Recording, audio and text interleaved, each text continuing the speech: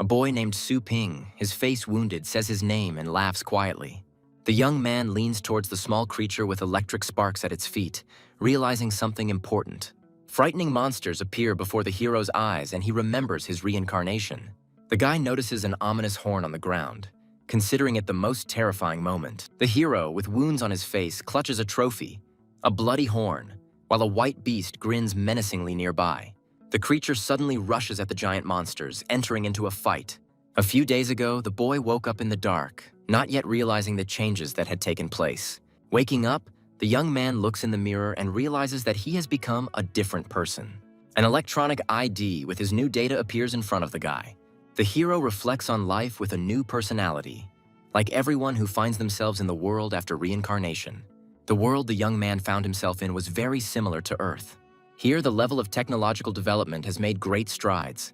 However, technologies are of an auxiliary nature, and the basis of life becomes the heavenly beasts. Various types of celestial beasts are closely related to human life, performing simple work. These creatures are also actively used for military purposes. Some heavenly beasts are specially trained to destroy enemies. Even the global influence of states depends on the power of such creatures. The social status of countries is determined by the power of the heavenly beasts, because everything here is subject to their power. The boy realizes that in this world, only the strong are respected, and if he wants to survive, he needs to become stronger. The hero decides to carefully plan his actions and first figure out where he ended up, accepting the new identity of Su Ping. The guy is pondering the origin of this body when a girl suddenly enters the room. The young lady is surprised to recognize the hero and jokingly calls him lazy, wondering why he woke up so early. The young man looks at the photograph and assumes that this girl is his avatar's sister, noting her attractiveness. The guy notices a badge on the girl's chest and wonders what it means. The girl angrily asks him not to stare at her breasts and accuses the hero of perverted intentions, attacking him. The boy runs away from the attack in panic and is amazed by the unexpected strength of his relative.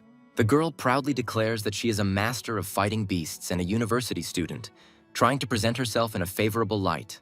The hero is surprised that his sister dislikes him so much and assumes that his avatar was a terrible brother.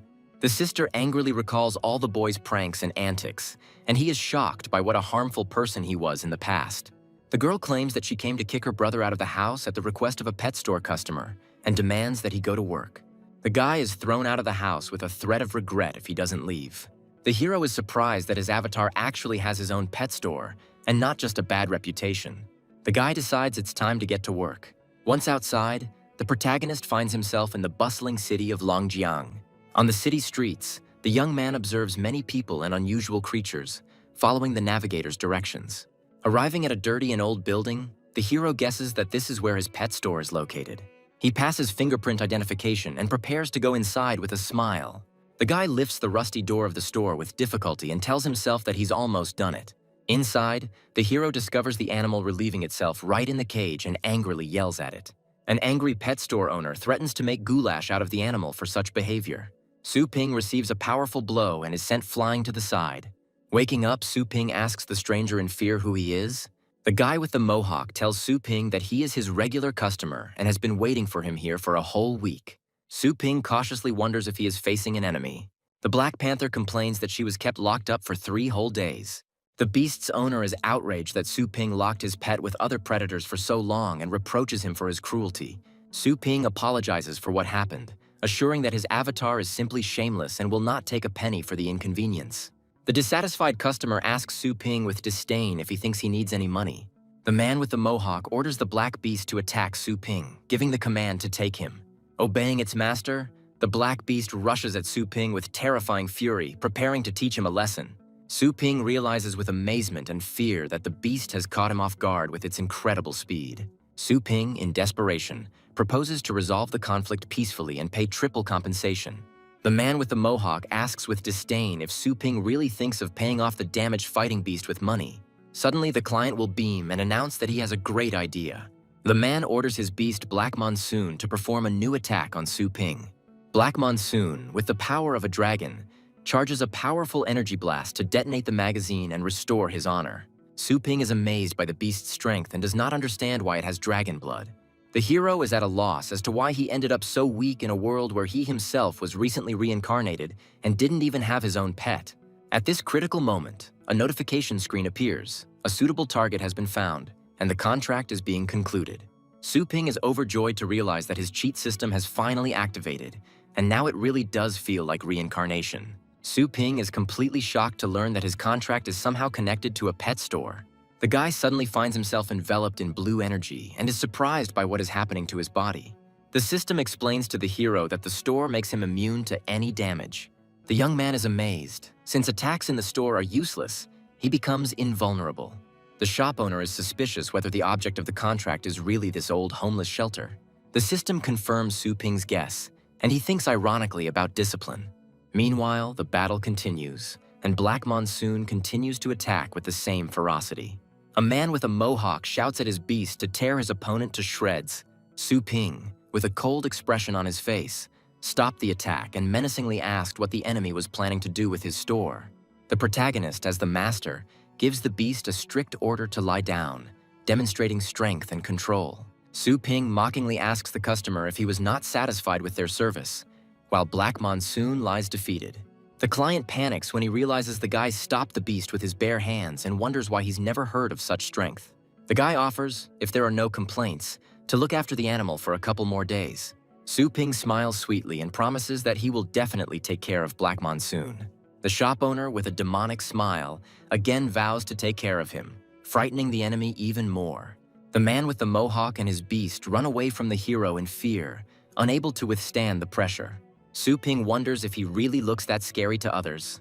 The system notifies the hero that the problem in the store has been resolved and offers to update the store's status. Su Ping notes with interest that this system has proven to be very well thought out and agrees to the update.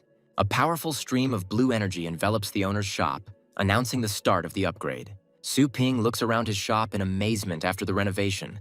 The premises sparkle with cleanliness and newness.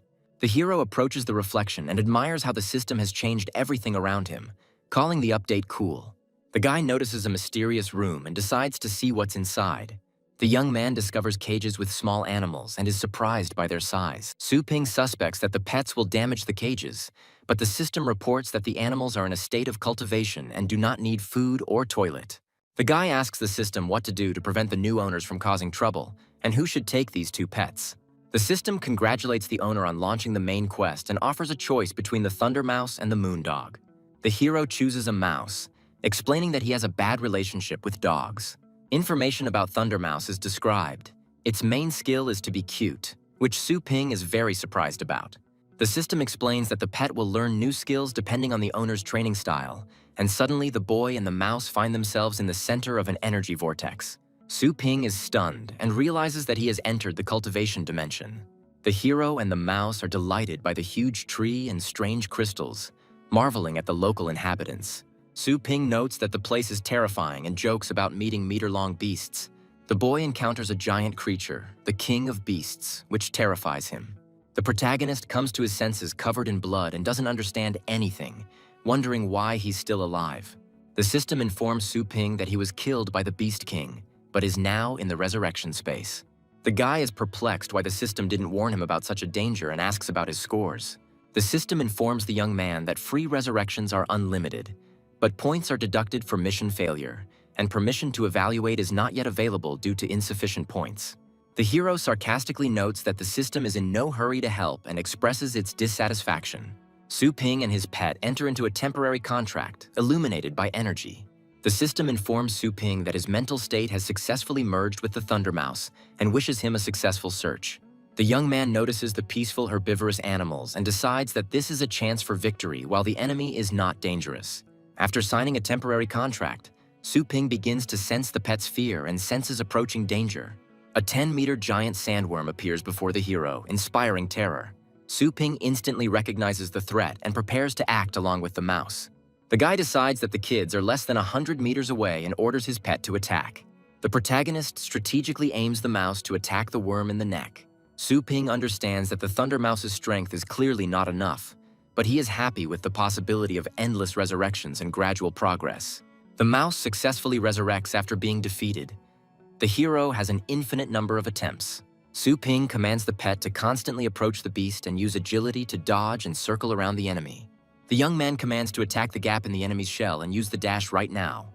The hero happily notes that they managed to inflict damage. Su Ping activates Resurrection, supporting Thunder Mouse in battle. The guy reactivates Resurrection to avoid giving up in the fight. Thunder Mouse is resurrected again and ready to attack. The system informs that due to the high concentration of thunder in the environment, the mouse has mastered a new ability. Now the dash has become thunderous. A delighted Su Ping notices that the mouse skill has become stronger and can now penetrate the enemy's defense. The protagonist commands the pet to use this new skill to win the battle. Su Ping delightedly claims that his little animal has beautifully defeated the enemy, but decides to give the mouse a rest before the next hunt. Suddenly, the guy is confused by the earthquake that has begun, and he encounters swarms of giant sandworms, of which there are too many. Su Ping, seriously wounded and with broken ribs, reflects on the futility of fighting with the adults. Thunder Mouse is also exhausted and still hasn't recovered from the last battle. The guy decides that it would be wiser not to resist and to choose the tactic of resurrections with further leveling up. The hero consciously makes a sacrifice and finds himself face to face with a giant monster. Su Ping turns to her pet with hope even in a critical situation. Thunder Mouse performs a miracle and delivers a sudden lightning attack on the enemy. The boy is amazed that the pet was able to use Thunder Dash again and of its own free will. A fighting spirit awakens in the young man's eyes. He feels a surge of strength and intends to consolidate the experience he has gained. The hero takes the trophy, reflecting that even the beast did not give up completely. Su Ping resolutely declares that he too is not going to give up and will fight to the end. Despite the slim odds, Su Ping and his pet rush into battle against the enemies. The young man with the Thunder Mouse shouts resolutely that he will fight to the death. After a fierce battle, Su Ping wearily exclaims that even after death and resurrection, a feeling of fatigue remains. The hero realizes that his body is still weak and decides that serious training will be needed to improve his physical fitness. Near the numerous craters, Su Ping senses impending danger and warns the mouse about enemies nearby. The boy notices that the terrain is different from the previous battlefield and explores the hard surface of the crater. Suddenly, a 10-meter stone cockroach, smaller in size than the previous opponents, appears from underground. The monster attacks and spews a stream of acid, threatening the heroes with violence. The young man and the Thunder Mouse narrowly escape the acid, realizing the new danger. Su Ping orders the beast to be fully prepared and show the enemies all the progress it has made. Su Ping, covered in scratches and fatigue, is depicted among the remains of the monsters. Next to the owner is a Thunder Mouse. The system records 68 resurrections for Su Ping and 847 for the pet. The hero and the animal lie among mountains of corpses, and the system reports 472 destroyed enemies. Su Ping is surprised that the mouse has mastered thunder, residual perception, and as many as 10 secret techniques. The progression of combat skills of not only the mouse, but also other animals is shown, from elementary to ancient secret skills. The exhausted young man thanks the system and asks to return them home as soon as possible. The scene switches to the annual competition of Longjiang Fengshan University, which is being actively broadcast.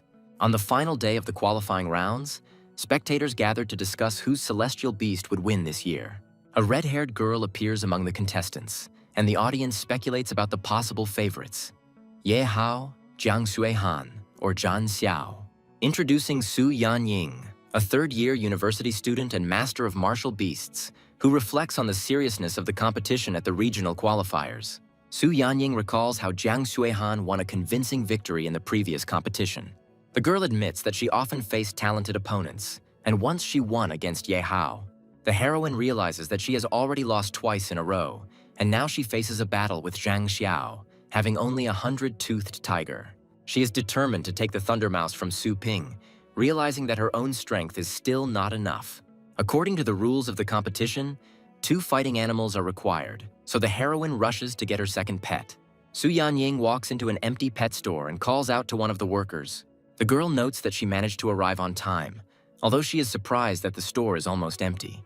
The heroine, looking for the store owner, raises her voice, saying that she has come to pick up her pet. Su Ping comes out to meet the guest and greets her. The girl confirms that she left the Thunder Mouse about half a month ago and wants to take it back. And Su Ping realizes that this is the pet's real owner. Su Ping confidently replies that everything is fine with the Thunder Mouse, but reminds the owner not to forget to pay for the services. The girl thinks that the store owner is behaving strangely and is worried about the payment. The Thunder Mouse's owner smiles and promises that despite the early visit, she will pay everything in full. The girl is genuinely surprised, not understanding what could have alarmed her owner so much. The guy says goodbye to his pet with a little sadness, saying that it's time for him to go home. Before parting, Su Ping asks the mouse not to forget him when she returns to her owner. Money is credited to the store account and is automatically converted into energy points. The system sets the following task. The young man needs to acquire his own heavenly beast in order to become a master of combat beasts in 7 days. Su Ping is surprised to realize that he can now become a master of fighting beasts. Having opened a shop in his mind, the hero wants to buy an awakening potion, but discovers a lack of energy points, although the system allows him to convert money into energy. Su Ping checks his balance in surprise and can't believe he has so little energy. The hero is outraged because thanks to his training, the mouse mastered several secret skills, but the reward turned out to be modest. In the arena, the commentator is delighted by the spectacle. Zhang Xiao's demonic dragon dog wins with the first attack. The beast's powerful blow seriously injures Su Yanying's 100-toothed tiger, ruining her chances of victory. Zhang Xiao's demonic beast, called the Chosen Terminator, displays its colossal strength, causing admiration. The master of martial beasts himself, Zhang Xiao, a third-year student at Fengshan University, offers to continue the duel with a cold smile. From the judge's box, observers are discussing how the fight is boring, with the wounded beast Su Yanying putting up virtually no resistance to her opponent. One of the judges notes that Su Yanying was once a strong athlete, but now she has almost no chance. Her beast is seriously injured. The woman with red hair says that the heroine is still young and talks about injustice. Either they give up or fight without a chance of winning. Two other experts explain that despite the minimal odds, the result of this fight affects Su Yanying's chances of reaching the main competition, and that is why she is not giving up. The commentator calls on everyone to see how Su Yanying will handle the choice between admitting defeat or fighting to the death.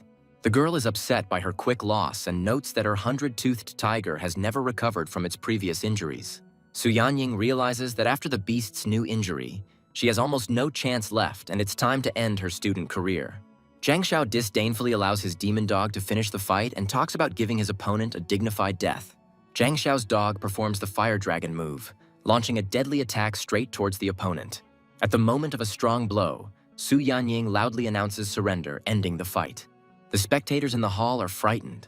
One of them is in a panic, but he is reassured that the judges have the situation under control. The girl realizes that among the students, few are capable of destroying the star shield, and defeat is worthy of respect. The referee intervenes, signaling Su Yanying's surrender and helping to protect her and the beast from danger. Zhang Xiao is declared the winner of the first round, but tells his opponent not to hope for luck next time. Su Yanying is worried that all she has left is a thunder mouse, which seems to have been eating everything since returning from the store. The girl understands that she can't throw a mouse into a senselessly dangerous fight, because even a tiger lost with one attack. The announcer announces that Su Yanying only has a thunder mouse left for the next round, and the hostess wonders if the hidden strength-enhancing skill will be enough. The audience mockingly discusses how Su Yanying's pet has no chance against Zhang Xiao's third-stage demon dog. The crowd and the inner voice push Su Yanying to give up, and the Thunder Mouse takes a fighting stance. Seeing the huge gap in strength, the heroine decides not to risk her pet's life and is about to surrender. Suddenly, a comment appears that the Thunder Mouse has already come out, and the countdown to the fight begins. Zhang Xiao happily comments that this little thing came out on its own, and the countdown begins and the fighting spirit flares up. The demonic dragon hound is given the command to attack and begin combat, unleashing a torrent of fiery attacks. One of the judges notices the Thunder Mouse's unusual state and wonders with surprise if something unexpected has happened. Sun Yin commands Thunder Mouse to use lightning speed to dodge the attack. The owner's pet confidently avoids the fiery attack of the demonic dog, which causes a wave of surprise. The girl with red hair notes to herself that everything is too strange and begins to suspect unusual changes. The commentator reports that the mouse was knocked down by the attacks, and Zhang Xiao happily orders his beast to finish off the enemy. The demon dog prepares for close combat, and Zhang Xiao plans not to end the round quickly, but to teach the mouse a lesson. Su Yanying urgently activated the third-stage power enhancement secret skill to save the situation. The animal dodges with incredible lightning speed, taking the enemy by surprise. The judges and spectators are amazed by the mouse's impressive speed and watch the fight unfold with interest. The commentator notes that the Thunder Mouse was indeed able to avoid the blow, and Su Yanying decides to immediately go on the attack. The judge in the courtroom strains his eyes and is amazed by what is happening, suspecting something special in the mouse's actions. Thunder Mouse unleashes a 7th-stage thunder attack, creating a powerful energy discharge.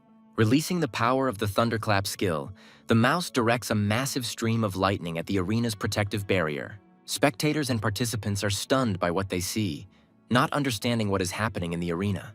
The judges are shocked that a first-stage beast was able to activate a seventh-stage ability, and call the youth terrifying. Zhang Xiao is horrified to realize that he cannot believe his opponent's strength.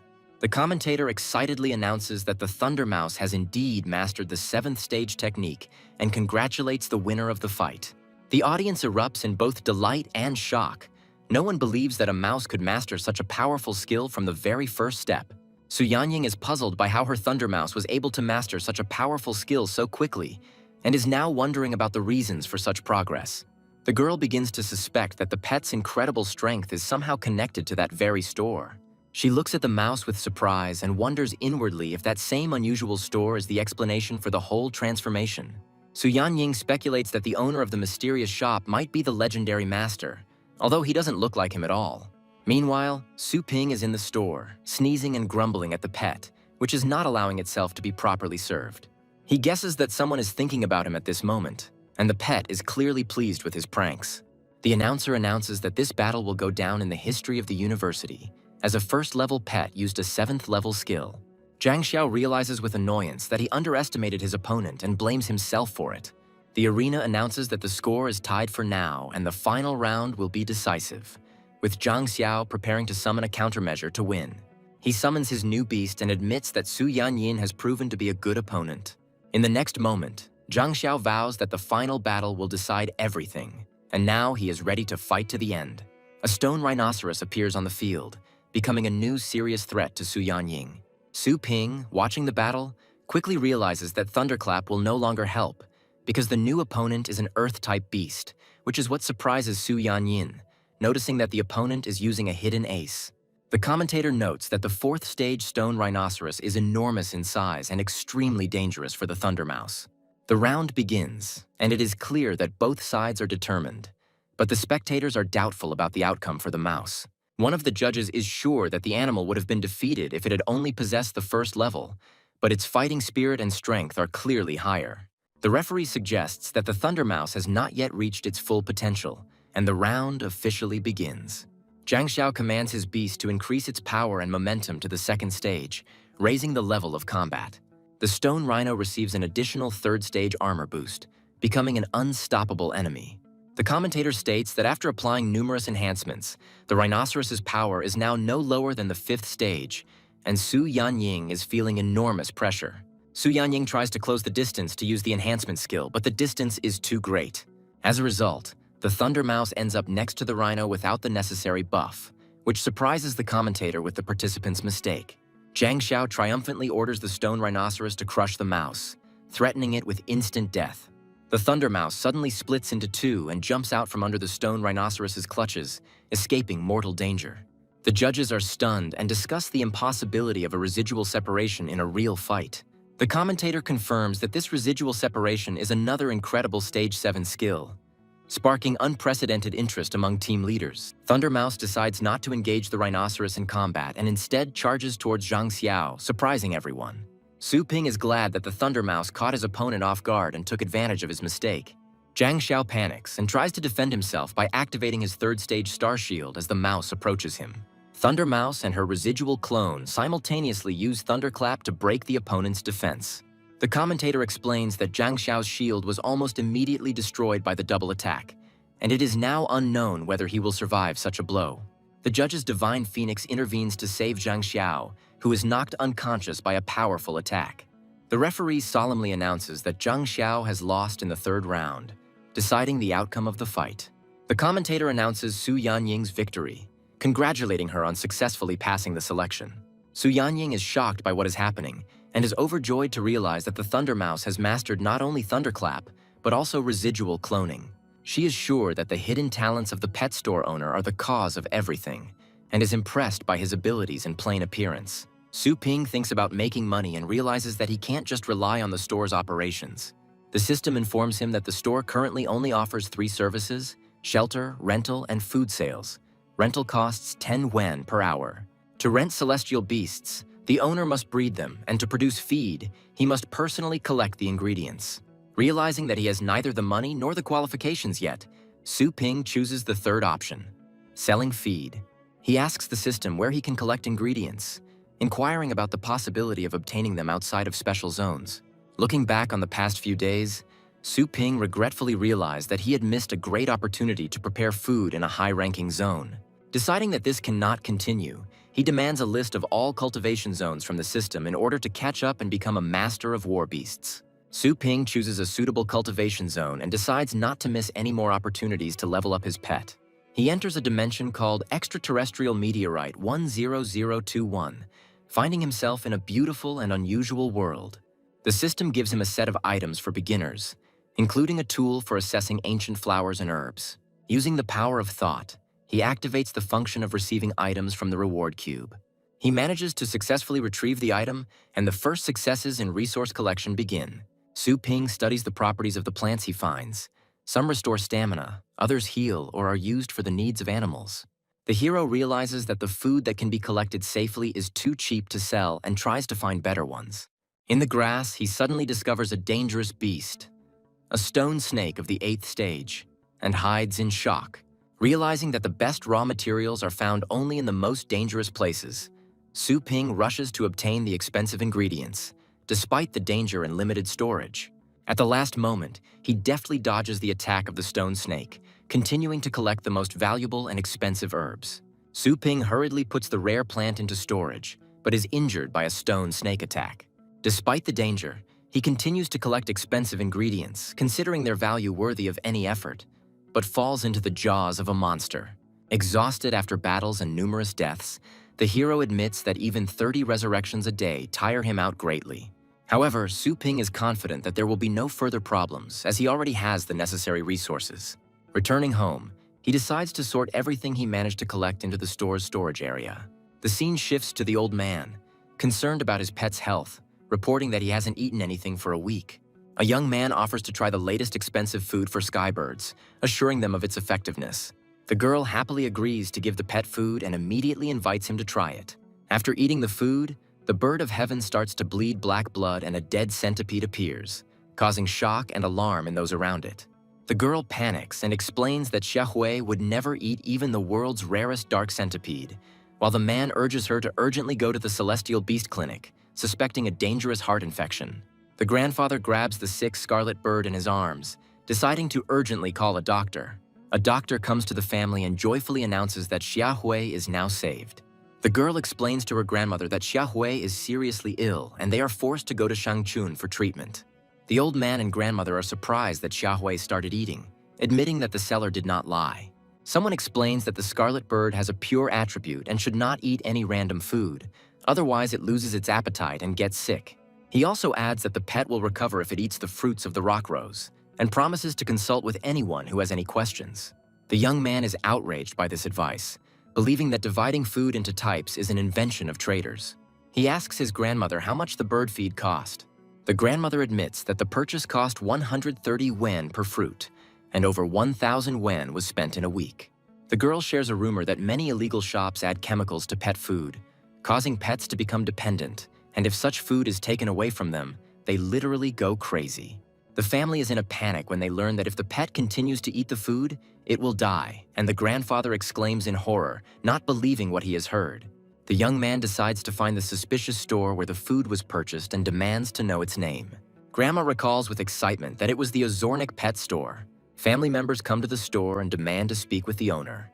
The man aggressively asks Su Ping what he adds to the feed for the heavenly beasts. Su Ping is surprised by the accusations, but insists his food is all natural and asks if the scarlet bird has had any side effects. The man doesn't believe the explanations and demands honesty, angry that the bird couldn't tear itself away from his food. People on the street are discussing the store's previous sanitation issues and recalling revelations about pet food containing dangerous additives in illegal stores.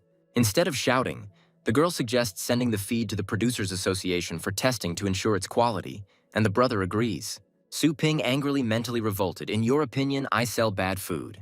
Su Ping intimidates the visitors with a suddenly powerful aura and demands proof of their accusations, which frightens the girl. The girl's brother angrily attacks Su Ping, accusing him of aggression against his sister. The man grabs Su Ping by the neck and threatens to kill him, asking if he wants to die. Su Ping, with icy calm and powerful strength, easily removes the opponent's hand from himself. The attacker screams in pain, overwhelmed by Su Ping's unexpected strength and feeling powerless. The humiliated guy, feeling pain, leaves the store, accusing Su Ping of rudeness, and the girl watches what is happening in confusion. Su Ping understands that if he doesn't explain things to his clients, he risks losing not only his points, but his entire clientele. He claims that his food has no problems and is ready to prove it to everyone present. Angry customers don't believe Su Ping's words and demand that the store be closed immediately. Before starting the demonstration, Su Ping asks the crowd if anyone has a low-ranking water-type heavenly beast with them. The girl replies that she has a low-ranking water-type beast. At Su Ping's request, she releases her pet, a water beast named Sprinkler, who has simple skills. The brother cautiously asks Su Ping what he is going to do with this beast. Su Ping explains that he will feed the beast the blue yuan fruit to prove the safety and effectiveness of his food. Outside, spectators are discussing how they've only heard of this type of food in specialty stores, and even joke about its purpose. After Sprinkler eats the fruit, a burst of energy is released throughout the store, leaving everyone surprised and shocked. The girl panics and asks what is happening to Sprinkler and why he is glowing intensely. It turns out that the little animal has risen in rank. It has evolved to the second stage with an increase in strength. Su Ping comments that the blue yuan fruit does indeed raise the rank of the heavenly beasts, and this food is not fake at all. He then goes on to explain the rules for rank advancement, explaining that bloodline beasts can naturally rise to high ranks as they mature and cultivate. Su Ping explains that if the beast does not train, its strength will not grow further, and the audience is amazed at how quickly the rank increase occurred. The girl's brother is convinced by the beast's appearance that its level has truly risen and compares it to federal relics. He comes to the conclusion that if such feeding is available in a regular store, then the owner's personality is too frightening. The girl is surprised and asks Su Ping if he was replaced, because the result is truly stunning. The brother apologizes for his rudeness and admits that he and his sister went too far. Su Ping coldly accepts their apology, and his brother says that they were blind and asks for forgiveness. He comically declares that 8,700 per fruit is a great price and he is an honest businessman, and everyone is amazed. The brother happily agrees to pay, believing that it is incredibly profitable for such a result, despite the fact that the sister is sorry for the money. Su Ping muses stonily that the price is still very low considering his own efforts and the dangers involved in extracting it. Trying to raise the prices, Su Ping is rejected by the system, and then advises using the leaves of the colorful surbud for the animal, and to continue the course of the berries of the rock rose for the bird's recovery. The sister sighs with relief, and the family's son confidently declares that he will cover all the expenses, surprised by the effectiveness of the feed for such a low price. Livestock breeders in the crowd are vying with each other to sell them the miracle product, not believing that such an effect is possible so cheaply. The seller happily reassures customers, urging them to respect the queue, while everyone around them is eager to buy blue fruits. The protagonist triumphs, happily ordering the system to open the store, having finally saved up enough money for the awakening potion. The young man looks at the bottle of green liquid, knowing that now he can become a master of war beasts, and excitedly swallows his saliva. The guy decisively drinks the potion he bought, mentally urging himself not to doubt. With the essence of awakening within, Su Ping feels a powerful surge of energy, accompanied by a bright golden light. The hero's eyes fill with a new radiance, and he realizes that his moment has finally come. Su Ping proudly exclaims his success as he stands in the golden light, confirming that he is now a true master of the fighting beasts. Meanwhile, one of the clients is amazed to notice that even his reaction speed has increased, having managed to easily catch an ordinary fly. The protagonist studies the requirements for using the Chaos Spirit Pool and realizes that the chance of obtaining a valuable pet is very small. The guy decides to upgrade his pool to the second level, hoping to increase his chances. Having made sure that there is enough energy, the young man carefully starts the process of the emergence of a new beast. A powerful pillar of light shines through the hall, radiating magical energy while the ritual lasts. The system reports the successful use of the second-level pool, and the hero anxiously awaits the result. A strange figure appears in a thick cloud, and the boy is surprised to realize that a small skeleton has come to him. The young man is indignant that he spent 100 points on a funny skeleton, and the pet only laughs embarrassedly in response. Su Ping reasons that even with all the bonuses in the cultivation zone, it will be difficult for the skeleton to survive. But by investing in killing skills, one can reap benefits. On the monitor, the hero sees the requirements. Even the Thunder Mouse was stronger than the skeleton, and the skeleton itself is rated as the lowest level pet. Despite the huge difference in characteristics, the guy, with humor and optimism, decides to turn the skeleton into a real diamond. The hero hears the client's voice and is surprised by the familiar address, holding a small skeleton in his arms. Two girls with a pet appear at the door and call the store owner, surprised that their pet store is located in such a remote place. The young man greets the visitors with a displeased tone and immediately clarifies the amount of the debt, inquiring about the purpose of their visit. The red-haired heroine angrily corrects the guy's name, introducing herself as Su Yanyin, and asks him what he did with the Thunder Mouse. The protagonist, confused, notes to himself that the same scene with complaints and attempts to justify himself is being repeated again. Against the backdrop of a crimson mirage, he replies that he was just walking and playing with his pet, trying to look innocent. The boy turns to the animal and confirms with a smile that everything was exactly like that, and the mouse gets scared and confirms the owner's words. The girl is mentally amazed that for the hero, the word walk means harsh hardening, and the mouse, who was not afraid even of the fourth rank, now trembles in front of his master. The heroine's imagination conjures up a terrifying image of a store owner who organizes walks comparable to animal abuse.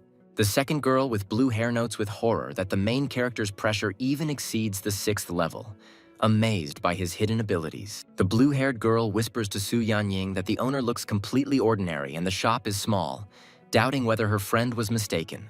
The red-haired heroine explains to her friend that she can't explain everything now, but she considers the young man a 7th-level master and fears for their safety. The protagonist, reflecting on the situation, realizes that the system does not require a limited task, meaning it is not about the pets, and asks if his prices are too high. In Su Yanying's wild imagination, he suddenly appears as a terrifying merchant testing a client's honesty by charging a high price for his services. The heroine, remembering how her Thunder Mouse became strong for only 108 yuan, frantically counts. Indeed, the prices are not that high. Su Yanyin decides to show her gratitude and transfers 1,000 yuan to the hero to thank him for his care, and Su Ping is surprised by such an act. The system reports that the transfer failed, the other party rejected the payment, and the girl is shocked and doesn't understand what's happening. The guy looks at the bracelet with indifference, considering the whole situation rather funny and ridiculous. The angry heroine decides that 1,000 yuan is not enough, and transfers 5,000, determined to win the master's favor. The translation fails again, causing Su Yanyin to despair, and then she asks Lele to help with this issue, and her blue-haired friend sighs and agrees, realizing that there is no choice anyway. Su Yanyin firmly convinces herself that meeting the master is a great success, and sends a transfer of 10,000 yuan for a worthy job. However, the girl is again faced with a system failure, and the guy looks more and more irritated each time. Unwilling to give up, the red-haired heroine frantically tries to make another payment. Finally, Su Yanyin decides to take the extreme measure of transferring 100,000 yuan and hopefully asks the hero to accept the money quickly. The girl is shocked to discover that this impressive transfer is again not going through, and desperately asks for the real price. Su Ping, pretending to be serious, tells him to get to the point, because if he wants to move forward, he will have to get used to the new rules. The heroine bursts into tears and is amazed. Does the owner of the magic shop really not demand any payment at all? The girl admits that they have a competition soon. All her other animals are injured, and all hope now lies only in the Thunder Mouse, and begs to strengthen the animal in 3 days. The protagonist accepts the order with interest, rejoicing at the return of a familiar beast and planning to level up the new creature at the same time. Su Ping reflects on how profitable this service has been, but notes that the store currently only accepts applications below the 3rd level. The guy explains to the girl the cost of enhancing the heavenly beast and names the price for 3 days. The girl agrees that this level of cultivation will bring great benefits and declares that she is purchasing the service. Money is deposited into the store's account, and the young man asks if any other services are needed besides cultivation. The heroine is surprised that they also treat animals here and decides to take advantage of this service. The guy asks to summon a pet that needs to be healed, and the girl summons 3 animals at once. The guy is surprised and asks if this will affect his reputation. During an unexpected scene with animals, the young man gets hit and the heroine is scared. The young man, wiping away the blood, says that the price for 3 animals will be 21,600 and asks to recalculate before paying. The girl, a little scared, agrees and is ready to pay the required amount. The animals fall asleep in a special protected area, and the system records the flow of money and energy. The hero receives a side quest about cultivating pets and ponders how to improve the properties of a small skeleton. The guy resolutely agrees to complete both tasks and confirms his acceptance of the assignment. The young man is delighted to have the chance to choose any cultivation zone and is looking for a suitable place for the small skeleton. The protagonist chooses the kingdom of the deceased Hundun. The guy, along with a small skeleton and another pet, enters the selected area. The heroes are greeted by bloody tentacles. The guy notes the strong smell of blood and a strange atmosphere. The young man complains about the heavy smell of corpses, and at that moment a small skeleton comes forward and calls out to the hero. Suddenly, a huge paw crushes the small skeleton, which dies from the impact. The boy notices the enemy appearing and realizes that it is the revived skeleton of Thundermouse. A furious attack begins from a terrifying enemy that suddenly appears in front of the heroes. The boy and his companions notice something strange among the skeletal remains, and the little skeleton is frightened. The hero is surprised that not all creatures in the elite zones have reached the Beast Kingdom. The guy sees the little skeleton die from the blow and immediately uses resurrection, commanding the rodent to attack. The young man orders the rodent to use the Thunder Sword and cut off the enemy's arm. The enemy manages to strike back, causing the animal to die from internal organ rupture. A reanimated skeleton with a glowing blue hand growls menacingly, filling the field with its aura. The skeleton launches a devastating attack, scattering bone fragments around. The protagonist analyzes the situation and realizes that the enemy has been strengthened by a special stone, then uses resurrection on the pets again. The young man uses the magic book to strengthen himself and prepare for a decisive action. The hero and his pets strengthen their deadly aura and deliver a powerful finishing blow to the enemy. The hero and his pets revive them right on the battlefield and prepare to attack the giant skeleton enemy. The guy analyzes the situation and notices that the enemy is vulnerable due to its design features and easily loses balance. The young man understands that although the enemy looks menacing, he is actually quite fragile. The guy commands to use residual separation to create the illusion of speed. Thundermouse, on command of its master, uses a thunderclap attack towards a skeletal enemy. The hero distributes tasks.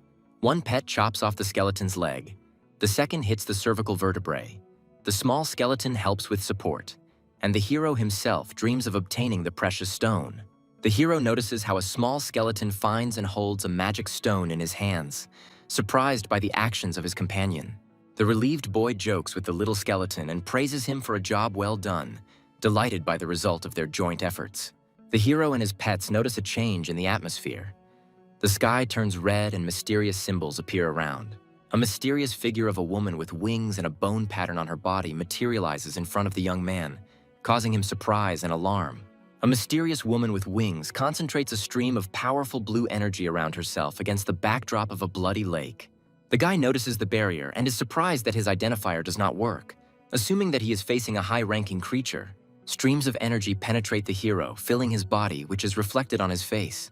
A powerful enemy controls energy threads, attacking the young man with them, who tries to resist. After an instant defeat, a message appears about the death of the hero, the rodent, and the small skeleton, and the guy comments on the strength of his opponent. The hero turns to the winged woman and politely asks if she is the boss of this dimension. The guy waves his hand with a smile and ironically asks the enemy about her intelligence. The young man doesn't have time to finish speaking.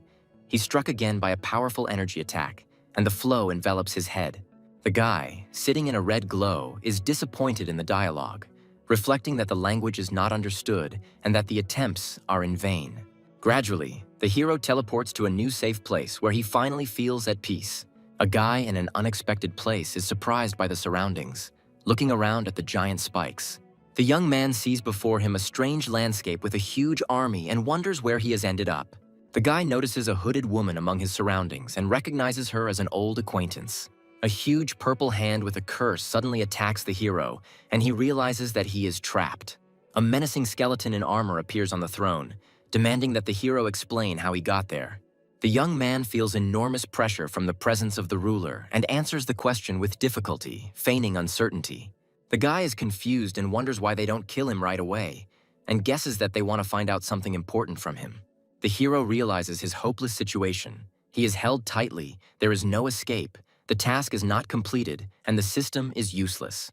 The ruler's huge skull face says that the guy is not an ordinary person, and warns that the next question will be the last. The hero concludes that the skeleton was wary of his powers from the very beginning and reasons that he still has a chance to maneuver, since the locals do not know about the existence of the system.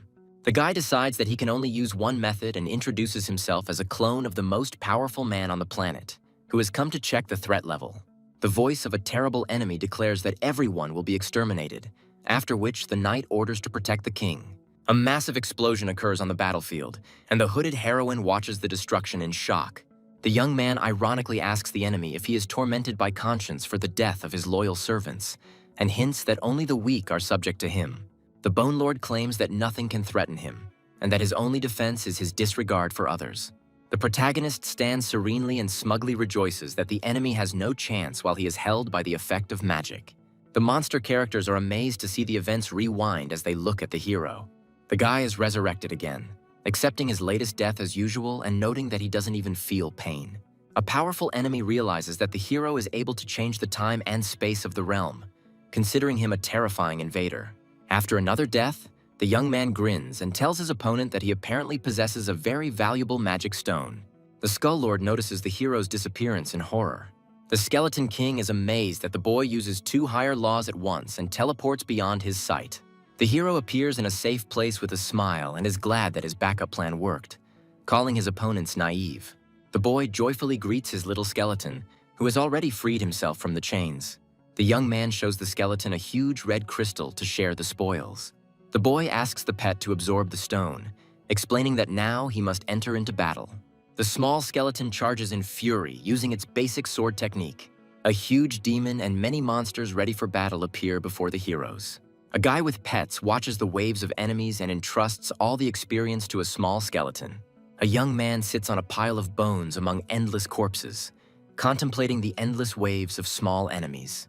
A huge monster with a red core emerges from the remains, and the young man is confused, thinking that this enemy has not yet been defeated. The guy happily notes the strengthening of his pets, speaking of their murderous intent. The demon decides that he can advance further if he destroys the hero and rushes into attack. A huge shadow looms over the hero and his companions.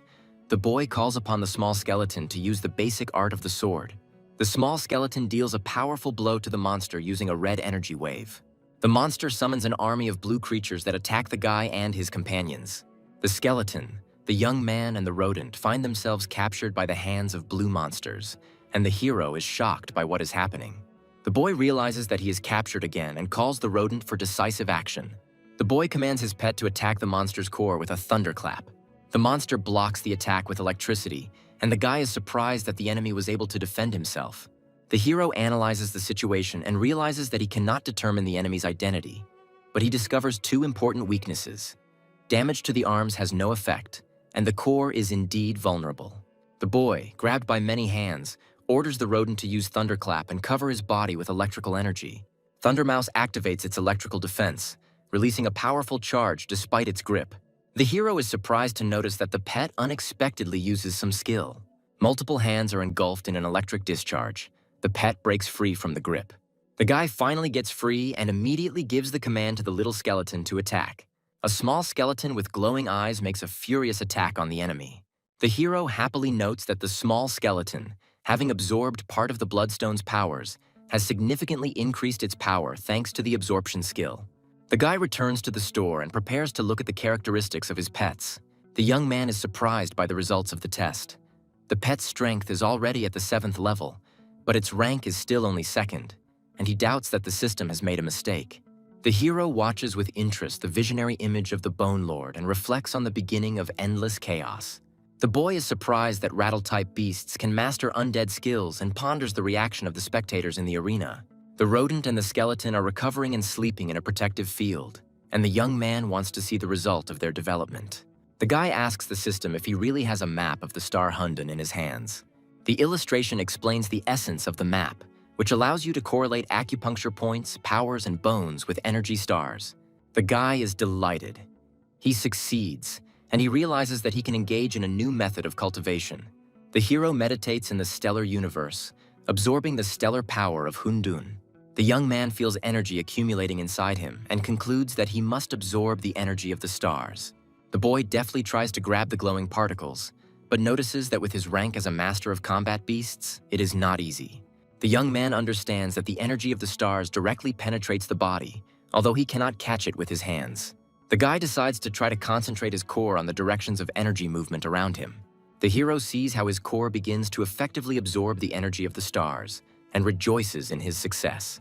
The young man understands that in order to absorb the star power, he must use it himself, and remembers the 3 great pansies.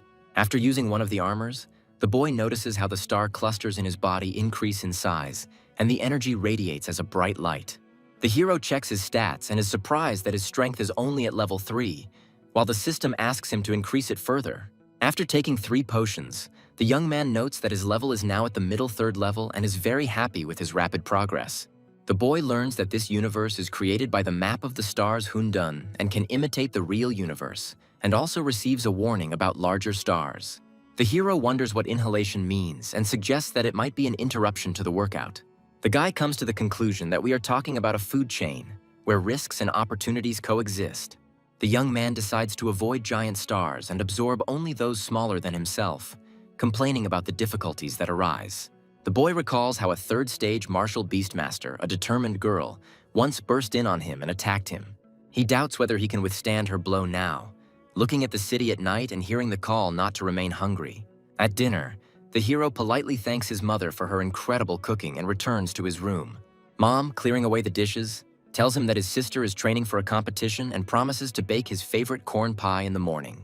The young man smiles and responds as he climbs the stairs. He thinks that even though the woman is the mother of the body's previous owner, she still exudes a sense of homely kindness. Stretching, the guy decides to continue training, thinking about Suling Yu's preparations and the possibility of talking to her. In the hallway, he notices golden star power flowing outside the door and is surprised by its appearance in the house. Opening the door slightly, the hero assures himself that he is simply observing his sister's cultivation and not peeping. Analyzing the scattered sparks, the young man concludes that the stellar power in the real world is weaker and more evenly distributed than in Hundong, where it is concentrated by a giant star.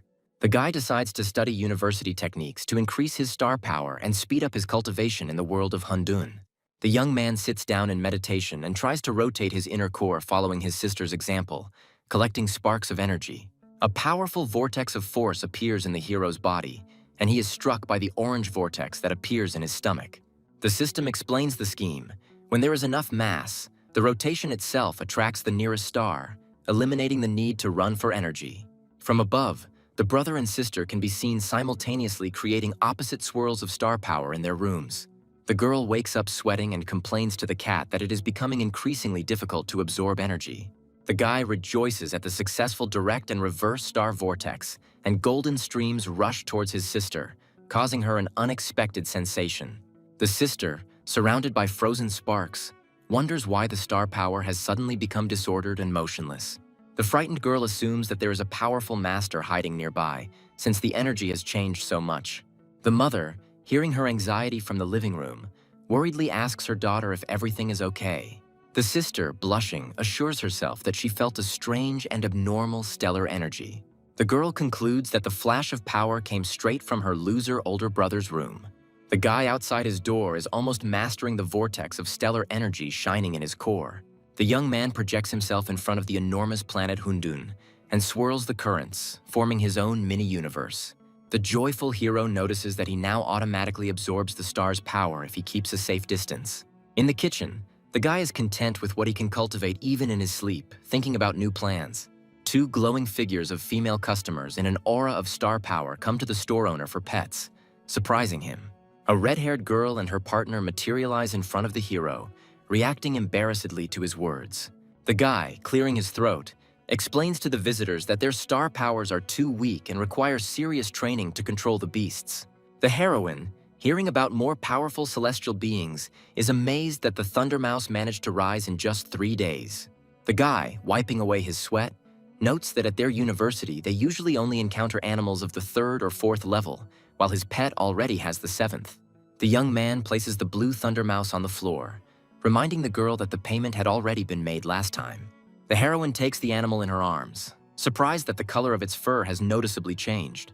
The girl walks past all her creatures and notices that the huge animals look depressed and do not show joy. The guy in the booth sighs and gestures to the customer to hurry up and leave. The red-haired owner muses out loud that within a few days, the pets seem to have become attached to the new place.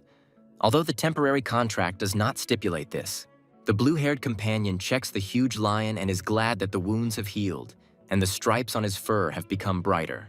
The girl thanks the owner for his concern and asks him to recommend suitable food, calling the store virtuous. The guy, having estimated the price, decides not to inflate the cost and admits that her praise disarmed him a little. The young man points to a jar of fire spirit grass priced at 1,200 wen each, explaining that it is the perfect food for a fallen phoenix, and the guest repeats the price in shock. The red-haired athlete decides to warm up before the competition and test how much stronger her thunder mouse has become. The girl calls out to her blue-haired rival, Layla, and challenges her to immediately release her strongest celestial beast. Layla creates a burst of energy and summons a stone titan from the rift, surrounded by blue lightning. The humanoid golem materializes in a puff of steam, and the summoner sarcastically warns her opponent not to cry. The redhead assesses the situation, realizing that Layla has put forward her favorite trump card, a high-ranking 5th stage beast. She runs alongside the blue mouse, hoping that her pet will survive the fight, relying on the thunderclap and the residual separation. Thundermouse, with pink lightning in his eyes, rushes to attack. Layla orders the golem Kshiti to toy with her opponent, and he rushes across the glittering arena floor to intercept her. The stone giant uses Earth Split, shooting spikes out of the floor, and the mouse dodges, sparking with electricity. The redhead, seeing the golem's powerful blow, loudly gives the order for residual separation, trying to save her pet from the stone debris. The heroine is shocked that the Thunder Mouse created 3 clones, and the red-haired rival, surprised, calls this multiple residual division. The girl activates the protective star shield, but realizes its weakness and asks her ally to command the beast to fight Kshiti. The rival explains that she only ordered the animals to approach without attacking, and considers this an excellent opportunity to test the residual division against the very perceptive Ksitigarba. Both girls are shocked to notice that the golem has managed to grab one of the mice. However, it soon becomes clear that the animal has outwitted the enemy. The Thunder Mouse ends up on Ksitigarba's head, escaping capture. The golem jumps back in panic, avoiding further attacks, and its owner is surprised that Kshiti is afraid of her opponent.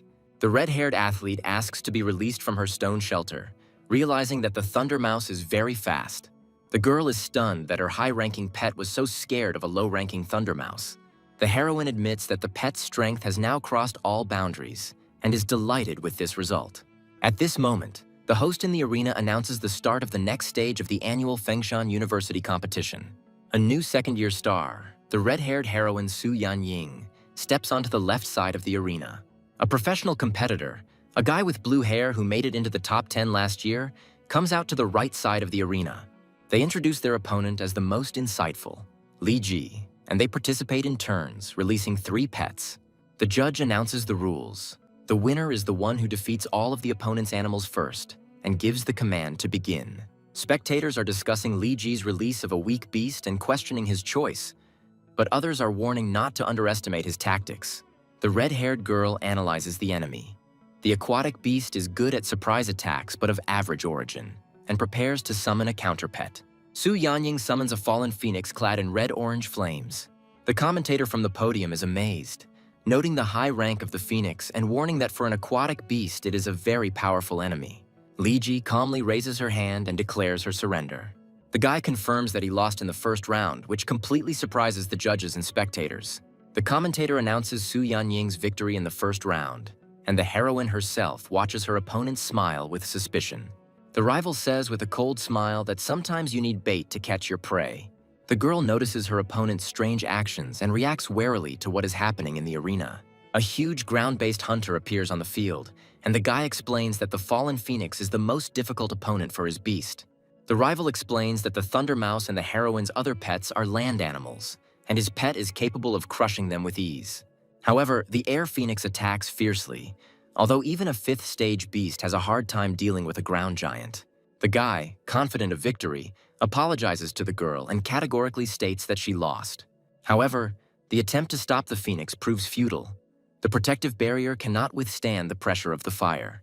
The next moment, the opponent realizes with horror that he himself is engulfed in real flames, and he panics in front of everyone.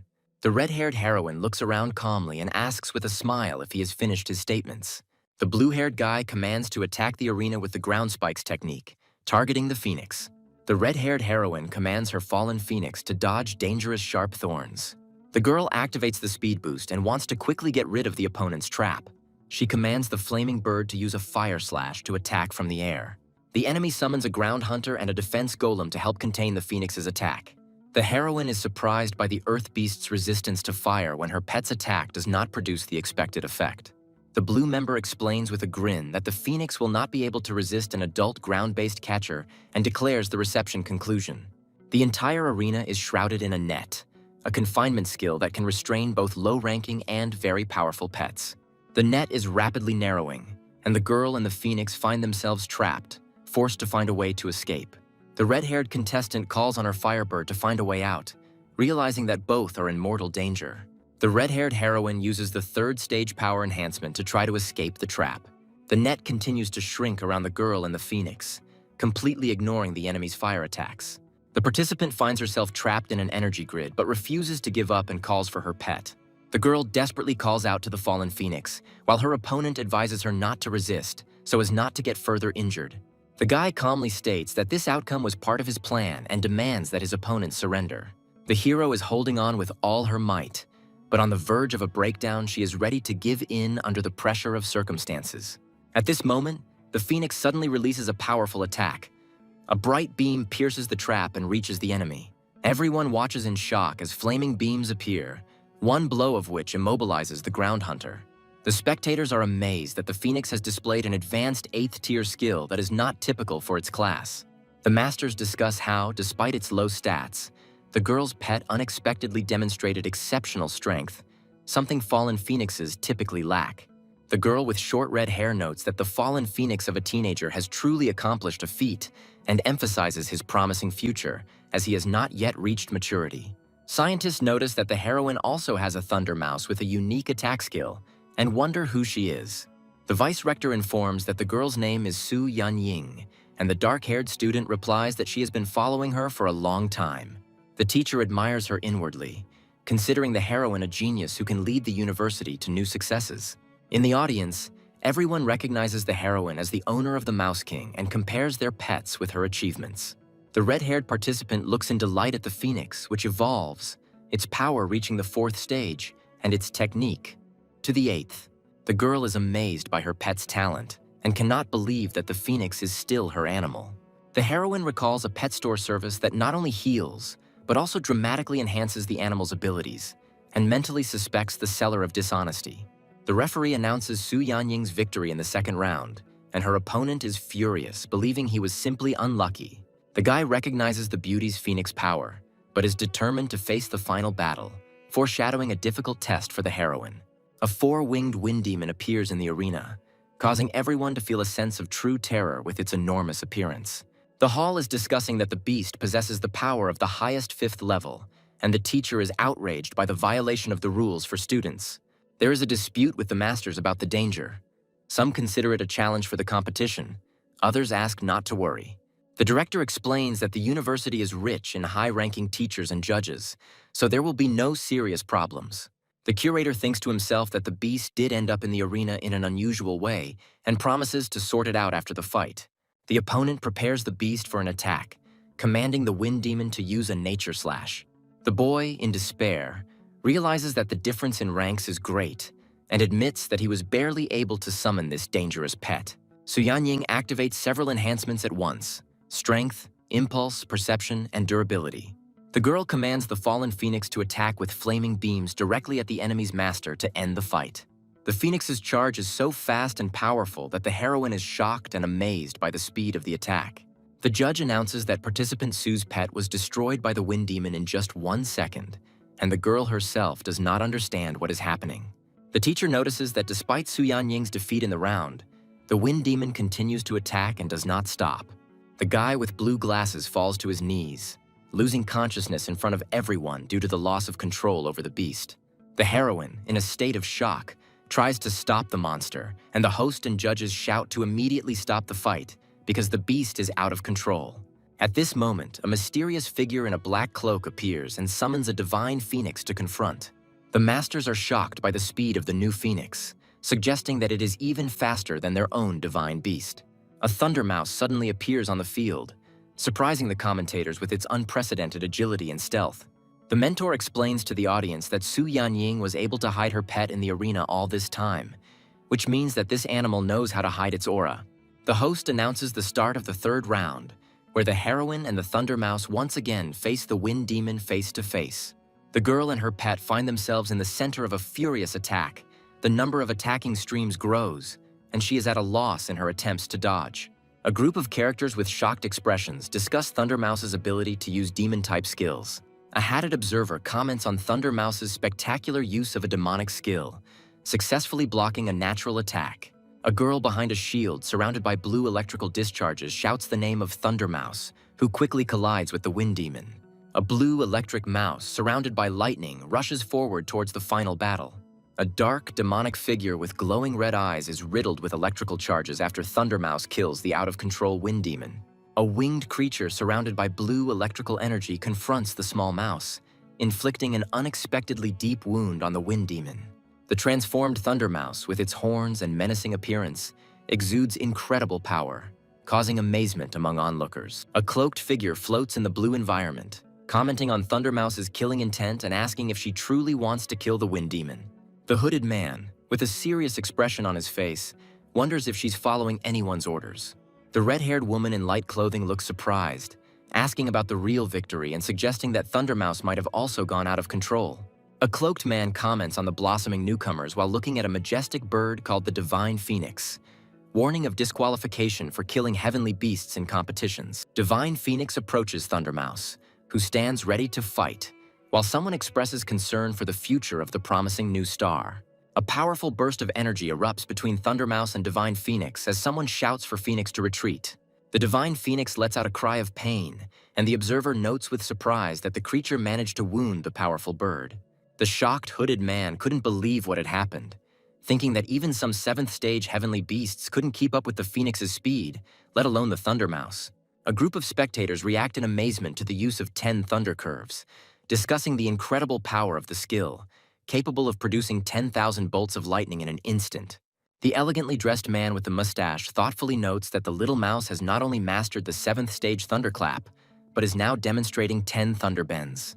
The white-haired man mused with a sly smile that she must have specially learned superior heavenly skills, which greatly increased her value compared to other mid-rank pets. The red-haired girl admires Thunder Mouse's fearlessness in front of Divine Phoenix, admitting that this bravery makes her admire the girl even more. The Divine Phoenix is surrounded by a vortex of blue energy in the midst of battle, while a cloaked figure watches from above as someone uneasily calls out the name of the powerful being. The man, with a worried expression, tries to calm the Divine Phoenix using glowing green energy and curses the possibility of fighting the out-of-control Thunder Mouse. The red-haired girl stands frozen, surrounded by blue electrical discharges. The girl turns to Thunder Mouse with a joyful smile, amazed at her ability to master a high-ranking skill again. The red-haired girl gently picks up the little blue mouse, calling it her little one and calling it to her. The black-cloaked figure reacts in surprise to the enraged Divine Phoenix surrounded by blue energy, relieved that Thunder Mouse has not lost control. At the stadium, the winner of the competition, Su Yanying, is announced, while a red-haired girl stands below holding a blue mouse. A dark-haired young man in a blue jacket exclaims emotionally, interested in the event that is taking place. A young man studies a holographic screen with an image of a girl and a black cat, reading information about injecting stellar power into the meridians of the front paws. The holographic screen continues to display information about the need to know the structure of the body of the celestial beast so that the introduced stellar power does not harm the body. A girl on a holographic display measures a black cat, noting that its size is 12 centimeters and its front paws have grown by a whole 2 centimeters. On the holographic screen, the girl enthusiastically displays a black cat, stating that the attack power of its front paws has been increased by 1/5, and noting that this cultivation took only 3 months. A young man with black hair looking at a holographic screen ponders the difficulty of raising pets in this world, which explains Su Yanying's surprise and considers starting a blog to attract viewers. A muscular man with silver blue hair and a fur collar greets his interlocutor cheerfully, noting that they haven't seen each other for a long time. The same man, holding a hologram, is interested in the news, while a black-haired youth is visible in the background. A black-haired young man turns to someone in surprise, asking about their hand. In the corridor, a man asks with a grin whether the young man had been treated at Shansha Hospital. The man reports with satisfaction that he had to fork out a little money, but at least his shattered bone is now as good as new, to which the black-haired youth ironically remarks that he speaks as if he has money. A black-haired young man offers his interlocutor some demon-type food at a discount, standing next to a display case displaying various products with price tags. The man exclaims in shock that the price is 100 times higher than last time, and the girl in the beret covers her mouth in surprise when the man notes that one such food will cost more than his operation. The black-haired young man, turning away, coldly says that if his interlocutors don't want to buy, they can leave, adding that training awaits him. The man with blue hair and a furry collar laughs nervously, admitting that he came for a different purpose than expected, and invites his interlocutor to the outpost. In the past, the Blue Star was a poor planet with few resources, until one day an incredible force tore apart space, forming the so-called star rifts. An elderly man in a fur robe explains to a young girl with brown hair that the unstable cracks have become a passage to other unknown planets. A huge monster with sharp teeth and a spiked back towers over the people, demonstrating that some planets were rich in resources, while others were inhabited by ferocious monsters. A bright, fiery star blazes across space, highlighting that some planets were as hot as the sun. Thanks to the star rifts, humans were able to continuously obtain resources from other planets, as demonstrated by the extraction of a huge purple crystal from foreign territory. A majestic, futuristic city with a central tower rises above the skyline, symbolizing the goal of building a strong country. Amid the explosions and smoke of war, the silhouettes of fighter jets can be seen, a reminder that prosperity lasted only a few hundred years. A group of war-weary people with desperate expressions illustrate how the fighting for control of high-quality rifts began, and the number of survivors was reduced by more than half. A withered tree stands alone on the cracked earth, showing that approximately 70% of the entire Blue Star area has become barren and uninhabitable. The surviving humans finally reached a consensus and formed the Human Federation, as shown in the image of a group of officials in business suits shaking hands. The survivors migrated to safer lands free of star rifts, while the Human Federation actively cultivates masters of war beasts for the sake of humanity's survival. In a brightly lit corridor with high walls, the shadow of a creature is visible, symbolizing that the strongest of the beasts are selected as explorers, who travel to other planets in search of valuable resources. The dark-haired young man with golden eyes thoughtfully touches his chin. A muscular man informs a girl in a beret about the appearance of a new star rift outside the base city. The black-haired young man with a keen gaze pondered the mystic skill, recalling that the reward last time was a Star Hundun card that brought quite a lot of benefit. But the current reward doesn't seem so bad. A close-up of the profile of a thoughtful guy who admits that he most wanted to test himself in a real fight, demonstrating his determination and ambition. A military observer wearing a helmet and carrying a radio announces the approach of a Prokodsev vehicle, which should be allowed to pass while the vehicle moves toward the checkpoint. An energetic captain with turquoise hair waves cheerfully, announcing his arrival, while a silent, black-haired young man in a blue jacket with orange stripes stands next to him. The man with a proud posture introduces himself as the captain of the Black Wolf Group, Fan Ganli, asking who he has the honor of speaking to. The black-haired, golden-eyed youth introduces himself as Su Ping and describes himself as an unremarkable type, looking modestly to the side. The fair-haired Li Ying, with a sly smile, tells the young man that they heard about him from Fan Yujin, and at first glance it is clear how young their hero is, asking if he has turned 20. Su Ping, with a serious expression and a hint of surprise in his eyes, simply answers 18. Captain Fan Ganli, his deputy, and the third member of the team are frozen in shock against the backdrop of flashing lightning when they hear the age of the young prodigy. The deputy captain, with a cold expression on his face, clarifies whether this means the guy has not yet graduated from the University of Combat Beastmasters, and asks where he studies. The captain says the self-taught man with amazement in his eyes, to which the confused Su Ping responds with bewilderment. Fan Ganli, with a serious expression, explains to the newcomer that the star rift is 100% life-threatening, and they need to register it before entering. Surrounded by a reddish aura, Su Ping calmly agrees, but immediately clarifies that he has no intention of joining their group and only intends to find his lost pet. An irritated Li Ying, with a disdainful look, notices that the young man, although very young, does not watch his words, asking whether he really thinks that he can join them just by emoting. The captain calmly stops his hot-tempered deputy, reminding him that Brother Su is Xiaofan's guest, so he should be polite, to which the blonde only remains meaningfully silent. The hero's menacing eyes, surrounded by scarlet lightning, sparkle, accompanying the command, emitting a powerful aura. A flash of red light reveals a small skeleton with a metal collar emerging from the shadows, ready for action. The team looks in shock at the lurking little skeleton, while the hero, calmly observing the situation, calls his servant personally. Su Ping holds a red energy stone in his hands, saying that after 8 days of diligent absorption, this thing is sufficient for his further use in the wasteland. The captain, turning to the hero, is surprised that he recently acquired this pet, to which Su Ping calmly confirms. Expressing concern, the captain explains to Su that the personalities of their leader and his deputy could create difficulties if he lets them down. Smiling, the young man places his hand on the little skeleton's head and assures the captain that he can be trusted, because he will not disappoint. The small skeleton, responding to its master's command, draws a sword that glows with powerful energy, ready for battle. The entire squad, including the captain, watches in amazement at the incredible speed of the little skeleton, who has already managed to sheath his sword.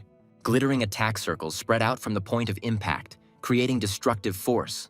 Su Ping asks in confusion whether the young man has completed his skills at this point, and the man standing next to him is surprised that the hero only graduated from high school and is only 18 years old. The blonde assistant warns the hero that temporary employees may be eligible for merit, but they will still not have full privileges. The man points the way for the hero, directing him to the registration corridor, clarifying that for any crime he will be tried as an ordinary civilian. The cheerful captain cheerfully assures Su that if he has any problems with the police, he will definitely come to his aid, which makes Su think sarcastic thoughts about this talkative comrade. In a spacious technical room, the captain offers the hero something for self-defense, emphasizing the dangers of desert areas. Pointing to rare and expensive items, the captain explains that such equipment is rarely found even in the market, which Su understands and accepts with interest. The hero looks at a display case containing a mysterious artifact surrounded by bright energy circles, wondering if these items were really obtained from other planets. The captain reminds the hero of the time limit, asking if he found anything interesting. Su Ping points to one of the display cases, clarifying that he would like to take the item displayed there, causing surprise among his companions. On display is a book with basic skills for a master of war beasts of levels 1 to 6, worth 10 merits, which causes a loud surprise in the squad. The fair-haired deputy asks the captain with a grin who he brought into the group, making fun of the situation. The silver-haired man convinces Su Ping to take self-defense equipment, noting the danger of the upcoming mission, but the hero is reluctant to take anything until his task is completed. The captain ponders the hero's capabilities, suggesting that he is either incredibly confident in his abilities or acting impulsively. Su Ping looks at the box containing the unusual black equipment with confusion, wondering what kind of item it is. His partner explains that it is defensive armor capable of withstanding attacks from 5th stage beasts, adding that failure by their group is unacceptable. The boy with golden eyes coldly agrees to the plan, demonstrating confidence and a willingness to act without hesitation. Finding himself under the night sky, Su Ping asks his partner for information about the star rift, to which he receives a response about its classification as a demonic type. With a slight smile, the hero reflects out loud that he has chosen the right place, while simultaneously clarifying the situation with the two wounded. The partner mentions that the deputy has already called the second assistant, warning Su Ping to be careful not to anger him. At a tense moment, Su Ping turns around abruptly and with surprise and caution asks the stranger who he is. Lich Meekin calmly remarks that the others are too slow and jokes that he almost fell asleep waiting for the command. A guy in a black suit helps his friend up, and he assures him that his determination will not break and that all weaklings below the 6th level simply pale in comparison. The captain teases Meekin about the disappearance of their group's blood fox, and he reluctantly admits that he feels insecure without it and is glad that he can now be with a pro. A burly man with tanned skin smiles and agrees that it would be foolish not to take professionals into the wasteland, while Su Ping watches the conversation from the sidelines. Someone looks at him suspiciously and wonders who this guy is, noting that he is not in the database. The blue-haired captain explains that Su Ping is Xiaofan's acquaintance and asks him to explain what happened, noticing the surprise on Mikun's face and his sarcastic remark about his first visit to the wasteland. Mikun assesses the situation with disdain, saying that the newcomers are clearly asking for trouble, and if they are unable to cope with such a threat, then there is no place for them in the wasteland.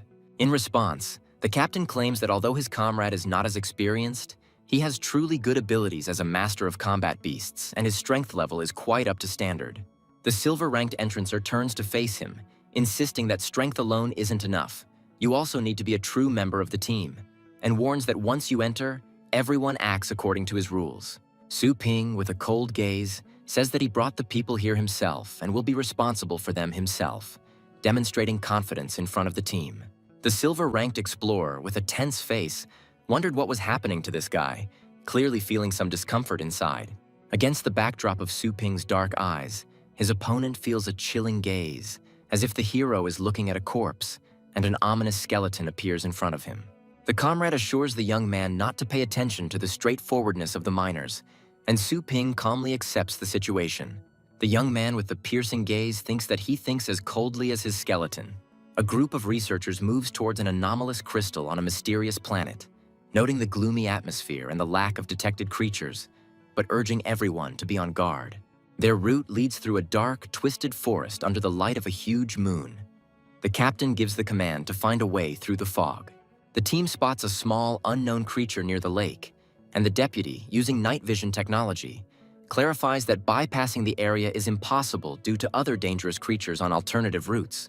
The hero with the mechanical snake decides to personally verify the situation ahead and promises to immediately warn if anything threatens the squad. Through the darkness of the night, they use their instruments to notice that the creature by the pond is actually an adult tiger tapir, possessing a strength of approximately level 5.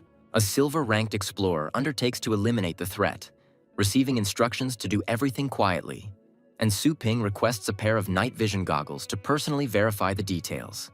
A man in a high-tech suit demands an explanation and asks if the others doubt his decision. The dark-haired man responds by explaining that tiger tapirs rarely drink water and are not found in such an environment.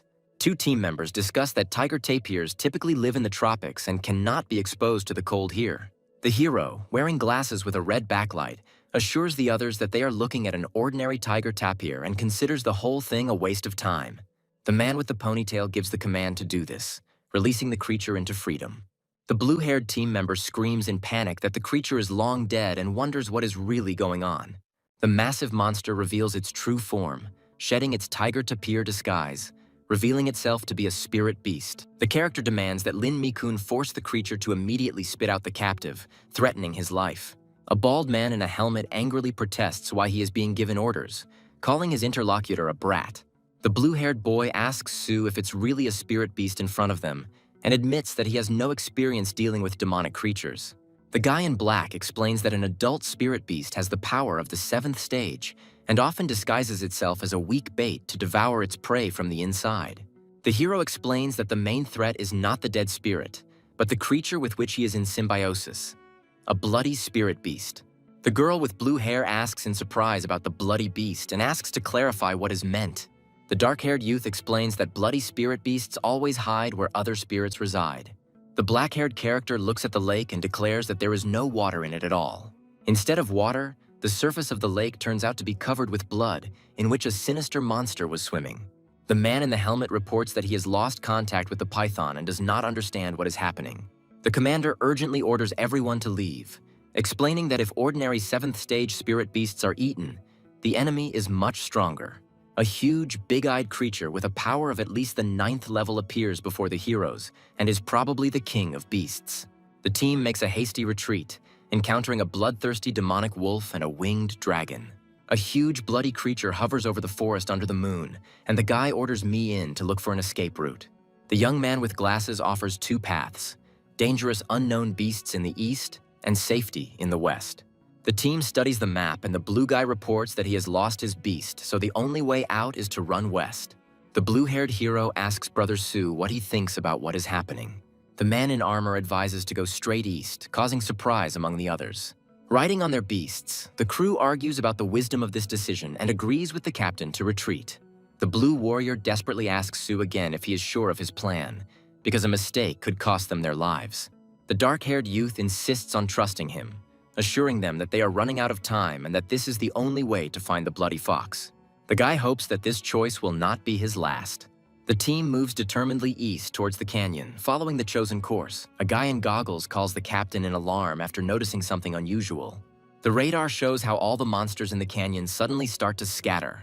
The young man explains that everyone sensed the bloody spirit beast behind them, which is why they ran away.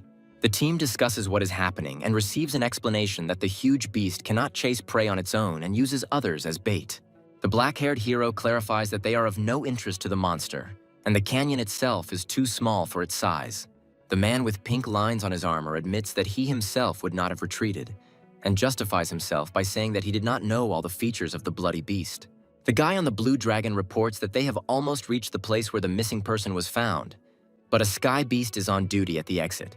A young man in black asks to borrow a pair of glasses from a friend to sort out the situation. The man reluctantly agrees, calling him a pauper and telling him not to get cocky. The dark-haired hero catches the transmitted devices and thanks his comrade in arms. A mysterious dead spirit in a cloak is captured by the electronic visor and alarms the heroes. The man with the metal bands on his head says that this is an adult dead spirit with the power of the 5th level, and the guy in the red glasses asks if this guy is dangerous. The young man in the black suit assures his comrades not to worry, promising to deal with the enemy himself. A demonic monster with a skull for a head charges forward using medium sword art. The heroes are amazed. The guy with the dragon destroys the enemy in a second, causing surprise and admiration among the others. A bald man with pink lines on his suit angrily declares that he is also capable of the same and accuses the hero of showing off. The blue guy remembers that this mountain is very dangerous. Once due to an encounter with a strong beast, they lost the bloody fox. The protagonist commands everyone to hurry up and go down and start searching for traces. The girl with the tail and the boys notice something unusual and ask the many-armed monkey if she found anything interesting. The captain analyzes the find and reveals that these are golden bracers from the Black Mist group, which only high-level explorers can afford. The silver-haired girl reasons that if the captain of a powerful group died, then an incredibly powerful and unusual beast lives here. The black-haired young man asks that if no one noticed anything, then let them give him the find. The man with the mechanized arms reluctantly agrees and asks what the boy even knows about special equipment. The hero arrogantly hands over the golden item, emphasizing his importance and rank as a silver miner, adding that he does not recognize the young man. The man drops the armor on the ground, telling him to pick it up himself. The boys watch this, wondering what is going on between the heroes. The man in black examines the find, noticing that the blood has dried and the body died several days ago, but a dark aura is still emanating from the wound, deducing that a high-ranking demonic beast is approaching. The blue-haired man asks Sue if his concern is related to the blood fox. The young man explains that if the body part has been there for several days, then the target is still nearby and categorically denies that it has left. The man with stripes on his head starts laughing and ridicules the hero, deciding that he was just making fun of him and hadn't expressed any useful thoughts. A black boot hits the ground with a cracking sound, causing some of the group to look surprised and laugh. The dark-haired hero makes a swift move and punches the scarred man in the face. A man with metal stripes on his head furiously vows to kill his rival for insulting him. The enraged rival accuses the young man of insolence for touching his face. The bald warrior takes out a weapon, threatening the guy with violence. The skeletal pet with chains is instantly at their side, and everyone is amazed at its speed. The guy in the suit asks to let go of the weapon, inviting the others to do the same. The silver-haired girl, in shock, demands an explanation from Sue, asking why he hit the man. The protagonist calmly replies that he asked for it. A grim skeleton with red eyes prepares to attack, accusing the enemy of constantly trying to hinder its master. A terrible darkness hangs over the squad, and the boy declares that he no longer wants to be accused of ruthlessness.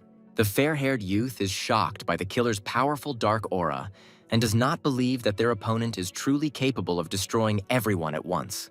A man with stripes on his head furiously accuses his opponent of bluffing and demands that he not be considered a coward.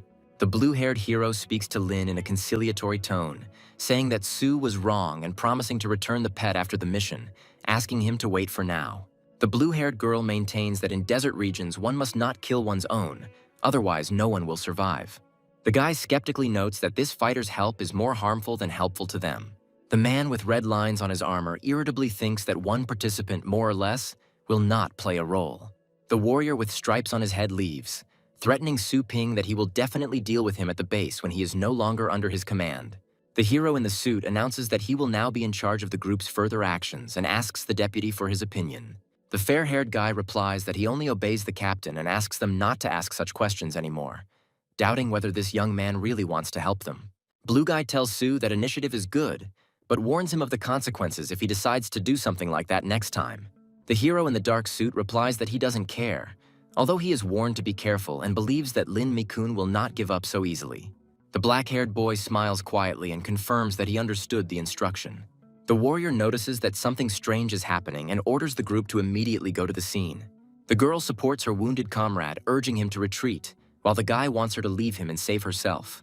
A wave of pain and fear engulfs both of them, and the boy realizes that they have been subjected to a powerful attack. The hero feels that his body cannot keep up with his mind and cannot react to the attack. A team on a massive wolf appears and introduces themselves as the Black Wolves, stating that they saw a distress signal. The victim tries to warn everyone to be careful, as they are being attacked by an unknown enemy. The blue guy screams in horror, recognizing the description of the dangerous attacker. A huge monster with a bone mask appears before the heroes, and someone recognizes it as the creature that attacked them earlier. The squad, in a panic, clings to the wolf in order to escape as quickly as possible from the monster pursuing them. A man with metal bands commands everyone to hold on tight, as a bumpy and dangerous ride lies ahead. The monster's claws crash down onto the ground, and someone from the team urges Sue to act faster to avoid the blow. The young man calls on his deputy to find a safe route, since only monsters are indifferent to obstacles, and the team is slowing down significantly. The blue-haired guy clarifies that it's not just Bone Crusher who's chasing them, but other dangerous creatures as well, and asks if the allies have any more of their teammates left. The guy regretfully admits that his last beast is lost. The girl with long hair reports that her sacred flame bird is still able to fight despite being wounded. The blue warrior notes that even among the 8th stage beasts, this flame bird is a true force, but is shocked that it also suffered. The protagonist reflects that the skeleton will not be of any use against the Bonebreaker due to the enemy's strong bones, and decides to turn to Lin Mi-kun for help. The guy with blue hair remarks that at this rate they won't be able to escape, and the hero in the blue jacket suggests calling all the heavenly beasts to buy time. The man with stripes on his head is outraged that he has just lost one animal and does not want to lose others. A guy named Ye Chenshan promises to compensate for all the pet's losses and guarantee a reward. The warrior clarifies Ye Chenshan's name and realizes that he is a gold-ranked explorer. A senior team member sarcastically says it doesn't matter who the guy is and demands 3 times the compensation. The deputy commands Mi-in to tell everyone around to summon their beasts, otherwise everyone will die.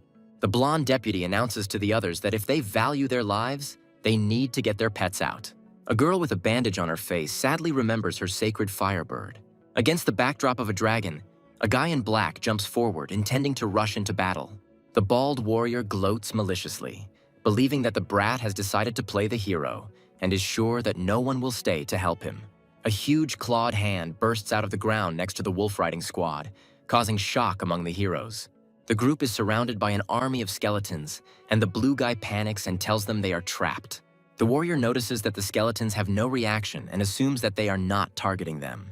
A massive undead resurrection spell begins on the plateau at the captain's command, so as not to leave the pet to the enemy. A guy with black hair and a skeleton discuss the impossibility of simply abandoning a faithful beast. A huge army of red-eyed skeletons is ordered to attack and move forward. The hero orders the small skeleton to flank the giant monster and deliver a surprise attack. The team is shocked that the 8th stage beast was attacked by a mere skeleton. The boy and girl with the ponytail declare that they will also go and help Sue in the battle.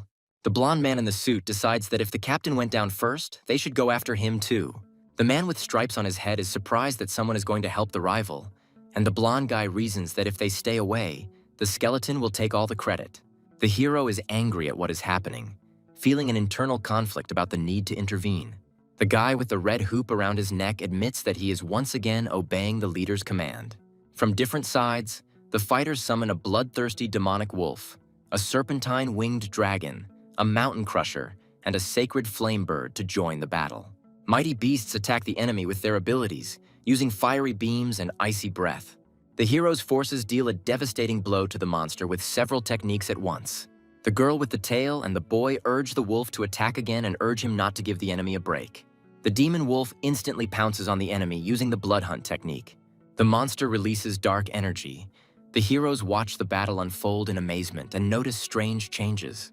The protagonist, with a serious face, points out that the monster's thick ribs have opened up, which changes the danger of the situation. The girl and her partner warn everyone to hide, announcing an impending attack. The squad takes cover behind a protective barrier. and the girl notices with amazement that they were saved by a serpentine-winged dragon. The guy tries to mentally call out to the bloodthirsty demonic wolf, desperately demanding an answer. The beast's master despairingly admits that the entire attack was useless, and that the forces of the 6th and 7th stages are unable to cope with the 8th stage. The heroes panic because they are too far away from their beasts and complain that they cannot call them back, scolding themselves for their mistake. The boy commands the little skeleton to use medium sword art. The small skeleton fights fiercely despite the pressure and attack of the 8th stage's power. The warrior is shocked and asks how the skeleton could withstand the attack of a monster of such strength. The hero with the earring explains that the skeleton would not have survived if he had not used the corpse roar technique at that moment. The blue-haired boy remembers seeing a sound wave during the roar and wonders if that's what helped neutralize the attack. The blue-haired boy is amazed that using the corpse roar to repel an attack is only possible after endless training. A hero with a neon pattern on his back raises questions about the experiences and suffering he might have gone through. The team is shocked that a 9th level skill was just used. A huge black cloud associated with the death annihilation technique appears over the battlefield, and one of the fighters runs away in panic. The protagonist gives the command to the little skeleton to act immediately. Everyone is stunned that the 8th level monster was killed so easily by a skeleton, and they don't believe what they saw. The hero answers his comrades' questions with a smile, assuring them that he simply guessed how to attack the enemy from the inside. At this time, they reason that only demonic beasts are capable of using the recombination of severed limbs, and are surprised by his recovery. The voiceover explains that the monster's body is just a shell, and the root of its life is in the spiritual core. Thanks to the core, the monster survived all this time and restored its body after any damage. As long as the monster uses its abilities correctly, any demon-type heavenly beast will be nothing more than paper to it. The guy with the earring notes with satisfaction to himself that this fight dispelled all doubts about his strength. The team is shocked and cannot believe that the monster is still alive after all the attacks. The hero with the blue collar notices that the monster's movements are unusual, as if it is being controlled from outside. The girl with the tail asks Sue if he is responsible for what is happening, and he reluctantly confirms. The group members are stunned by his confession, discussing how a small skeleton was able to summon an army and make a puppet out of a beast. The blue and blonde guys decide not to go into details and suggest continuing the search for the bloody fox. However, the protagonist stops them, saying that he still has unfinished business, and asks them to pretend that they didn't see anything. The blue warrior shouts after Sue to stop and listen to the command, but he stubbornly moves forward. A man with stripes on his head finds himself in a force barrier and indignantly demands to know what the hero is planning. The hero, with a gloomy expression on his face, warns his interlocutor to be careful, stating that he does not intend to do anything. In a deserted area, a battle begins where a man fights a dangerous creature armed with a glowing blade. One of the participants in the clash screams loudly in pain, having received a serious wound to the arm. An unknown young man with a cold gaze claims that his opponent will only remain alive thanks to another person. The wounded man retreats, threatening with hatred, but notices something that puzzles him. The hero with bright red eyes says that he will personally destroy the enemy if he does not disappear on his own. The partners turn warily to the blue-haired youth, reproaching him for yet another rash act. The girl with long hair declares that the man in question is too dangerous and insists on his expulsion. A group of people gather to discuss the search for a powerful creature, the blood fox, trying to gain information. The young man, confused, claims that he cannot remember the details, but the girl notes that she saw traces of this creature. The girl asks the hero to lend her a flare gun while at a mysterious object that has attracted attention. The characters find a bloody fox lying on the ground, looking exhausted. Smiling happily, the blue-haired guy announces that the search target has been found. The blue-haired boy tells the fox with relief that he has caused everyone to worry while the rest of the team watches. The young man reports that the task is completed and prepares the team for return. The hero asks to wait a little, delaying the others before leaving. The hero examines the strange glowing crystals with the small creature, noticing something inside. One of the team members offers to examine the find and begins to study the crystal. The group discusses how the discovered ore does not match any known elements and is clearly unfamiliar to scientists. The hero watches in bewilderment as several members of the team leave, leaving him to deal with the find. A man with gray hair explains that rare ores can be of benefit to miners if used correctly. He adds that the likelihood of finding valuable ores is very low, comparing it to searching for gold in sand. The hero listens as another participant advises him to simply report back upon his return, as the government will take care of the ores. The boy notices that the small skeleton is extremely fascinated by the ore, suggesting that it might be unusual. The heroine hands the hero her business card and shows a desire to continue communication. The girl, smiling, invites the hero to visit the university and mentions that she wants to introduce him to the rector. The protagonist, holding a business card, thanks for the invitation, thinking to himself about his past experience at the university. The guy apologizes for the rush, notes that he is interested in something else, and promises to discuss everything later. The heroine reflects with disappointment that she should have been more straightforward and immediately offered him the job of teacher. In the morning, the hero yawns and lazily wakes up, preparing for a new day. A girl in a yellow jacket catches the hero off guard early in the morning, making fun of his lack of sleep. The hero, turning his back to the girl, answers her with a question, suspecting that she also did not sleep enough. The girl demonstratively declares that she is not like him, calling him a loser brother, and mentions her morning workouts. The hero, walking down the stairs, raises his finger up, says that he is proud of her, and calls her a good girl. The girl angrily stomps on the floor, declaring that she does not need his pride and showing her character. The hero encounters a mysterious system, asking what it is, seeing a strange symbol with an eye. The voice of the system tells of the power of the Golden Raven, which destroyed most of the primeval universe. The surprised hero looks at the hologram, shocked by the power it speaks of. The system reports the inevitability of the hero's transformation into a golden raven demon who must rule the celestial empire. The hero looks at his hand with concern, wondering if he will become a monster, and notices that it looks like the story of a villain. The hero asks a rhetorical question about the possibility of a normal life, realizing the surrounding realities. The fight scene suggests that the weak in this world live without respect and can only survive by changing. The young man, with a frightening smile, agrees to play by the rules of the world around him, accepting its challenges. The hero controls the workers who deliver boxes of materials, indicating where to place them. He notes the convenience of delivery from the Federal Tunnel storage facility and successfully scans the cargo. The young man explains how he earned merit along the way and activates the water armor of the new defense system. The materials for the first level of the Golden Crow's demonic body have already been collected, which the hero finds effective. He reflects that creating a demonic body will give him access to dangerous territories and new opportunities. The young man takes the ore with a thoughtful look, thinking about its meaning and what to do next. The hero asks the system if it is possible to put the found crystal into the inventory, while continuing to study the obtained resources. The hero examines the crystal and learns from the system that upgrading the slot requires payment in the form of energy points. The young man offers the system to transform the ore into sections for the celestial animals, promising to provide the materials. He confidently notes that all these efforts are aimed at cultivating heavenly beasts. The hero ponders the possibility of an upgrade, rejoicing in the freedom of action despite the side effects. On the hologram, the system displays a list of necessary materials that the hero can obtain from the storage. The young man notices a lack of energy points and decides to temporarily close the shop to focus on cultivation. A girl with long red hair receives a message from the hero and is surprised that he called her. An image of the heroine appears on the hologram, and the young man asks if she is satisfied with the power of the Thunder Mouse. The girl enthusiastically replies that she is very pleased, but does not know how to express her gratitude. The heroine happily agrees to help the hero, considering this an opportunity to become closer to him. A guy tells a girl that he wants to record a short video with her, which makes her feel embarrassed. The girl, blushing, begins to wonder why he intends to film this video, imagining different scenes. The hero explains that if the girl agrees, she will be able to become famous, but otherwise he will find someone else.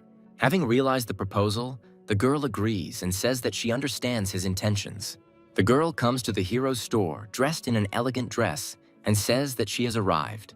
The guy, confused, notices that she is dressed especially nicely today, while the girl reminds him about the video.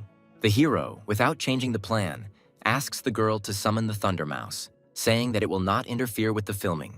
The girl is surprised to hear about the task of summoning a Thunder Mouse, asking the question with bewilderment. Together with the summoned Thunder Mouse, the heroine begins to resent the fact that this must end in trouble for the hero. The guy, remaining calm, explains that he plans to make a video where the mouse produces the effect of a thunderstorm and a clap of thunder. The girl asks with disbelief and surprise whether her efforts are really required only for such a simple task. The hero explains that he wants to record a video showing the fruits of his efforts and asks if she forgot anything important. The girl happily replies that she took everything with her and shows the Thunder Mouse. Turning enthusiastically to the young man, she informs him that despite the end of the competition, there is still a final test ahead. The heroine explains that she is about to fight the champion Ye Hao, inviting the young man to go on stage with her for advertising. The young man asks in surprise who champion Ye Hao is, not understanding why he was chosen for the fight. She explains that Ye Hao possesses a 9th stage beast and that she never expected to get this far in the competition. The hero, intrigued by the power of the 9th level beast, reflects that the university has found a worthy opponent for the Thunder Mouse. The panorama of Fengshan University highlights the importance of the site for upcoming events. A young man and a heroine are walking down the street, discussing the popularity of Thunder Mice among the locals. The girl mentions that the Thunder Mouse has become the star of the competition and asks the hero if they will start distributing leaflets. The hero rejects the idea of distributing leaflets, believing that many students simply follow trends without developing their true potential. He confidently declares that they will be scared off by the high prices, to which the girl points out that he did not even accept the money he had lent her earlier. The couple finds themselves among a group of students discussing which of them will become a passer or make it onto the best teams. A student nicknamed God Ye, who possessed obvious strength, earned the admiration of those around him, earning places in the top teams almost effortlessly. God E addresses the girl, saying that he was looking for her, which makes her surprised, assuming that something happened. He thanks the heroine for the upcoming match, mentioning that his beast, the Silver Dragon, has reached stage 7. The girl congratulates him on his success, and the hero thinks to himself that this guy is the one who can challenge the Thunder Mouse. God E warns the heroine that he is suggesting that she not use Thunder Mouse in their match, which leaves her confused. He explains that his beast has recently reached stage 7, but has not yet fully mastered its powers, making the match unfair. The heroine reflects that it would be a shame if the Thunder Mouse lost, choking on its own blood. The guy notes that watching the phoenix fall in the finale will be much more interesting. The blonde man bids farewell to the spectators with a self-confident smile, declaring that he will see his opponents at the decisive match. The young man warns the blonde, reminding him that even the king of beasts won't scare a Thunder Mouse, much less an immature silver dragon. The champion turns in bewilderment to the source of the impudent voice, asking who dared to do so. The heroine introduces the hero as a person who is half owner of the Thunder Mouse and helped her in training. The girl explains to her partner that the blonde Ye Hao is the university's annual champion and the main sponsor of his pets. The hero shakes his opponent's hand with a smile and jokingly says that it is a great honor for him to meet him. Ye Hao believes that a new master has appeared behind the scenes and offers the hero a job, promising any amount for raising the beasts. The guy cheerfully replies that he is too busy running a successful store, but will make an exception for such a sincere request. The young man confidently announces his services, setting the price at 500,000, and with a sly smile clarifies that this is the minimum cost. The blonde is confused, seriously wondering how justified such high prices are.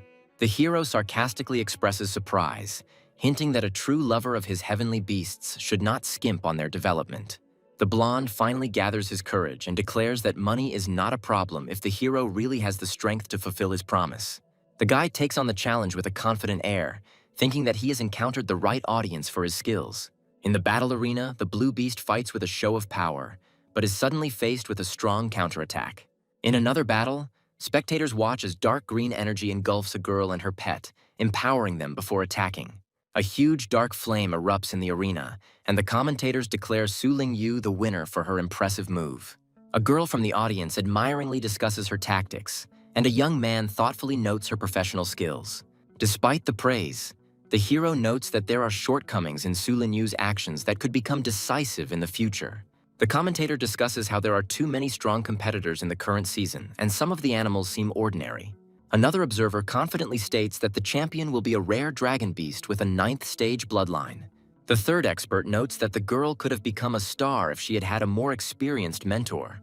The hero and heroine discuss how success in competitions often depends on luck as the start of the final match is announced.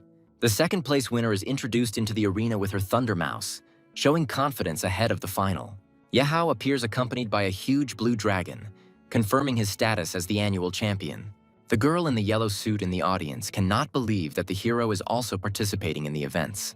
The young man gently strokes the Thunder Mouse, reminding him of the time when they fought together. Thunder Mouse suddenly retreats, surprising the heroine, who does not understand her reaction.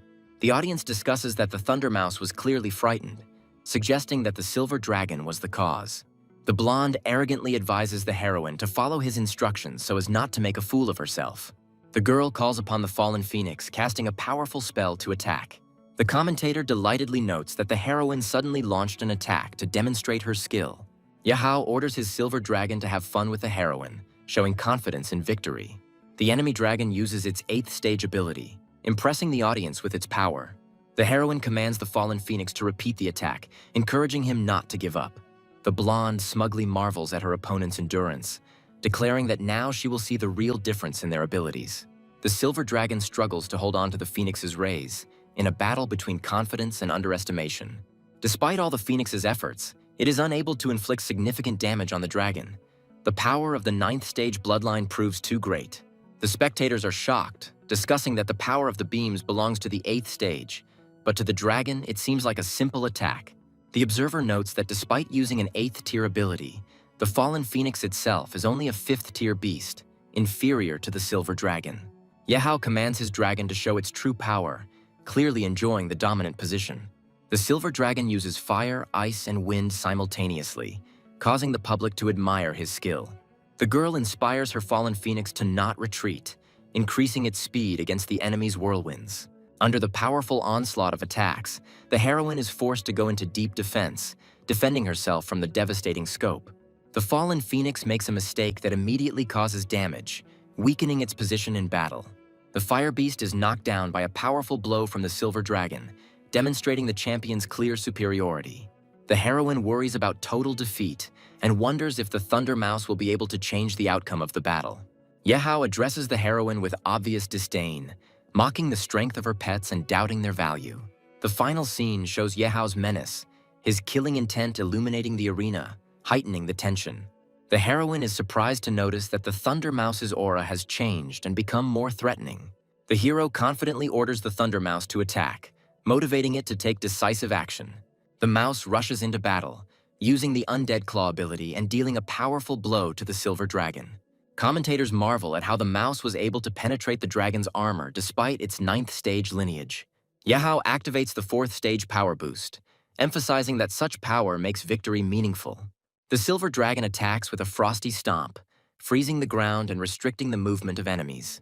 Thundermouse finds himself cornered, apparently on the verge of defeat. The hero points out the dragon's weakness, inspiring the mouse to use the combination attack he taught it. Mouse uses the 10 Thunder Curves technique, causing a series of powerful electrical shocks. Thundermouse uses multiple residual split, creating copies of lightning to attack the dragon and break through the defense. Yahao notices 3 thunder mice and tries to determine which one is real. One of the mice launches a swift attack, using thunder armor to defend itself, ignoring the enemy's efforts. Yahao is confused when he discovers that the attacking mouse may be a clone and doubts his strategy. The hero reveals that all the mice were a distraction to lull Yahao's attention.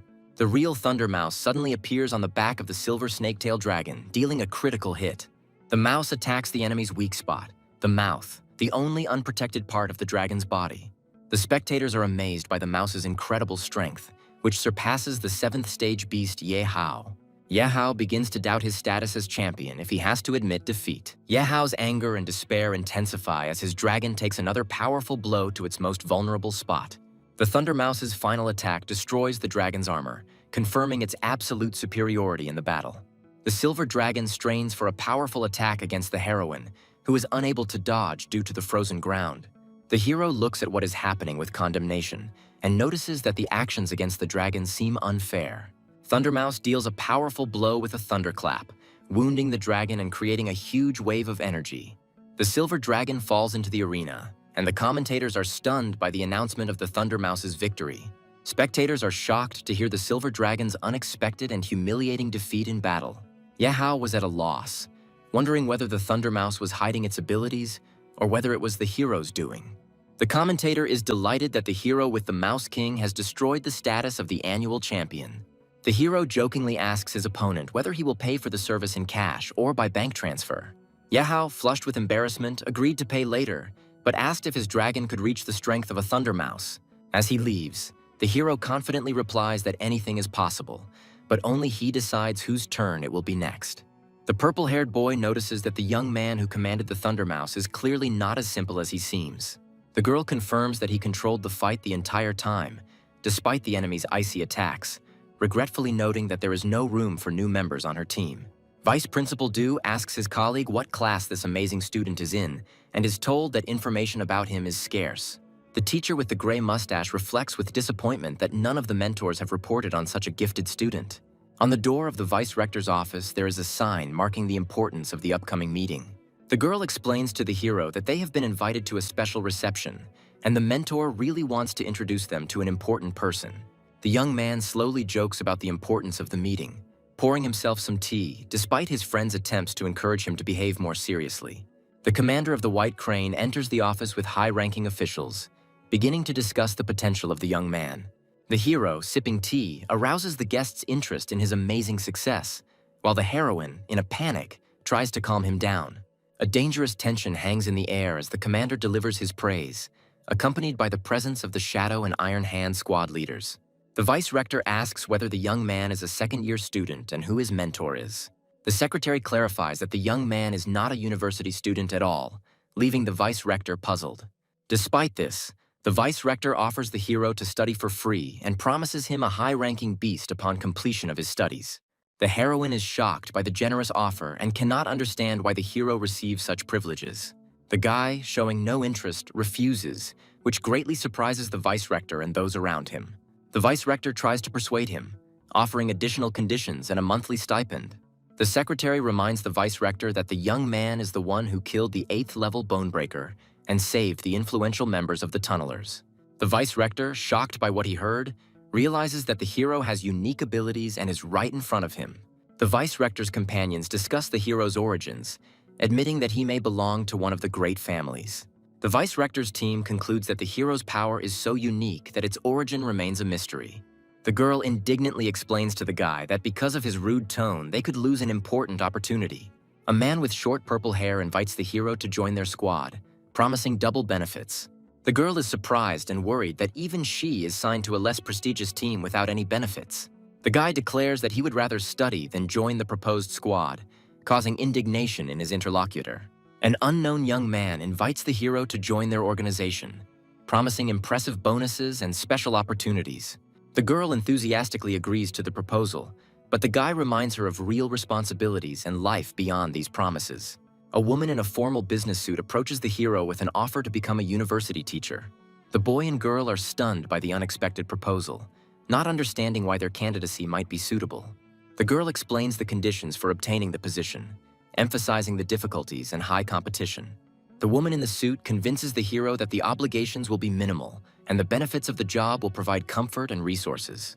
The guy asks with surprise whether they will be able to provide him with all the necessary resources for training. The hero agrees to the offer, realizing that a teacher's license will give him significant advantages. The young man is surprised to find mountains of books and materials in front of him. The woman explains to the young man that in order to obtain a teaching position, he must pass a series of difficult tests. A man with a mustache convinces the hero of his suitability for teaching, citing his military achievements. The guy suspects that his skills are being deliberately tested and asks for details of the test. The leader brings the hero to the testing room, where he must defeat the robot. The hero is told that the main objective of the test will be to hold out against the robot for 1 minute. The huge robot activates, its red eyes flashing menacingly. The young man prepares to accept the challenge and fight to pass the test. The man with the mustache confirms that the robot is of a high level, hinting at the difficulty of the test. The guy is determined to get into battle to test his abilities. The young man uses his technique to fight the automated enemy, but the intense battle continues. The observer notices that the hero's star shield is weak and evaluates his initial reaction. The hero realizes that he is suspended in the air, and this may prevent him from avoiding the next attack. The man states that the test ended faster than expected, noting that the outcome was not the most successful. The girl anxiously shouts at the hero to be careful when she sees an approaching threat. She demands that the man with the mustache stop the test immediately, but he believes that the hero has not yet shown his full strength. The observer explains that the attacks are gradually intensifying and promises to intervene if the hero begins to suffer greatly. The young man uses his last strength to hold back the blows. The water armor begins to crack, and the living vines wrap themselves around his body ever more tightly. The woman, looking worried, shouts that more than 4 seconds have passed and demands that the test be stopped. She is indignant that 10 seconds have already passed and the dangerous storm has not yet been stopped, pointing out its high complexity. The boy is held by green vines and appears motionless, surrounded by fire, causing concern among the onlookers.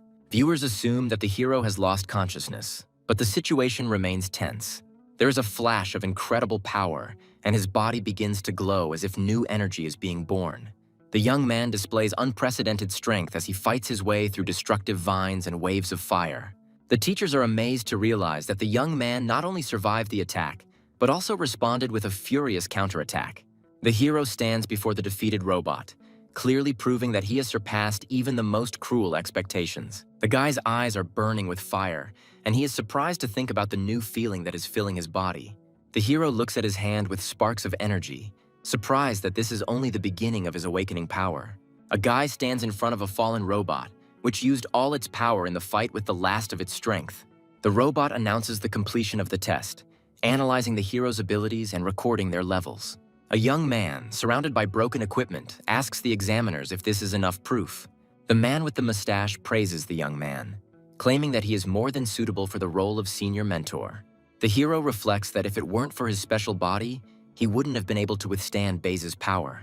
The examiner, noticing the displeased expression on the young man's face, assumes that he was upset by his torn clothes. The hero, having finished the conversation, calmly leaves, noting to himself the successful outcome of the tests. The examiners discuss the test results, marveling at the disparity between the hero's fighting prowess and his star power. One observer suggests that the young man is using secret training, having only recently begun to train. A man with a mustache instructs his assistant to find out more about the hero's past, claiming that a true master stands behind him. The guy is outraged that he is being held up by unnecessary matters and asks to find rich students instead. Returning home, the young man is faced with the surprised gaze of the girl, who is perplexed why he is naked. His family notices the changes in his body with interest, discussing his new physical form. The boy angrily runs away from his family's comments, and his mother reminds him of the past. The young man stands in front of the door, thinking that his water armor is damaged and needs to be repaired.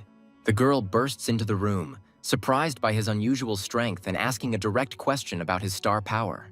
The hero calmly confirms that he has star power, causing shock to the guest.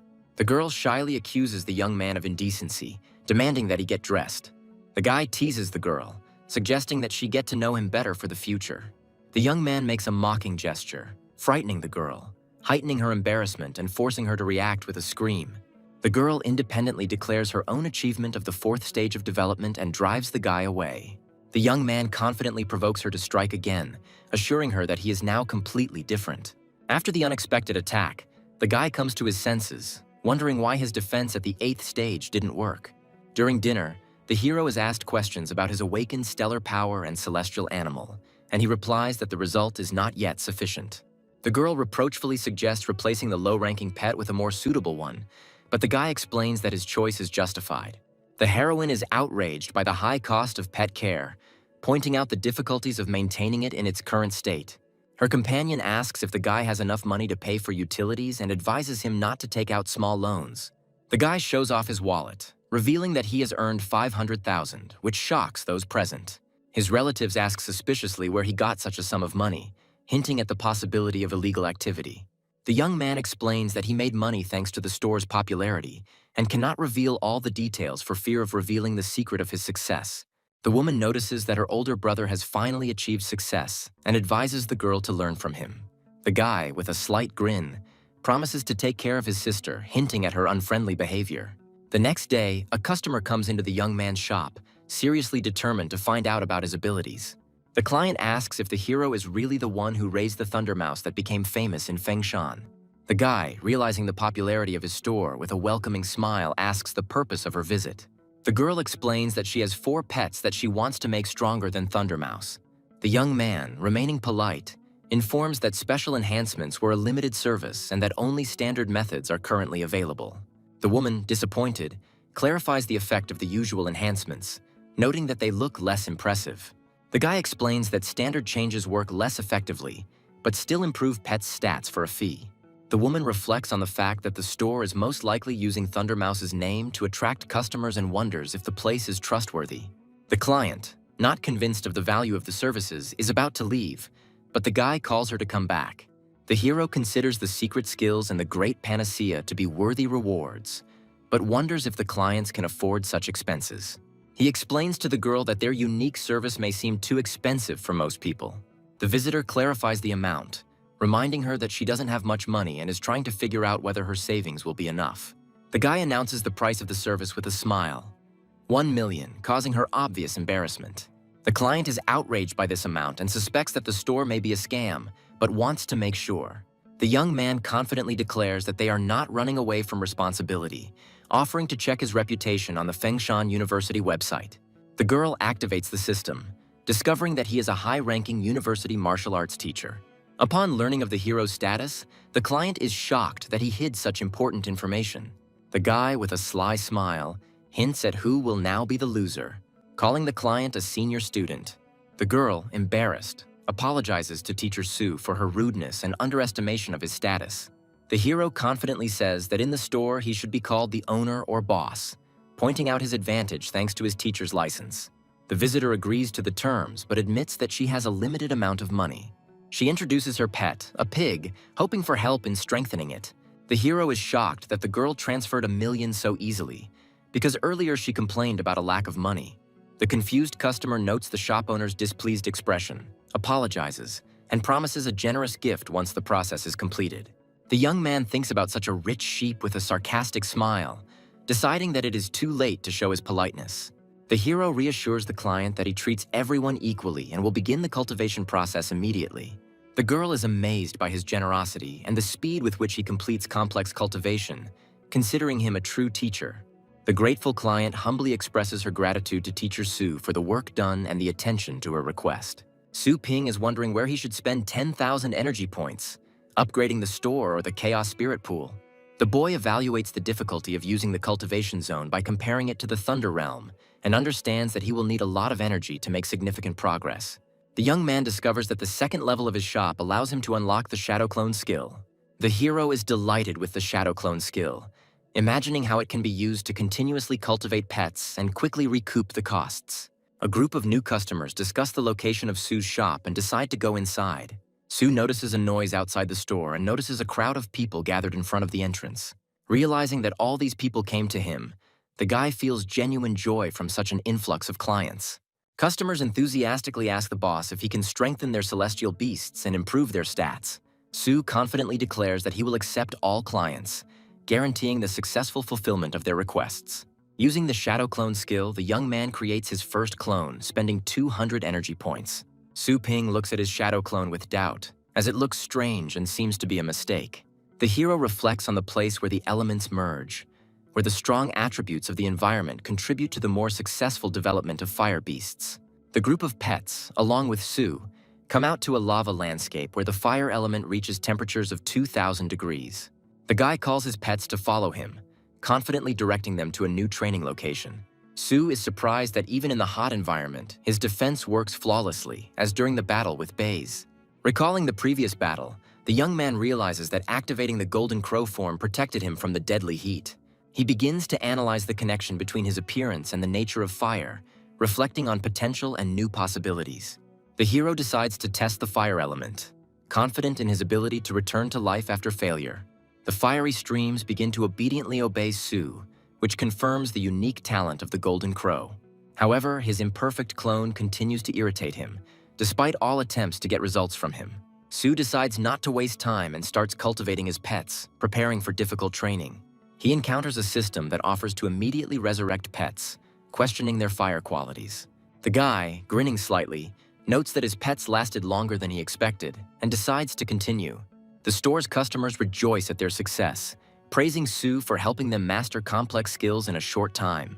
Inspired, new visitors demand product from the boss, ordering food and sections for their pets. Su explains to the crowd that he will serve everyone in turn, maintaining calm and discipline. Looking around the occupied sections, the young man realizes that the energy will pay off faster than he initially expected. The hero wonders if it's worth investing in a high-level cultivation zone for his pet. The young man makes a decision by asking the system to improve the Chaos Spirit Pool. With a strong determination, Su activates the enhancement process, anticipating new opportunities for his pets to grow.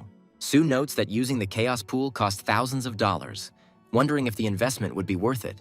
The guy makes a request in the system, hoping to get a 6th-level pet, indicating that he does not expect anything more. Visitors on the street begin to notice strange changes in the weather, wondering what is happening. A bright burst of energy illuminates the shop, calling the shadow serpent to cultivation. Sue is shocked to discover that the summoned beast is the light serpent of purgatory, a wielder of powerful abilities. The hero is delighted to realize that the case was a success, since the pet of the 9th stage was worth all the costs. Sue notes the greatness of the new serpent, emphasizing its strength and the severity characteristic of dragons. The man copes with a pet with a difficult character, noting his determination and willingness to go all the way.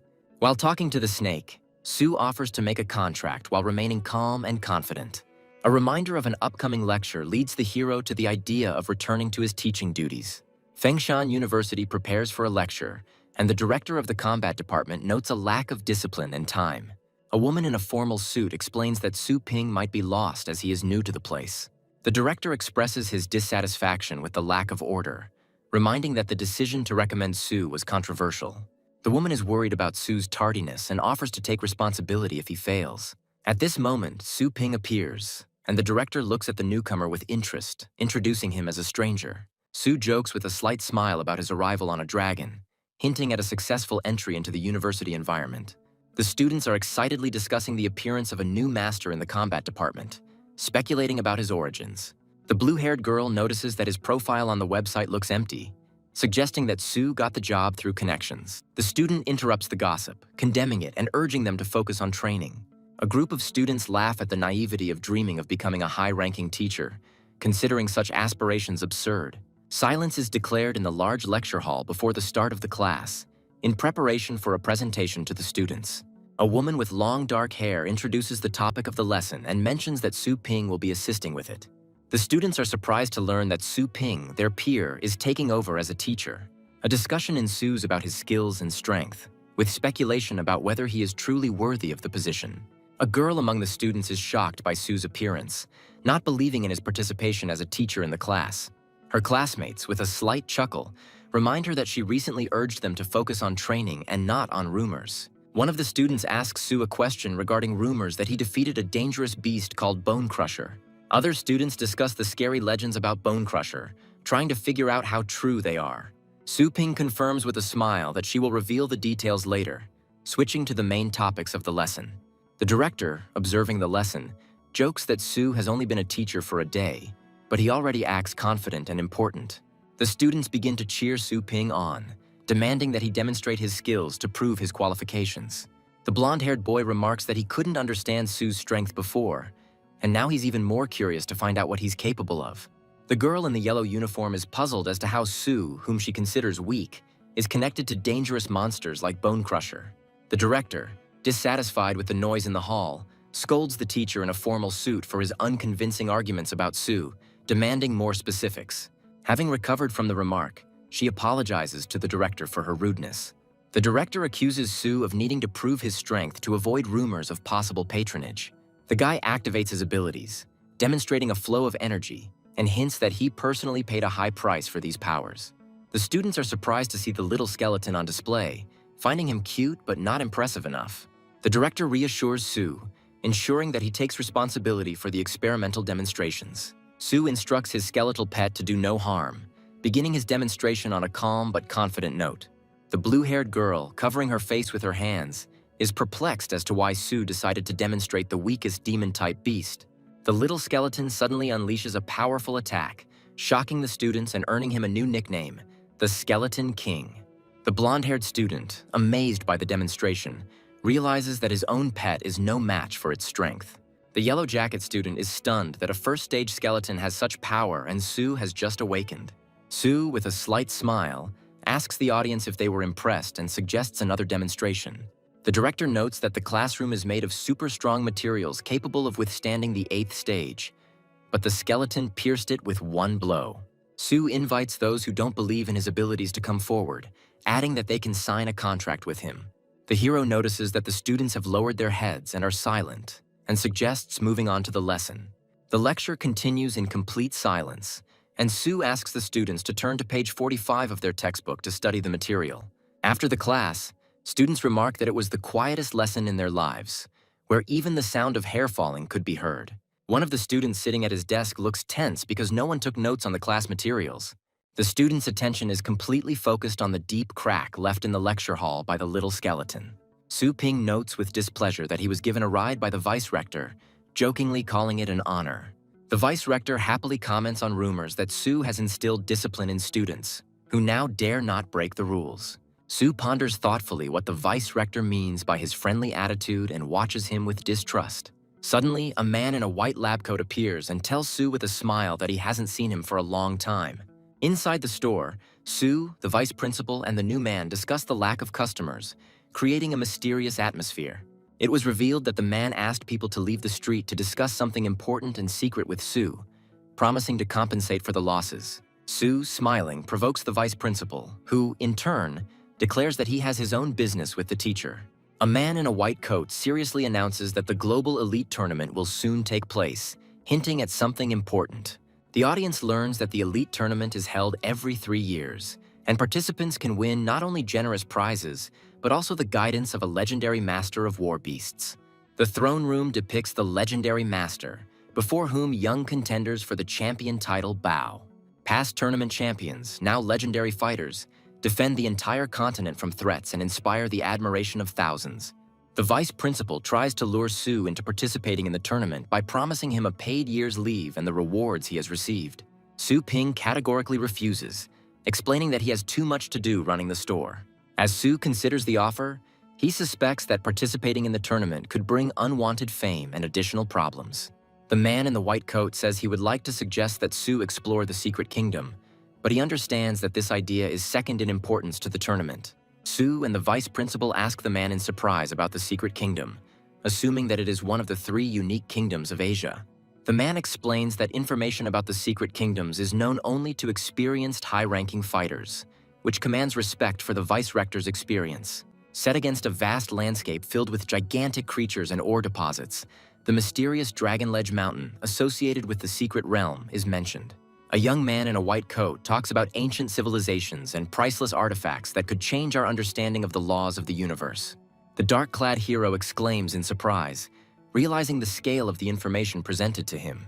The wise old man explains that the secret kingdom is protected from humans and filled with dangerous heavenly beasts. A young scientist shares that he was given the opportunity to explore the outer zone. The protagonist, although not interested in the Elite League, is considering participating in its mission. The boy reflects on the system's influence and doubts whether the animals will be able to withstand its power, pondering a solution. A crowd of shopgoers begs the owner to let them inside, while the hero himself says that the shop is closing. The young shop owner apologizes to his customers, offering to return early tomorrow. Disappointed customers decide to wait until the opening, agreeing to spend the night nearby. The hero admits that he is not used to such excitement and complains about the lack of time for training. The protagonist commands the system to open a list of zones for cultivation. The system activates holographic panels, and the young man asks to find an area called the Dragon Ledge. The system reports that no results were found for the request, and the hero adjusts the search. The hero discovers the remains, concludes that it is a coincidence, and orders the system to describe the features of the zone. The young man analyzes the cost of access and asks himself about its high level. Near the mysterious door, he expresses dissatisfaction that the find may not be significant enough. The hero notices a dog whose cultivation period has long expired and thinks about its owner. The guy suggests that the pet's owner may have already died. The hero agrees to cooperate with the dog, establishing a magical connection. A powerful voice asks the hero if he is ready to face the test of his legacy, revealing a group of creatures nearby. The hero resolutely accepts the challenge and agrees to test his legacy. According to legend, the 9 floors of the dragon column symbolize the 9 poles of the universe. The guy wonders how to pass the preliminary test and what awaits him next. I remember the moment when the dragon's flesh and blood were transformed into the basis for the creation of the continent. Due to the pollution of the earth, monsters appeared, which led to chaos. The young man understands that in order to restore the king's spirit, he must get rid of all the monsters. On the 9th floor, the heroes face a final test with extremely high requirements. The boy understands that the complexity of the tasks testifies to the importance and value of the legacy. The group reaches the Golden Gate, but the hero notices that there is another obstacle ahead. Having penetrated the doors, the company is faced with darkness and is perplexed why there is no light inside. The hero is stunned by the intense pressure that suddenly falls upon him in the darkness. Hearing the roar, the boy anxiously recognizes the sounds made by the moondog. He wonders how this is possible if the animal was previously standing behind him. The young man becomes alert, hearing sounds from everywhere, and begins to suspect the presence of ghosts. The boy recalls colliding with a wall in the dark while trying to figure out what was happening. The special structure of the wall, according to the hero, causes sound distortion, confusing him. On the ground floor, he is greeted by an imposing statue that demands he learn to show reverence. A giant knight with a gleaming sword appears from the darkness, ready to attack. The hero realizes that the statue guarding the gate has come to life and reveals its deadly intentions. The knight's sudden blow wounds the boy, forcing him to curse the situation. The hero blames himself for his slowness and realizes that a concentration of stellar power could have saved him from the blow. He orders his little skeleton not to interfere, believing that he can handle it on his own. The young man concludes that showing reverence means avoiding eye contact with the dragon. After quickly completing the test, he heads forward with his group of creatures. The hero notices that his senses, as a master of combat beasts, are much sharper than those of ordinary people. The inner perception is subject to pressure from the being that creates threats around. Understanding the rules of the first floor, the guy focuses on controlling perception against pressure. He considers passing the first level an easy task and continues moving forward. Suddenly, a deadly aura appears in front of him, causing alarm. The hero notices a flaw in this aura, realizing that it does not come from a living being. The hero successfully completes the first floor test and is instructed to proceed to the second level. He notes with a smile that he reached the 8th floor without much effort. But for others, this might be a problem. The boy reflects on the fact that even having mastered powerful abilities, his skeleton is too weak in front of the 9th floor guard. The girl, watching from the side, decides to expose the hero, considering him a weakling, incapable of being an influential master. During the journey, the protagonist raises questions among his acquaintances, arriving at the place earlier than usual. A group of customers joyfully greet the shop owner and approach him with requests. A girl standing aside is surprised at how much those around her trust the hero, seeing him as a savior. The guy orders everyone to line up, emphasizing the importance of maintaining order. A new character easily tries to cut in line, causing outrage among those waiting. Everyone unexpectedly receives the newcomer with respect, realizing that he is an influential person. The crowd is astonished to see Yehao's arrival, causing a loud response from those present. The girl in the hat looks at the situation suspiciously, wondering why such an influential person is here. The protagonist asks Yehao, perplexed, about the reason for his unexpected visit. Yehao, by summoning the silver dragon, reminds of its strength and majesty. The appearance of the dragon causes panic in the crowd, and people retreat in terror under the strong wind. The giant dragon looms menacingly, causing those around it to fear its destructive power. The girl was worried, assuming that Yehao had decided to put on an illustration of his ruthless strength. Yehao, with a smug smile, discusses the majestic nature of the dragon and its capabilities. The protagonist stands to the side with restraint, wondering why Yehao arrived now. The guy is discussing with the system the possibility of unlocking a function to improve rare celestial beasts. The hero is amazed by the scale of the territory, noticing that instead of an ordinary store, there is a real factory. People admire the 9th level highborn beast and discuss its development possibilities. The crowd expresses doubts about the hero's abilities, suggesting that he has never raised dragon-type beasts. Yehao provocatively asks the hero if he can handle beasts of such high pedigree. The protagonist defiantly calls upon his pet, explaining that there was little time to improve it. The crowd is terrified by the powerful aura of the pet, who suddenly unleashes his power on them. The girl is surprised by the scent of power emanating from the pet and is perplexed as to how the hero tamed such a formidable creature. The hero's pet, the light-bearing serpent of purgatory, appears before the public for the first time, striking them with its grandeur. Yehao struggles to cope with the pressure, recognizing this as a manifestation of the dragon's true power. The majesty of the Lightbringer serpent is so overwhelming that even the silver dragon bows before it. Even the silver dragon, which was larger than the others, felt the superiority of the light-bringing serpent of purgatory. The hero tells Yehao that the main reason for subjugating dragons is not greatness, but bloodline.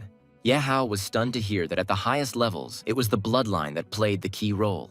The protagonist explains that 9th level beasts have a huge reserve of durability, which puts them in a special category. He emphasizes that the dragon race has the strictest hierarchy among the celestial beasts. The young man offers to make sure that the light-bearing serpent of purgatory is a clear proof of the highest level from birth. Yehao suddenly recognizes the hero's professionalism and feels uneasy about his unfounded confidence. With a slight mockery, the hero reassures Yehao, promising that his time will definitely come. The hero internally scoffs, thinking that Yehao is too naive for the current situation. The girl, pondering what she saw, is amazed by the list of rare high-level beasts and the hero's abilities. The girl is surprised to realize that her older brother is truly incredibly competent and deserving of admiration. Clients with pets line up and ask Master Su to help them cultivate their pets again. The protagonist jokingly addresses the already familiar animals, reminding them of payment for their services, while they look at him in amazement. In the evening, the hero checks his account, seeing that all received funds have been automatically converted into energy points. He begins to consider the need to expand the store to 3,000 square meters, realizing the high cost of the project. The hero analyzes the pros and cons of upgrading the store, realizing that it will increase profitability but will be an expensive investment. He thinks with horror about how to earn the necessary 150 million to implement his plans. The young man considers alternative ideas, including using his pet as collateral, but dismisses this option due to the risks. Having decided to use his status as a high-ranking teacher, he comes to the conclusion that this is the most reliable method. The action moves to the base city of Longjiang, Shangcheng district, where the next stage of his journey likely begins. The guy in the room complains about the lack of demonic specialists on official websites. The hero reflects on the difficulty of finding craftsmen for rare species of animals. The young man finds himself in the upper part of the city and is surprised by the high prices. The security guard at the entrance tells the guy that outsiders are not allowed to enter. The young man is surprised at his situation, looking at something on his wrist. The guy introduces himself as Xu Kuang's guest and asks the security guard for permission to enter. The hero observes the training robot and realizes that its defense has been raised to the highest level. The combat robot activates martial arts mode, forcing the hero to use his skills. The robot fails due to significant damage, and the guard announces the arrival of a guest to Xu. Xu Kuang greets the elder joyfully, expressing his respect and joy at his arrival. The hero notices that the training ground is of impressive size and is intended for rich people. The boy warily considers the young age of the stranger in front of him. Xu Kuang initially mistakes the hero for an assistant of a famous person. Xu Kuang is stunned to find that the person standing in front of him is Long Qian's first handsome man. The hero confirms his identity and offers advice based on his knowledge of demonic beasts. Xu Kuang wonders if anyone with a weaker aura can give him proper advice. Xu Kuang feels embarrassed, considering it humiliating to call the hero his elder. The hero directly asks Xu Kuang if he has tested his star power. Xu Kuang is amazed that the hero guessed that he was analyzing him. The hero confidently explains that he understood this from the expression on his interlocutor's face. The hero suggests that Xu Kuang use his star power to try and hit him. Xu Kuang decides to put maximum force into the strike to show off his full power. Xu Kuang confidently prepares for the attack, claiming that no one will regret it. Xu Kuang begins to have problems concentrating his star power, which causes him anxiety. The guy notices that the star power seems to have frozen, and he cannot use it. The hero calmly repels the attack and demonstrates his strength with a loud cry. Xu Kuang is shocked to see how the hero is able to control such a large amount of star power. Xu Kuang notices that the hero's strength is on a level no lower than his own, and attributes this to a unique phenomenon. The hero reveals his true power, surrounded by a fiery aura and impressing those around him. Xu Kuang thinks about the hero's high rank and wants to know what level he is. The hero says that the enemy does not need to know his rank, but offers him to try 2 more attacks. The opponent, ready to continue, calls on the elder to give him instructions. A guy analyzes a threat while facing a swamp robot and a 6th stage soul eater. The miasma emanating from the enemy creates difficulties in the hero's vision. The hero explains that natural conditions and sand reduce the swamp robot's actual combat power to the 5th level. The young man uses the Golden Crow form, which he had previously upgraded, to enhance his attacks. The hero demonstrates combat, increasing his power to the middle 6th stage and successfully defeating the swamp robot. The opponent expresses dissatisfaction with the defeat and explains that he had expected to use the swamp robot's abilities. The guy sarcastically remarks that his opponent's idea sounds good if the side effect can be avoided. The hero coldly warns that he intends to finally drive out the enemy.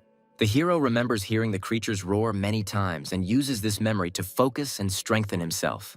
The guy increases his voice and makes a dragon roar, which impresses the enemy.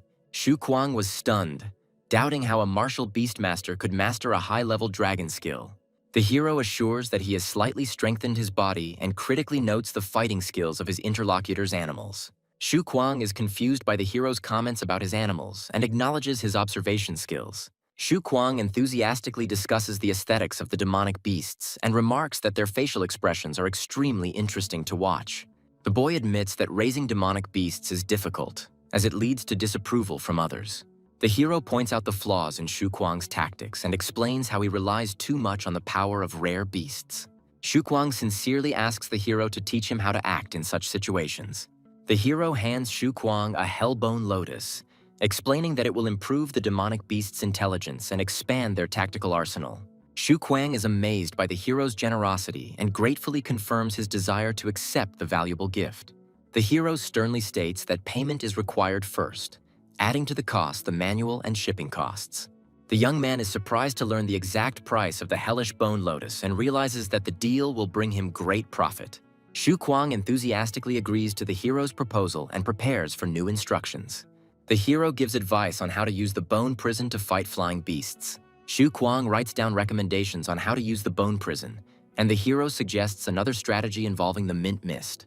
He thanks the hero for his advice before he takes off in a taxi to an unknown destination. Shu Kuang, unable to arrange any further contacts, is left confused as he watches the hero leave. Later, the hero returns home, where he is asked about the reasons for his late arrival and offered to eat the prepared dinner. At the table, the hero explains that he was busy with business, while those who greet him remark that the dinner looks festive. The hero notices that usually only the remains of food remain when he arrives, but this time was an exception. The hero's mother points out with a smile that he has only just now appreciated the taste of her food, while the guy enjoys his dinner. Later, the hero reflects on his ability to use the power of the 6th stage thanks to his enhanced golden crow body. The young man realizes that his progress has stalled and thinks that it is possible to speed up development by using the store system. The hero is shocked by the cost of the spirit control skill in the store, but understands that it can be useful. After a moment of hesitation, he buys the skill book, considering its potential. The hero successfully activates the skill and is surprised at how powerful its effect is. The boy realizes that spirit control allows him to use star power to control objects from a distance. The hero reflects on the process of compression and densification of stellar energy, which is necessary for its effective use. He concludes that this technique must be repeated until perfect to achieve maximum strength. The martial artist displays a shining star power that takes the form of multiple fists around his body. The hero explains that once the star power has completely solidified, it can be used to destroy and create objects. He adds that only 9th level masters are able to control stellar power to condense it. The hero begins using the spirit control skill, discovering that it greatly strengthens his star power. He decides to test the limits of the system by focusing entirely on his practice. Despite his efforts, he notices that with his current level of power, he can only lift light objects from a distance. The hero ponders the need for a panacea to enhance his star power, feeling its lack. On the street, drivers watch in shock as a cyclist boosted by star power overtakes their car. After another experiment with the skill, the hero realizes how effective its use was. He realizes the new possibilities of using spirit control and begins planning to further enhance his abilities. Some students are discussing the presence of a famously arrogant young man nicknamed Ye Hao at the school. The group approaches and demands information from the other students about Ye Hao's whereabouts. One of the students reports that Ye Hao should personally come out and greet the guests from Jianlan University. A verbal altercation begins between the students and tension mounts. One of the guys indignantly declares that those who came can find Ye Hao themselves if they are so strong. A fight breaks out and one of the students grabs the other by the arm and threatens to teach him a lesson. The violent confrontation leads to the worried students promising to find Ye Hao. One of the students grins and reminds them that they were promised that Ye Hao would be brought to them, and insists on continuing the search. The big guy makes it clear that leaving won't end that easily, and the situation needs to be discussed. The conflict continues, and newcomers are subjected to bullying by older students as a form of practical training. One of the students defends the honor of his school, declaring that he is ready to take blows, but demands that Fengshan not be insulted. One of the attackers ironically agrees to fulfill this interesting demand. Suddenly, the hero appears, demanding that the pursuers release the victims. The guy, with a serious expression on his face, repeats his demand and physically stops their aggression. One of the attackers is outraged that the hero dared to touch the students of Jianlan University and grins maliciously. The hero, with a smile, advises the attackers to leave the place, stating that it does not concern them. One of the opponents suspiciously asks the hero if he is also a student of Fengshan. The attackers begin to laugh and mock the hero for his old bike and appearance. One of the opponents arrogantly declares that the guy would be better off giving up the bike and walking. The hero, surrounded by spirits of power, hints with a cold grin that it would be more appropriate for the attackers to crawl. One of the opponents is struck down, falling to the ground and angrily trying to understand what just happened. His comrades scoff, suggesting that he simply tripped on level ground. An officer from the opposing camp notices that he didn't even have time to notice the hero's movements. Another opponent accuses the hero of using force, but receives a cold response explaining the situation. The hero calmly invites the enemy to come closer, without retreating and keeping the situation under control. The enemy leader activates his power, threatening to break the hero's legs for his actions. He summons his strongest card, a massive golden-maned bear, declaring it a worthy challenge. The hero sarcastically notes that the situation is becoming troublesome, but does not yet see the need to actively intervene. Noticing that his lecture is about to begin, the hero calls on the other opponents to quickly demonstrate their trump cards. In another scene, a group of elders discuss the progress of a 5th-stage student and his terrifying dragon. Jianlan University's vice president and a senior faculty member discuss the upcoming exchange competition, calling for compassion. The other side's representative reacts with a smile, noting the opponent's good awareness. He states that it is their university's turn to show its potential and win. Vice Chancellor Jianlan responds to his university's past successes, beginning a verbal duel. The assistant reminds students to register before the start of the competition. A teacher from Jianlan assures that he will send students who were recently planning to look around. One of the students greets the vice-rector and the teacher with visible embarrassment, showing signs of beating. The outraged teacher demands an explanation of what happened, reminding them that the competition is just around the corner. Seeing the student's silence, he raises his voice, insisting on an honest answer, threatening punishment. Finally, one of the students, overwhelmed by the situation, shouts out that the attack was on them.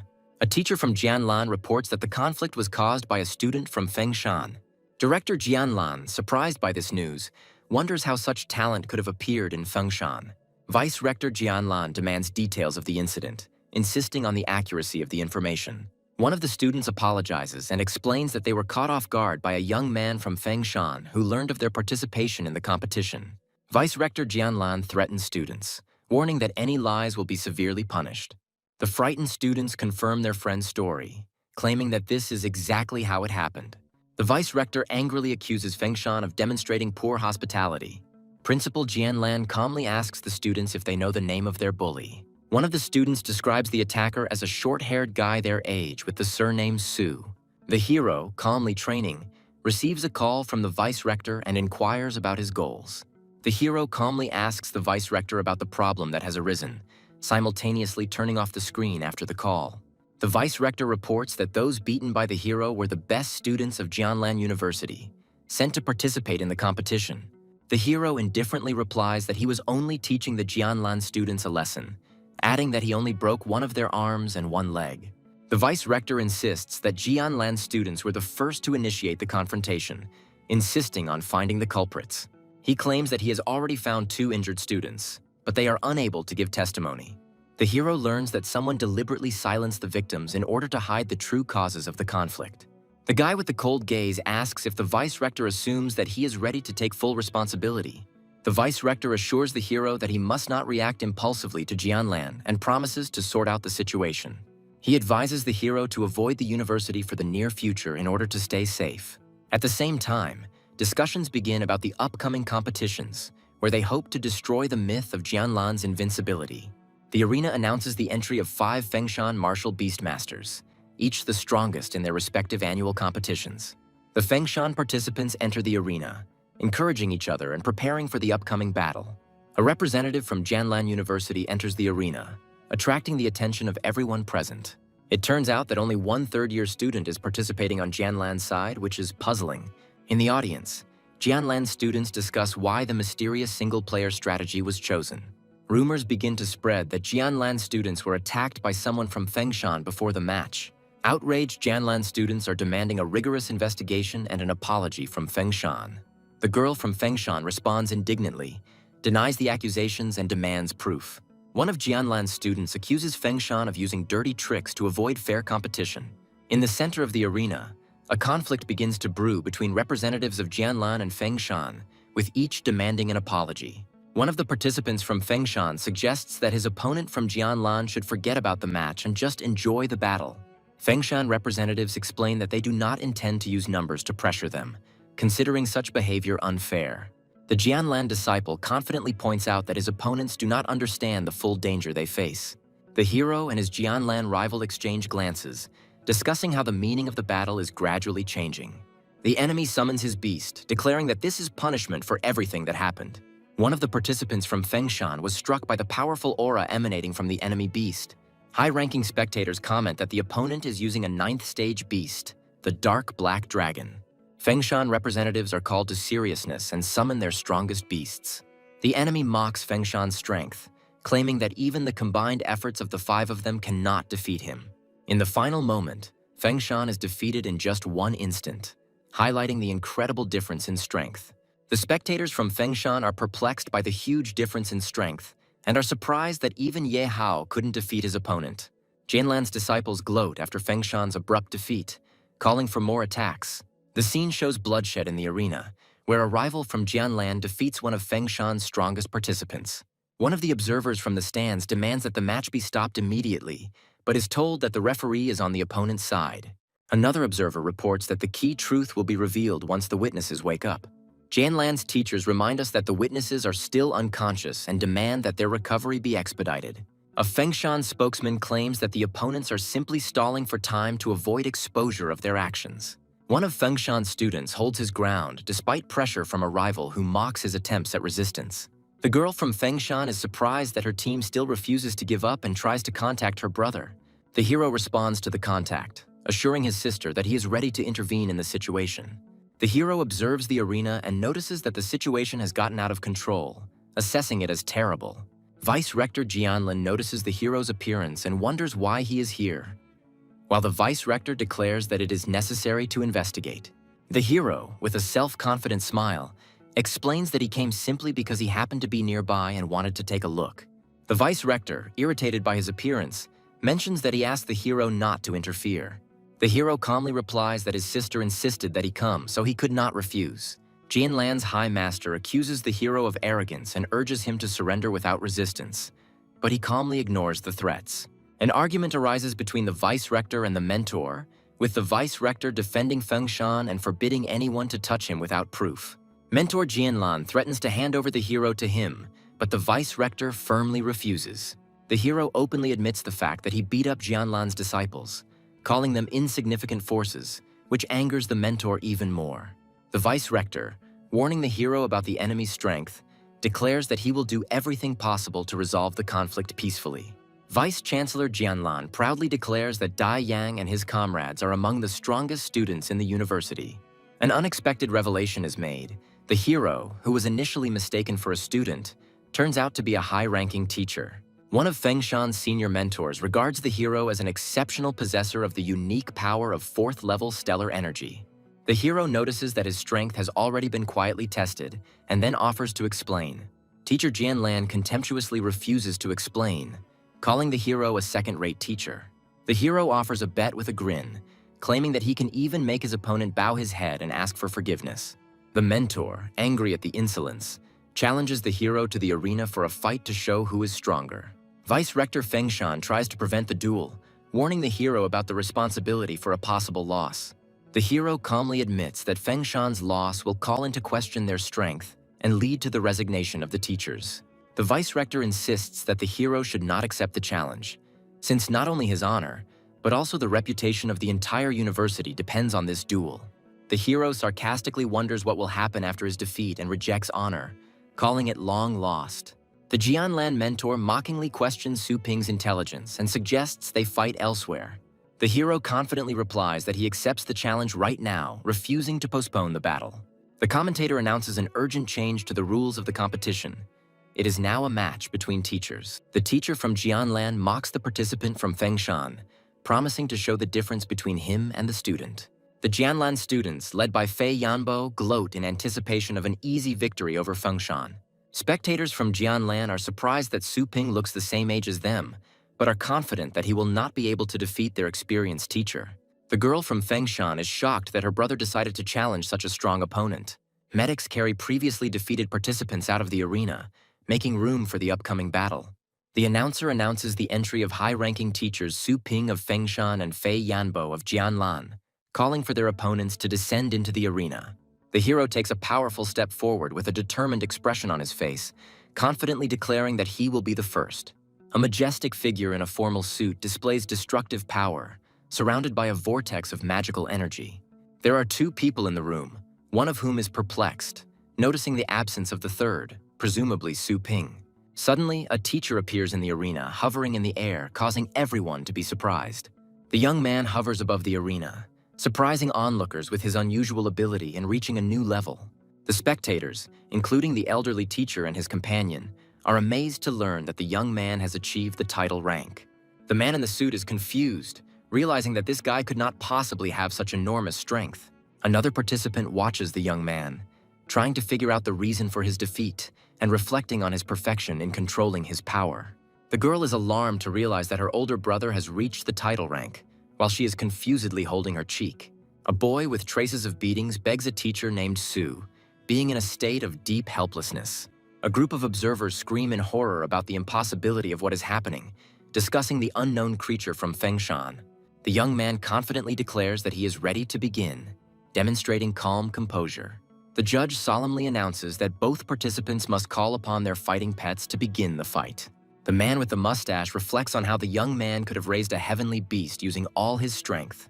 The enemy attacks with a huge energy blast with disdain, intending to demonstrate his fighting skills. A giant purple shadow fox emerges from behind one of the participants, causing shock among the spectators.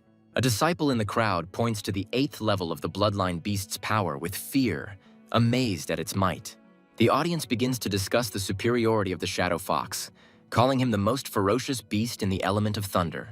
One of the participants gleefully declares to the enemy that his side is dangerous and knows no mercy. The hero, with a cold gaze, laconically assesses the enemy, mentioning his 8th stage.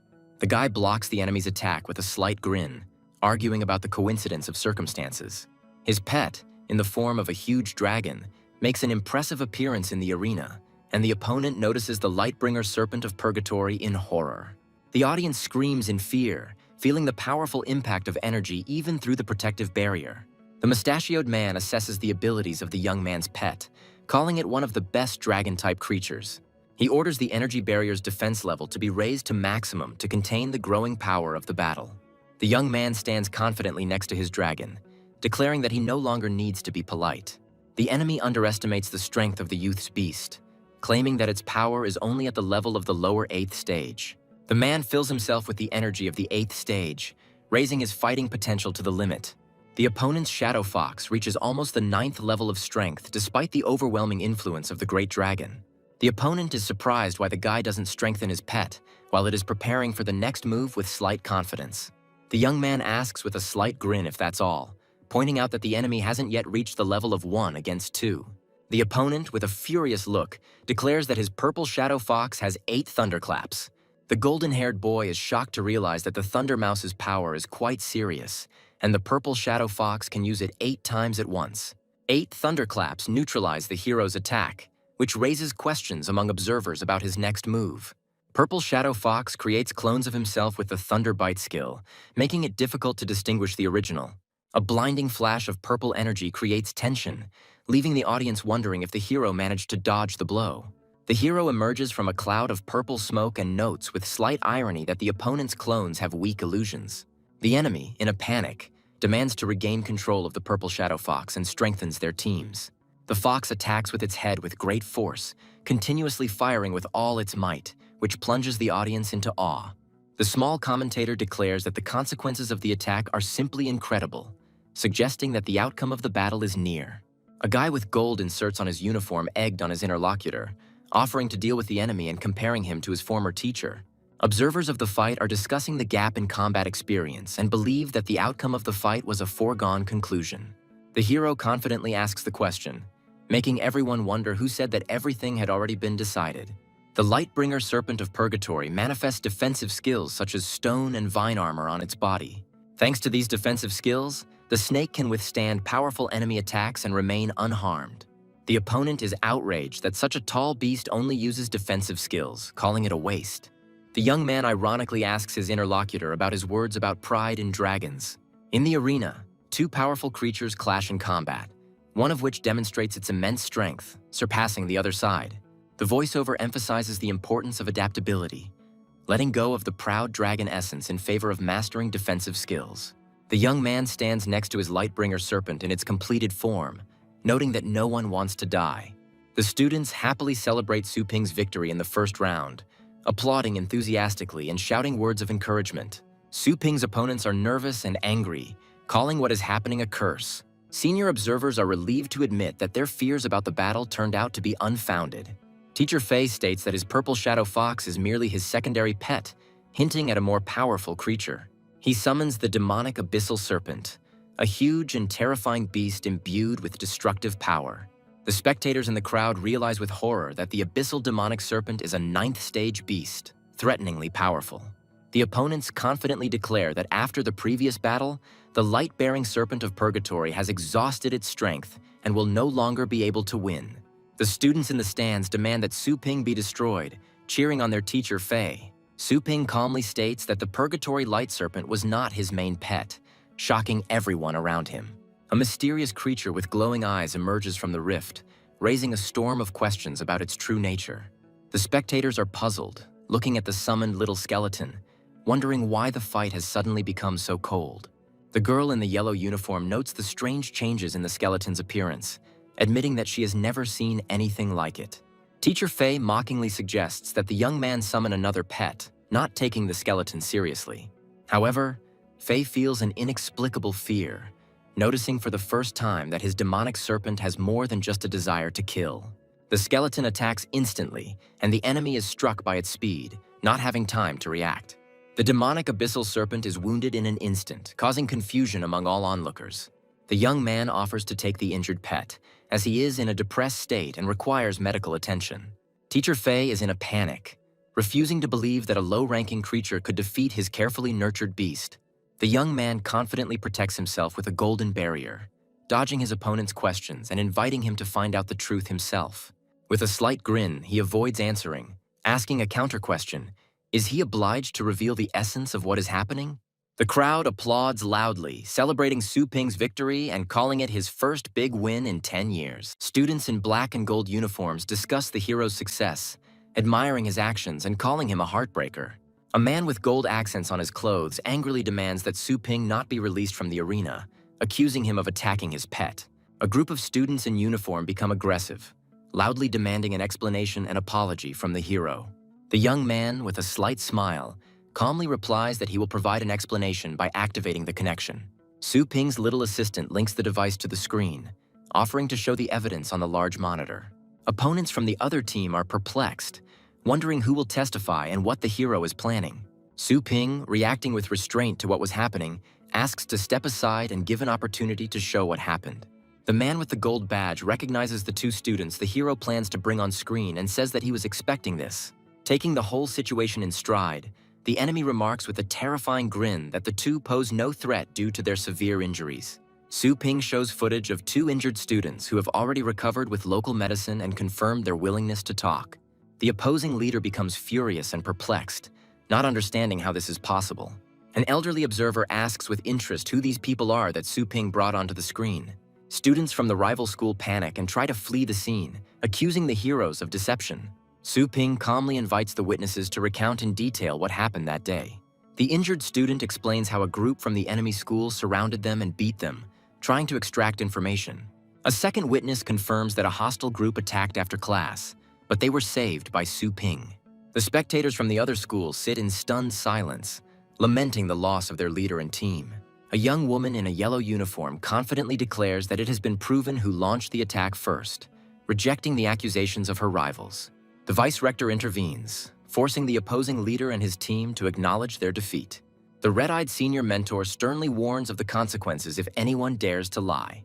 The enemy leader is horrified to realize that he faces expulsion and loss of the right to interact with the heavenly beasts. The elderly man humbly takes responsibility for the actions of his students and promises to reimburse all expenses. The teacher reminds Su Ping that he has forgotten something, hinting at his next steps. The man offers Su Ping rare animals or valuable rewards as compensation for the conflict. Su Ping smirks and says that he doesn't need any big gifts, but asks him to kneel down and apologize. The opponent responds indignantly to the demands, accusing Su Ping of arrogance. The young man calmly reminds them that victory in their fight shows that the enemy's words no longer matter. One of the senior council members tries to persuade Su Ping to give up his demand, but he insists on his own. Su Ping confidently asserts that there is a need for an apology, pointing to the importance of fairness. Su Ping announces to everyone present that any provocation against Fengshan will lead to severe consequences. He also emphasizes that there is no friendly relationship between their schools, adding that the other school's resources are now under their control. The students of the opposing school are forced to kneel in submission, causing indignation among the senior teachers. Su Ping's shop becomes a popular place, with a huge line of people wanting to buy pets and food. Passers-by wonder why such an old store attracts so much attention and becomes a center of attraction. The talk among the customers is that the shop owner has a title and his methods of raising animals are surprisingly effective. Some students from Fengshan are asked to keep the store's popularity a secret in order to maintain an advantage for themselves. Su Ping realizes that his intervention in the competition not only resolved the conflict, but also strengthened the reputation of his business. A girl from Fengshan school pushes her way through the crowd to reach Su Ping, determined to talk to him. Su Ping sarcastically notes that she didn't even say hello, adding mockingly, "Why would such an important person stand in line?" The girl states that, being Su Ping's sister, she does not want any privileges, striving to achieve success on her own. She gratefully adds that she wants to take advantage of the opportunity to become stronger by showing determination. The young man calmly asks what level her beast is at, in order to understand what it will be working with. The girl reports that her pet, a cat named Snowball, recently reached the 4th level. Su Ping explains that the 4th level is considered average by the standards of heavenly beasts, and his work at this level is quite expensive. The girl is surprised by the cost of his services, realizing that her income does not even cover one time for a year. The young man, jokingly giving his pet a new name, confirms that he is ready to continue working despite her doubts. She sheepishly admits that she forgot to take the money, but Su Ping confidently agrees to pay for the expenses out of his own pocket. The young man reflects on his business and notes that his system and approach are still aimed at raising strong animals. In conclusion, he adds that he has recently mastered the technique of client cultivation, assuring that now they are even. The girl is surprised how Su Ping was able to improve his skills so quickly and reach heights, despite her constant training. Su Ping confidently states that his strength has reached the 9th stage, and he strives to use this level to study new knowledge. The hero calls upon his pets for courage, directing them to attack the enemy's blind spots, executing a well-thought-out battle plan. In the midst of the battle, Little Skeleton delivers the decisive blow, restraining the powerful dragon and causing it to roar uncontrollably. Su Ping comments on the transition to a new level of confrontation with a slight grin, calling it the 2nd stage. The enemy's forces increase, causing the Beast King to appear, making it the perfect moment to test the Little Skeleton. Su Ping is amazed by the increased pedigree of his pet dog, which has acquired a new skill, Dragon Armor. A huge black wolf, befitting the status of the new bloodline, inspires fear with its menacing appearance. Using coordinated teamwork, Su Ping dispatches pets such as the Tianjin Pig and Dragon Dog to deliver the finishing blow. He ends the battle by commanding Phantom Fire Beast and Lightbringer Serpent of Purgatory to engulf the battlefield in flames, clearing out the remaining enemy units. The Little Skeleton displays incredible abilities thanks to his absorption of the Bloodstone, making him virtually invincible. Su Ping orders the Lightbringer Serpent of Purgatory and the Dragon Dog to unite and destroy the remaining enemies. Su Ping happily realizes the comfort of working with dogs' intelligence skills, planning to use them to determine the quality of food. The guy jokingly wonders why another pet has more survival skills in its arsenal than offensive abilities. As Su Ping examines the two pets, he lists their strengths and finds ideal roles for them to use in battle. The very next morning, a huge line of people lined up outside Su Ping's shop, wanting to strengthen their pets. The girls are amazed at the speed of their pet's improvement, as, according to rumors, it used to take a whole month. Passers-by discuss how the pets have gained significant muscle mass, amazed at the effectiveness of Su Ping's methods. Su Ping encourages those who are hesitant to try the store's services to experience the effectiveness of its approaches. A funny scene unfolds when Su Ping's team angrily expels doubting customers, ending the hero's working day. Su Ping looks out at the crowd with confidence, knowing he no longer has anything to prove. His results speak for themselves. The hero curiously activates the hidden function, expecting to gain a mystical skill. He learns about the demon god's overwhelming fist ability and evaluates its potential. Su Ping finds himself facing giant beasts equal in strength to the Beast King and studies their attack mechanics. The hero's powerful energy strike demonstrates his abilities and destroys the surrounding space. A vision of the 5 stages of the new skill's impact is projected around the character, detailing its capabilities and risks. Su Ping is asked to make a decision to overcome the power of the demon god's overwhelming fist, as only the Golden Crow can withstand its backlash. With a slight grin, the hero comes to the conclusion that for the Golden Crow's body, this is the ideal skill. Filling him with excitement, Su Ping confidently decides to learn a new skill, seeing in it great potential for his future victories. As the power is absorbed, a bright golden glow weaves around the hero's figure, heralding his new level of mastery. Su Ping realizes that learning the first style will open the way to the next level of power. As he contemplates the upcoming trials in the Secret Kingdom, he realizes that he must personally become stronger so as not to let Little Skeleton down. The hero decides to temporarily close the store, devoting all his time and effort to training the overwhelming fist. After 2 days of intensive practice, Su Ping completes the main stage of training in the lands of the Dragon King's heritage. He is surprised by the speed of his progress, noting that his Golden Crow demonic body has strengthened significantly. At one of the bases, the hero and his group are met by other participants, who wonder why they need the help of newcomers. Senior Masters Mo Lao and Chen Long discuss the possibility of revealing their secrets as they prepare for an important mission. Captain Ni Chenkong, who leads the group, declares that he is interested in a valuable ancient find. He warns that this treasure is guarded by a powerful beast, which will require at least 6 masters to defeat. The video shows a scene from the previous battle, demonstrating the terrifying power of the protective beast that the hero must face. Mo Lao and Chen Long discuss how Nie Chenkong has set his sights on a powerful asset that he has no chance of getting to on his own.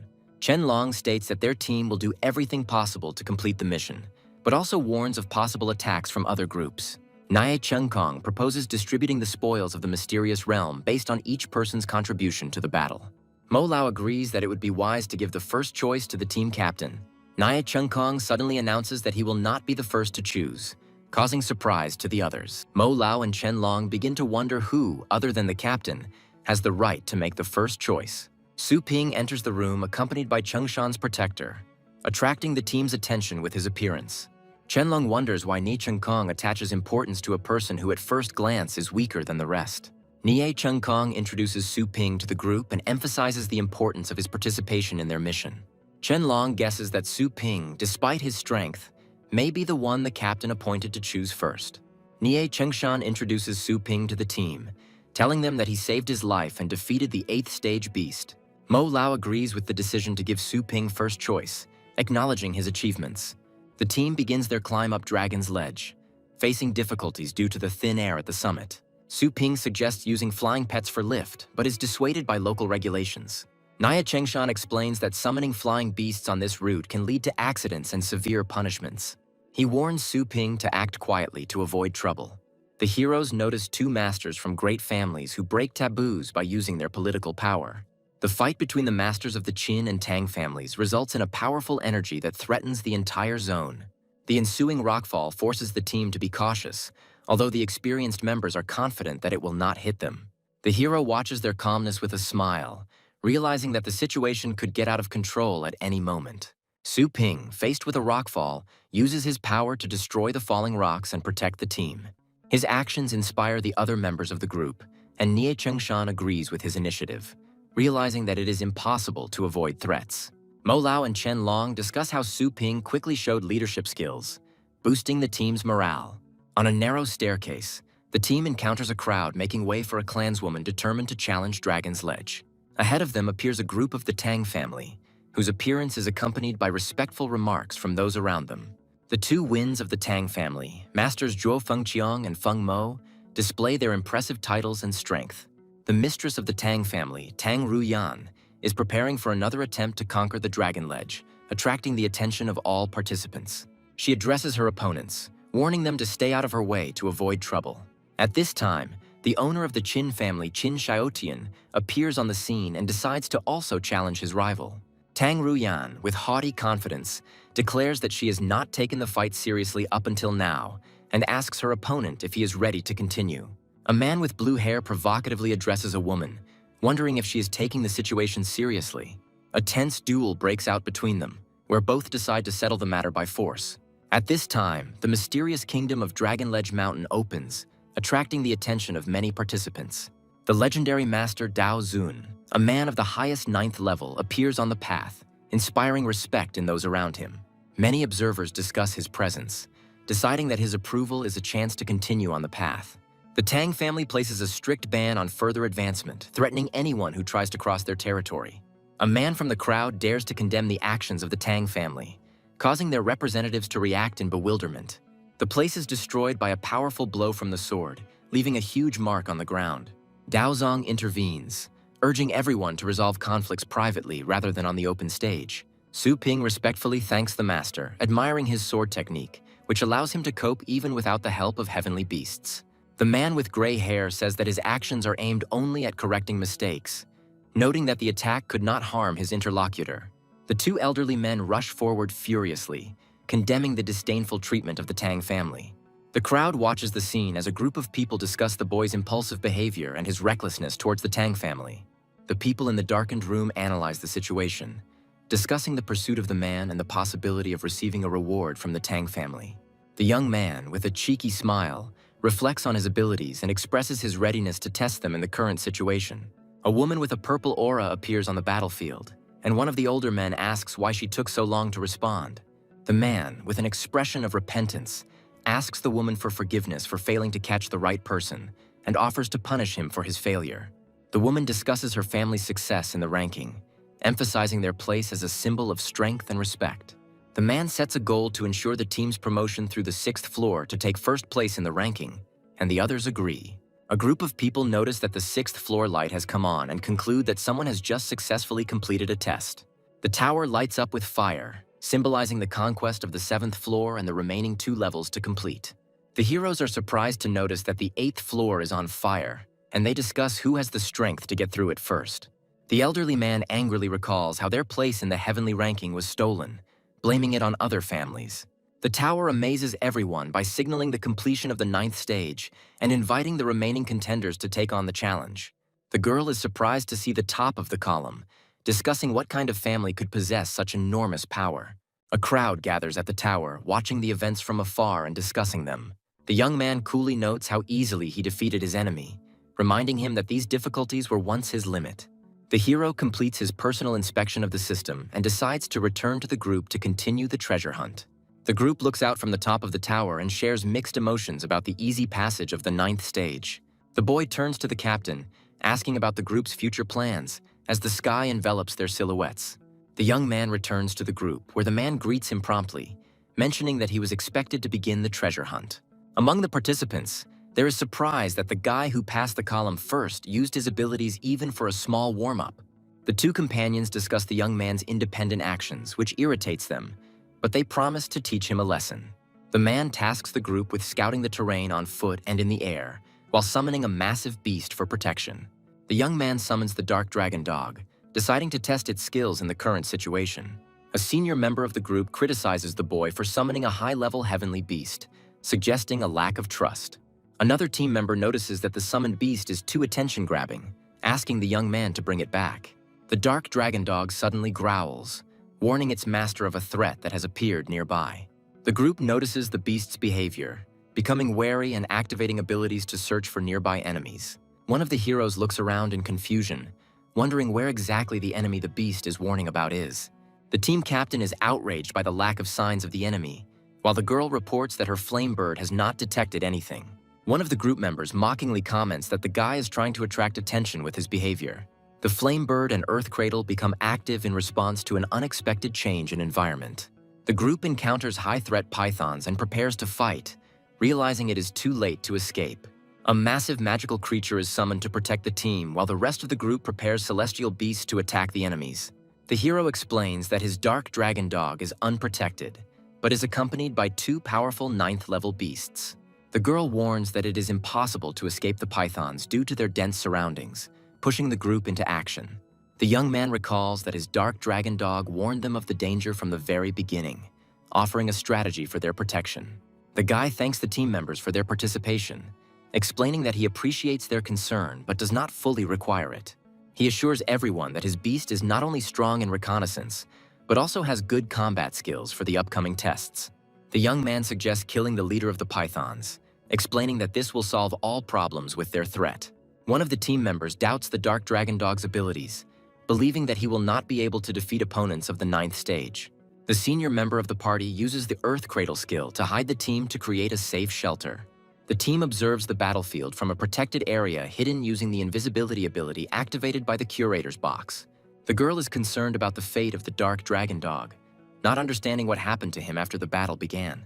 The young man points to a strange line of light in the distance, suggesting that it is connected to developments on the battlefield. The girl suddenly realizes the connection between the light and the Dark Dragon Dog's actions, amazed by its capabilities. Dark Dragon Dog finds himself surrounded by shields as he fights against multiple pythons, showing off his skills in combat. The group realizes that the 7th stage Heavenly Beast continues to confront strong 9th stage opponents, shocking everyone with its level of strength. All the heroes watch the events with tension, recognizing the power and significance of the Dark Dragon Dog in the current situation. One of the team members notes with admiration that the Dark Dragon Dog's defense is excellent, seemingly even better than his own pets. The guy argues that the blows only slightly scratch the dog's skin, proving the focus on defensive skills. The captain and his companion are confused, trying to understand how the pet could have been poisoned with such tough skin. The young man, with a confident smile, recalls how difficult it was for him in the past and declares that he no longer intends to play. The team celebrates their victory and congratulates Dark Dragon Dog, recognizing his strength and unique abilities. One of the men emphasizes the outstanding qualities of the young man's pet, but the hero himself modestly brushes off the praise. The elder in the group laughs at the young man's modesty, declaring that such pets are clearly superior to the others. The young man, with an indifferent expression on his face, notes that the team's pets are still not very different from each other. The situation changes dramatically when the creature vomits and reveals a huge number of python eggs. The rest of the team are stunned by the scale of the event, trying to make sense of what is happening in front of them. The heroes discuss python eggs, noting their usefulness as a nutritious and tonic remedy. The guy offers to take the enemy's scales, explaining their value on the market due to their use in invisible paint. One of the team members is surprised by the proposal to share the spoils, realizing that the young man seeks peace, not conflict. The elder and the warrior thank the boy for his generosity, expressing their readiness for further cooperation. The map reveals a cave location in the northeast, which becomes their next target. The group decides to reach the cave in the morning, discussing their plan of action around the campfire. The young man recalls that he had already been to these places during a previous test, and is amazed at the choice of this particular cave. The hero inquires about the map's origins, and the captain explains that he obtained it through a lucrative deal, but other points may have already been plundered. The group learns that a 9th-level beast inhabits the cave, causing anxiety and tension among the companions. The hero assures the others that he will cope with the danger, despite the fact that the team has not yet entered the cave. The young man confidently declares that he knows what awaits them in the cave, since he had already been in these places during previous trials. The captain and his companion discuss how the young man's pet successfully dealt with a swarm of pythons, proving its strength. The group realizes that there were powerful pythons with 9th stage combat power living around the cave, making their task more difficult. One of the team members suggests a clever strategy: to lure the beast from the depths of the cave to the surface. The decision to set up an ambush at the cave entrance is supported, and pets are activated to prepare for battle. The girl calls upon her flame bird to use a defensive skill to aid the party. Having prepared everything for the ambush, the captain declares that he is not going to wait and decides to lure the beast out personally. His companions are concerned about his dangerous plan, but the captain confidently explains his strategy and readiness to fight. The young man, noticing the anxiety of his comrades, agrees to go with the captain to support him in case of danger. The young man says that he will also take care of the situation, causing surprise and admiration among his companions. The captain, with a slight smile, expresses confidence that with Brother Sue's participation, everything will be under control. One of the team members warns about the thick, toxic air in the cave, advising Sue to stay outside, but he assures him that his armor will protect him from any toxins. The young man points out that the captain chose the most dangerous mission, questioning him about his real motives. The hero observes his surroundings, noting the absence of anyone, while his interlocutor offers to share information. One of the group members says that the cave contains a unique spiritual tree with impressive properties. The tree is displayed, revealing its rare fruit, capable of stimulating the potential and reviving the abilities of war beast masters. The young man suspects that the captain risked his first choice for the sake of this fruit, receiving categorical confirmation. Standing by the woman's bed, the captain explains that there are things Sue shouldn't ask, as his goal is to save someone close to him. The captain declares that even great benefactors have no right to reproach him for possible actions related to obtaining the fruit.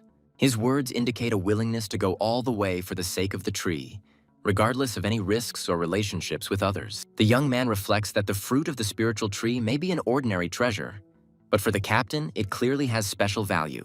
One of the heroes warns that the beast guarding the place is on the highest 9th step and uses powerful psychic attacks. The young man is perplexed by his knowledge of the beast, but suggests simply following him without asking unnecessary questions. The group discovers a spiritual lamp capable of resisting psychic attacks and discusses its properties. The young man says that he has seen this artifact before, but it could not be used outside the Dragon King's testing area. With the lantern raised, the hero confirms that they can continue on to the tree without delay. The group is suddenly hit by an attack, which they barely manage to repel thanks to the active artifact. The young man notices that the attack was not directed at them, but remains wary of the presence of enemies nearby. The group engages in a brutal fight using pets and rockfall, with the elder heroically summoning his war beast to attack.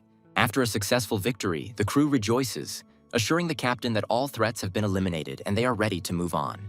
The young man and the captain discover that they are late at their destination and are unexpectedly confronted by the enemy. The enemy attacks the flame bird, which desperately defends itself while the team tries to figure out what's going on. A huge 9th-level beast appears, causing the situation to become increasingly tense. The team realizes they are trapped in an illusion where their allies risk killing each other and attempts to use the spiritual lamp. The young man orders the captain to infuse the star power into the lamp to counter the illusion's attack, to which he agrees. The team members suffer from headaches caused by the enemy and try to keep from going beyond the lamp's protective zone. The young man jumps down, strengthening the protective zone, and calls on everyone to stay within it for safety. The team joins forces and channels stellar energy into the lamp to destroy the illusory field. The lamp begins to show activity, and one of the heroes notices movement as the object's power increases. The enemy attacks from all sides, and the team led by Brother Sue begins the battle to protect the spiritual lamp. The hero tries to protect his comrade by using the star shield to block a powerful attack. The guy calls on his enemies to stop hiding in the shadows and come out to resolve the conflict. A massive creature appears, while a group of mercenaries can be seen in the foreground watching the battle. The group's leader, Poison Fang, apologizes, explaining that he is acting on orders from his boss. The captain is shocked by the betrayal of the Poison Fang group, believing that there was no enmity between them. The enemy leader scoffs, explaining that the map was only a deception to use them as bait. It becomes clear to the captain that they were used from the very beginning to lure out the Blood Flame Dragon. The leader of the Poison Fang threatens violence if the heroes try to attack him. The young man activates his weapon and prepares for battle, despite the enemy's threatening plan. With a cry, the hero rushes into the attack, decisively engaging in battle with superior enemy forces. The Poison Fang leader realizes that the supreme 9th stage Blood Flame Dragon has been temporarily immobilized. The heroine and her partner, having been wounded, discuss with bewilderment what happened and the successful blocking of the dragon. The young man appears before his enemies in the air, insisting that they wanted to destroy them, and now it is time for retribution. The mercenaries are shocked to discover that there is a young master of the title rank in the squad, and they realize their mistake in not taking into account the intelligence. The leader loudly orders the panic to stop and the attack to be carried out, reassuring them that the situation is under his control. The long-range scorpions prepare to attack, but the young man stands motionless and condemns their methods. The leader commands, mocking their confidence, but is unexpectedly wounded. The captain, bleeding, asks the crew to hold on, while 2 of his companions are in serious condition. One of the squad members reports that 2 of their comrades, Mo Lao and Chen Long, were unable to complete the task and fell in battle. The young man stands in the center, ready to take control of the situation and continue the fight. He and the captain run towards the tree, despite the bad feeling, trying to reach their goal. The captain asks the young man to guarantee that the fruit of the spiritual tree will be obtained in the event of his death, to which he is asked about the meaning of such an act. The captain reveals that the fruit is meant for his daughter to save her from an incurable disease. The captain explains that the fruit will be able to stimulate the development and rebirth of war beasts, which is important for healing. A group of enemies reaches the tree and discovers that it is impossible to take it all, starting to harvest the fruits. The Poison Fang leader orders the tree to be destroyed so that no one else can have it. One of the enemies successfully obtains the fruit and rejoices, not noticing the impending danger. The young man intervenes and begins the attack. The enemies are amazed by his appearance and strength. The group's leader is shocked to realize that their opponent is a 9th-level master and suggests settling the matter through negotiations. The enemy leader offers to divide the find in order to avoid further confrontation, trying to buy time. The enemies, in confusion, look for the one hiding in the shadows, accusing him of cowardice and provocation. The Venom Fang leader faces a powerful attack, indicating his readiness to destroy the enemy.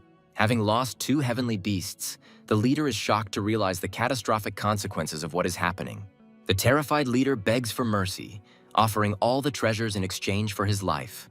The young man approaches and explains that his goal is not treasure at all, but the elimination of the enemy.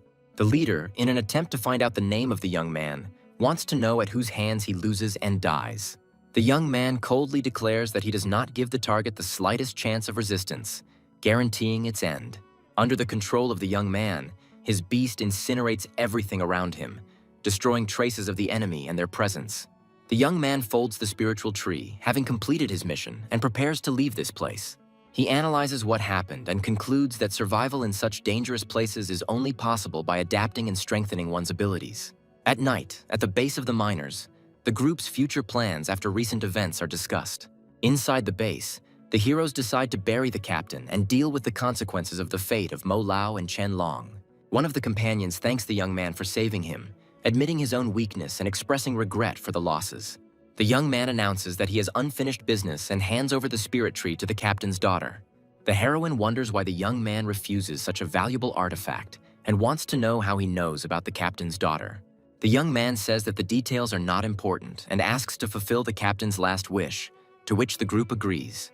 He points to hidden treasures found in the cave and offers to give them to the families of his fallen comrades.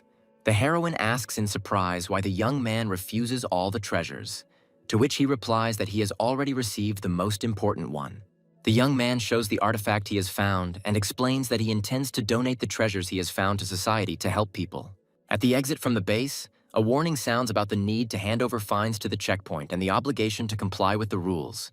The young man joins his companions after an emotional conversation, offering to go through the upcoming stage together. The team passes through a checkpoint where rare finds such as crystals and artifacts are recorded and graded.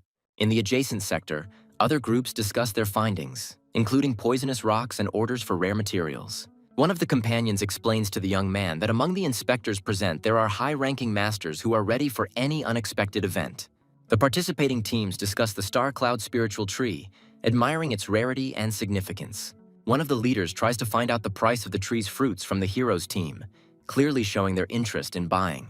One of the young man's companions answers for everyone, firmly declaring that the fruits are not for sale and suggests discussing other finds. Tensions mount when one of the interested representatives begins to insult his companions, trying to provoke a conflict. Representatives of the other group believe that eating the fruits will give them a huge advantage and increase their rank. The leader of the other group mocks the young man, doubting that he, with his powers, can stop the masters of the highest 8th stage. The young man is outraged by the actions of the federal inspection, suspecting them of exploiting the miners, and decides to complete the inspection. The two opponents react mockingly to the young man's decision to leave, wondering who he thinks he is. They rush at the young man with an attack, declaring that the examination will end only when they say so. The crowd notices the tense situation and wonders why the young man was hit, but he assures them that he is fine. The opponents, citing the article of the law, believe they have the right to suppress the young man by force and take advantage of the situation for their own gain. The crowd begins to discuss what happened, recalling other incidents, and some recognize the young man as the one who previously challenged the Tang family. A mysterious voice emerges from the shadows, denouncing the pettiness of what is happening and attracting the attention of the crowd.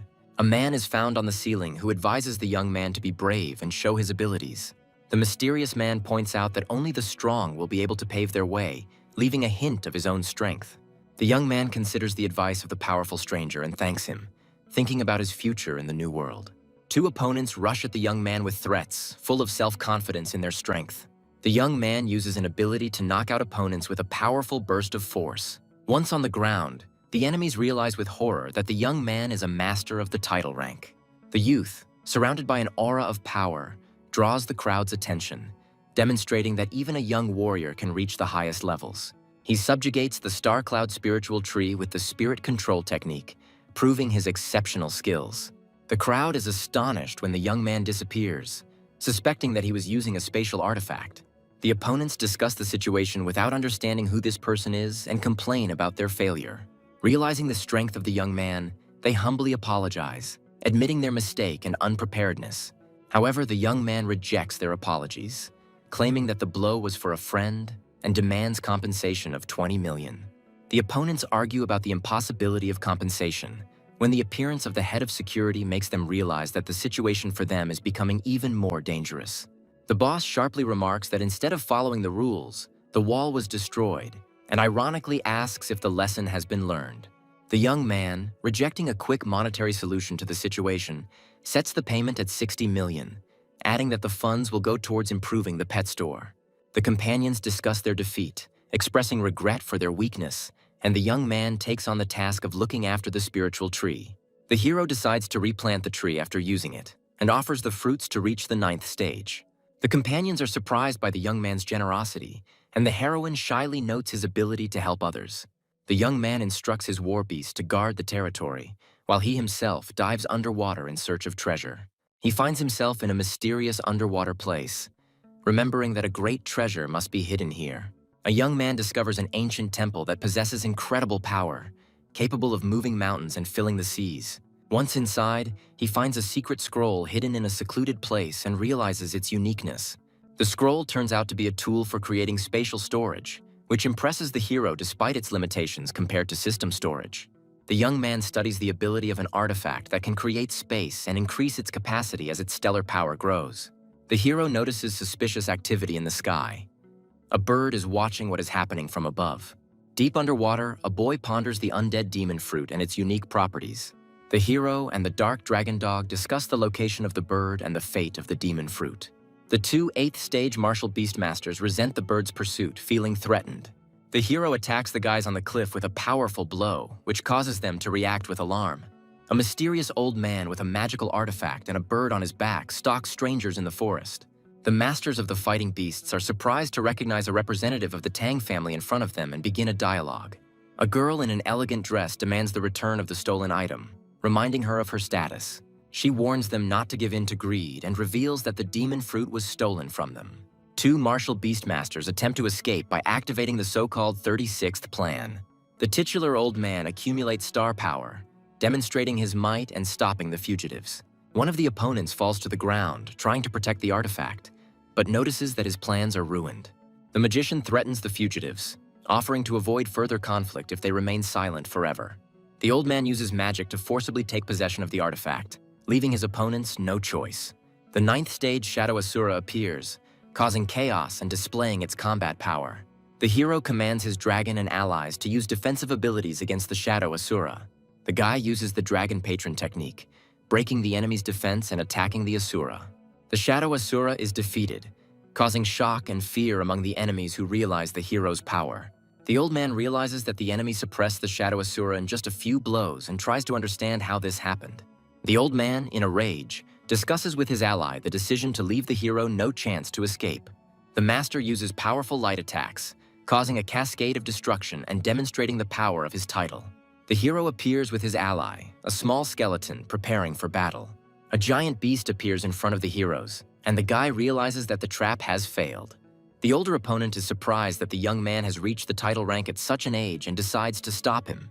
The enemy releases a demonic beast, accusing the hero of killing his pet.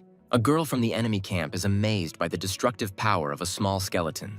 The eldest of the enemies attacks with swords imbued with star power, pointing them towards the hero. The enemy unleashes the clan's most powerful attack, unleashing a barrage of energies. The young man prepares to use his power with an expression of confidence, finally testing his strength.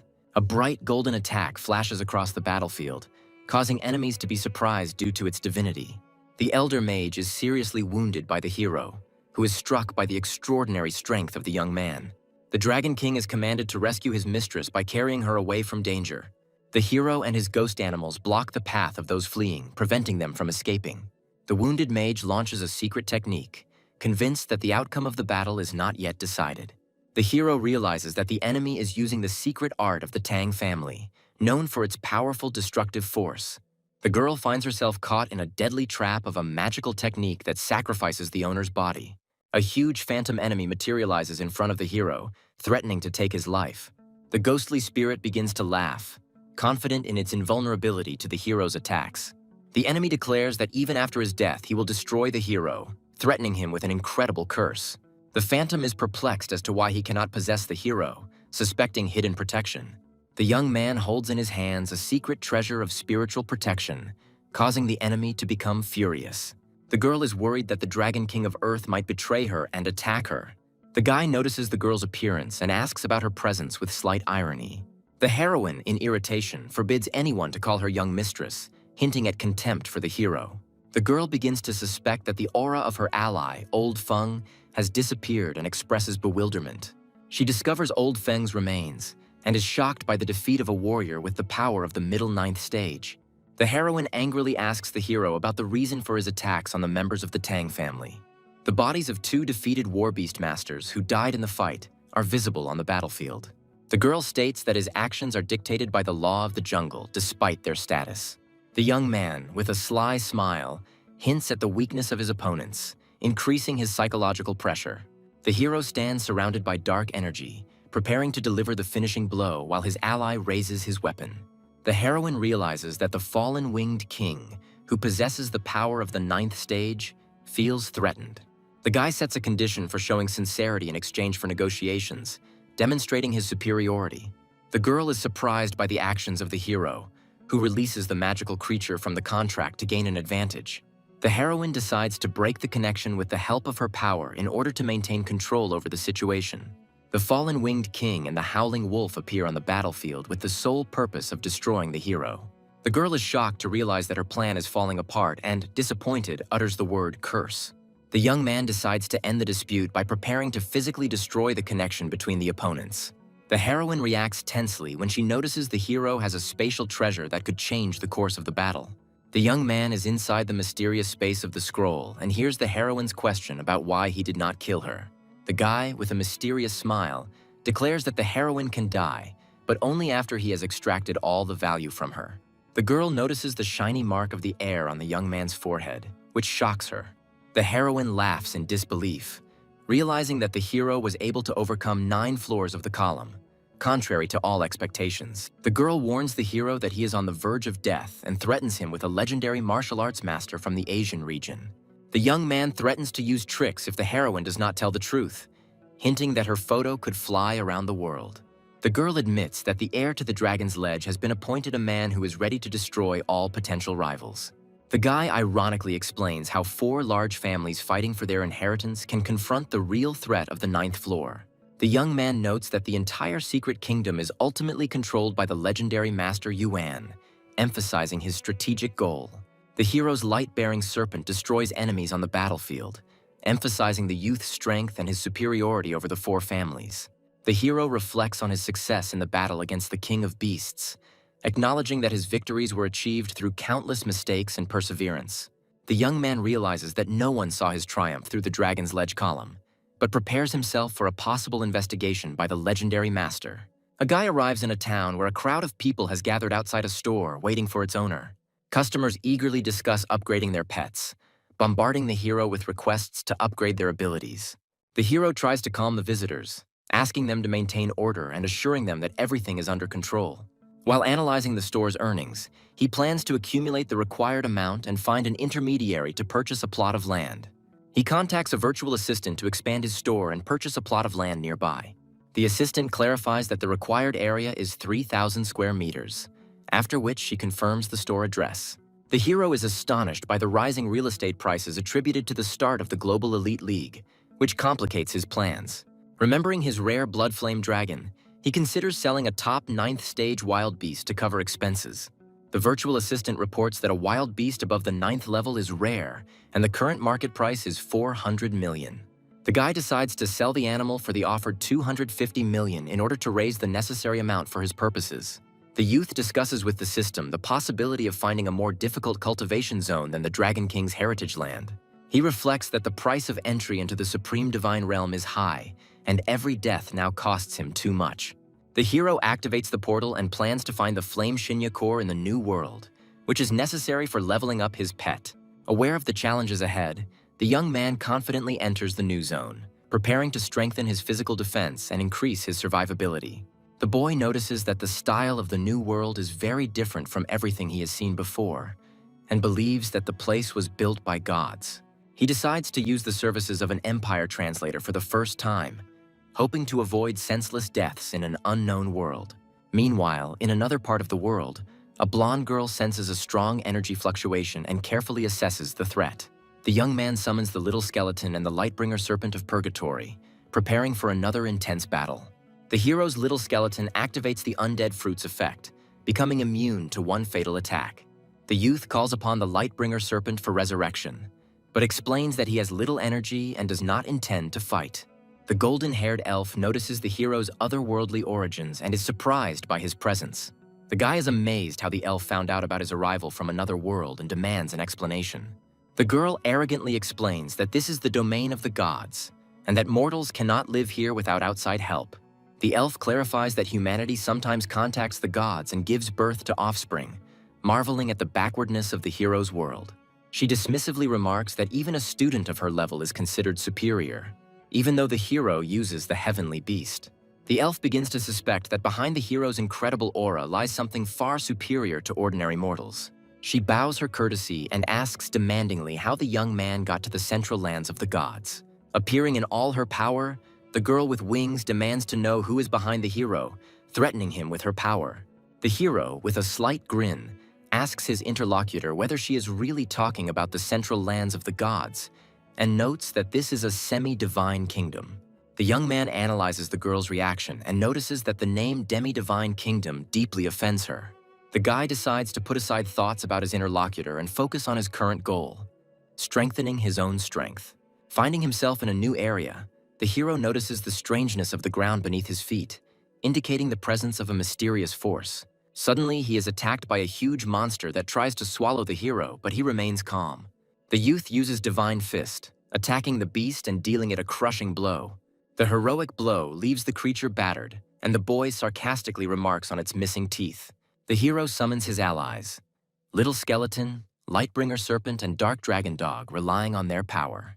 The hero's squad joins forces, preparing for a deadly battle with a powerful enemy.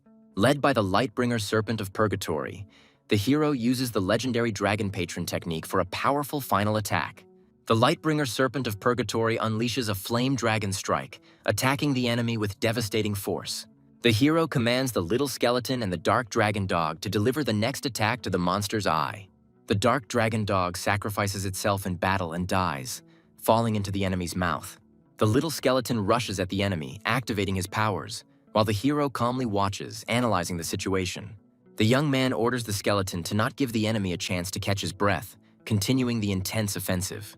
The hero attacks the enemy together with the Lightbringer Serpent, using the Flame Dragon technique, delivering a decisive blow. Finding the Divine Crystal, the boy discovers that it enhances physical strength and allows one to master divine skills. The hero decides to give the found crystal to the Dark Dragon Dog, speaking about the importance of strengthening allies. Dark Dragon Dog happily accepts the gift, while Little Skeleton dismissively dismisses its significance. The boy teases Little Skeleton, reminding him of the Lightbringer Serpent's importance as a powerful ally. The hero notices that the new panel includes a line about divinity, suggesting that it must be completed in order to transform. The boy and his allies hear a sound from below and begin to suspect that someone or something needs their help. They descend to find divine beings battling giant beasts. A student from the small squad on the verge of despair cries out for help, realizing that his own strength is insufficient. The young student tries to defend himself from the beast, but his weakness leaves no chance of success. The hero's light-bearing serpent intervenes at the most opportune time and saves the young student from certain death.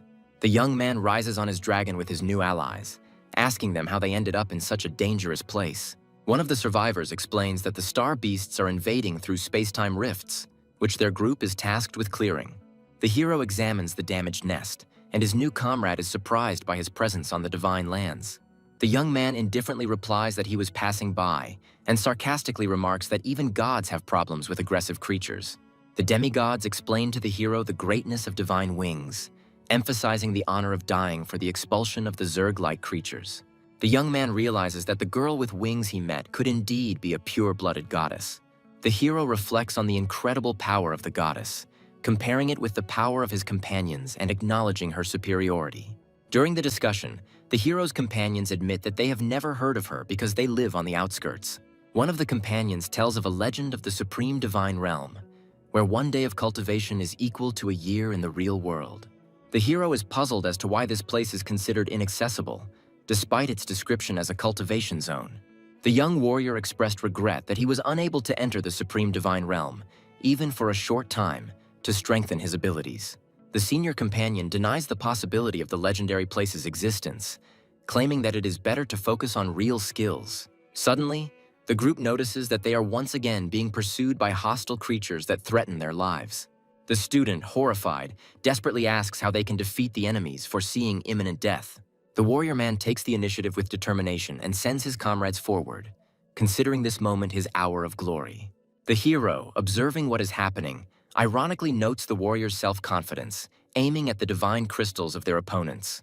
The youth discusses the inaccessibility of the supreme divine realm, symbolically comparing the struggle with unknown perfection. One of the companions is surprised by the powerful impulse emanating from a person of the student's level and begins to doubt his assumptions. The demigod acknowledges the hero's strength, expressing respect for his human nature and transferring the initiative for the coming battle. The moment of battle arrives, the star beasts attack, and the young man and his allies mobilize all their forces. The hero notes the resulting chaos with slight mockery and calls the encounter with swarms of insects nostalgia. Remembering the mortal threat, the boy feels his body fill with adrenaline, which only increases his determination in battle. The hero commands his squad to attack at full speed, using their last reserves of energy for a powerful offensive. With a smile, the boy realizes that he only has enough energy for one more resurrection, noting the difficulty of fighting against such strong opponents. As a giant beast-like creature displays its might, the hero ponders the difficulties of defeating a high-level enemy. The hero is pleased with the number of divine crystals collected, but understands that there is practically no time left for further exploration. Taking a risk, the young man chooses a random location option, preparing to explore uncharted territory. A snow-white beast with golden crowns on its head receives affection from an unknown person and shows the cutest reaction. A golden-haired elf lies with a white kitten, declaring that she literally cannot resist its charm. The hero's sudden intrusion into the room causes confusion among the elf and her beast, and the guy himself tries to joke about the coincidence. The elf is outraged by the hero's intrusion, flares up in anger, and accuses the human race of its abomination. With wings of light behind her, she aggressively points her divine spear at the boy, demanding an explanation of his intentions. The hero, reflexively defending himself, actively asserts that there was a misunderstanding between them and that he is not the enemy. The elf, furious and distrustful, wonders how he was able to withstand her divine spear, which was capable of tearing even a soul apart. The hero understands that resurrection is impossible, so he considers how to get to the supreme divine realm to strengthen his abilities. The elf is shocked by the mention of the supreme divine realm and says how many gods dream of returning there to destroy the race of beings. With doubt in her voice, the girl asks how an ordinary person can know about a place that even the gods could not penetrate. The youth claims that his strength is proven by the fact that he freely enters and exits the central divine lands, despite her attempts to kill him. The girl begins to hesitate, thinking that the hero's motives may not be as hostile as she assumed. The hero, leaving, ironically declares that now the girl and her comrades will have to figure out the search for the truth themselves. The elf offers the hero a choice between power, gold, or land, and he promises that power will become the foundation of his future. She hands him a secret cultivation manual using the divine origin art, which accelerates skill learning. The hero, impressed by the manuscript, understands that this is an unexpected turn of fate and an excellent opportunity to strengthen his abilities. The elf promises to help the hero open the gate to the supreme divine realm if they meet again, which brings him hope for survival. The hero suggests creating a special amulet to avoid space-time chaos on the new journey. The elf agrees with the hero's plan, but slightly sarcastically remarks that she does not have a ladder to sit on to apply the mark. The young man activates the contract and wonders if he can control her by signing a magical agreement with the heavenly beast. The elf is surprised to discover that the hero's contract involves absorbing a pet and underestimates the human's power. She displays a mirror divine sign on her body, emphasizing that she is ready to respond with an equally powerful ritual. A magical surge occurs and both try to seize control by making and breaking contracts. The elf taunts, saying that when the hero becomes her pet, he will have to reveal all his secrets. Suddenly, time freezes and the hero finds himself surrounded by chains, which causes surprise and confusion in the elf. The girl notices dark and threatening eyes in space, surprised by what is happening and the sudden tricks. Shocked, the heroine realizes that she is being overwhelmed by the power hidden in the hero's blood, suggesting that he may be a being from a higher dimension. The hero watches in confusion as the elf weakens after breaking the contract, trying to understand the reason for her depressed state. The guy calls the system to consult about the current situation and possible ways of interacting with the heroine. He ponders why the standard beast contract didn't work and looks for an alternative way to subjugate her. The hero surprises the elf by handing her an official cooperation contract, which she begins to study with skepticism. The indignant girl scolds the young man for his insolence, but understands that she will have to agree to get out of this situation. Doubts plague her mind, but she decides to trust in the hero's strength, assuming that there is something more behind him. The hero realizes that the gap in their powers is too great and tries to find an explanation for the origin of his system. Finding herself in a new place, the elf asks a question about the hero's possessions, looking around in surprise. The young man jokingly draws attention to her short stature, which causes her a subtle irritation. The hero warns the elf about the store's imminent opening and its readiness to receive customers, to which she reacts with bewilderment. The elf asks the hero a question, trying to understand his motivation and intentions in the current situation. A young man notices suspicious movements around his store and assumes that unknown forces are following him. The hero is surprised that the people of Tianjin have tracked his actions so quickly and begins to worry about his safety. As he watches his shop being renovated, the young man realizes he underestimated the threat posed by the legendary master. Suddenly, a video link with a mysterious agent is activated, which arouses suspicion and anxiety in the young man. A man appears on the screen, calling the hero by name and listing all of his accomplishments, including owning a pet store. The hero is shocked to realize that the background of the video resembles his own home and begins to worry about his family. The hero's parents and younger sister are shown being held hostage, increasing his anxiety. The young man, with a determined expression, demands an answer from the people who captured his relatives, suspecting them of being unusual kidnappers. The hero makes a confident move, declaring that their real target is himself, while demanding that they free his family first. A man in a suit activates a holographic screen to report the target's location. The man on the holographic screen transmits information to Yuan regarding the location of the object. The legendary Master Yuan decides to find out who dares to claim the dragon legacy. A crowd of people notice the titular masters floating in the sky and discuss their strength. In a remote area of the city, an intense battle begins, shocking passers-by with its scale. 5 servants of the great families discuss the man associated with the column and warn of his possible death. The legendary Master Yuan and the titular warrior Dao Zun prepare for battle without wasting precious time.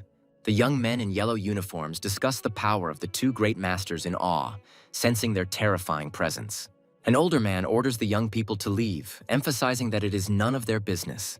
A huge warrior with a crimson aura threatens to destroy the store, challenging the owner to a duel. The masters discuss with surprise why the door does not react to their attacks, assuming the presence of a complex defensive formation.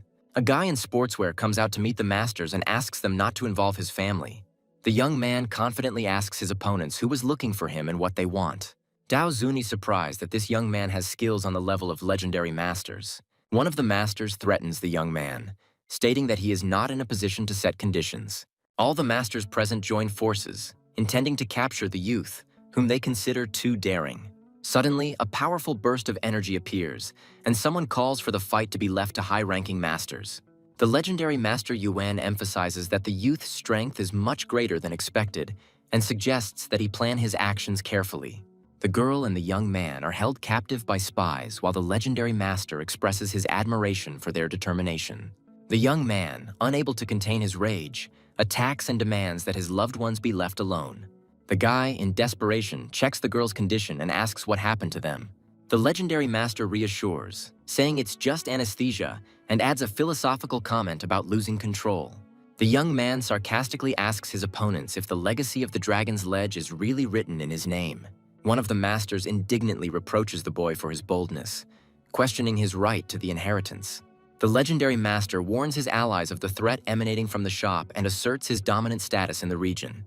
Master Yuan comes face to face with the young man, wondering how they can both be in the same room, like two equal legends. Yuan offers the boy to submit to him and promises to provide mentorship to develop his potential. Daozong comments suspiciously on Yuan's intentions, viewing his proposal in terms of power and influence. Yuan emphasizes the need to focus on the most worthy warriors in order to effectively utilize the Secret Realm's resources. The guy remembers with a smile his hatred for people who believe that something rare could only be obtained under certain conditions, including when choosing the best. The legendary master warns that no enemy who dares to go against him will go unpunished. He creates an energy barrier and reminds the young man that he must make a choice: surrender or die. Outside, the masters are stunned that the girl was able to stop a powerful blow with one hand, discussing her legendary rank. Yuan notices the girl's hidden star power and sarcastically asks if she is the boy's mentor. The girl asserts her right to defend the store, emphasizing its position in her duties as an employee. She claims that she will punish anyone who breaks the rules inside the store, even the legendary master. An irritated Yuan accuses the girl of deliberately belittling him, but her confidence baffles him. Enraged, Yuan attacks, demanding to know why he is being ignored, and his reaction causes concern among his allies.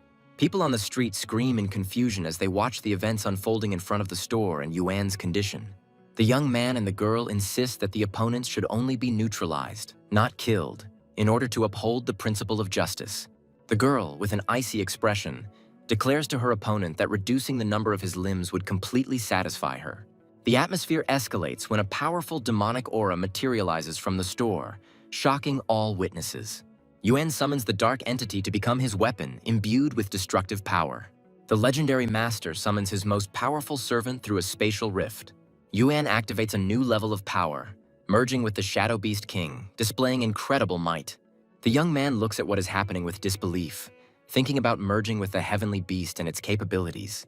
The combined form of Yuan and the servant transforms into a terrifying warrior with the power of the empty cave realm, ready to destroy anyone.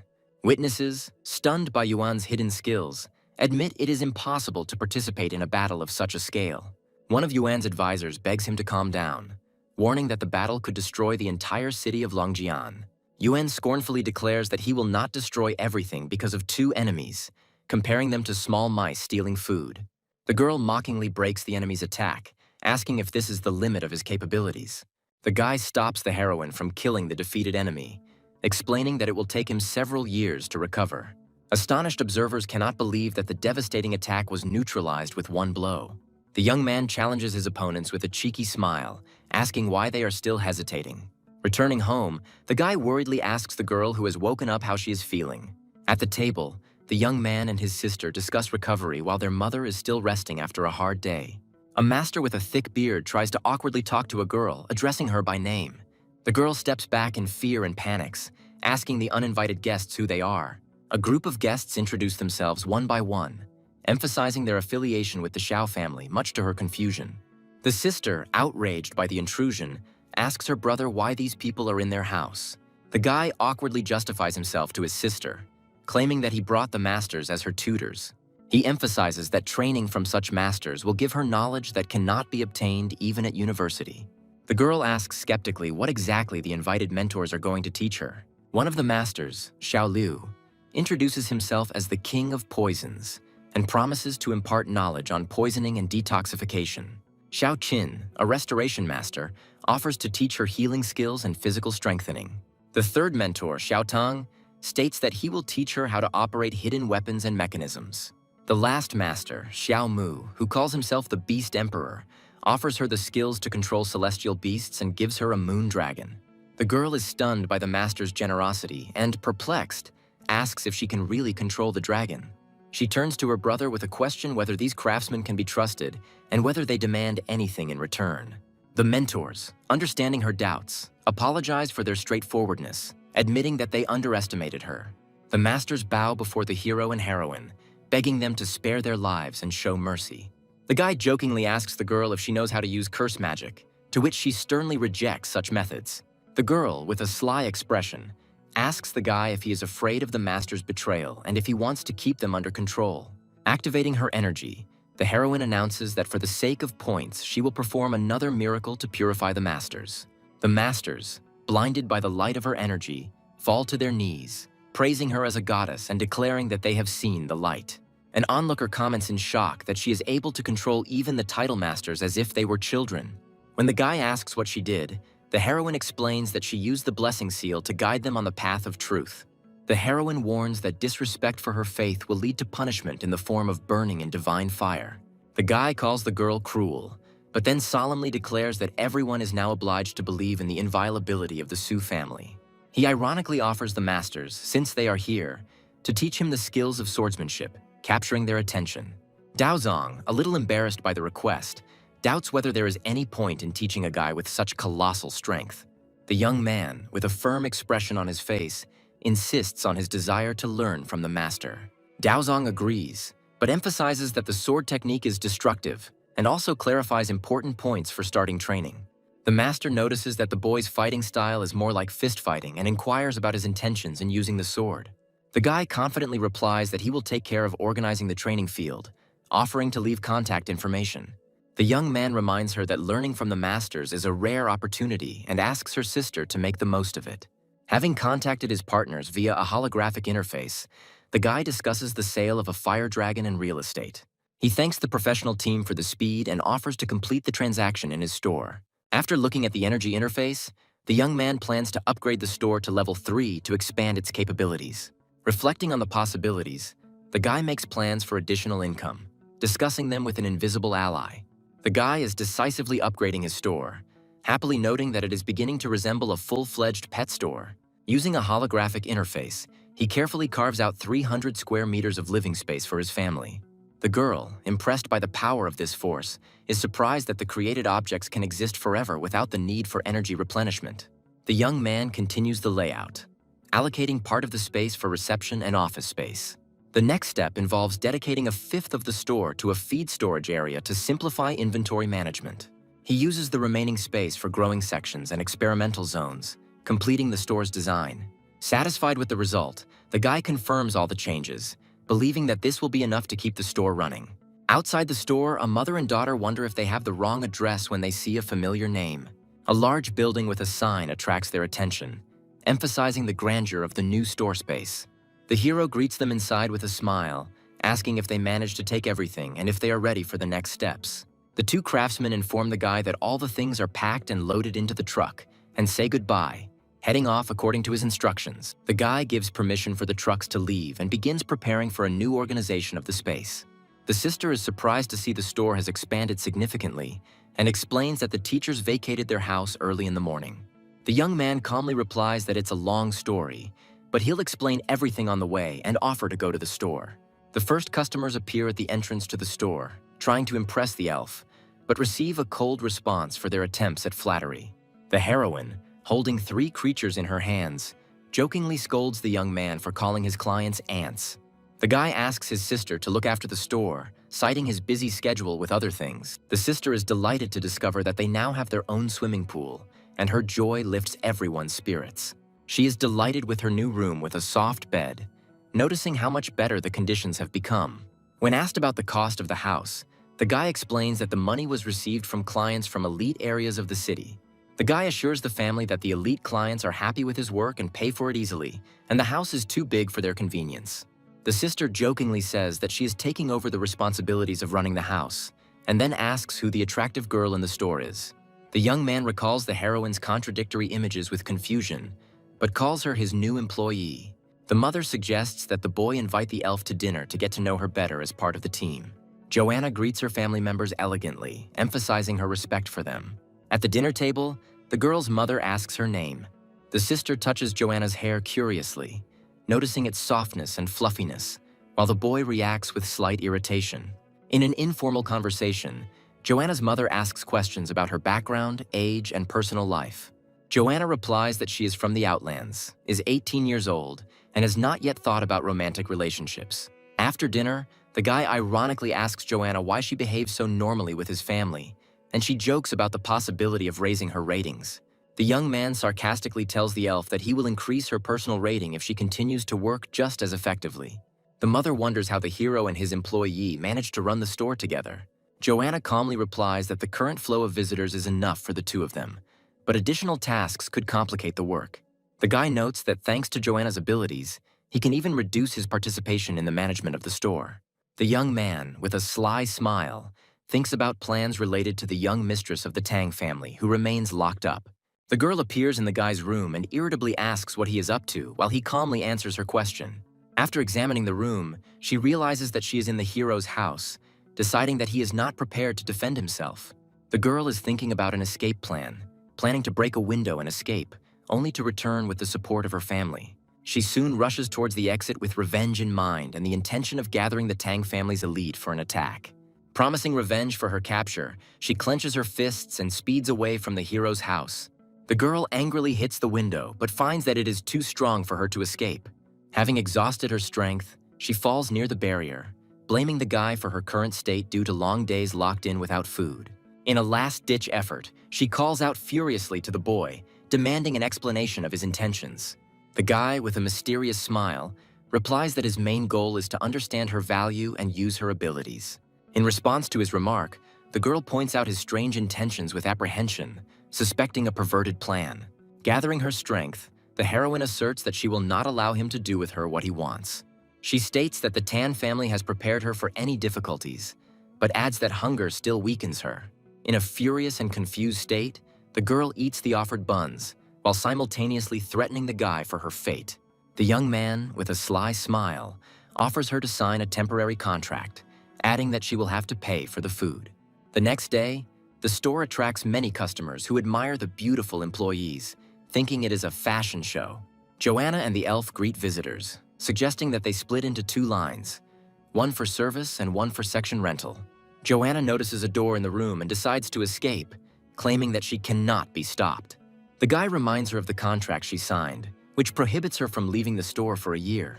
The girl, ignoring his words, angrily rushes towards the exit with the thought of breaking through at any cost. Realizing that she can't break down either the door or the window, Joanna angrily calls the store magical and capitulates. The guy asks the elf to teach Joanna everything so that she can get used to the job faster, which she accepts calmly. Reporters appear at the door, asking which of those present is Mr. Su. The guy confirms his identity and discusses ordering a video shoot to promote the store. During the filming, he demonstrates his power by summoning a 7th-level dragon, which leaves the assembled spectators in shock. One of the reporters asks the guy about the store's slogan, to which he replies that the main thing is the type of dragon and the name, which speak for themselves. The boy's sister says that masters of the title rank followed her even in the most unexpected places, threatening her with their presence. The guy laughingly explains that these masters were hired by him to protect her and cannot harm her. Joanna notices 2 masters, identifying one of them as an elder with the title of Snakeheart. Joanna, reflecting on what happened, suggests that her family may still be informed thanks to her skills. The star-titled master transmits a voice message to another elder, who is amazed by what is happening. The heroine tries to explain to the elder that she was captured by the guy and is being held against her will, begging him to release her. The elder asks in surprise if there was anyone else before her who was also caught by this young man. Joanna is relieved to realize that the elder didn't notice her, but his words make her deeply suspicious. The boy instructs the masters to guard the school grounds from the outside and gives them free access to the training field. Joanna can't believe her eyes when she sees the title masters bowing down to the boy and wonders how he achieved such influence. The guy records in the system that Joanna received 1 point, justifying her usefulness for training a new employee.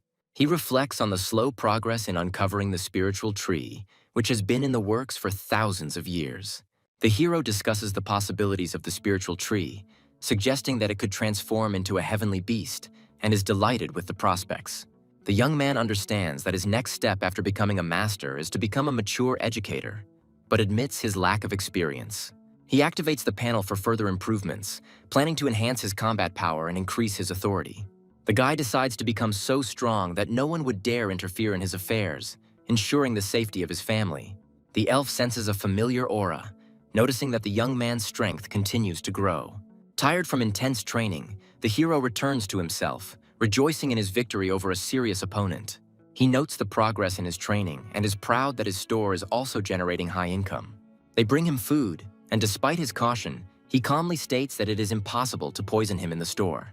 The boy, sitting in his room, explains to the elf that he used the power of the law of space to reach the divine border. He is surprised by the girl's insight in finding out where he was and invites her to express her thoughts. The elf states that she wants to accompany him next time to use her power to help him in his training. The guy guesses that she has something else in mind, but agrees to go about her business alone. The hero notices the girl exploring the boundaries of the store, investigating what she is allowed to do, and advises her to be careful. The elf is surprised by the guy's decision to take her with him, which is why he jokes about her possible antics. Joanna, tired after a hard day, falls asleep in a chair, and the goddess casts a sleeping spell on her. The guy jokes that even the apocalypse shouldn't interrupt her sleep when she's completely exhausted. The hero suddenly activates the portal and calls the girl to follow him in order to use the moment for important matters. They find themselves at the World Tree, and the elf is amazed by its ability to easily move between dimensions. The guy points out that the elf is not a good employee and asks her to show him the way to improve his level. He asks which kingdom the main god is in, and the elf explains how their structure is arranged.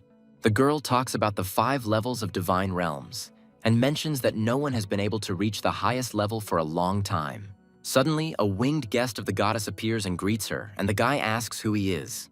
The guest asks them to hold his hand to transport him to another world, which causes the hero slight bewilderment. They arrive at a majestic hall where the divine source has been prepared, to which the guest leads them. The guy notes that the elf takes her preparation seriously, even changing her clothes before the procedure. The divine source activates, creating a grand spectacle, and the hero notes its incredible effectiveness. The elf explains that immersion in the spring is only available to the best, and points to a specially prepared arena for training. The girl offers a deal. Every time the guy returns her to the kingdom, he gets access to the source, but she asks him to stop hunting the star beasts. The guy wonders why the elf is against his battles with the star Zerg, because they have the same goal. The girl brings clarity by stating that she can smell divine crystals, mined from her kind, on his body. The young man evaluates her words and, not finding anything strange, explains his interest in these crystals. The elf points to the giant world tree, recalling its significance to her people. She tells that after death, the bodies of the gods turn into divine energy, which returns to the tree, which gives birth to new gods. The guy explains that the star Zerg absorb this energy, as a result of which it does not return to the tree. The elf explains how cultivation level affects the amount of energy returned, confirming his words. She laments how the Zerg attack lost as much divine power as new gods. The girl confirms that with the loss of the supreme divine realm, her people have lost the opportunity to reach the realm of the supreme god. She sadly notes that the once great divine people are now fragmented and on the verge of extinction. The heroine is in a depressed state, worrying about the current situation. The boy hands the girl a large number of divine crystals he collected during the day, which surprises her. The young man realizes that his actions in eating crystals are no different from the methods of his enemies, and decides to change his behavior. The hero calls on the girl to bring the creatures into the arena to test their strength. The heroine notices that the energy from the crystals penetrates to the bones, thanks the hero, and leaves. The young man dives into the magical waters, contemplating how they accelerate his training and activate the cells of his body. The girl leads the hero into the battle arena, reflecting on his potential and meaning to her people. The hero opens the vault to hide the collected divine crystals in a safer place. The guy completes the training, advancing in his development to a new level of strength and mastering the art of spirit control. The hero realizes that the only real opponent on this subcontinent will be another legendary warrior whom he must surpass. The young man reminds the girl of the need to prepare for the workday, mentioning the funds spent on advertising. The girl asks the hero about his day off, surprised by his unexpected return from work. The guy explains that the students were dismissed early from class, telling them about the lesson he was preparing for with his mentor. The girl is overcome with emotion, outraged by competitors using clever marketing tactics. The young man laughs at her heated reaction, which leaves her puzzled. The hero comments that her behavior is reminiscent of a little boss, which makes the girl embarrassed. The guy explains that the competitor's massive success is due to the influence of the tournament winner and the passive following of clients by trends. The girl decides not to ignore this and suggests developing her own cunning plan of action. The young man comes up with the idea of using the tournament champion to create a buzz around their store. Crowds of people discuss the advertisement of their establishment, preparing to try their hand at the championship with the promise of victory. The unknown man is outraged by the appearance of a competitor's store, clenching his fist in anger. The board of directors discusses the issue of competition and the need to take measures to retain customers. The company's president proposes using PR specialists to gather dirt on the owner of a rival store. The president ominously gives instructions on the need to destroy the reputation of the store and its owner. One of the subordinates praises the president's ability to deal with competitors and supports his plan. At the Zhou family residence, they discuss how a small shop can guarantee a championship, causing confusion. The elders of the Zhou family plan to take advantage of the enemy's weakness to strengthen their family's position. Meanwhile, at a family meeting, the Liu family discusses who owns the strange store, calling it impudence. One elder reports that the shop owner is not listed among the major or minor clans, raising questions about his origins. Additional information suggests that the legendary Master Yuan was sent to the shop owner, but he returned without results. The elder reports that the legendary rank was at stake and the witnesses were eliminated secretly. The man asks not to spread information about the opponent and to wait for a clear picture of the situation. Within days, the store attracts attention with the promise of a guaranteed championship, causing a stir in the crowd. The young man answers the student's question with doubt, confirming the seriousness of his statement. The girl clarifies whether the young man really intends to promote one of his clients to champion status, following the advertisement. The hero explains that this strategy is just a gimmick to attract traffic and does not produce real winners. The young man states that he will only recommend trusted people to avoid any unwanted consequences. The hero indicates that the plan is to select someone who can consistently put effort into training to achieve success.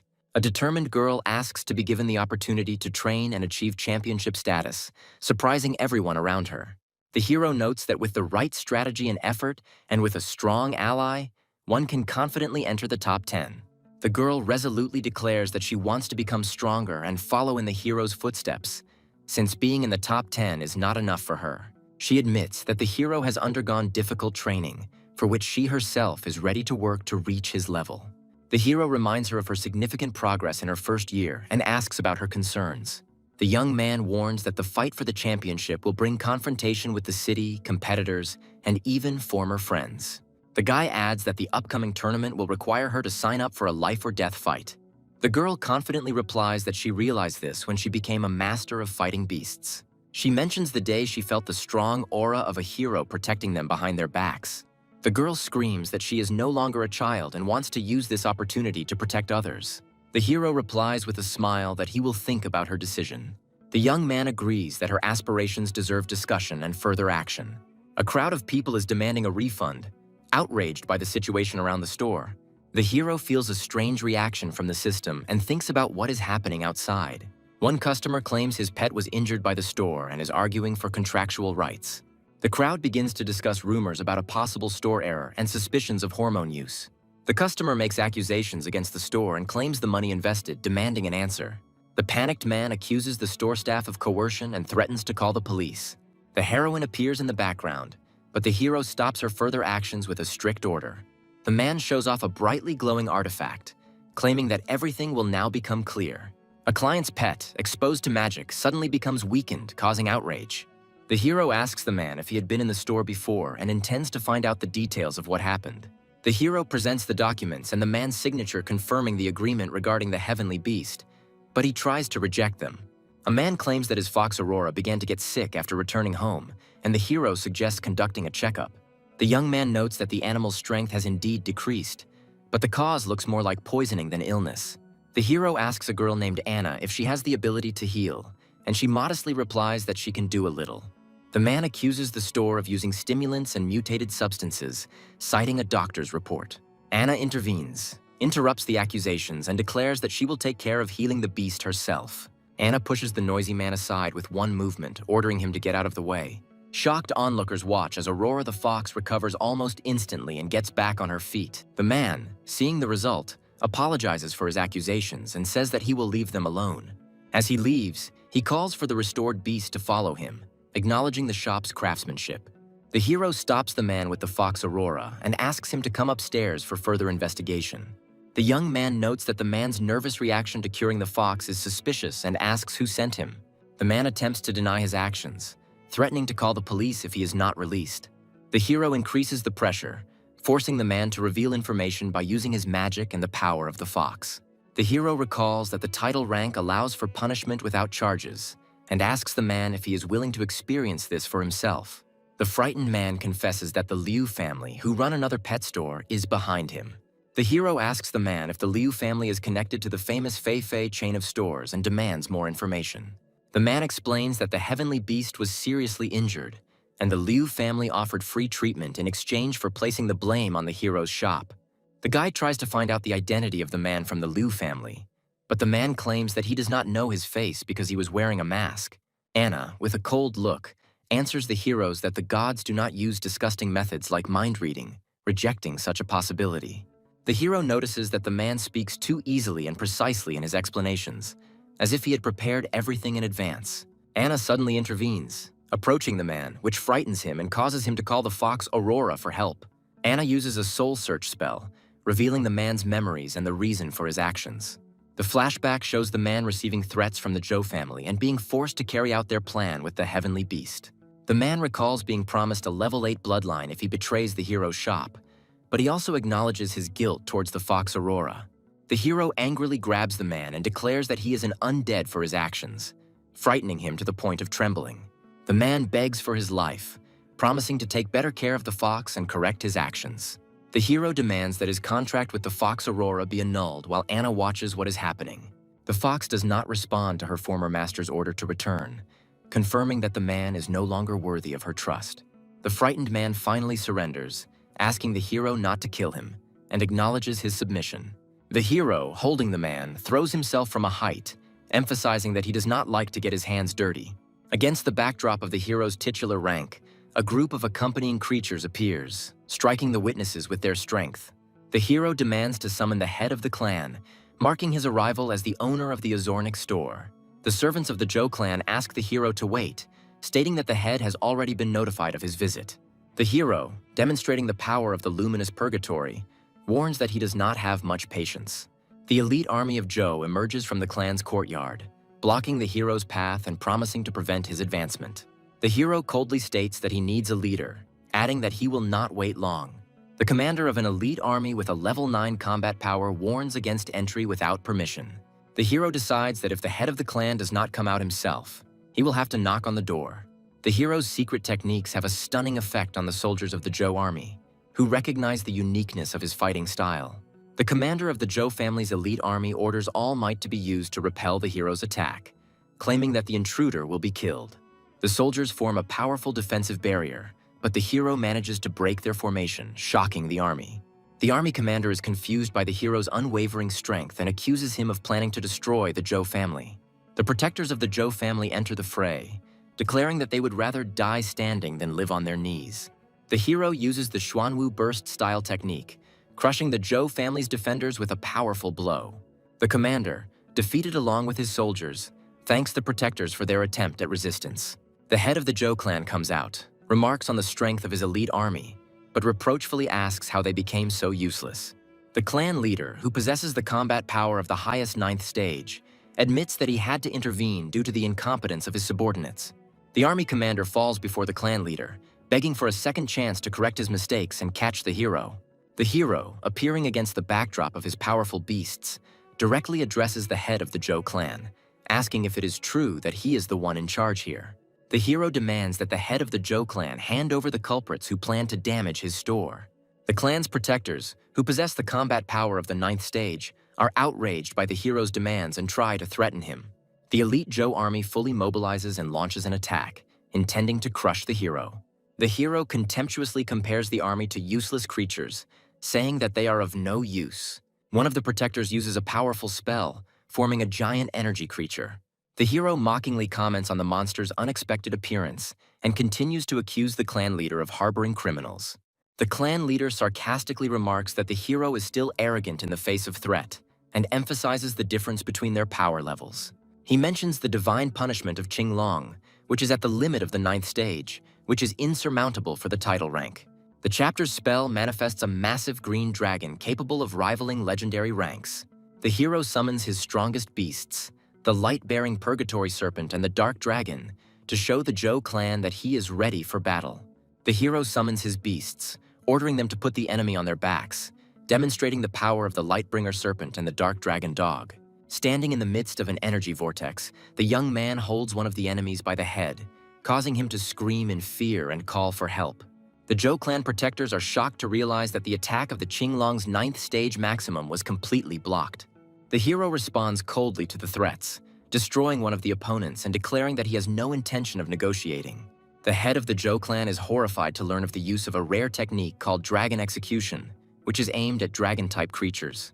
He activates his most powerful defensive technique, Zhou Ku's Molten Armor, in an attempt to escape. The hero mockingly says that the leader remembered to use the armor too late and warns that it will not save him. With one crushing blow, the hero pierces the armor, causing the enemy to vomit blood and realize his defeat. The weakened right protector of the Zhou clan confesses to his companions that he hoped to lure the hero in to harm the Liu family. The hero, with a menacing look, asks the head of the clan if he intends to continue to cover up for the guilty, demanding an immediate answer. The hero demands that the clan leader bring all those responsible for the attack and emphasizes that he does not intend to wait any longer. The clan leader, reflecting on the situation, realizes that the hero turned out to be much more dangerous than he expected, comparing him to the god of death himself. Those involved in the conspiracy are led out under escort, begging for mercy, while the clan leader monitors their condition. Chief Zhou declares that these people are ready to be punished for their misdeeds and invites the hero to do so. The hero watches over the prisoners, giving the order to check whether all the culprits are there. One of the captives cowardly declares that he does not know the others, denies knowing them, and tries to escape punishment. The hero realizes that the memories of these people were probably erased to hide the real customer. In the background, the right protector admits that key parts of the memories were deleted, preventing the truth from being revealed. The hero categorically declares that he will not allow the head of the clan to hide behind deception, and demands that the real culprits be handed over to him. With a menacing look, the young man finally warns that the insult to his store must be washed away with blood. The head of the clan is shocked by the hero's confidence and tries to understand where he gets such power from. One of the guards reports that several more people involved in the conspiracy have been brought in for questioning, reassuring the chief. The arrested, kneeling, beg for mercy, admit their mistakes, and plead not to take their lives. The clan leader officially hands over all the culprits to the hero, emphasizing that they are ready to be punished. The hero rightly says that those who were not the main instigators should not be executed, but he has a higher goal. In a serious tone, the hero reflects on the need to strengthen his authority in order to prevent a recurrence of such events. One of the observers mockingly states that after so many murders, the hero might calm down. The hero speaks calmly, mentioning the small skeleton, which causes tension among everyone present. The left protector of the clan indignantly asks why the destruction of the ancestral home continues if all the guilty parties have already been handed over. He responds coldly, questioning the justice of his actions, and warns that he will find out the truth by the process of elimination if the organizer is not exposed. The hero threatens to start with the head of the clan, calling upon the light-bearing serpent of purgatory to force him to answer. The clan leader recognizes the criticality of the situation and decides to call upon his right protector to try to turn the tide. The hero turns coldly to the protector, suspecting him of organizing the crimes, and demands an explanation. The right protector, losing his composure, laughs at the situation, not believing that the Zhou family could be on the verge of destruction due to a conflict with the store. In a fit of rage, the protector accuses the group's leader of incompetence, which led to the discovery of his perfect plan. The protector declares that if he dies, he will take with him the one who exposed his plans, launching a desperate attack.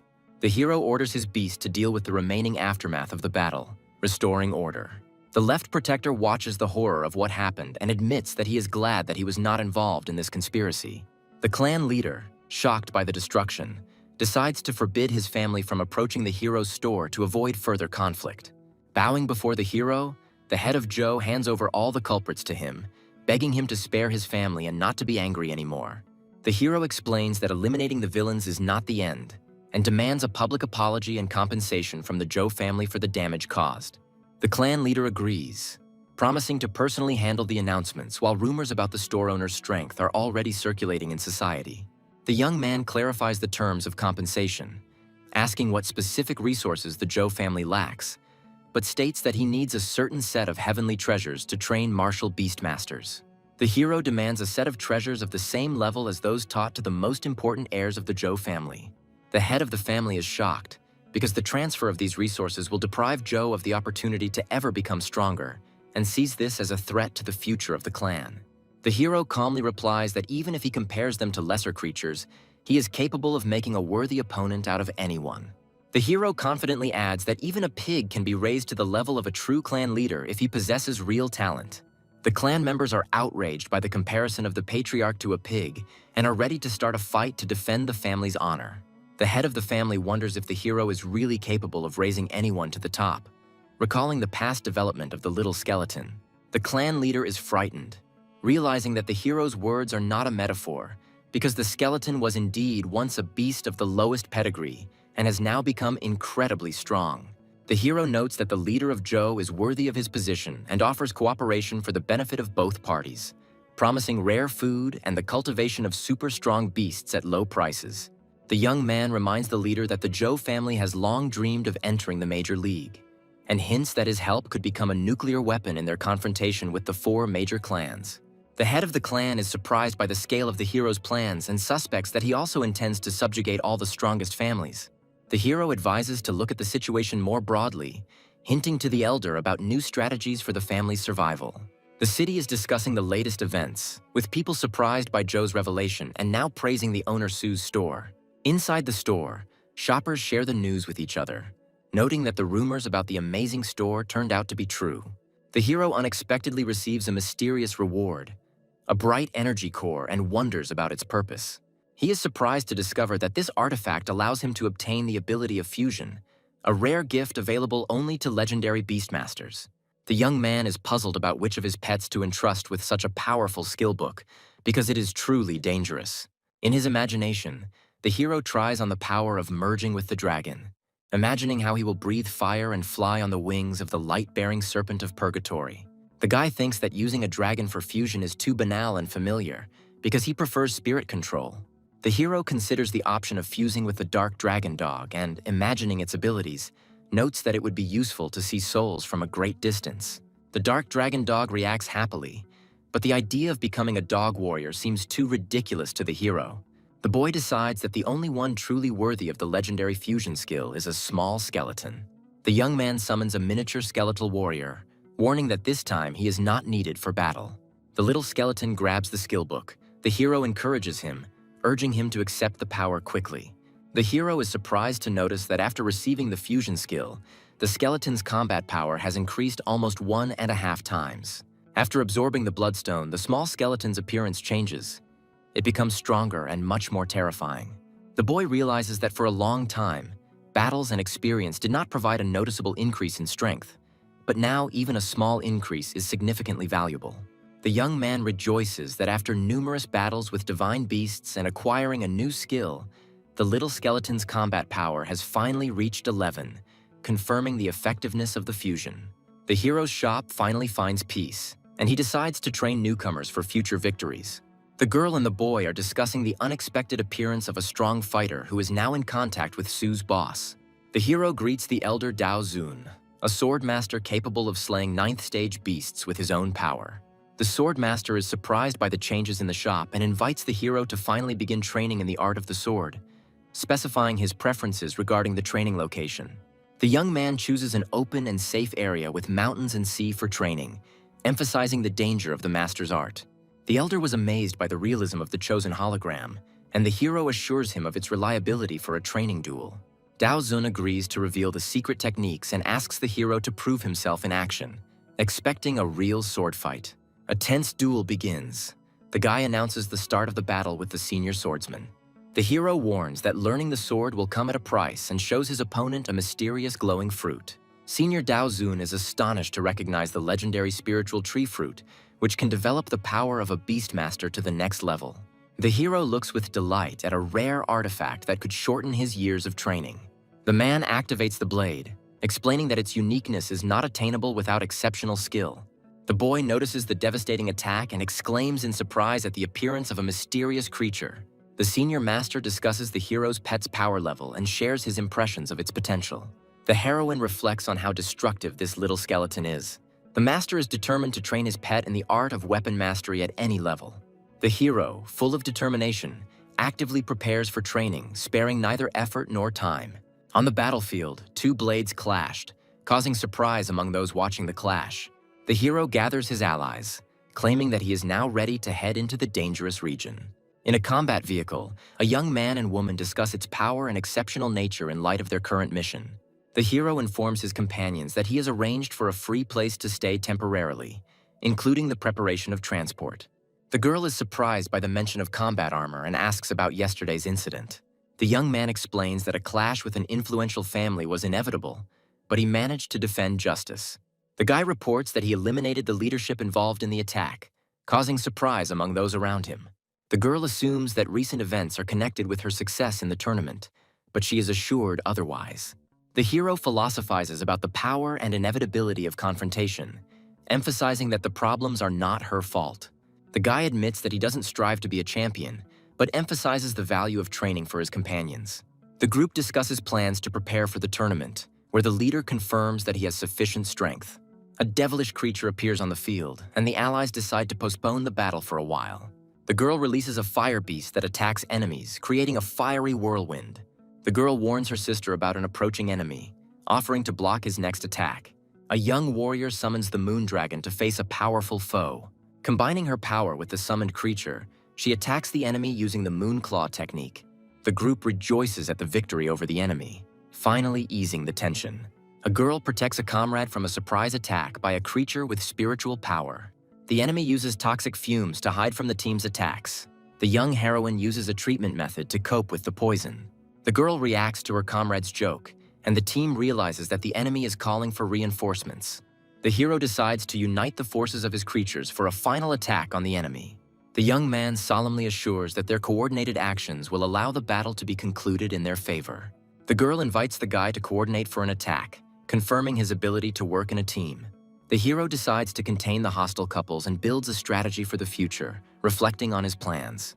The young man gives the girl an expensive drug, emphasizing her contribution to their survival. The master declares the end of the training day and suggests that everyone rest, but the heroine wants to continue fighting.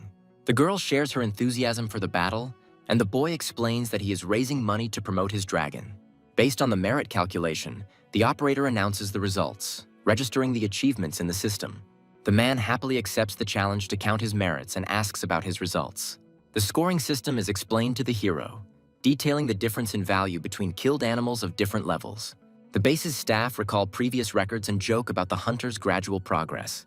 A group of competitors called the Night Wolves demonstrate their results with an impressive number of points. The Night Wolves group discusses the distribution of over 1 million merits among its members, which causes envy in those around it. The boy is outraged by the low credit he receives for his efforts in solo hunting and decides to join a group. The operator calls the next team, representing 3 registered participants. The hero and his 2 companions collect a record-breaking 2 million merits, stunning the other participants. Observers are amazed at the number of points received, calculating how much each team member earned on average. The hero renounces his share of the credit, allowing his comrades to share it among themselves. The guy suggests that the heroine take a little more credit, but she insists on an equal distribution. Other participants express dissatisfaction with the unfairness of the merit system.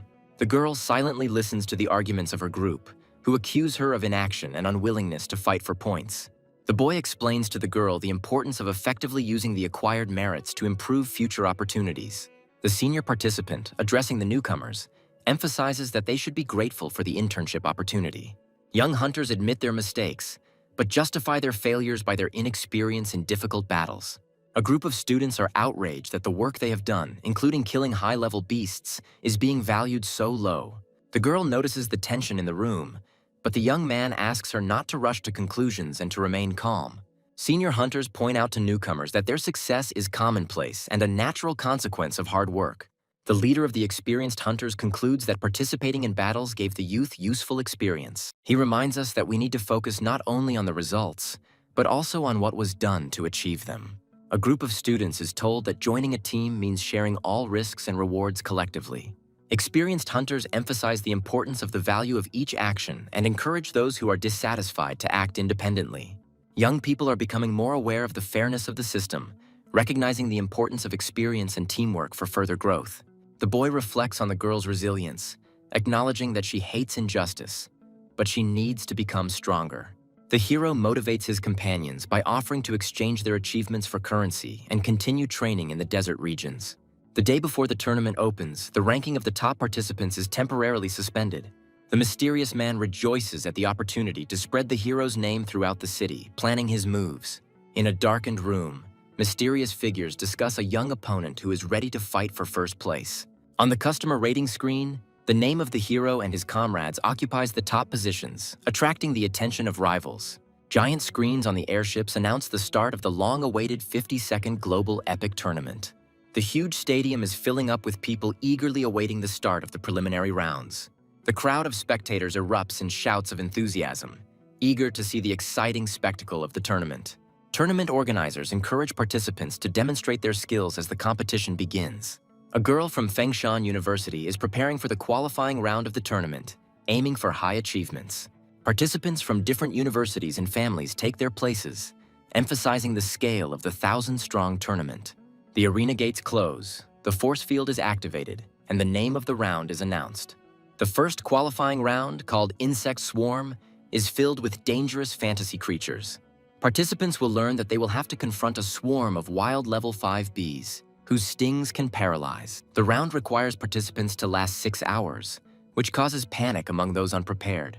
A university professor watches the tournament, noticing how much more difficult this level has become compared to previous ones. The young man finds himself in the spotlight, sitting next to renowned teachers backstage at the competition. One of the mentors offers the hero to become a golden teacher at the university, promising great privileges. Two professors begin a dispute over the right to recruit the hero, competing for his attention and talents.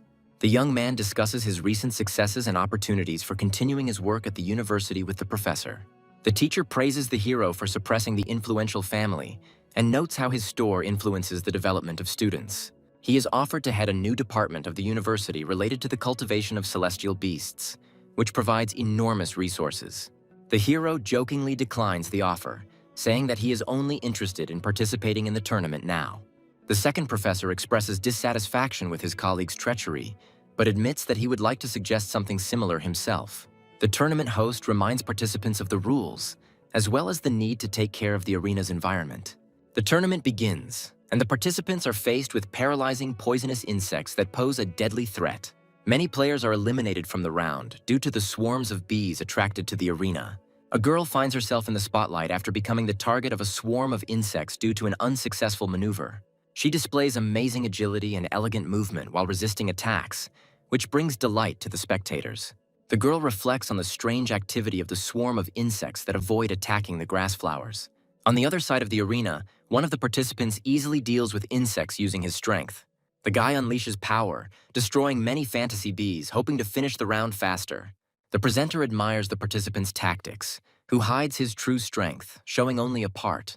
The participant is unexpectedly faced with a massive attack of bees, causing him to lose his advantage. The commentator points out the participant's mistake, as he underestimated the reproduction rate of the ghost bee swarms. The girl analyzes the situation, realizing that even high-level masters would not have lasted so long against the swarm. She comes to the conclusion that the key to passing the round lies not in fighting strength, but in unconventional solutions.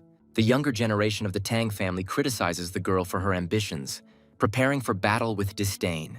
The heroine comes up with an experimental plan to lure bees to herbal flowers to reduce their pressure. The insects continue to ignore the grass flowers, which increases the girl's suspicions about the swarm's bizarre behavior. The heroine comes to two possible reasons. Either the swarm is being controlled, or the flowers somehow repel them. The girl guesses that special rules for protecting flowers may explain the current situation in the arena. Behind the scenes, the teachers learn about the Tang family's weapon, which is capable of fatally wounding even strong opponents. The girl successfully repels the attack, unexpectedly wounding her opponents, causing them shock and confusion. The announcer reports the defeat of 3 strong members of the Tang family who were attacked by a swarm of bees. One of the participants calls upon his fire frog to create a wall of fire to protect himself from insects. A group of participants uses a fire barrier for cover, but begin to argue about what to do next. The heroine realizes that the secret artifacts that repel insects have not been found, and searches for them among the bees. She continues to move around the arena in search of a possible treasure that holds the key to victory. The girl decides to use star power to determine whether secret artifacts are hidden inside fantasy bees. She quickly catches one of the bees and begins to examine it to confirm her guess. While examining the captured insect, she discovers a hidden treasure inside it. confirming her suspicions. The commentator happily announces that the participant has found the correct way to complete the round in just 1 hour. The girl stands proudly in the arena after winning the first round, which draws admiration from the audience. The remaining participants begin to realize that the treasure is hidden in the bees, but regret their failure. Backstage, teachers discuss how Su Linyu's skillful technique helped her defeat difficult opponents. One of the senior mentors comments sarcastically upon discovering the girl's connection to the Tang family. The protagonist lightly replies that there is nothing special about teaching the girl, strengthening his calm. The Tang family participants who lose the round leave the arena under the care of medical assistants, which concludes the round. One of the participants successfully repeats Su Linyu's method, receiving the key to passing the first round. The round is declared over, allowing the advanced participants to prepare for the next stage in 3 days. The heroine notices the importance of her discovery and is glad that it prevented possible tragedies in the arena. As she leaves the arena, the girl jokes about returning home and is noticed by a hidden rival from the Mu family. The Mu family's secret technique leaves a blood mark, provoking beasts to become aggressive. The opponent explains that using this technique will split the load between the participant and their heavenly beast. A swarm of insects controlled by a member from the Mu family rushes towards Su Lingyu, causing horror among the onlookers. Viewers are outraged by the injustice of what is happening, assuming that the heroine was deliberately attacked.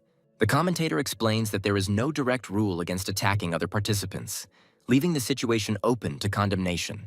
A member of the Mu family, ostentatiously declaring himself to be the future champion, directs his full power at the heroine. The girl activates the summoning rift, summoning her powerful celestial beast to counter the enemies surrounding her.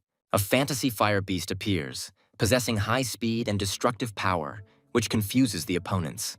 The enemy is shocked that the heroine was hiding such a powerful battle beast. The enemy attempts to regain control of the battle situation by using the 8th stage demonic claw. The fire beast activates the nightmare paralysis ability, immobilizing the enemy and depriving them of control over themselves. The heroine explains the weakness of the blood mark, pointing to the owner's decreased concentration due to sharing the load with the heavenly beast. She disarms the enemy and destroys the source of his power, avoiding unnecessary violence. Leaving the arena, the heroine easily and confidently declares that she does not kill enemies, following her brother's instructions. The Mu family's hope lies defeated on the field, as their entire younger generation was mercilessly destroyed. The young men watch in horror at the crushing victory, not believing that such cruelty comes from a fragile girl.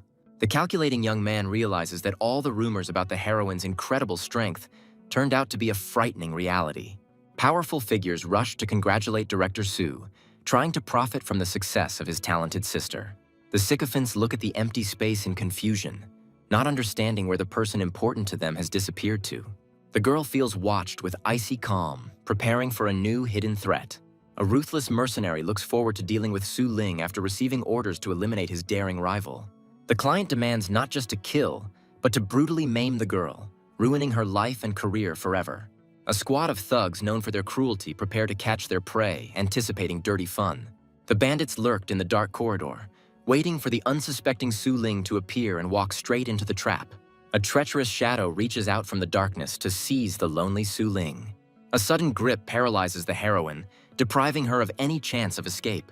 The heroine explodes with the power of the 5th stage, instantly breaking the grip. Su Ling's furious strike slams into the invisible barrier set up by her mysterious opponent. An angry Su Ling scolds her brother for the dangerous test, worrying about his recklessness. The young man, with a warm smile, praises his sister's talent, reminding her of the real purpose of his visit. Suspicions creep into the heroine's soul when her brother confidently leads her in the completely opposite direction from the parking lot. The young man's cold gaze confirmed his worst fears. An ambush was already waiting in the parking lot. A squad of ruthless cutthroats emerges from their hiding place without finding the long-awaited prey. Instead of a defenseless victim, the mercenaries encounter a diminutive but deadly warrior whose appearance leaves everyone in shock. The tiny pet leaves a trail of destruction and darkness in its wake, displaying terrifying power. A sudden encounter with Dao Zong takes the brother and sister by surprise right in the middle of the city. The mighty Dao Zun sheepishly makes excuses, only interested in the small skeleton. A shocked boy tries to unravel the mystery of the strange friendship between the pet and Dao Zun. The young man entrusts his pet to his mentor without hesitation, banking on the little warrior's future power. The elf reports a pitiful offering from the Zhuo family who are trying to make amends. The defeated Zhuo family humbly offers treasures and their loyalty in exchange for forgiveness. The faithful assistant contemptuously calls the gifts trash and suggests destroying the offenders. A bright light bursts from the open box, foreshadowing incredible riches within.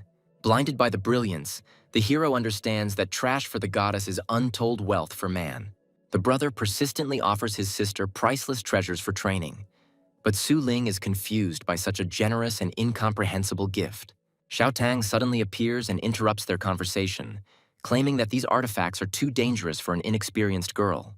The mentor mockingly explains that attempting to absorb such power will lead to inevitable death, calling her brother's plan complete madness. The young man pauses to think, realizing that the warning comes from Tang Ruan, the heiress of a great family, and that changes everything. The guy's gaze turns icy, and with a frightening grin, the hero calls Xiao Tang over for a serious conversation on which his sister's fate depends. The brutal training begins in the water, where Xiao Tang uses tickling and humiliation to break the will of the bound Su Ling. The teacher, with a sadistic smile, justifies her methods, assuring that this is the only way to keep her student from going mad. The heroine's body is pierced by unbearable pain, while the girl, tied up and helpless, tries to understand what kind of hellish ritual is being performed on her. An hour earlier, the boy begged Tang Ruan to reveal the secret of using the treasures to help his sister. The arrogant assistant demands payment for her knowledge, hinting that her help will not be free. The arrogant mentor is ready to give in, but sets her own conditions, unaware that the game is about to change. A dark aura grips the boy, who declares his ambitious plans to take over her family, leaving his sister in shock. The girl scornfully ridicules his insolence, reminding him of the invincible power of her family, which rules entire cities. While Tang Ruan revels in the history of his clan, the young man searches for a loophole in the ancient contracts to subjugate even divine beings. Ancient knowledge is revealed to a young man, revealing the secret of a temporary contract capable of enslaving any creature. Armed with new knowledge, the hero resolutely steps towards the stunned Tang Ruan to make a deal on his terms. The guy mercilessly presses her against the wall, enjoying the powerless rage of the powerful heiress, trapped. A magical seal flashes on the girl's forehead, forcibly creating a temporary contract and binding her fate to his will. An enraged Tang Ruan demands an explanation, but the hero only cryptically hints at a new, unnatural connection between them. Hatred rages in Tang Ruan's soul, but her mind screams of danger, because now her enemy has become her temporary master. The contract's magic breaks Tang Ruan's will, forcing her to see the boy as an indisputable deity whose words are like the law of heaven. The proud heiress falls to her knees, completely subdued by the power of the contract and ready to carry out any order of her new master. The young man enjoys Tang Ruan's humiliation with a satisfied grin, while the shocked Su Ling cannot believe such a terrible change. Hatred breaks through the shackles for a moment, and the girl's former insolence returns, demanding that orders be given immediately. The young man sets an impossible task, demanding that his new servant prepare Su Ling for the greatest test in just 3 days. Tang Ruan reveals the mortal danger of the treasure, explaining that months of preparation are necessary, otherwise the student's body will simply be torn apart. The impossibility of 3 months of preparation does not frighten the hero. A brilliant and risky plan is already maturing in his head. A sudden revelation dawns on the young man, as the cultivation space distorts time, giving nearly 3 months of training in 3 days of peace. The guy, with suspicious kindness, persuades his little sister to trust him, hiding his true intentions behind a fake smile. The hero makes a temporary pact with his own sister to forcibly transport the unsuspecting girl to a dangerous dimension. The unbearable tickling becomes real torture, bringing Su Ling to hysterics and tears. While the heroine begs for help, her brother remains deaf to her suffering, intently preparing for his own triumph. The teacher continues the painful procedure with cold calm, assuring that it is necessary to cleanse the body. Trapped in a tickling hell, the girl dreams of a brutal battle just to end this humiliating torment. Meanwhile, disturbing news reaches the Mu family, reporting a treacherous attack by a mercenary squad. The reporter reports with horror that the operation has completely failed, as the squad has been destroyed and Su Ling is completely safe. Disbelief grips the elders, who refuse to believe the girl's involvement until all evidence is mysteriously destroyed. The elder, desperately trying to find a clue, demands to examine the bodies of the dead in order to determine the style of the killer from the wounds. The subordinate reports with horror that nothing remains of the bodies except a bloody mess, as if they had been ground up in a juicer. Realizing that they were faced with an unknown force, the conspirators made a new decision: to eliminate Su Ling during the tournament in front of everyone. The loyal fighters of the Mu family arrived to take orders, ready to carry out any will of the elders. The clan leader hands his warriors incredibly powerful artifacts, demanding absolute victory in return. Blinded by generosity, the warriors swear allegiance, not realizing that they have become pawns in someone else's bloody game. In the shadow of the Qin family palace, another assassin takes a blood oath, pledging his life to carry out a deadly mission. The Tang family also enters into a conspiracy, preparing their champions for brutal reprisals in order to prove their superiority with the blood of their rivals. The tournament host cheerfully welcomes the participants, unaware of the deadly intrigues that have unfolded over the 3-day break. The roar of the crowd and the grandeur of the arena create a festive atmosphere, setting the stage for the upcoming battle for survival. The rules are changing, and now participants will have to demonstrate not speed, but pure combat power and tactical thinking. The new conditions throw 5 fighters into one arena in a deadly fight where only one can emerge victorious. The contestants enter the arena, and among the shadows of faceless opponents, Su Ling confidently strides towards the slaughter that is destined for her. The grand opening of the tournament thunders over the stadium, hiding deadly intrigues behind the festive atmosphere. Influential figures discuss the arrival of mysterious guests from the starry sky, while the young man silently absorbs the disturbing rumors. The director speaks with disdain about the powerful organization, not understanding what dark purpose brought them to this city. Terrifying rumors of the merciless destruction of an entire clan because of a treasure hang ominously in the air, foreshadowing disaster. The story of a ruined city, nearly destroyed by wild beasts, makes your blood run cold. The hero, with cold calm, realizes the enormity of the situation, realizing that now all that remains is to hope for a miracle. Su Ling enters the arena with trepidation, praying that their family will not become the next target of the ruthless treasure hunters.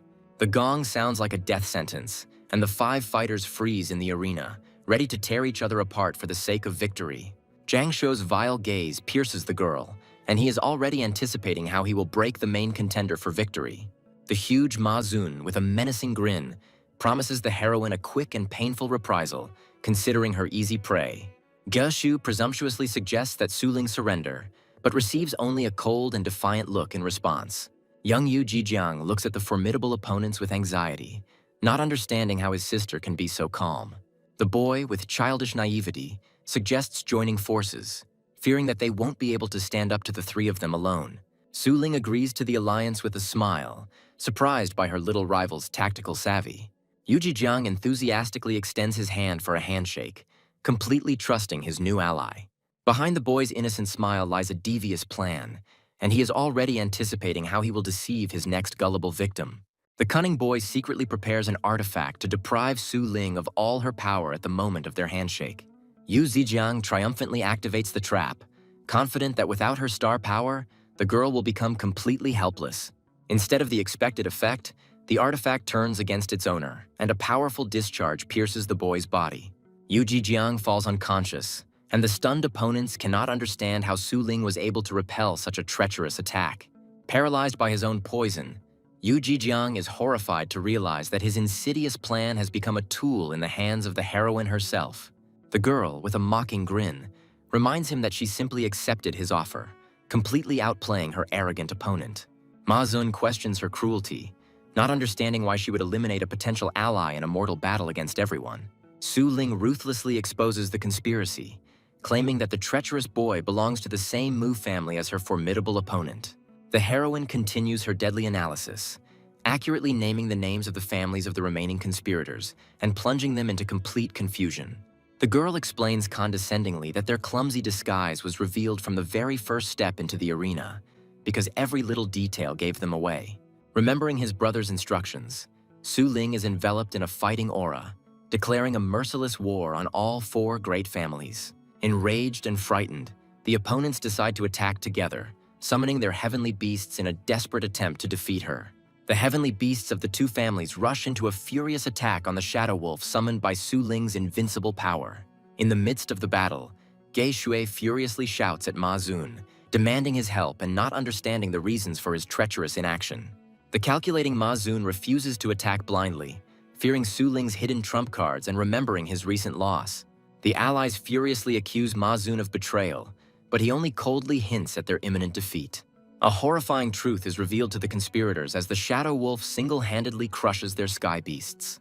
In desperation, Gosyu decides to use his family's secret medicine, forcing his ally to take extreme measures to survive. Zhang Shuo reluctantly summons the puppet snake, unleashing his clan's deadly treasure. Beasts empowered by artifacts surround Snowball, creating a deadly ring and leaving him no chance. Contempt and rage fill Su Ling as she sees a crowd of cowardly enemies attacking her faithful Snowball. 2895. Su Ling realizes that Snowball's mental attack has been repelled and begins to suspect that the enemy possesses a secret treasure. The heroine's blood resonates with her pet, and the awakened demonic power transforms the girl into a deadly warrior. In a single move, Su Ling and Snowball strike with lightning speed, appearing out of nowhere and leaving their enemies in absolute shock. Panic grips Ge Shui, and she desperately orders the beast to ignore the phantom and attack Su Ling herself. A single burst of rage transforms Su Ling and Snowball into a fiery whirlwind, unleashing a deadly claw attack on their enemies. Panic grips the conspirators, who are unable to even touch Su Ling, whose bestial ferocity and agility exceed all expectations. Zhang Shuo is horrified to realize that Su Ling's demonic form puts her on par with the most powerful battle beasts. The calculating Ma Zun stands aside, coldly analyzing Su Ling's unique tactics to find its weakness.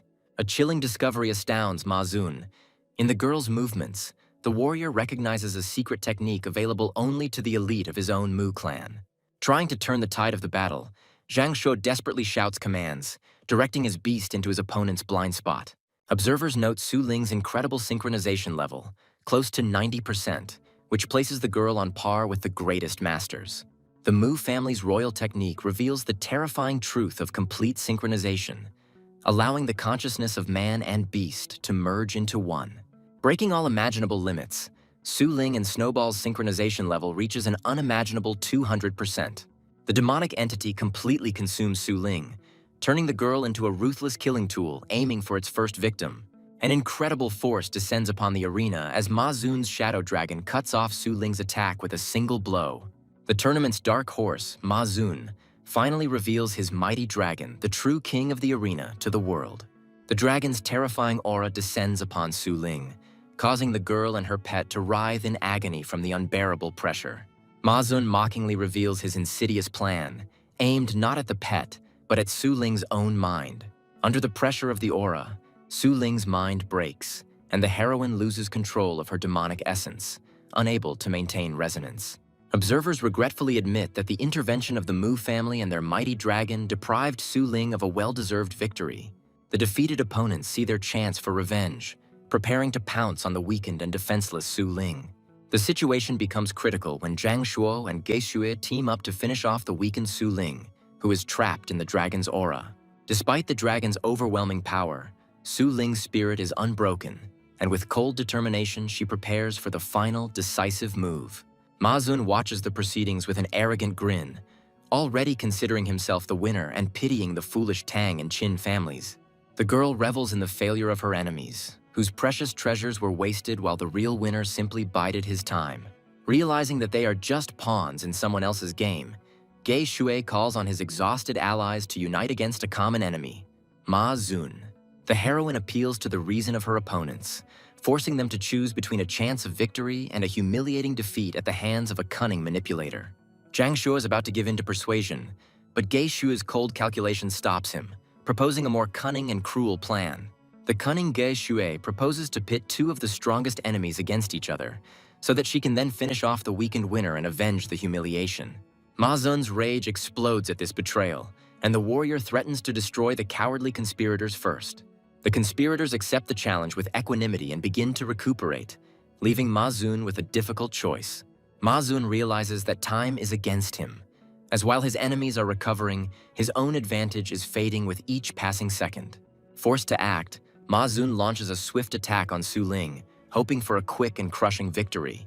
The invincible Su Ling and her faithful Snowball rush towards the enemy, preparing a devastating counterattack at extremely close range. In a desperate fight, Snowball breaks through the dragon's defenses, but the cost of this attack is too high. Thrown back by the blow, Su Ling looks at her wounded pet in horror, While Ma Zun mercilessly attacks the girl herself, the insidious trap snaps shut, and the warrior's body becomes entangled in a net. But even this does not prevent him from delivering a crushing counterblow. The heroine has difficulty coming to her senses, overwhelmed by the dragon's aura, but finds the strength to be glad that Snowball was not harmed. The girl desperately searches for the enemy's weakness, realizing that Snowball's paralyzing technique for some reason did not work on the dragon. Ma Zun, with arrogant confidence, offers to surrender, promising a quick and honorable death for her insolence. Su Ling realizes that Snowball's mental attack has been repelled and begins to suspect that the enemy possesses a secret treasure. The enraged Ma Zun finally loses his patience and orders his phantom beast to attack his stubborn opponent.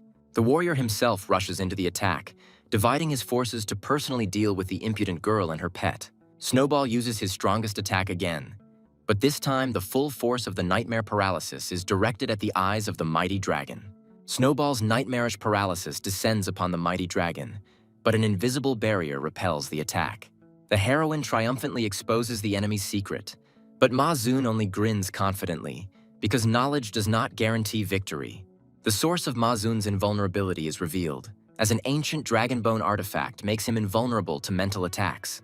Without giving her time to recover, Ma Zun delivers a crushing blow, sending the defenseless Su Ling flying across the arena.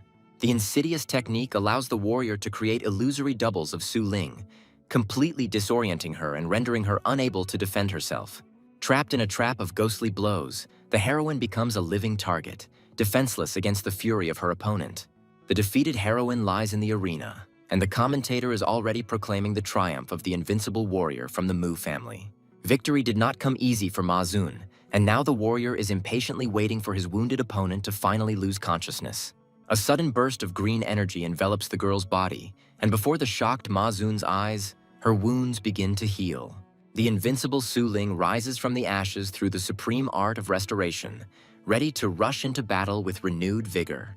Ma Zun's rage reaches its limit, and the warrior, in a rage, vows to rip out the heart of his invincible opponent. A frantic attack of clones descends upon Su Ling, but the girl meets the mortal threat with icy calm.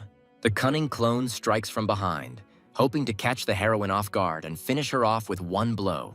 Su Ling's blow hits nothing, as the clone's attack was merely a distraction for the real fatal blow. The cunning trick works, and Ma Zun's crushing blow hits its target, breaking through Su Ling's defense. The injury turns out to be a brilliant trick, and the heroine, feigning weakness, catches Ma Zun in a death grip, sealing his power. Deprived of his star power, Ma Zun turns into an ordinary human and in desperation calls on his dragon for help.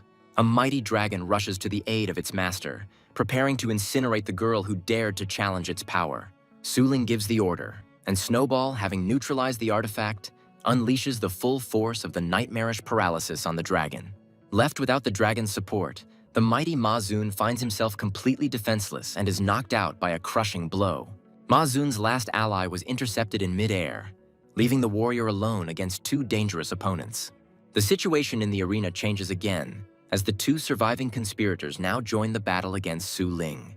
In the face of a common enemy, old grievances are forgotten, and three powerful families join forces for a decisive blow. Ma Zun reluctantly agrees to the alliance and summons his dragon again, preparing for a final desperate attack. The combined might of the three families falls upon Su Ling, and even the commentator admits that her chances of winning are slim. At the most critical moment, the girl hears her brother's mysterious voice in her head, ordering her to use the hidden trump card.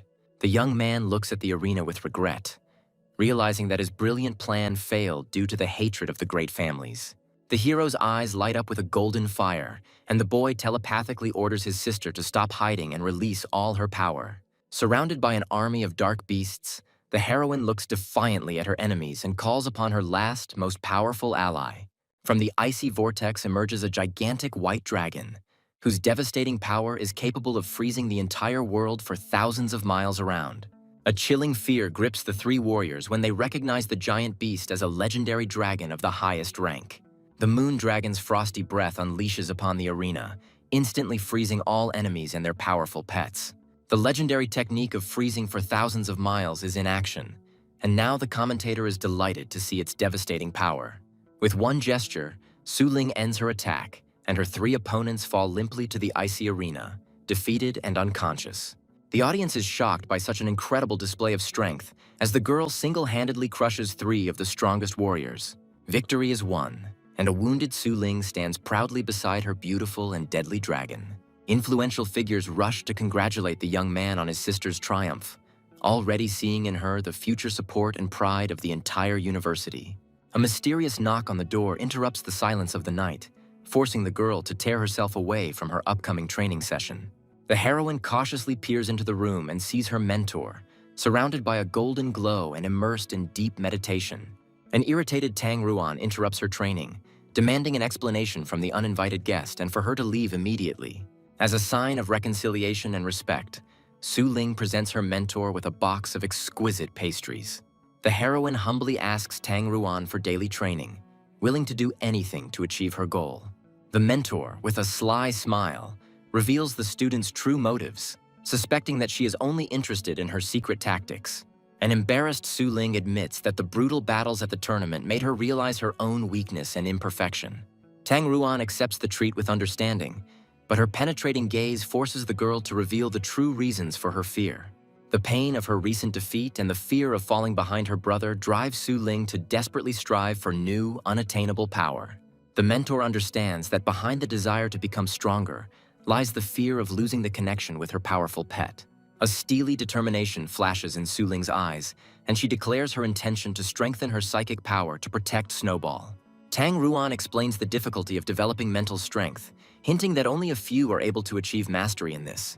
The mentor, with a mysterious smile, offers to show her clan's secret technique, accessible only to women, and asks to summon a dragon. The mentor points out her student's stupidity with disdain, explaining how to properly control the power of a mighty dragon in a confined space.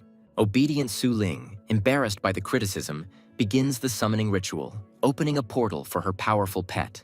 The icy majesty of the moon dragon descends upon the room, but Tang Ruan meets its crushing aura with unperturbed calm. Trapped in the shop, the mentor savors the moment as the dragon's menacing roar awakens a long-forgotten thirst for battle within her.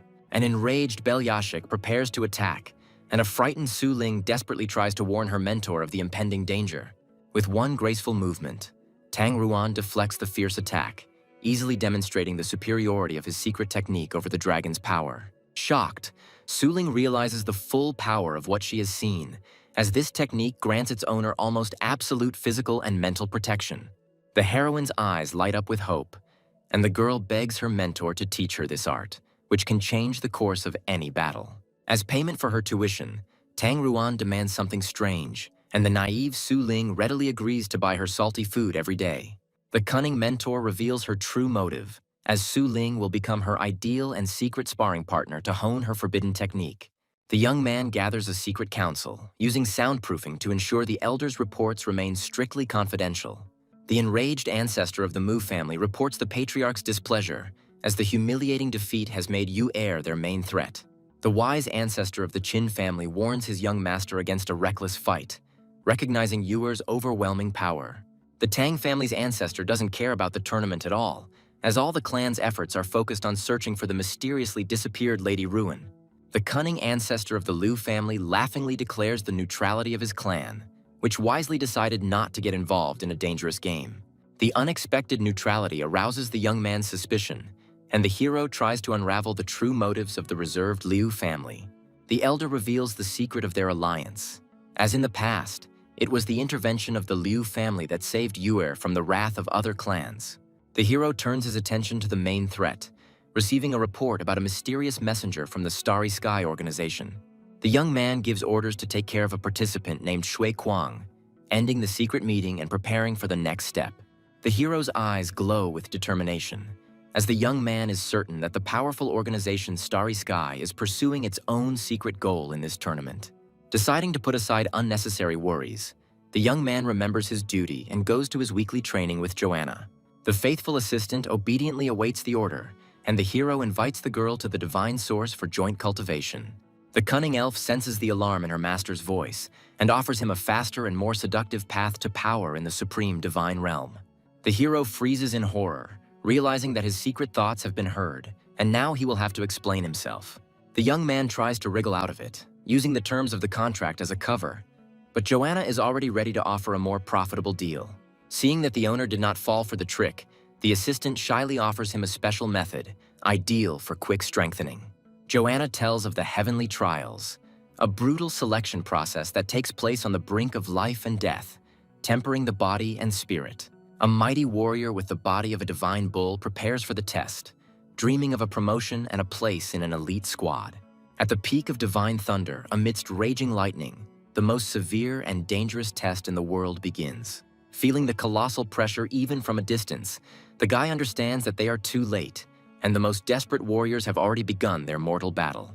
The young man admits with a slight smile that he hasn't yet gotten used to the new environment, but has already managed to think about the store's future. Joanna wonders why Su Ling and Tang Ruin remained in the palace, not realizing that their training requires privacy. Observers are gushing over the incredible talent of Team 7, whose thundercloud radius has already reached 10 miles. The hero watches what is happening with interest, trying to assess the strength of local talents and compare it with the capabilities of his pets. A bolt of heavenly lightning strikes the warrior, but he takes the blow with a furious roar, trying to withstand the crushing power of the test. In his agony, the warrior calls out to the mother tree, begging for help and the glory that successful completion of the test will bring him. A second lightning strike pierces the warrior's body, breaking his horns and will, depriving him of his last hope of victory. Having lost his mighty horns, the warrior falls to his knees, completely broken and defeated by heavenly punishment. The shards of horn fly apart and the warrior's lifeless body falls to the ground, marking his complete and utter failure. The storm clouds disperse, and observers note with disappointment the failure of yet another daredevil who failed to conquer the skies. The onlookers are horrified to realize that even the most powerful protective treasure could not withstand the fury of the 10-mile thundercloud. Although the warrior survived, his body was crippled and his spirit broken, turning the once mighty champion into a helpless cripple. Realizing that the warrior's fate is sealed, his comrade, with a heavy heart, prepares to perform the coup de grace. Death in the heavenly trial is cruel and final as the loser's body crumbles to dust, leaving no chance for salvation. The young man begins to worry about the question of probability, but Joanna explains that this brutal selection has nothing to do with luck. The elf reveals the cruel truth of the test, where not only combat power, but also innate talent determines the strength of heavenly punishment. Joanna mockingly points out the fear in her master's eyes, reminding him that even gods are mortal, and he is only a man. The hero casts aside all fears with cold determination, realizing that failure in this test would be too high a price for him. It is the hero's turn, and the young man calmly accepts the challenge, ready to challenge the heavens themselves and prove his right to strength. Joanna calls upon an ancient treasure, lending her master divine power for the coming, most important battle of his life. The Guardian proudly presents the Shield of Asius, a legendary treasure capable of granting its owner absolute invincibility. Joanna explains that outsiders are not allowed to attend the trial, but the goddess is willing to make an exception to protect such an important warrior. The Guardian, with tears in his eyes, thanks him for the honor and vows to protect his new ward even at the cost of his own life. The overconfident Guardian assures that with the Shield of Asius, even a 1,000-mile thundercloud poses no threat. Observers are perplexed, as interfering with the celestial trial is not only pointless, but could also disgrace the goddess's reputation. A sense of foreboding grips Joanna when a sudden change in the weather foreshadows the beginning of something terrible and unpredictable. The sky opens up into a blood-red funnel, from which lightning bolts of unprecedented strength and fury are ready to burst forth. The Guardian looks up at the sky in horror, recognizing this phenomenon as the rarest and most deadly heterochromic celestial trial. The terrifying truth is revealed to the young man, for this test appears only once every 100 years and possesses unimaginable destructive power. Doubts creep into the minds of the observers when they realize that the power of this test is 3 times greater than usual. Joanna, horrified, speculates that the Shield of Asius has caused such heavenly wrath because its owner must have committed a terrible sin in a past life. The radius of the thunderstorm funnel reaches 7 miles, and observers understand that its power is already equivalent to a 20-mile normal test. The Guardian looks with disdain at the new recruit with his paltry talent, not even suspecting what a surprise awaits him. The first storm is about to break, and the Keeper quickly calls the warrior to shelter him behind his indestructible shield. Instead of hiding, the young man releases his hellhound with a cheeky grin, sending it to be the first to face heaven's wrath. All the power of the bloody sky is concentrated in one point, preparing to bring down a blow of unimaginable destructive force on the earth. The storm clouds continue to grow at an alarming rate, and observers are counting the miles in panic, not believing their eyes.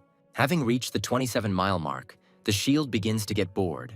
But the keeper realizes in horror that this is only the beginning of a real nightmare. The hero summons his moon dragon, whose icy aura instantly expands to 20 miles, defying the heavenly flames. The combined power of the three pets spreads the thunderstorm to 50 miles, leaving even the bravest observers unable to predict the outcome of this battle. The youth summons another powerful beast, the light-bearing serpent of purgatory, whose power complements that of the dragon dog. The incredible sight leaves the keeper in shock, as three powerful dragons now soar in the sky, and an anxious premonition grips his heart. The incredible power accelerates the thunderstorm funnel up to 100 miles, plunging observers into a state of shock. A 100-mile-long bloody thunderstorm hangs over the peaks, foreshadowing heavenly punishment of unprecedented power. The mortal danger causes the onlookers to panic and beg Joanna to retreat, as even a goddess cannot withstand the impact of a 100-mile thunderstorm. Anger and disappointment distort Joanna's face, because the hero's insidious plan destroyed all her hopes of learning his secret. Forced to intervene, Joanna prepares to sacrifice her divine artifact to hold back the out-of-control celestial punishment. The divine treasure flies to the keeper, and now the fate of the entire test is in his hands. Absolute confidence does not leave the hero, and, trusting Joanna, the guy calls upon his last and most mysterious pet. The elements, out of control, descend upon the observers, and now even strangers cannot escape the wrath of the 100-mile thunderstorm. The apocalyptic storm grows to 200 miles, reaching far beyond the sacred peak and threatening all living things. Even the ancient shield of Asius is delighted by such a spectacle, and its keeper is horrified to realize that he has witnessed something incredible. In a panic, the keeper tries to shelter the warrior, calling on the mother tree and hoping that divine artifacts can withstand the wrath of the heavens. The hero and his faithful pets take the full force of the first blow, creating an impenetrable barrier against the fury of the elements. The heavenly punishment proves too strong, and the souls of all the pets, except one, are completely destroyed by the crushing blow.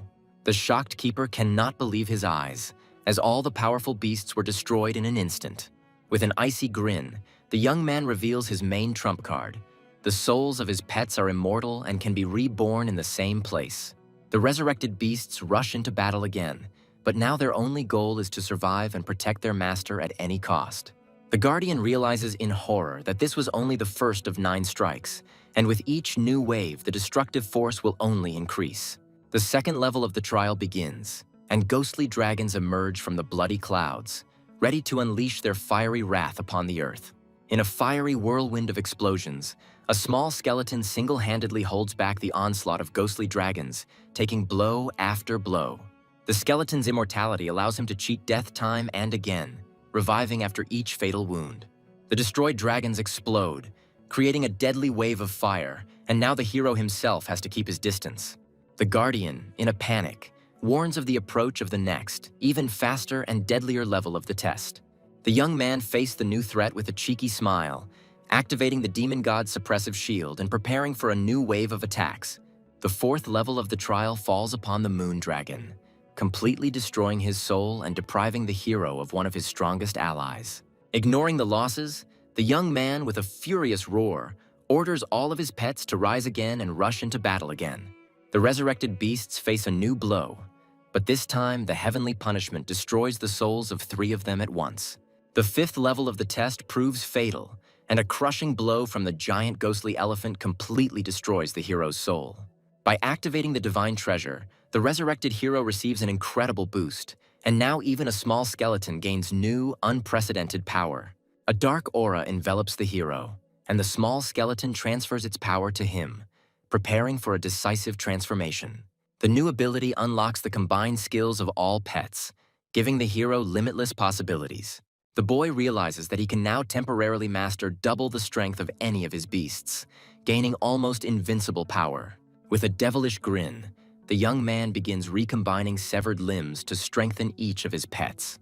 The small skeleton is transformed into a powerful demonic warrior, clad in indestructible armor. A giant bloody palm appears in the sky, preparing to bring down a blow on the earth capable of wiping out all life from the face of the earth. The remaining pets use all their defensive abilities, creating a multi-layered barrier around their master. The mighty skeleton meets the blow from the heavens, and its armor begins to crack under the unimaginable pressure. Having withstood the attack, the warrior realizes with relief and pain that he was able to survive the blow that should have destroyed him. The guardian watches in horror and delight, not believing that someone dared to challenge the heavens themselves. Inspired, the shield of Asius rushes into battle, leaving its astonished guardian far behind. The ancient shield merges with the skeleton's armor, granting it divine protection and unbreakable power. With newfound strength, the warrior defies the heavens with fury, ready to push back against the divine protection and strike back. A golden aura envelops the hero, and he unleashes the full might of the demon god's overwhelming fist on the ghostly dragons. Realizing that strength alone is not enough, the warrior decides to use the power of the Prism Star Core to deal hundreds of crushing blows.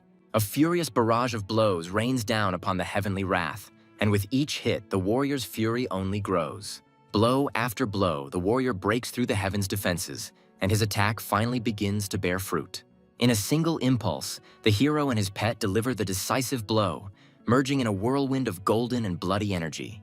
The onlookers gaze in admiration at the brave warrior, whose courage and strength make them understand why the goddess favors him so much. Joanna recognizes the ancient art of the Golden Crow clan in the hero's fighting style, and dark suspicions creep into her soul. The onlookers gaze in admiration at the brave warrior, whose courage and strength make them understand why the goddess favors him so much. The triumphant gleam in the warrior's eyes gives way to surprise, because he was able to stand firm and win. The jubilant guardian congratulates the young man on his incredible victory, as he managed to pass the most difficult heavenly trial. Joanna, in the guise of an angel, descends from heaven to personally assess the condition of the warrior who has undergone a baptism of thunder. The hero delightedly feels a surge of new strength, as his body has become stronger, and his energy level has increased to unprecedented heights. The guardian and the shield bid farewell with gratitude, but the hero notices a strange scale above the god's head, foreshadowing a new discovery. The system opens access to the path of thunder, and the young man realizes that he can now imbue his pets with the power of lightning. The new ability grants access to 999 skills, and the hero can now customize them to suit the characteristics of his beasts. Returning to the store, the young man is delighted to discover that his dragons are fully prepared for a new boost. The hero chooses the most powerful skill for his dragon dog, Thunderous Kill Zone, turning it into an indestructible tank. For his second dragon, the hero chooses the Thunderbolt, granting it the ability to deliver irresistible and deadly ranged attacks. The young man looks forward to future battles, as his dragons have become even stronger and the mysterious Shui Kuang will receive reliable support. 1,000 of the best fighters who have passed the preliminary selection and are ready for a new challenge gather at the central arena of Longjiang City. A new stage, the Nightmare Hunt, begins, and now 1,000 participants will have to fight for the right to reach the final 5. The crowd roars in anticipation as the brutal battle, in which only 5 out of 1,000 will survive, promises to be incredibly exciting. Participants are placed into a deep sleep, and the terrifying abyssal dream beast transports their consciousness into a virtual world created specifically for the tournament. The new rules transform the battle into a merciless hunt, where every kill earns points and death in the game means instant elimination. Over the course of 5 hours, the participants will have to kill each other, and only the 5 strongest, those with the most points, will advance to the finals. Suling looks to the future with confidence, knowing that she will be able to use one secret treasure that will give her an advantage in battle. The hero watches what is happening, because a new rule that reveals the location of the strongest turns them into desirable prey. The sleeping gas fills the capsules, and Su Ling, with icy calm, wishes everyone a fun game in the world of deadly dreams. The minds of thousands of participants are transported into a virtual world created for the most brutal hunt of their lives. Director Faye is surprised to find Yuer next to her, not even suspecting that this is not a coincidence. The hero and the director put on special glasses that allow them to watch the battle from any point, but Faye doesn't know the price he paid for this place. The Nightmare Hunt begins, and Su Ling, finding herself in the forest, immediately takes a defensive stance. The girl decides not to take any risks and first looks around, realizing that in an unfamiliar forest, danger can lurk behind every tree. The heroine activates her secret treasure, the Serpent Heart, gaining access to advanced scanning technology. The puppet owl soars into the sky, and now Su Ling can see everything within a 20-mile radius, remaining completely safe. Meanwhile, the other participants, lacking such tactical savvy, engage in a noisy and reckless battle. Hiding in the grass, the cunning hunter watches with disdain the fools who, with their noise, have made themselves easy targets. With a predatory grin, Su Ling glides silently through the branches, transforming into a deadly night hunter. The heroine's demonic nature allows her to easily eliminate opponents, becoming a real nightmare for other participants. The girl is surprised to notice another player who is gaining points at an incredible speed, killing one after another. Watching the carnage below, Su Ling realizes that her own hunt seems like child's play in comparison. A cunning plan is brewing in the heroine's head, and the girl decides to set up an ambush, waiting for the fools greedy for glasses. In just an hour, the strongest players, the young masters of great families, score 100 points, causing a real massacre.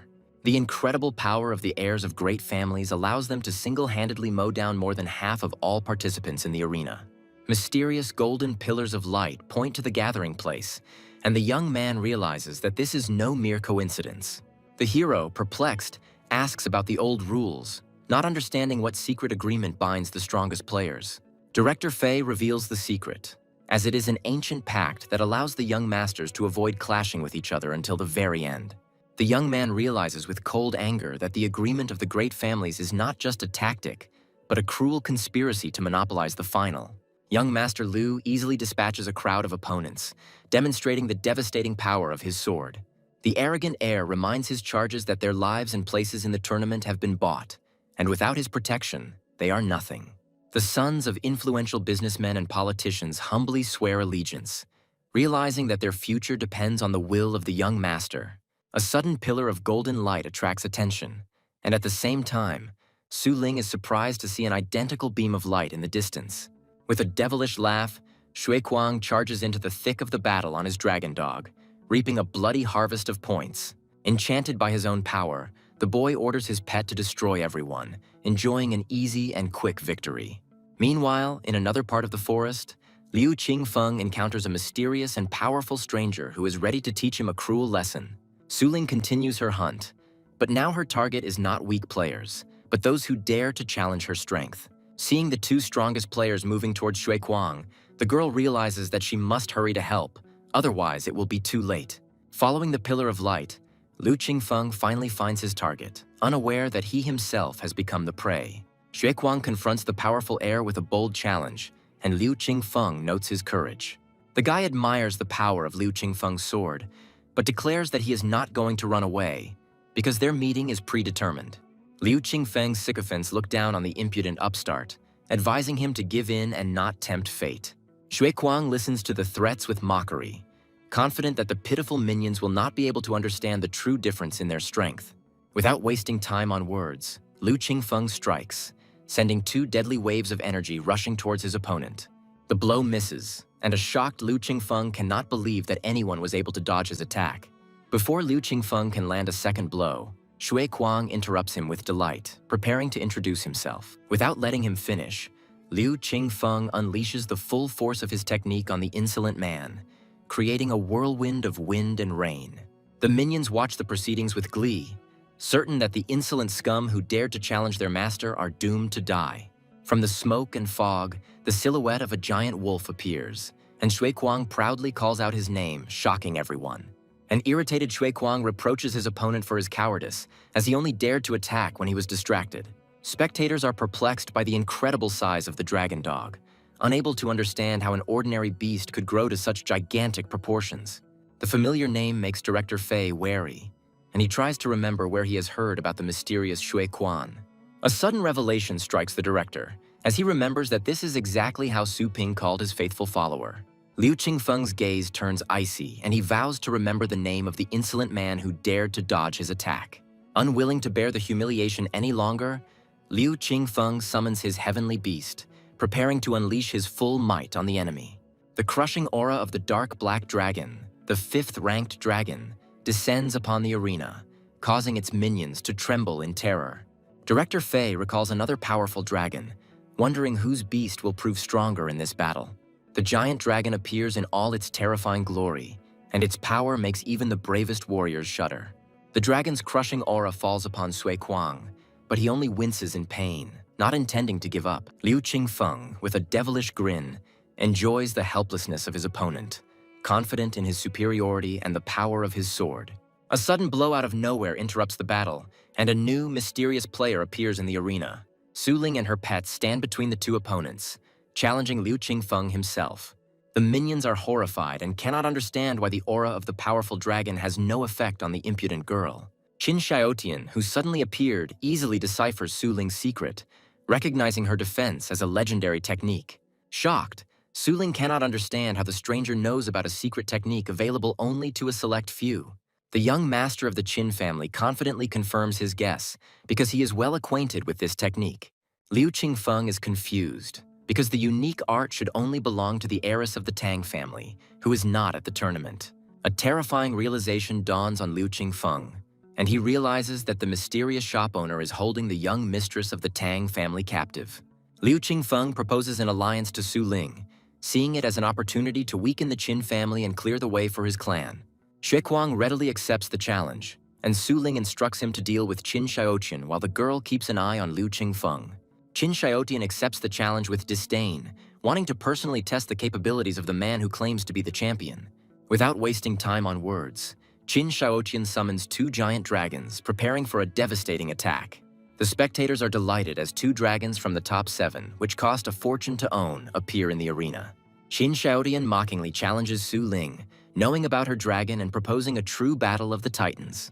The girl assesses the situation with cold calm, realizing that her phantom beast will not be able to cope with two dragons alone. Su Ling summons her Belyashik without hesitation, and the giant moon dragon appears on the battlefield, ready to fight. 3 mighty dragons clash in a furious battle, their crushing power shaking the very earth. Liu Qingfeng's henchmen watch in horror, unable to believe that 4 dragons are fighting in the arena at the same time. The dark black dragon uses its strongest attack, and Liu Qingfeng doubtfully asks if Xuequang can withstand this blow. Xuequang declares with absolute confidence that his dragon dog will easily repel any attack. The dragon's attack penetrates the defense, but Liu Qingfeng sees in horror that it has done no harm to his opponent. An enraged Liu Qingfeng decides to deal with the insolent man personally, leaving his dragon to restrain the dragon dog. The heir of the Liu family scornfully promises to show how helpless his opponent is without his pet. Xuequang accepts the challenge with a cheeky grin, swearing that he will not blink an eye even if the tip of the sword touches his face. Liu Qingfeng's sword stopped a millimeter away from his eye, but Xuequang, surrounded by blue flames, didn't even move. Meanwhile, the 2 mighty beasts clash in a fierce battle, and the dragon dog uses all its defensive skills. As the pets battle, Xuequang delivers a crushing blow to the face of his stunned opponent. With a satisfied smile, Xuequang offers to continue, challenging the humiliated and enraged Liu Qingfeng. The defeated Liu Qingfeng bitterly admits that due to the tournament rules, he was unable to use his most powerful sword. Xuequang's dragon transforms, its body covered in indestructible crystals, ready to repel any attack. Seeing the incredible transformation, the dark black dragon panics and tries to escape, but ends up trapped. A giant sphere of dark energy, the annihilation of death, rushes towards the dragon, leaving him no chance of escape. An enraged Liu Qingfeng cannot believe his eyes as he challenges the madman who dared to use such a destructive technique. Meanwhile, Su Ling encounters Qin Xiaotian, and now the girl must fight the wielder of the legendary spear. Qin Xiaotian mockingly presses the girl, confident that his pet will easily block any of her attacks. The heroine finds herself trapped and now faces imminent death, as her own dragons are about to turn into ice statues. With a devilish grin, Qin Xiaotian promises to turn Su Ling's pet into a toothpick for his dragons. The spectators watch in delight as the battle of equals unfolds, unaware that the third island is about to be completely destroyed. The sphere of death annihilation rushes towards the earth, and its creator, with a devilish laugh, predicts death to all who dare to oppose him. Xuequang, with cold calm, orders his pet to use the secret trick taught to him by the mysterious master. The giant sphere of death collides with an invisible barrier, but its destructive power continues to grow. Incredible power erupts from the dragon dog's mouth, and the thunderous kill zone absorbs the deadly attack. The audience is shocked as the death annihilation dissipates, and Xuequang's spatial skill proves to be stronger than the most destructive technique. Xuequang proudly states that this skill was taught to him by his master, and no one could have foreseen such an outcome. A shocked Liu Qingfeng cannot believe that a mere tournament participant could have such a powerful mentor. Shui Kuang proudly names his master, the owner of a famous pet store, leaving everyone even more shocked. A golden aura envelops the dragon dog, and Shui Kuang proudly calls out the name of his teacher, Su Ping. The truth comes crashing down on Liu Qingfeng, and he realizes that the powerful Shui Kuang is just one of the fighting units of the mysterious pet store. With a devilish grin, Qin Shaodian anticipated the humiliation of the Tang family when everyone found out that their secret technique had fallen into the wrong hands. Liu Qingfeng is eliminated, and Shui Kuang, who has almost 300 points, looks menacingly at the remaining henchmen.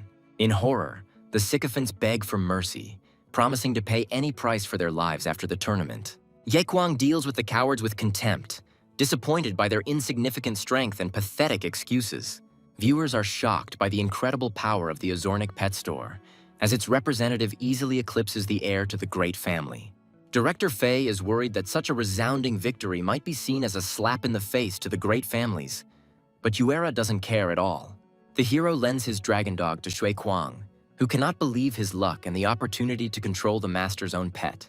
The young man explains that pet rental is a common service and offers to sign a temporary contract for money. The hero reassures Shui Kuang that he can limit the pet's power, and he reverently accepts this priceless gift. Su Ping, with a warm smile, instructs his student, ordering him not to hold back and to show his true strength in the tournament. The young man with a devilish smile understands that the elite tournament is the perfect opportunity for advertising and dispelling all doubts. The time has come to break the monopoly of the great families, and a divine figure appears in the sky on a mighty dragon. The celestial figure releases a thunder arrow aiming straight at Qin Shaotian, and the announcer screams in horror at the unprecedented skill. Feeling a mortal threat, Qin Shaotian summons his two strongest pets, Blood Demon Squire and Nature's Patron. The presenter is shocked, because the Bloody Demon Squire is one of the most cruel and difficult to tame beasts. The divine arrow flies towards its target, bringing with it inevitable death and destruction. Qin Shaotian orders all of his pets to attack, hoping that their combined power can stop the deadly arrow. Three powerful beasts create an impenetrable barrier, combining their defensive skills in a desperate attempt to survive. With a predatory grin, Su Ling watches the scene unfold, knowing that even the triple defense of the 9th stage is useless against this attack. The thunderbolt easily pierces the barrier, its icy power rushing towards its defenseless target. In horror, Qin Shaotian sees his loyal Blood Demon Squire rushing to intercept the deadly arrow. The mighty beast takes the full brunt of the impact, its body pierced by the icy power of the thunder arrow. With a furious roar, Squire repels the attack, but the price of this defense proves too high. The shockwave from the collision destroys 36 participants, and Su Ling watches his score rise with an intoxicating sense of power. The commentator is shocked, as the terrifying skill passed through two defenses, and only Squire's incredible abilities allowed him to parry the blow. Qin Shaotian looks at Su Ling with disdain, confident that her best blow has been blocked and the outcome of the battle is now decided. The Blood Demon Squire unleashes his true power, and an ominous red aura envelops his body. Two powerful beasts rush at Su Ling with incredible speed, leaving her no chance of escape. The heroine meets the attack with icy calm, creating an impenetrable barrier of pure ice around herself. Seeing that the enemy is not inferior in speed, Su Ling summons his Belyashik, and the giant dragon is ready to join the battle. With a cold smile, Su Ling announces that the first attack was just a test, and now the real battle will begin. Dozens of thunder arrows rain down on the enemy, and Qin Shaotian, horrified, realizes that he cannot withstand such power. Su Ling becomes the second player to reach 200 points, and the commentator panics and shouts that no one can stop these two. The two remaining heirs watch with a grin as their rivals are defeated, confident that it is now their turn. Unresisted, Su Ling and Shui Kuang continue their bloody hunt, mercilessly destroying everyone in their path. With their targets divided, the heroes begin the cleansing, and Shui Kuang watches in delight as his new chariot sows death and destruction. The invincible duo approaches the last survivors with devastating speed, and the commentator anxiously awaits their reaction. The heirs of the Mu and Ye families look with disdain at the approaching threat, confident that they were simply lucky. Realizing that they cannot stand, the last two heirs flee in panic, leaving their enemies with nothing. With only 5 survivors remaining on the field, the host happily announces the end of the nightmare hunt. The The defeated heirs bitterly admit their defeat, and Shui Kuang becomes the leader in points by an incredible margin. Shui Kuang is ecstatic about his victory, but Su Ling reminds him with cold calm that there is still the final round ahead. The girl feels a lot of pressure and, having given up on the holiday, decides to immediately start training. The defeated opponents approach to introduce themselves, and Qin Shaotian respectfully admits his defeat, hoping for a rematch. Qin Shaotian smiles and reassures Su Ling, admitting that his true goal is not winning the tournament, but entering a prestigious academy. The news of his admission to the #1 academy shocks everyone, and even Liu Qingfeng enthusiastically offers to repeat their fight. An enraged Liu Qingfeng cannot understand how anyone could want to fight a monster like Shui Kuang. Unable to bear the humiliation, Liu Qingfeng runs away in a rage, leaving his stunned opponents in disbelief. Feifei's director, Liu Yuan, approaches Liu Qingfeng with a sly smile, proposing a new, even more cunning plan. An enraged Liu Qingfeng hits Liu Yuan hard, accusing him of being the one who dragged his family into this dangerous game. The Tang family's followers are horrified to recognize Su Ling's technique as the legendary immobile glazed body and rush to report it to the family. Director Fei congratulates the young man on his sister's incredible success, but the hero, having received an alarming message, cuts him off mid-sentence. The young man reads the intercepted message with irritation, realizing that the Tang family has finally figured out his involvement. The hero arrives at the Zhou family residence, where new trials and unresolved problems await him. The young man watches the lazy training with disdain, realizing that he still has a lot of work ahead of him. Recognition gives way to fear, and the elder orders everyone to stop, reminding them of the patriarch's order. The warriors reluctantly greet Master Su, but their hostile glances indicate a complete lack of respect. The hero realizes with cold fury that the forced oath of allegiance is worthless, and he will have to teach them a lesson again. The young man defiantly suggests that the dissatisfied people not greet him, but take him straight to the patriarch to resolve all issues. Over a cup of tea, the patriarch, with feigned friendliness, asks about the purpose of the visit, hiding his true intentions behind politeness. The patriarch enthusiastically notes the excellent results of cultivation, but the hero is in no hurry to rejoice. The young man asks suspiciously why he sees no changes in the elite army, since services were only provided to high-ranking members.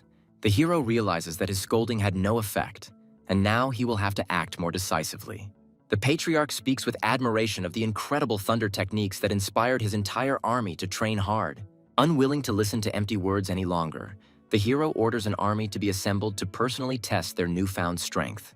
With a cold smile, the young man announces that the time has come to build up strength, and now no one will be able to sit on the sidelines. The testing treasure, a snake of average combat power, is preparing to attack on the Zhou family's training field. The attack is repelled, and the snake, having created a protective barrier, prepares to strike back with a poisonous blow. The warrior proudly shows off his 7th-level bat, but his joy is short-lived. The suddenly appearing enemy easily overpowers him by summoning a powerful thundercloud beast. The thunder beast's crushing blow breaks through the defense, and the snake's poisonous tail flashes with a blinding light. The soldiers are shocked by the incredible increase in strength, as in just 1 month their pet has advanced from the lowest to the highest 8th level. The old warrior looks at the young genius with envy, realizing that with such talent he will become a protector in a few years. The high-ranking son mockingly offers the old warrior to compete for a position, knowing that he has long been stuck at his level. The young genius scornfully advises the old man to retire, as the services of the Azornic pet shop pave the way to unlimited power. With a mysterious smile, the young man reminds us that this genius's pet has already been bred in his shop several times. The hero notes with slight disappointment that the pet has only risen a few kingdoms in a month, and orders the elite army to prepare for testing. The entire elite army lines up on the field, and at the hero's command, each warrior summons his heavenly beast. The young man looks at the animals with interest, noting their wild power, but then notices something strange that he shouldn't have seen. Among the mighty beasts, the hero spots Ancient Vine, a pet he personally trained, and orders it to step forward. The hero examines the Ancient Vine with interest, recognizing its potential as a protector and healer. The arrogant youth disdainfully calls the Ancient Vine a piece of trash, incapable of either attack or healing. Ignoring the insults, the hero sees a unique combination in his pet and decides to grant him a new, unprecedented power. The hero directly engraves the Thunder Dragon Wave onto the pet, granting it devastating attack power. The stunned warrior can't believe his eyes, as his humble pet healer has just gained a deadly attack skill. In search of a wounded man to demonstrate healing, the hero grinningly finds a new target in the face of an arrogant, insolent man. A crushing blow from the demon god's overwhelming fist breaks the arm of the arrogant youth, who falls to the ground with a scream. At the hero's command, Ancient Vine is enveloped in a glow and prepares to use its new deadly skill. A thunderous dragon wave crashes down on the wounded man, and he realizes with horror that the healing could prove fatal. Instead of the expected death, the young man's body is enveloped in a healing light, and his broken arm is restored before the eyes of an astonished audience. The shocked young man looks in amazement at his completely healed hand, not feeling the slightest pain. The patriarch and the elders are shocked, because regeneration of a severed limb is a technique available only to 8th level masters. The incredible sight makes them realize that there is a skill in the world that can both attack and heal at the same time. The Ancient Vine's master is delighted, as his humble pet has just demonstrated a terrifying and unprecedented power. The hero, with a satisfied smile, promises that thanks to his teachings, every student will be able to fully realize their potential. The soldiers, realizing their mistake and Mr. Su's incredible generosity, decide to follow him so as not to miss this unique chance. The entire elite Joe army falls to its knees, swearing allegiance and promising to follow its new master until death. The young man accepts their oath, but announces that they will undergo grueling training to achieve unprecedented power in a short time. The patriarch watches what is happening with alarm, not understanding why the young master needed to directly control his army. The hero catches a falling leaf with a mysterious smile, hinting that big changes are coming to Longjiang. A disturbing message from Snakeheart reveals a devious plot in which the Mu and Tang families plan to unite to destroy a common enemy. The final of the elite tournament is approaching, and the 5 strongest fighters enter the arena, ready for the decisive battle. Under the spotlights of the city's main arena, a champion will be determined today who will bring fame to his city throughout the world. The heads of great families gather in the VIP stands, and one empty seat arouses general interest and bewilderment. Enraged, the head of the Tang family, Tang Longzhan, curses the mischievous pet shop for dragging him into this dangerous and humiliating game. The head of the Mu family, Mu Beihai, smirks as he reassures his ally, promising that he will not stand by if the ending is ruined. The wise head of the Liu family, Liu Tianzong, watches the proceedings with interest, wanting to personally verify the power of the mysterious mischievous one.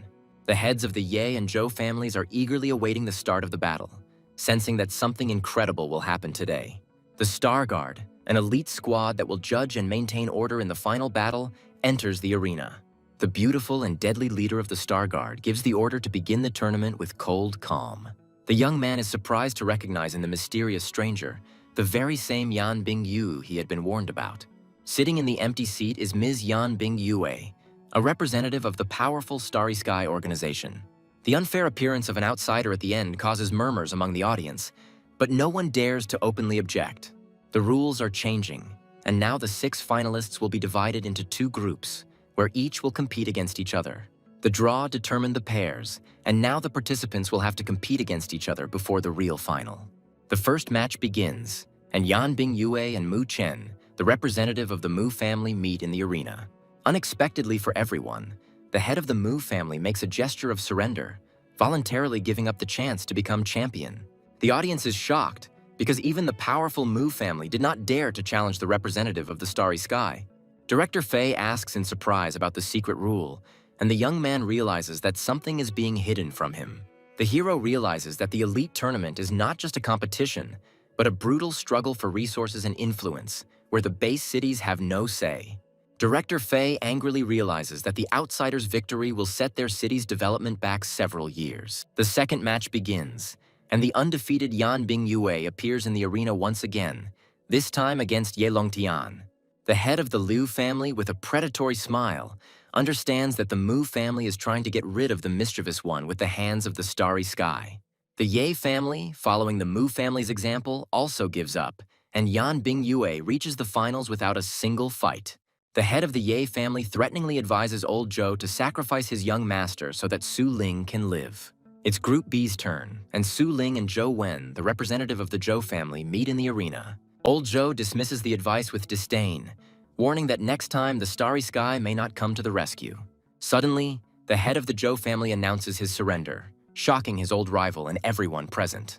News of the Zhou family's surrender spreads through the stands, and the audience realizes that Mischievous has gained a powerful ally. The head of the Mu family looks at old Zhou with disdain, predicting his family's inevitable destruction for this treacherous act. The second match begins, and now the allies, Su Ling and Xue Kuang, must face each other. Xue Kuang warns Su Ling with a serious expression, reminding her of the master's words and Yan Bingyu's hidden power. Unexpectedly for everyone, Xue Kuang loudly announces his surrender, calling on Su Ling to show her true strength in the finale. The long-awaited finale arrives, and to the roar of the crowd, Su Ling enters the arena, ready for the most important battle of her life. Under the spotlight, Su Ling prepares for battle, and now it is up to her to determine the fate of the entire tournament. Behind Yan Bingyu's mask of care and compassion lies a dark and cruel past, full of pain and hatred. Memories of her beloved pet's death awaken in Yan Bingyu a fierce hatred for everything cute and defenseless. A red aura envelops Yan Bingyu as she descends into the arena, ready to unleash her full fury on her opponent. The rules of the final fight are announced, and now the participants will have to fight in 3 rounds, where victory in 2 of them will bring the championship title. The crowd erupts in applause, and all the people of Longjiang look at Su Ling with hope, believing in her victory. A sudden flash of purple energy pierces the stands, and several spectators fall dead, terrifying everyone. The titular weapon demon, Zhao Wuji, coldly and calmly warns that anyone who dares to speak ill of Starry Sky will end up the same way. The titular Dragon Knight, Yin Fengxiao, scornfully orders everyone to calm down, reminding them that re-education is their direct responsibility. The battered and frightened commentators struggle to come to their senses, ready to continue their work at gunpoint. Su Ling looks at her opponent defiantly, not understanding how she, with neither strength nor confidence, managed to reach the finals. Without wasting time on words, Yan Bingyue unleashed a crushing blow on Su Ling that surpassed all imaginable limits. A shockwave shakes the arena, and the commentators scream in horror that the power of this attack is far beyond the 9th stage. Su Ling easily deflects the attack, and her body is enveloped in a rainbow glow, confirming all the guesses. The head of the Tang family is pleased to recognize this technique as the immobile glass body of his missing daughter. Enraged, the head of the family vows to publicly destroy Su Ping after the tournament, holding him responsible for all his troubles. The hero notices with cold calm that the star patterns on Yan Bingyu's body are not as simple as they seem at first glance. The young man analyzes the situation, realizing that with the protection and enhancement from the patterns, Yan Bingyue is capable of surpassing the 7th stage. Despite the obvious violation of the rules, the judges, bribed by the Starry Sky, only issue a formal warning. Director Fei desperately asks if there is any point in continuing, but the young man confidently declares that the fight is just beginning. With icy determination in his eyes, the hero realizes that it is the ability to overcome injustice that makes them better. Unwilling to bear the humiliation any longer, Su Ling summons her moon dragon, its icy majesty filling the arena. The audience is shocked because the dragon has not only evolved, but also acquired a golden glow that conveys divine holiness. The mighty dragon easily pushes Yan Bingyu aside, demonstrating its complete and crushing superiority. The representatives of the Starry Sky are perplexed, as they cannot understand how a mere celestial beast could suppress their mistress. In desperation, the maid throws an ancient sword to her mistress, hoping that its power will turn the tide of the battle. A blinding light erupts from the ancient sword, causing spectators to cover their eyes in horror. Another sword appears in the arena, and Su Ling is surprised to realize that she will have to fight with 2 blades at once. Su Ling's ice sword collides with an impenetrable barrier, but the second ancient sword easily breaks through the defense. Armed with 2 swords, Yan Bingyue prepares for the decisive attack, her aura reaching unprecedented heights. A crushing blow falls upon the moon dragon, its power causing the arena itself to shake. The sword easily cuts through the protective barrier and inflicts a wound on the mighty dragon, leaving it in shock. The hero recognizes with horror that the sword is the legendary secret weapon of the 9th stage, Yitian, capable of killing even beasts of his rank. The Starry Sky representative acknowledges the dragon's strength with a grin, but declares that this is where his luck ends. Outraged spectators are demanding justice, as the use of weapons above the 7th level is strictly prohibited by the rules. In response to the crowd's cries, Zhao Wuji coldly calmly creates a star power spear, preparing to teach the noisy crowd a lesson. Unwilling to take the insults any longer, Zhao Wuji unleashes his fury on the stands, and a purple spear flies towards the loudest shouter. A sudden golden fist intercepts the attack, saving the spectators from certain death, but its owner remains in the shadows. The hero, with cold calm, warns the representatives of the starry sky, advising them not to go beyond the limits of what is permitted. The judges are horrified because the unknown person easily repelled the attack of a master of the highest ninth stage, something that even they are not capable of. Unsure what to do, the judge decides to seek instructions from the starry sky, hoping for a wise decision. The starry sky representatives look at the judges with disdain, reminding them that they are only here to help the mistress win. Swordsman Xiaojiang explains that the Yitian sword is considered a pet because the mistress used it even before signing the contract. The referee reluctantly accepts the explanation and announces the continuation of the round, acknowledging that the sword does not violate the rules. The audience is furious because such an explanation is a clear deception, and with the support of such a powerful organization, Su Ling doesn't have a single chance.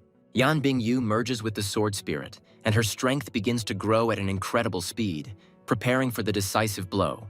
Empowered by the sword spirit, Yan Bingyue summons 3 powerful war beasts, and their ominous shadows fill the arena.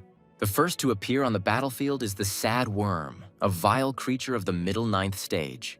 The second is the Wrathful Devil, a powerful warrior whose strength also reaches the middle ninth stage. The third and most powerful is the Assuran Dragon, which ranks second in the dragon rankings, with the power of the highest ninth stage.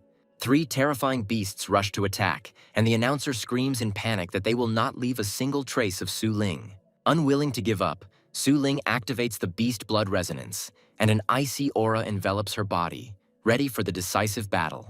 The Asura Dragon unleashes the Asura Flame, concentrating all of its destructive power into one crushing blow. In response, Moondragon uses his strongest technique, 1,000-mile freeze, preparing to meet the enemy with an icy storm. 2 streams of crushing energy collide in the center of the arena, and the battle of 2 elements, fire and ice, reaches its climax. Su Ling and her dragon strike together, and the Moonclaw rushes towards the enemy, bringing with it icy death. A unique spirit unity technique allows the Wrathful Devil to strike twice at once, catching the Sad Worm off guard. Suddenly, dozens of thunder arrows appear on the battlefield, and the 2 mighty beasts find themselves in a deadly trap. Ice arrows rain down on enemies, leaving them no chance of escape. Yan Bingyu understands with cold calm that in order to defend against the irresistible arrows, it is necessary to destroy their source. The girl realizes that a surprise attack is always a surprise attack, and it is foolish to hope that it will work twice. Without wasting a second, Yan Bingyu goes on a frontal attack, rushing into the thick of the battle.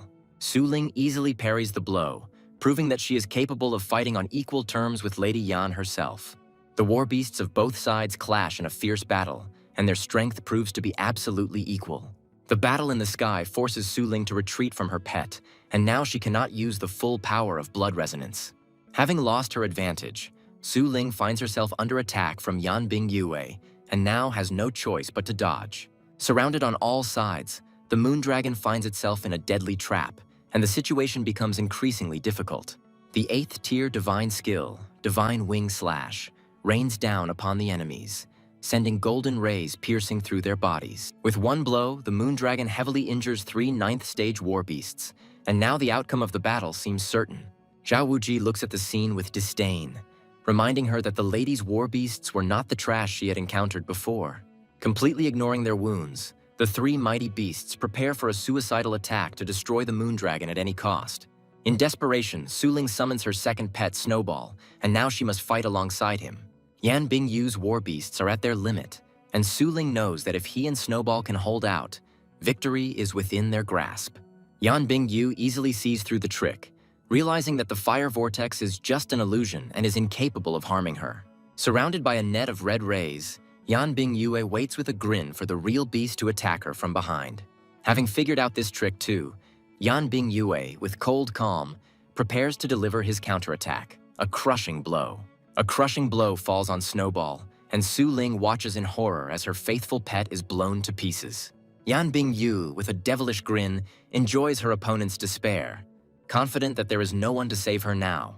An incredibly fast sword strike rushes towards the defenseless Su Ling, and the commentator screams in panic that she won't have time to dodge it. At the last moment, Su Ling manages to activate the Ice Goddess's protection, and an indestructible barrier blocks the fatal blow. The heroine bitterly realizes that the further she is from her pets, the weaker her own strength becomes. Su Ling realizes that Yan Bingyu's strength far exceeds her own, and now only Belyashik can compete with her. The mighty dragon lets out a furious roar and throws Yan Bingyu back, giving its mistress precious time to catch her breath. Unwilling to give up, Yan Bingyue dodges the attack and prepares for another, even more devastating blow. A sudden flash blinds Yan Bingyu, and she is surprised to realize that the ice goddess's protection is still active. With a sly smile, Yan Bingyue reminds her opponent that she got what she fought for.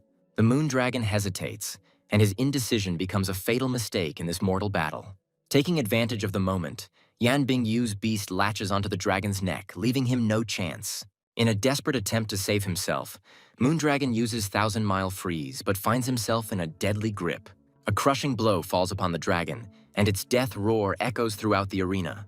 The sad worm's tentacles wrap around Su Ling, and the girl gasps as she tries to utter a word of surrender. Both of Su Ling's pets are seriously injured, and the girl herself is tied up, and now the judges are ready to deliver their verdict. Despite the obvious defeat, the judges announce the continuation of the round, and the outraged spectators erupt in screams. The representatives of the starry sky disdainfully declare that the strong always bully the weak, and call on the lady to teach the impudent woman a lesson. Bound and helpless, Su Ling is suspended in the air, and now she must endure humiliation and pain. Spectators turn away in horror, unable to bear to watch the cruel and unjust reprisal taking place before their eyes. The heads of families look on with disdain at what is happening, convinced that the arrogant upstarts deserve such humiliation. Just as the sword is about to pierce Su Ling, it is stopped by an invisible force, leaving Yan Bingyu frozen in confusion. The hero suddenly appears and saves his sister, and the girl is surprised to realize that the first round is over. A crushing blow shatters the protective barrier, and the commentator screams in horror as a huge hole appears. The judges reluctantly announce Yan Bingyu's victory in the first round, as Su Ling had already announced that she was giving up. Yan Bingyu looks at the mysterious savior with bewilderment, feeling an inhumanly frightening aura in him. A golden glow envelops the hero, and his appearance begins to change, turning into something divine and terrifying. The representatives of the starry sky contemptuously recognize in the savior the same Su Ping who dared to interfere in their affairs. An enraged Yin Fengxiao descends from the stands, considering Su Ping's appearance in the arena an attempt to mock the weak. A crushing pressure falls on Yan Bingyu, and the girl falls to her knees, unable to withstand Su Ping's terrifying power. The hero asks threateningly if one small skeleton would be too much for this battle. An enraged Zhao Wuji is not about to sit idly by while an outsider interferes in their affairs and puts his pet into the arena. The young man explains with a cold grin that pet rental is a common service, and his skeleton is no exception. The hero calmly declares that he is simply fulfilling his duties, since Miss Su rented his pet in advance. The young man mockingly reminds that the Yitian sword also has its own caretaker, hinting at the double standards of the starry sky. The representatives of the starry sky are furious because they cannot allow some upstart to injure their mistress's pets. Su Ping disdainfully suggests recalling the weak beasts that do not have sufficient combat power. With a devilish smile, the hero declares that numbers don't matter, and the main thing is that they admit their defeat. The heads of the families are horrified because the impudent youth not only challenges the starry sky, but also gains the upper hand over them. Two powerful warriors of the starry sky accept the challenge, preparing to personally deal with the insolent man who dared to humiliate them. 5 terrifying beasts emerge from a mysterious portal, their ominous aura leaving the audience trembling in terror.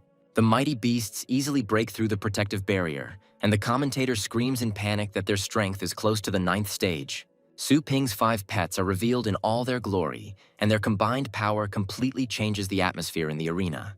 Inspired by the support, Yan Bingyue thanks her allies and vows to make the insolent ones breathe their last. The hero, with a cold grin, offers his sister to sign a temporary contract with the little skeleton so that she can fight. Su Ling is terrified because the difference in strength between her and the skeleton is huge, and the forced contract could kill her. The skeleton extends his hand with a noble gesture, and Su Ping orders his sister to trust him. The girl touches the bony hand with trepidation, feeling neither warmth nor cold, and the temporary contract is successfully concluded. In her subconscious, Su Ling sees the weakened but living souls of her pets and promises to heal them. Suddenly, the girl realizes that something is missing and is alarmed to realize that she cannot find the consciousness of the little skeleton. In the depths of her mind, Su Ling finally sees the one who accompanied her brother on his journeys. The girl understands that if she loses, the championship will go to Yan Bingyue, and she herself will be humiliated and disgraced. The hero calms his sister with a smile, assuring her that the little skeleton will figure everything out on his own. The round begins, and Yan Bingyu shouts furiously as he orders his beasts to tear their opponents apart. An army of powerful beasts rushes into attack, and their combined might is ready to wipe out all life from the face of the earth. Gathering all her willpower, Su Ling looks at the little skeleton with hope, trusting him with her life and destiny. A flash of undeath erupts from the skeleton's eyes, and a beam of red energy pierces the giant dragon's head. In an instant, the small skeleton decapitates two powerful dragons, leaving everyone in a state of shock. The representatives of the starry sky cannot believe their eyes, because they did not even have time to follow his movements. Having accomplished the impossible, the little skeleton does not stop and with a devilish grin rushes at the next victim. The infinity slash of the chaos stars falls upon the last enemy, and a bloody whirlwind tears it apart.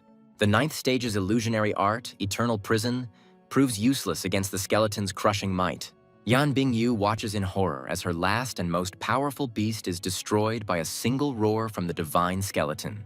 The starry sky representatives scream in panic, begging the skeleton to stop, but their pleas go unanswered. Showing no mercy, the skeleton pierces Yan Bingyu with his sword, and her blood spills onto the icy arena. There are two types of dangerous creatures in nature: those that openly display their strength and those that hide it until the very end. Su Ping, like a predator, became one with the environment, hiding his true power behind a mask of indifference. Yan Bingyu realized with horror that the little skeleton defied any classification, because its strength went beyond all imaginable limits. Chilling disharmony, pure blackness, that is what this small but deadly warrior represents. At the last moment, Yan Bingyue activates her protective treasure, but even it cannot save her from the fatal blow. Su Ling is delighted to realize that now that her main opponent has been defeated, the man who put Belyashik in a hopeless situation is left defenseless. The family heads are horrified to realize that either they have overestimated their strength, or Su Ping's true power is beyond imagination. The elders understand with awe that the Poison King was not exaggerating, and this guy's strength is truly divine. Old Zhou admits with a grin that he knew about the mischievous man's true strength from the very beginning, because he once almost died at his hands. The small skeleton pins the defeated Yan Bingyu to the ground with cold calm, ready to deliver the finishing blow. In a panic, the representatives of the starry sky rush into the arena, begging for mercy and declaring their complete surrender. The incredible turn of events shocks everyone, and the commentator cannot believe his eyes as the mighty starry sky surrenders. The hero looks with contempt at his defeated enemies, reminding them of their former arrogance and self-confidence. With icy calm, the young man asks if they are ready to give up the championship, and his voice leaves them no choice. The heads of the families are horrified to realize that this boy is a real madman who will stop at nothing. In exchange for the life of their mistress, the representatives of the starry sky give up their championship, ready to leave everything in the past. Yan Bingyu's wound is not healing, and the thick, dark energy of the corpse poison continues to corrode her flesh. The hero asks with a cold grin if they are really ready to leave everything in the past.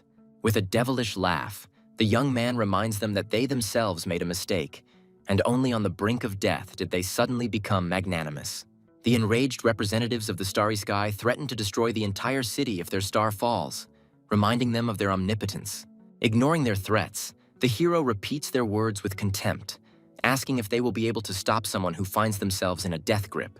A sudden blow knocks back one of the warriors, and the small skeleton once again proves his superiority. The second warrior rushes into the attack with a furious cry, not believing that someone dared to attack them, representatives of the starry sky. Suddenly, dozens of ninth-level masters burst into the arena, and the commentator screams in horror for reinforcements. The mysterious stranger leading the squad wonders with cold calm whether his goal is an order from the regicide. With a devilish grin, Zhao Wuji predicts Su Ping's imminent death, confident in his superiority. The hero looks at the new arrivals with bewilderment, not understanding what the regicide's order is and who these people are. The family heads are horrified to realize that the starry sky has summoned the Kingslayer's order, which is only issued in the event of a Beast King-level threat. 10 ninth-stage peak masters, capable of single-handedly dealing with the King of Beasts, are dispatched to suppress the threat. The titular Soldier King, Jie Gang, with icy calm orders everyone else to leave the area so as not to interfere. Panic grips the spectators, as a battle of this magnitude could wipe out the small city of Longjiang. Suling is horrified to realize that her mother is in danger and frantically tries to figure out how to save her. The young man reassures his sister with a warm smile, assuring her that their mother is already in the safest place in the world. Meanwhile, in a distant store, the hero's mother calmly drinks tea, unaware of the impending disaster. The hero looks at his enemies with contempt, declaring that the order to kill the king is an unattainable goal when it comes to him. The enraged Zhao Wuji cannot believe such arrogance, because no one dares to call himself a king in the face of the starry sky. Unwilling to endure any more humiliation, Zhao Wuji calls upon all the families of Longjiang to help destroy the common enemy. The head of the Tang family, blinded by the thirst for revenge, gives the order to his flying army, ready to tear Su Ping apart. Thousands of winged beasts soar into the sky, their combined might ready to rain death upon the arena. With fury in his eyes, the head of the Tang family orders his army to help Starry Sky and bring Su Ping to him. At the command of their master, the warriors of the flying army draw their bowstrings and release thousands of fiery arrows into the sky. The arena's roof collapses under a hail of arrows, and panicked spectators try to escape the falling debris. At the last moment, the nature patron comes to the rescue, and the young master of the Qin family saves the innocent from certain death. A massive cloud of bats, like a tidal wave, crashes into the arena, wreaking havoc and destruction. The representatives of the Starry Sky threaten the other patriarchs, declaring that neutrality will be considered disobedience. The head of the Zhou family unhesitatingly announces his support for Su Ping, urging the others to think carefully. The patriarchs face a difficult choice, because any mistake will cost them not only their reputation, but also their lives. They realize that Su Ping's current strength is incomprehensible and is capable of crushing even 5 ninth-stage peak beasts. On the other hand, the Starry Sky is an undeniable force that has saved base cities from destruction more than once. Remembering their past grievances and humiliations, the heads of families understand that even if they help Su Ping, it will not be of any use. After much deliberation, the patriarchs make their choice, and now they must announce their decision. The head of the Qin family orders his son to take refuge, announcing his decision to ally with the Starry Sky. Qin Xiaodian desperately begs his father to change his mind. Unable to understand how he could make such a suicidal choice, the young man tries to reach out to his father, reminding him that the Starry Sky doesn't care about their lives, and even victory won't change anything. The son bitterly explains that pleasing the Starry Sky is like putting out a fire, and sooner or later they will still burn. The head of the Qin family tries to reason with his son, reminding him that now is not the time for heroism, and no one can stop the regicide's order. With desperation in his voice, Qin Xiaoqian begs his father to trust him, believing in Su Ping's power and his ability to change the course of history. The son's confidence makes the father think, and doubts arise in his heart. What if Su Ping really can overthrow the Starry Sky? The other patriarchs are surprised to realize that the Qin family is not with them, and now they must make their own choices. Zhao Wuji dismisses the doubts with disdain, believing that as the head of the clan, he cannot rely on the foolishness of his child. Suddenly, the head of the Qin family switches to Su Ping's side, and his son looks at his father with joy and relief.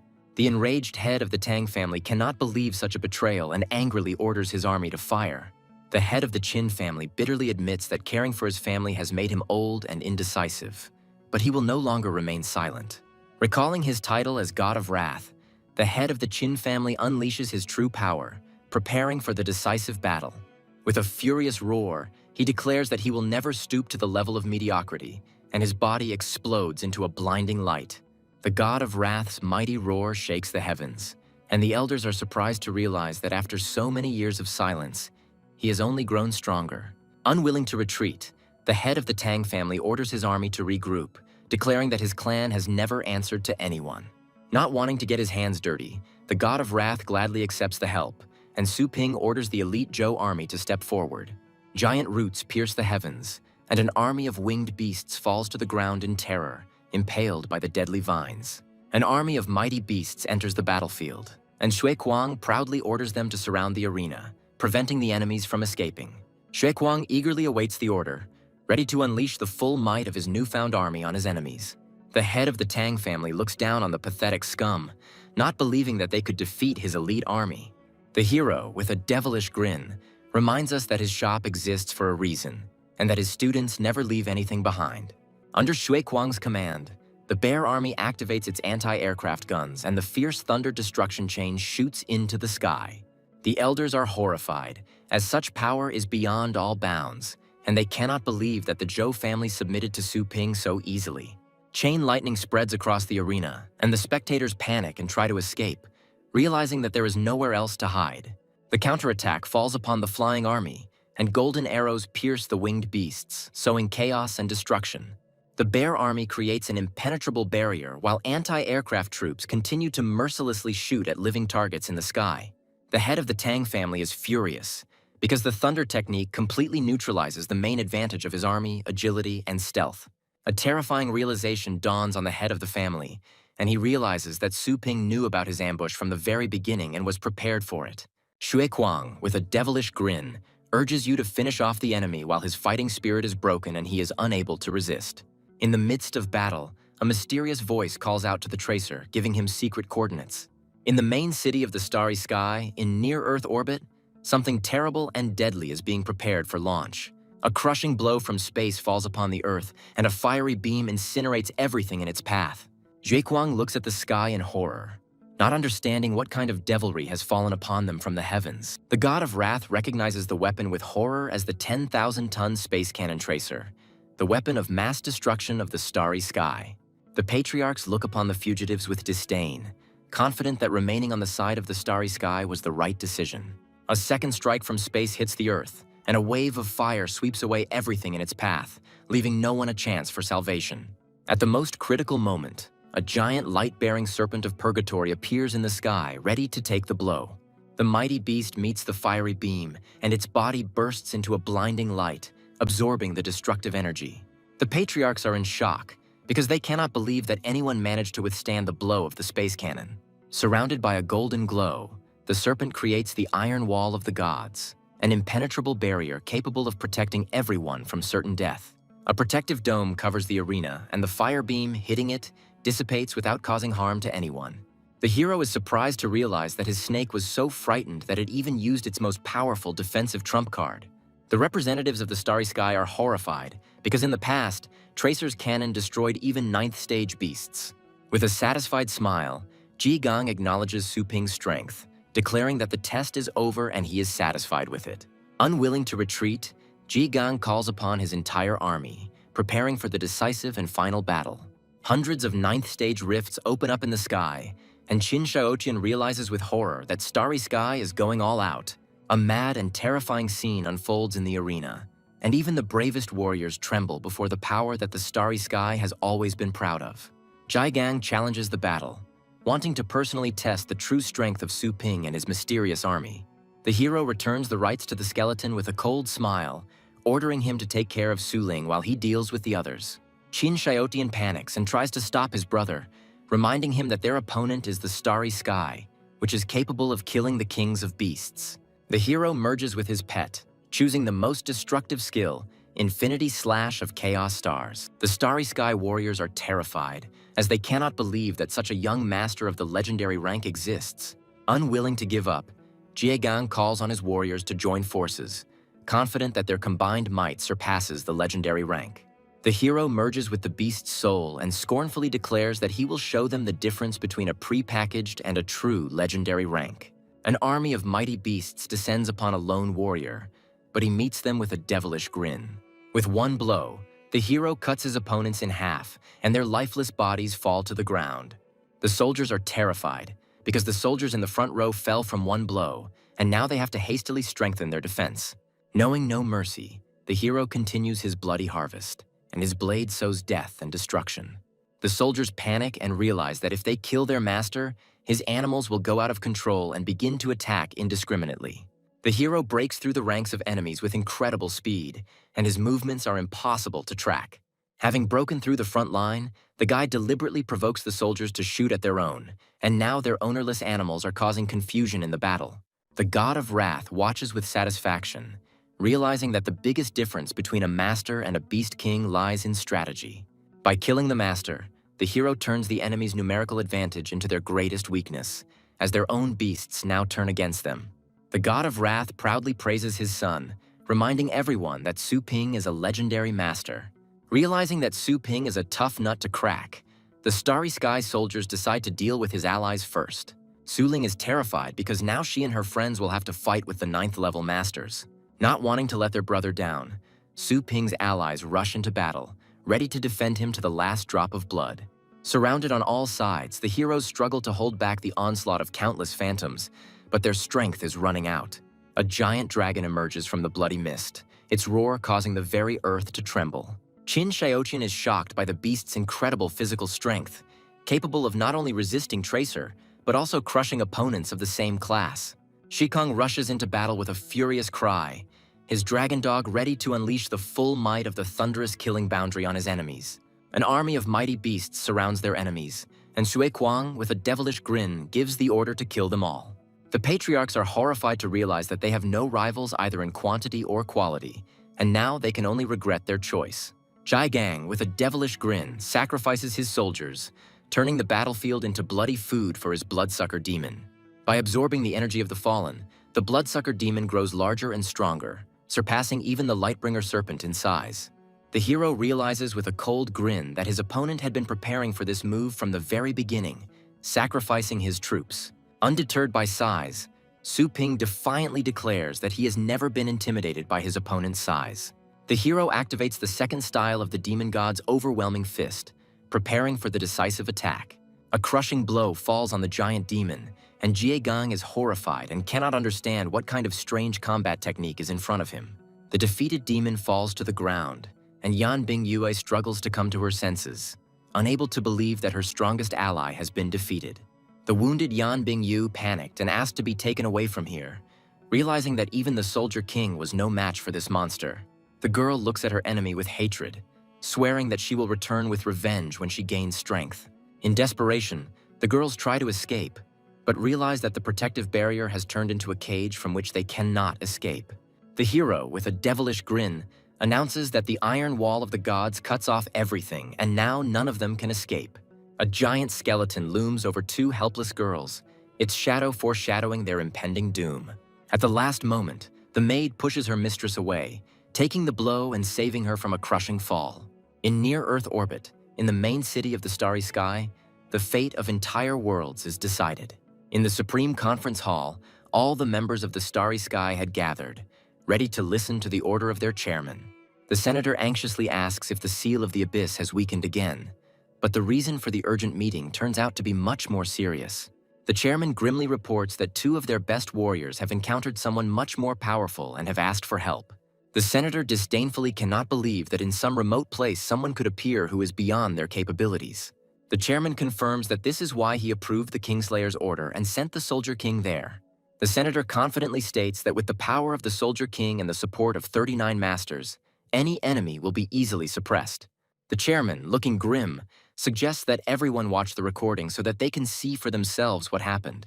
Incredible news hits the council as the entire squad has been destroyed and their strongest warrior, Jai Gang, has been captured alive.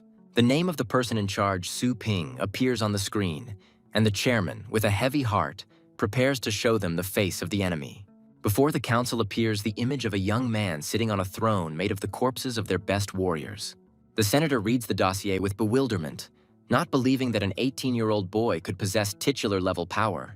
The chairman plays the recording with interest, wanting to see for himself what this mysterious young man is capable of. To their disappointment, the secret security technology hid all the most interesting moments, preventing them from obtaining any information. The senators are confused, as this could mean that their enemy is deliberately hiding his true strength. The chairman confidently states that there is someone of legendary rank behind this young man, and his words leave no doubt. The council is perplexed, as they cannot understand how this remote town could have attracted the legendary patron. The chairman recalls intelligence reports that Su Ping has a close relationship with Dao Zong, one of Yuan Tianxin's subordinates. Senators disdainfully discuss the fact that a commoner cannot be a legendary swordsman, since he would have been killed long ago for such imposture. The chain of logic leads them to the conclusion that behind Su Ping stands Yuan Tianxin himself, one of the few who can match their strength. The council faces the difficult question of how to respond to such a daring challenge and whether to mobilize all its troops. The chairman sadly admits that despite the loss of one of their legendary warriors, they still remain a powerful organization. Battles between legendary ranks are taboo, as they only weaken the continent and benefit the enemy. The chairman bitterly admits that they will have to make concessions in order to save face and avoid official repression. To hide their humiliation, the council decides to hush up the news by announcing that a wave of beasts has attacked the arena. The enraged chairman cannot come to terms with such humiliation and decides to personally deal with this issue. With a devilish glint in his eyes, he declares that even the mighty Yuan Tianqian must show them at least a little respect. Shui Kuang looks in horror at the bloody mess left by his enemies and can hardly comprehend how brutally they trampled them into the mud. The young man reports to the master that there is no one left on the battlefield, but their peace is short-lived. With a cold grin, Su Ping notices the uninvited guests and prepares to welcome them with due hospitality. A titular master emerges from a mysterious portal, his aura making everyone tremble in fear. The supreme chairman of the Starry Sky arrives in person for the negotiations, and his appearance heralds a new, even more dangerous game. The fallen warriors look to their leader with hope, begging him for salvation from imminent death. Unwilling to listen to their pleas, the patriarchs use the star seal of the larynx, silencing the captives forever. The chairman can hardly contain his anger, realizing that this is clearly too much, and demands that his demands be voiced immediately. The chairman condescendingly offers the young man to do him a favor, not understanding with whom he is dealing. The enraged Shui Kuang cannot believe such impudence and angrily shouts that the old man who came to beg for mercy should not pretend to be anything. The enraged guard cannot believe such impudence, but the chairman, with wise calm, stops him. The chairman understands that since Su Ping's patrons are gone, he won't be able to create a storm on his own. Unwilling to endure the humiliation any longer, the chairman demands the surrender of the Soldier King, promising in exchange to spare the insolent man's life. The hero meets the threat with a mocking smile, asking rhetorically what will happen if he refuses. The chairman scornfully reminds that even the mighty Yuan Tianqian trembles at the sight of the Star Master. Undeterred by the threats, the hero defiantly offers to argue, confident in his strength and rightness. The Soldier King tries to say something in despair, but the hero confidently promises to get him justice. A young man with a devilish smile offers a deal. If the chairman can withstand his attack for 3 seconds, he will be able to take his people back. The chairman accepts the challenge with a sneer, confident that some youngster cannot defeat him in 3 seconds. The Soldier King, horrified, tries to stop his master, realizing that this bastard is the owner of the legendary rank. The chairman contemptuously calls his opponent an arrogant boy, confident that he won't last 3 seconds. 5 mighty dragons appear on the battlefield, and their combined might is ready to destroy anyone who dares to oppose them. The chairman was shocked, because his opponent not only wasn't afraid, but also contemptuously called his mighty beasts just these. The chairman is furious at the incredible audacity, and he cannot understand where this simple youth gets such arrogance from. The enraged chairman unleashes his true power, his body becoming engulfed in blue flames. Having cast off his clothes, the chairman appears in his true form as he was 70 years ago at the height of his power. The Guardians are horrified to discover that this transformation is a forbidden technique that shortens life in exchange for incredible physical strength. Unwilling to endure humiliation any longer, the hero, with a devilish grin, prepares to show his opponent his true strength. A menu of skills opens before the young man, and he eagerly chooses which one to use in this battle. The hero notices the Beast Soul Imposition skill with interest, realizing that he can now merge with another of his pets. The hero is delighted to realize that now, in addition to the strength of the skeleton, he can gain double the combat power of another beast. With a devilish smile, the young man decides to take advantage of the old man's generous gift, as it would be rude to refuse such a chance. The hero chooses Beast Soul Imposition and summons his Lightbringer Serpent, preparing for an incredible transformation. By merging with the snake's soul, Su Ping transforms into a powerful demonic warrior whose strength goes beyond all imaginable limits. The Guardians are horrified, as they cannot believe in the double fusion, which even those who have reached the legendary rank are not capable of. A terrifying realization dawns on the God of Wrath, and he realizes that Su Ping has already reached the 2nd stage of the legendary rank. With icy calm, the hero orders the timer to be started, ready to prove that 3 seconds will be enough for him. In desperation, the chairman creates the Giant Dragon Defense, an indestructible barrier of the 9th stage. The chairman is horrified to realize that Su Ping is not related to Yuan Tianqian, but is himself a legendary master. A crushing blow from Fumo's Dragon Fist falls upon the defense, and the outcome of the battle is now decided. A crushing blow slams the chairman into the ground, and he realizes with horror that this is impossible. The defeated chairman desperately begs for mercy, admitting his complete and utter defeat. With icy calm, the hero asks if he really gives up, and his voice leaves no doubt. The young man scornfully reports that his opponent lasted only 1.83 seconds and suggests they start all over again. Realizing that there would not be a speck of dust left of him if he had not given up, the chairman bitterly admits his defeat. The defeated chairman bows before his new master, and now the starry sky has a new master. Su Ling and Xue Kuang enthusiastically welcome their master, the new Star Lord. News of Su Ling's victory and the incredible power of the Ozornic pet shop spreads throughout the city, and crowds of people rush to its doors. In the crowded store, new customers eagerly wait in line, dreaming of gaining the same power. Tang Ruan is surprised to see a delegation of heads of great families who have come to personally pay their respects to the new ruler. Tang Ruan is delighted to see her father among the visitors, confident that he has come to save her. Suddenly, the father turns around and leaves, and the girl realizes with alarm that something has gone wrong. A sudden realization hits Tang Ruan, and she realizes that her father did not come to save Su Ping, but to put him in his place. With a devilish smile, the girl anticipates the imminent death of her jailer, dreaming of showing him the true power of the flying army. Meanwhile, in a crowded store, a new customer, delighted by Tang Ruan's beauty, asks to shake her hand. A girl with a flirtatious smile grants a fan's request, who delightedly vows not to wash his hands until the end of the month. Tang Ruan happily tells her friend that she will soon be free, as her father has joined forces with other families. The girl mockingly promises to lend a helping hand to her friend when she manages to escape. A sense of foreboding gripped Tang Ruan, as she couldn't understand why there had been no reaction to her father's actions. Su Ping suddenly appeared with the defeated patriarchs at his feet and asked with a cold smile if she was satisfied. The hero tries on the black thread armor with satisfaction, a secret treasure of the 9th stage that will automatically protect him from any attack. Tang Ruan is horrified because she can't believe that her father gave away their family's most ancient treasure to some outsider. In addition to the armor, there are mountains of treasure on the table, and the girl does not understand where the simple shop owner got such wealth. Suddenly, the door of the room flies open and the angry chairman rushes inside with force. Unexpected by such an invasion, Tang Ruan was sent flying, unable to withstand the chairman's might. The girl is surprised to recognize the attackers as those who had recently been Su Ping's enemies, and does not understand what is happening. The hero greets Xiao Tang with a smile and asks her to bring him tea with unperturbed calm. With a slight hint of mockery, the young man reminds that everyone present is his guest, and they need a pour too. Confused, Tang Ruan obediently follows the order, pouring tea for the old gentleman who was recently her enemy. The chairman looks at the scene with suspicion, trying to figure out if this girl is Su Ping's most trusted servant. Tang Ruan notices with alarm that the old gentleman has suddenly started sweating and is afraid that she will be punished. The chairman apologizes in a panic, begging him not to report him to Master Su, and promises to pay generously for his silence. The girl is perplexed because she does not understand why such a powerful old man who was supposed to help her father is so afraid of Su Ping. The head of the Mu family is surprised to recognize the maid as the missing daughter of old Tang, who, as it turns out, was secretly sent here for training.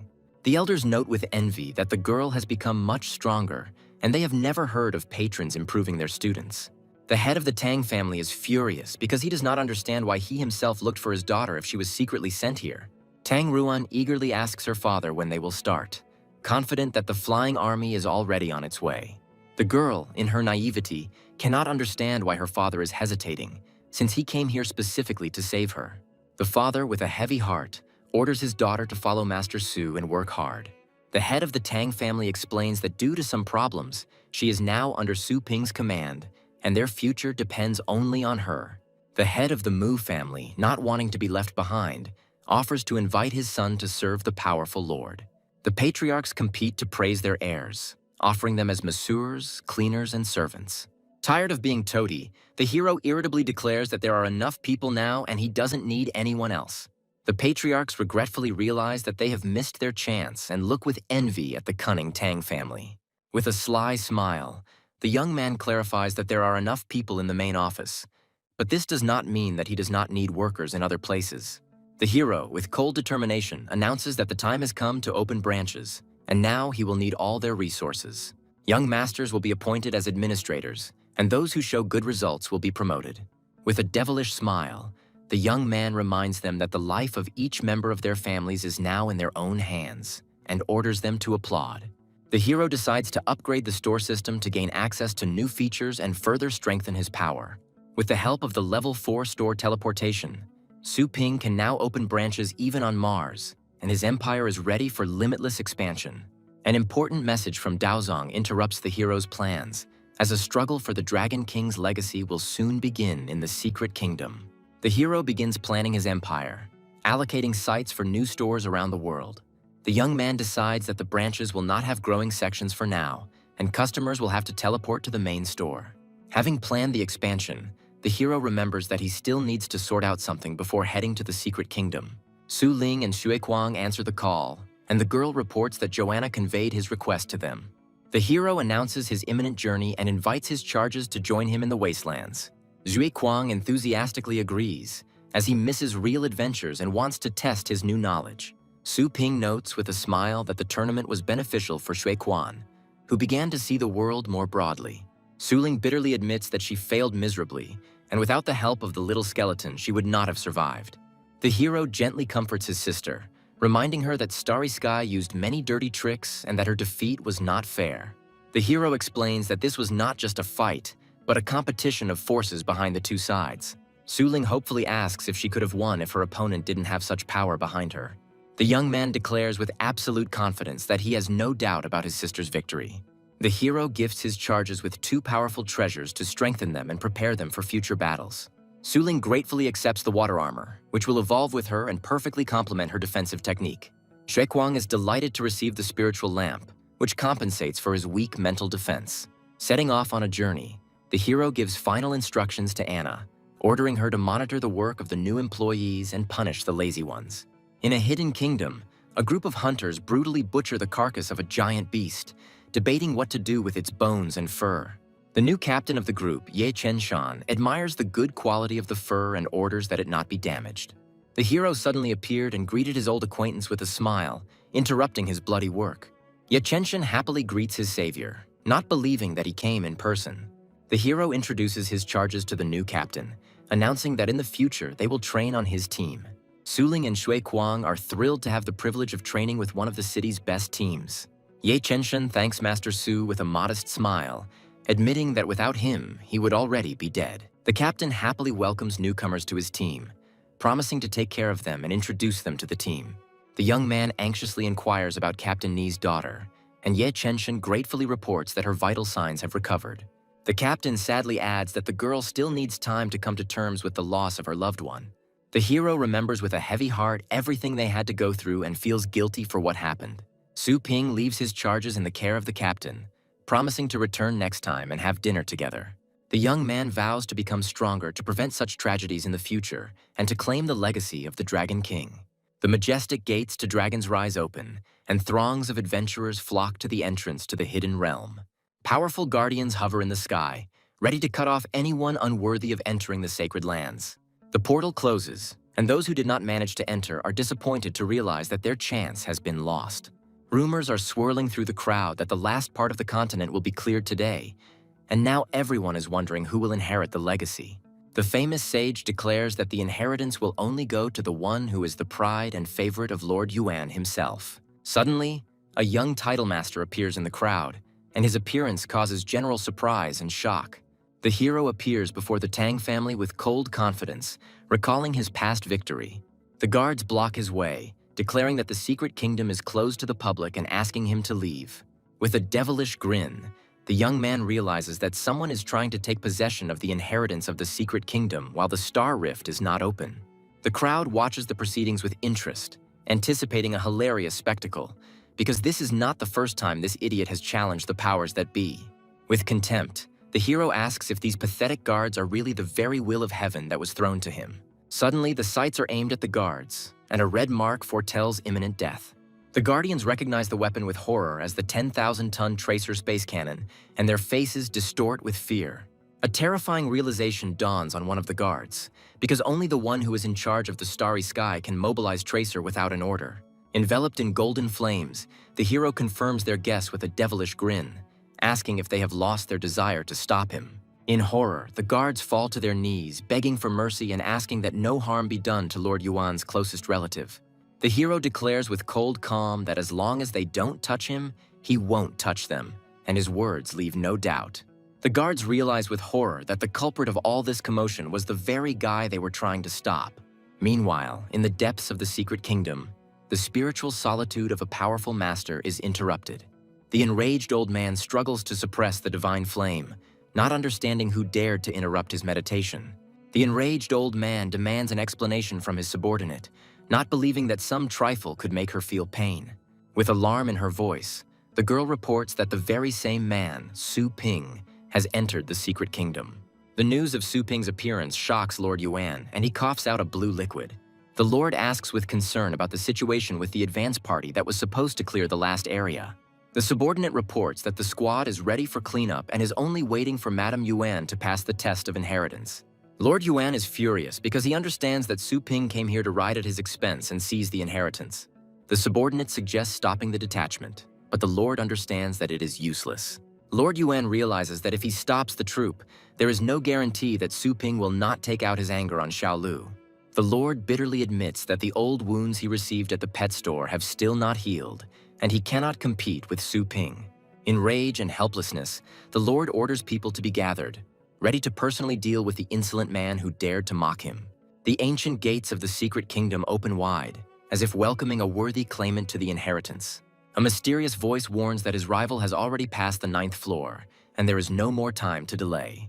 Recognizing the hero's strength, the tower grants him the right to go straight to the top floor, bypassing all previous tests.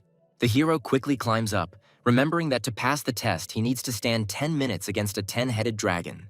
At the top of the tower, the young man is met by a mighty golden dragon, and he cannot understand how his young rival managed to get there. Young Yuan Linglu announces her victory with a smug smile, confident that thanks to her grandfather's instructions, she got it right the first time. Su Ping is surprised to realize that the girl has passed the test alone, and an idea arises in his head to test her strength. The sudden appearance of the stranger shocks Yuan Linglu, who was sure that her grandfather had blocked this secret realm. Shrouded in a golden glow, the hero appears before the girl in the form of an ancient dragon king, wanting to test her intentions.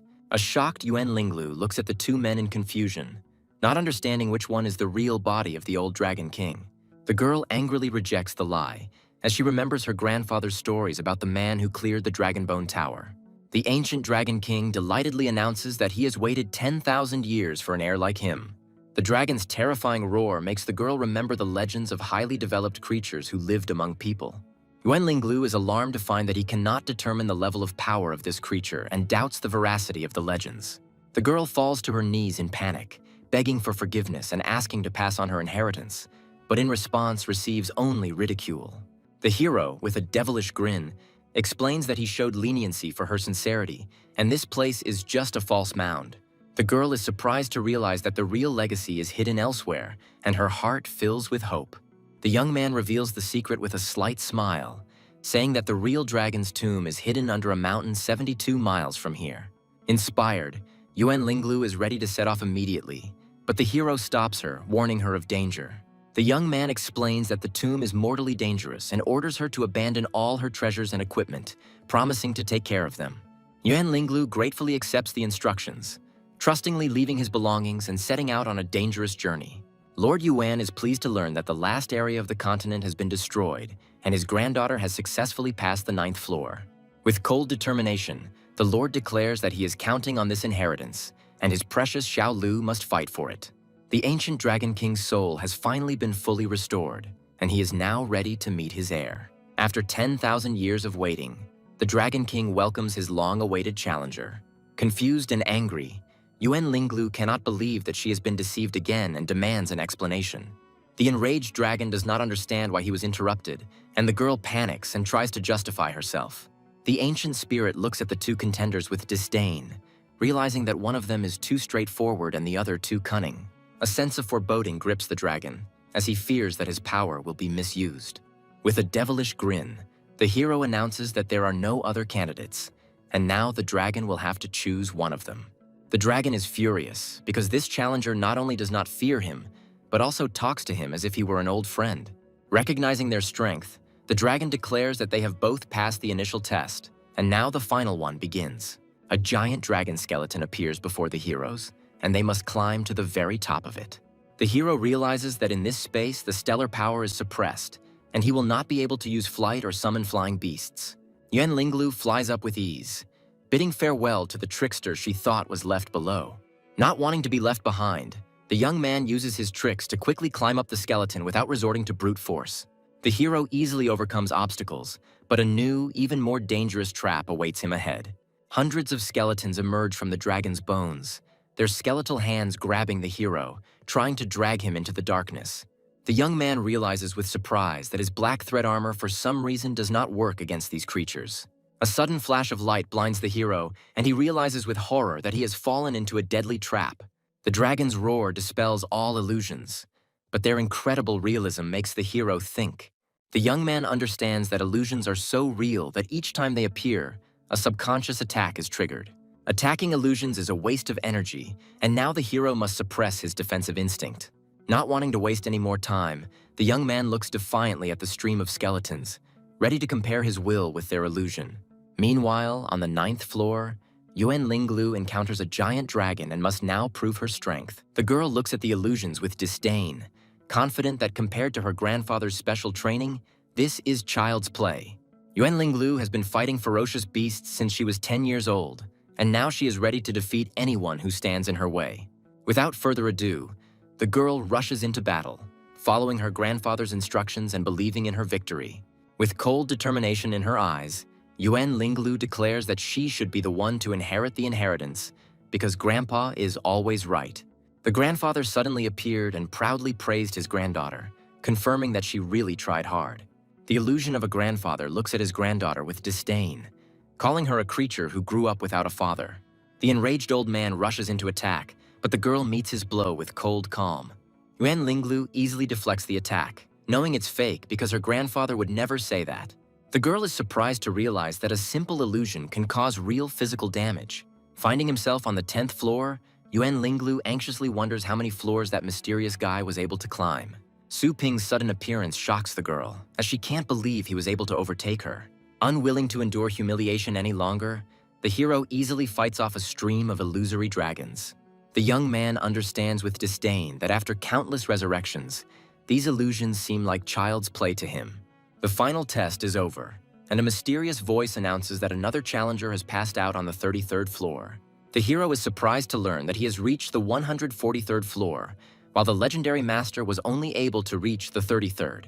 The ancient dragon heals the girl's wounds, and she is surprised to realize that she has lost consciousness for some time. The dragon declares that whoever wins twice will become his final successor, and Yuan Linglu bitterly realizes that she has lost. The ancient spirit calms the girl, reminding her that anyone who has reached the 10th floor already has the right to inherit. The dragon respectfully notes that even after losing consciousness, the girl reached the 33rd floor, and such talent is found once in 100 years. Yuan Linglu hopefully understands that the gift is meant only for her, and this is a good opportunity to prove her strength. The dragon looks at her with regret, knowing that someone like Su Ping is born once every 10,000 years. The second test is a battle of strength, and Yuan Linglu looks at her opponent defiantly, ready to show what she's made of. The hero is surprised to recognize the girl's pet as a purple-winged phoenix, possessing the pedigree of the king of beasts. With a mocking smile, the young man notes that the girl has only an immature phoenix, which has not yet had time to become a symbolic beast. Yuan Linglu proudly states that her phoenix has been her partner since childhood and has already defeated countless masters. The hero mockingly refutes the girl's words, stating that her grandfather had to force Daozong to give in. Not wanting to listen to any more boasting, the young man calls upon his dragon dog, offering to test everything in practice. The ancient dragon looks down on the dragon dogs, calling them mere dogs despite having only a small amount of dragon blood. The dark dragon dog's subtle and reserved aura makes the dragon think, and doubt arises in his soul. Unwilling to retreat, Yuan Linglu and her phoenix charge forward, ready to prove their strength. The divine flames of the phoenix envelop his body, and he rushes towards his opponent with a furious roar. The dragon dog easily dodges the attack, and its blue flames are ready to incinerate anyone who stands in its way.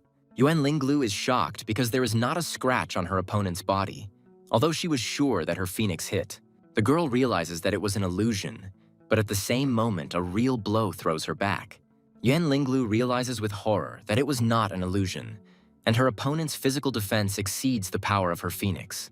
The hero looks at his opponent with disdain, asking if this is all she's capable of. An enraged Yuan Linglu commands her phoenix to use its inherited technique, preparing for the final attack. The hero is surprised to notice that the phoenix's flame has become stronger than before and now poses a real threat. The girl understands that although her technique is not perfect, it will be enough to defeat the dark dragon dog. Unwilling to endure the humiliation any longer, Yuan Linglu decides to use his strongest attack. The dazzling phoenix's slash falls upon the hero, and the fiery sword is ready to incinerate him on the spot. With a devilish grin, the young man praises the beautiful technique and, as a tribute to respect, decides not to humiliate his opponent anymore. The hero lets his dragon dog go all out, and his body is engulfed in blue flames. The fiery sword collides with an impenetrable barrier, and the dragon dog easily repels the deadly attack. The Dragonbone Tower begins to glow, and its insanely strong aura makes everyone tremble in terror. Lord Yuan watches the battle with a mixture of horror and admiration, recognizing that his granddaughter's fighting prowess is no less than that of a true titled master. With a furious roar, the girl launches into a final desperate attack, putting all her strength and will into it. The blow almost reaches its target, but at the last moment the dragon dog manages to reflect it, and the girl bitterly realizes that it is beyond her strength. The ancient dragon announces that Su Ping has won 2 victories and has become his rightful successor. Defeated and healed, Yuan Linglu, with a heavy heart, acknowledges the truth of the ancient spirit.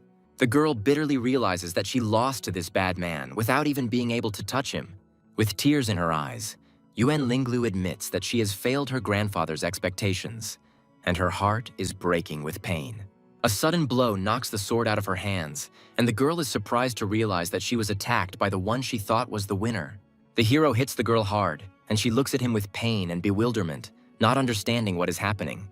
The dragon, in a rage, demands an explanation, but the young man, with cold calm, declares that he merely vowed to use his power correctly. The young man mockingly suggests that the girl resume training if she is unhappy and reminds her of the services of his pet store. The ancient dragon interrupts their quarrel and gives the girl 3 drops of his dragon blood.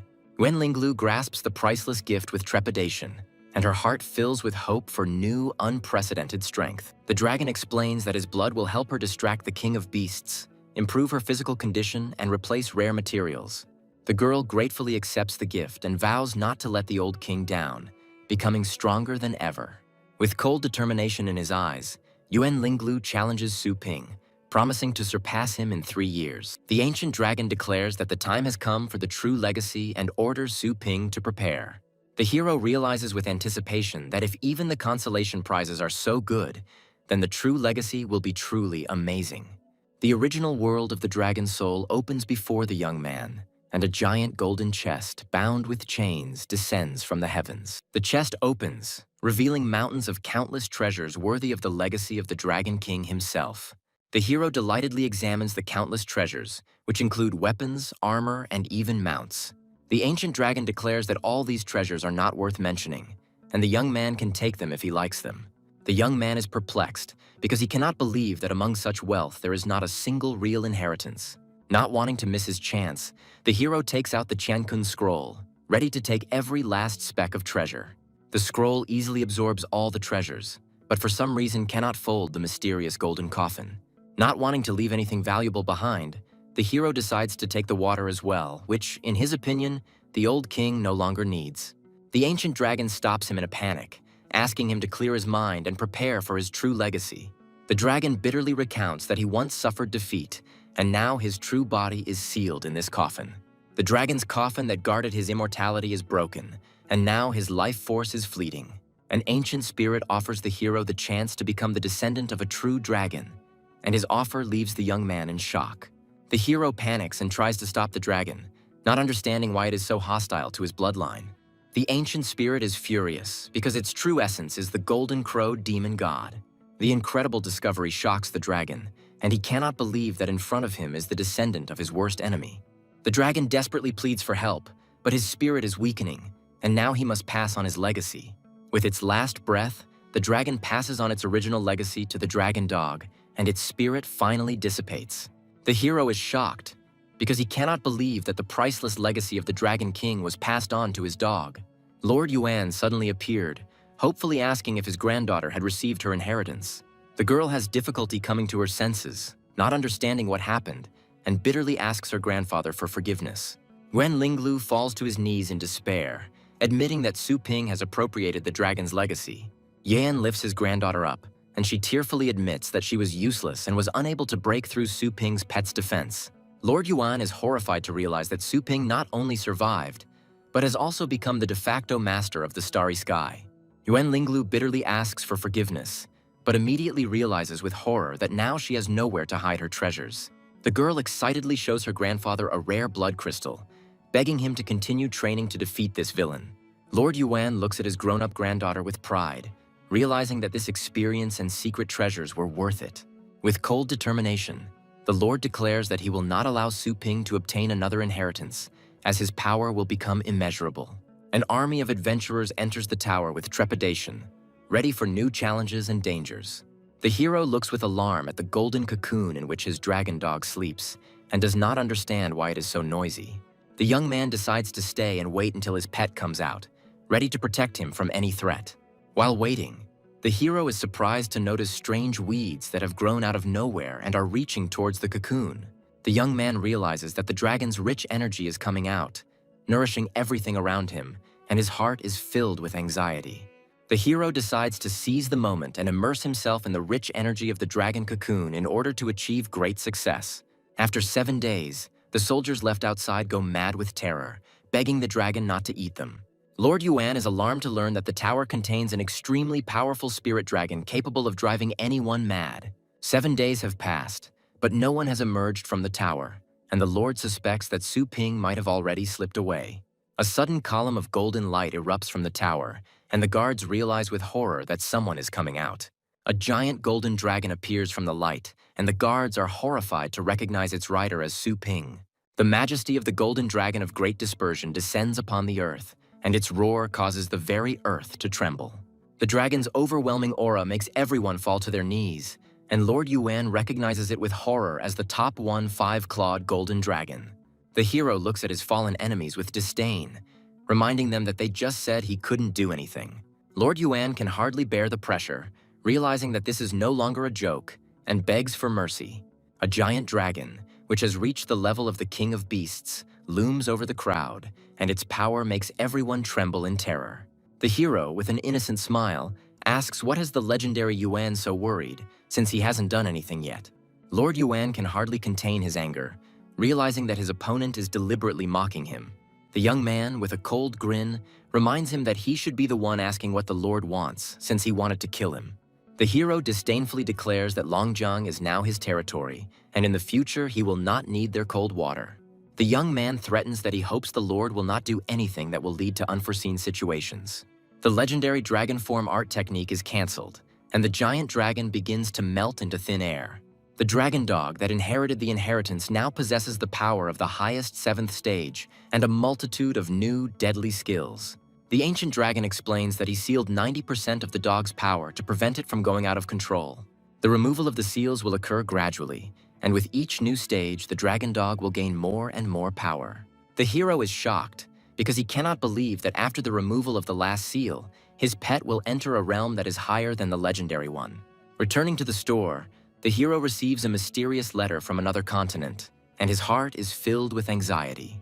The letter turns out to be an invitation from the Shenzhen-based City Cultivators Association. The hero decides to accept the invitation and sets out on his journey, hoping to learn more about the mysterious city from the old scoundrel.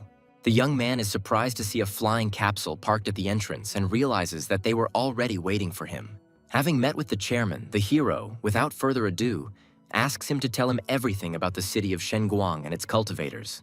The chairman explains that base cities are divided into levels depending on their scale and safety factor. Level A cities are impregnable fortresses, and there are only 7 of them on each continent, one of which is Shenguang. The breeders are not just warriors, but true blacksmiths who have mastered various methods of strengthening and feeding their pets. The base city of Shenguang is where cultivators were first born, and it has now become a mecca for all cultivators in the world. In its heyday, Shenguang was home to holy masters who could enlighten all things and raise the kings of beasts. With the fall of the saints, the number of legendary ranks has dropped sharply, and now the Association of Cultivators is looking for new talents. The hero, with cold determination, understands that despite his strength, he is still dependent on the system and needs to gain power. The chairman offers to organize a landing in low Earth orbit for the hero, but the young man is not thrilled with such attention. Not wanting to be the center of attention, the hero asks for a more discreet way, and the chairman suggests the underground train. The young man agrees to the train with a slight smile, and the information about the trip is immediately confirmed. Finding himself in a luxurious first-class carriage, the hero is surprised to realize that a ticket for this train costs a fortune. Suddenly, an enraged red dragon appears in the carriage, and its appearance sows chaos and panic among the passengers. An angry owner yells at a little girl, accusing her of feeding his dog and then dying. Hiding behind a mask, the hero watches what is happening with disdain, not understanding why such a dangerous and poisonous beast was summoned. An enraged dog prepares to attack an innocent passenger, who begs for mercy in terror. The hero suddenly appears, easily grabs the beast by the neck, and with a cold grin announces that it's time for him to sleep. A mysterious girl runs into the carriage, begging not to strangle the dog as this will only kill him.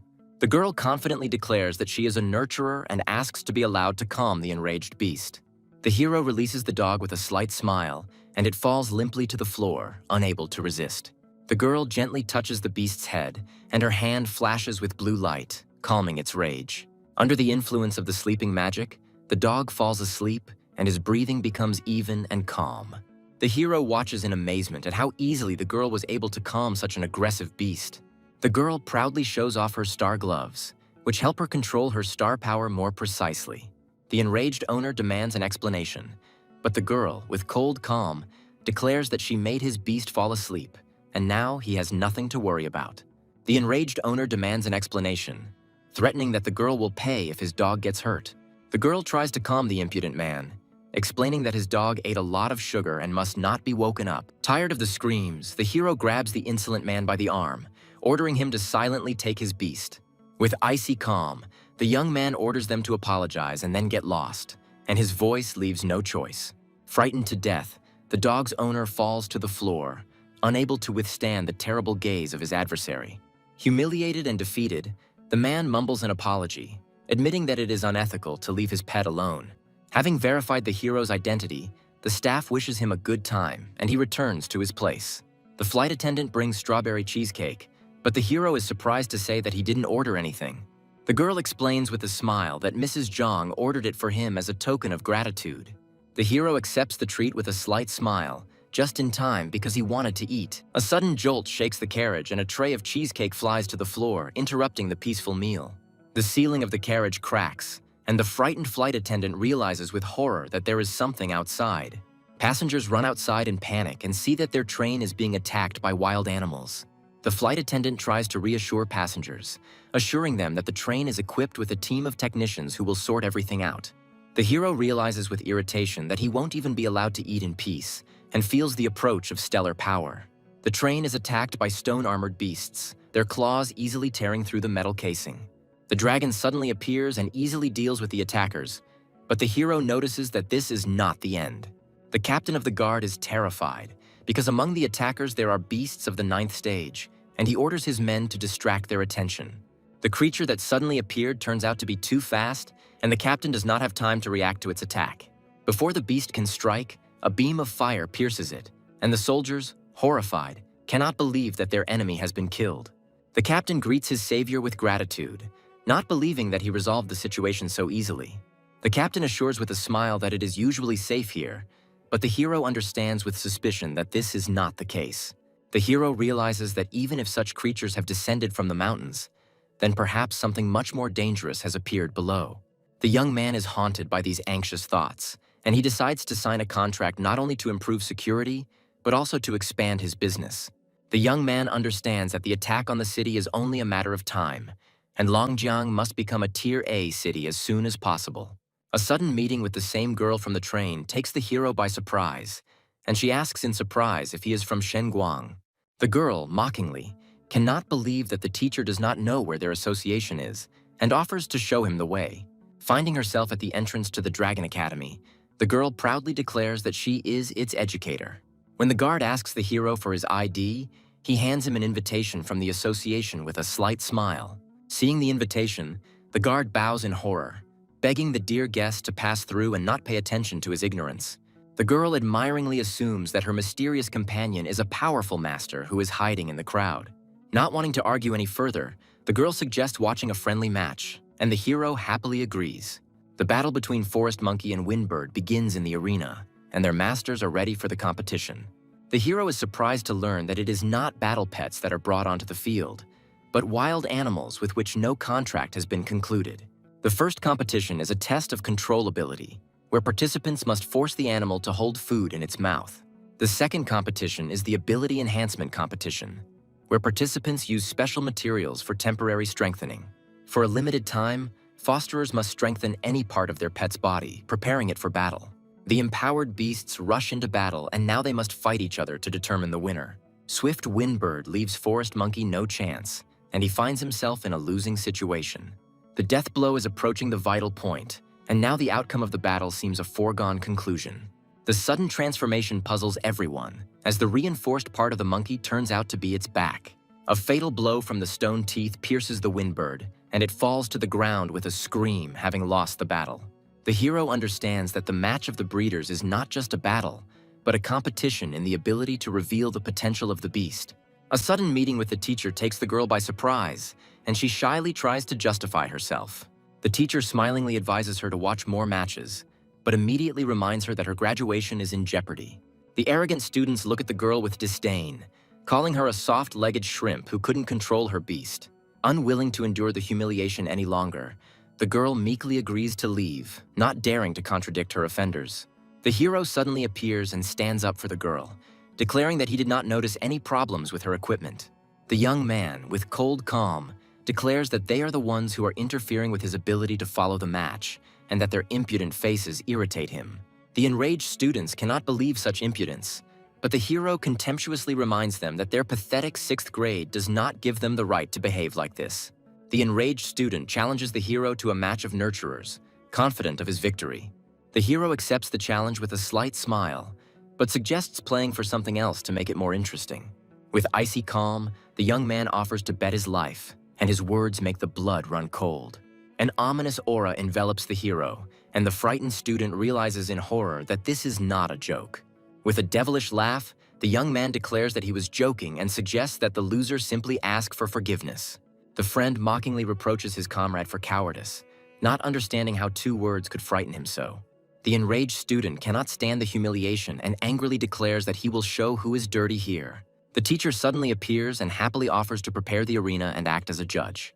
The teacher, with a wise smile, explains that as a nurturer, you cannot be afraid to tame others. The arena is ready, and now one game will determine the outcome.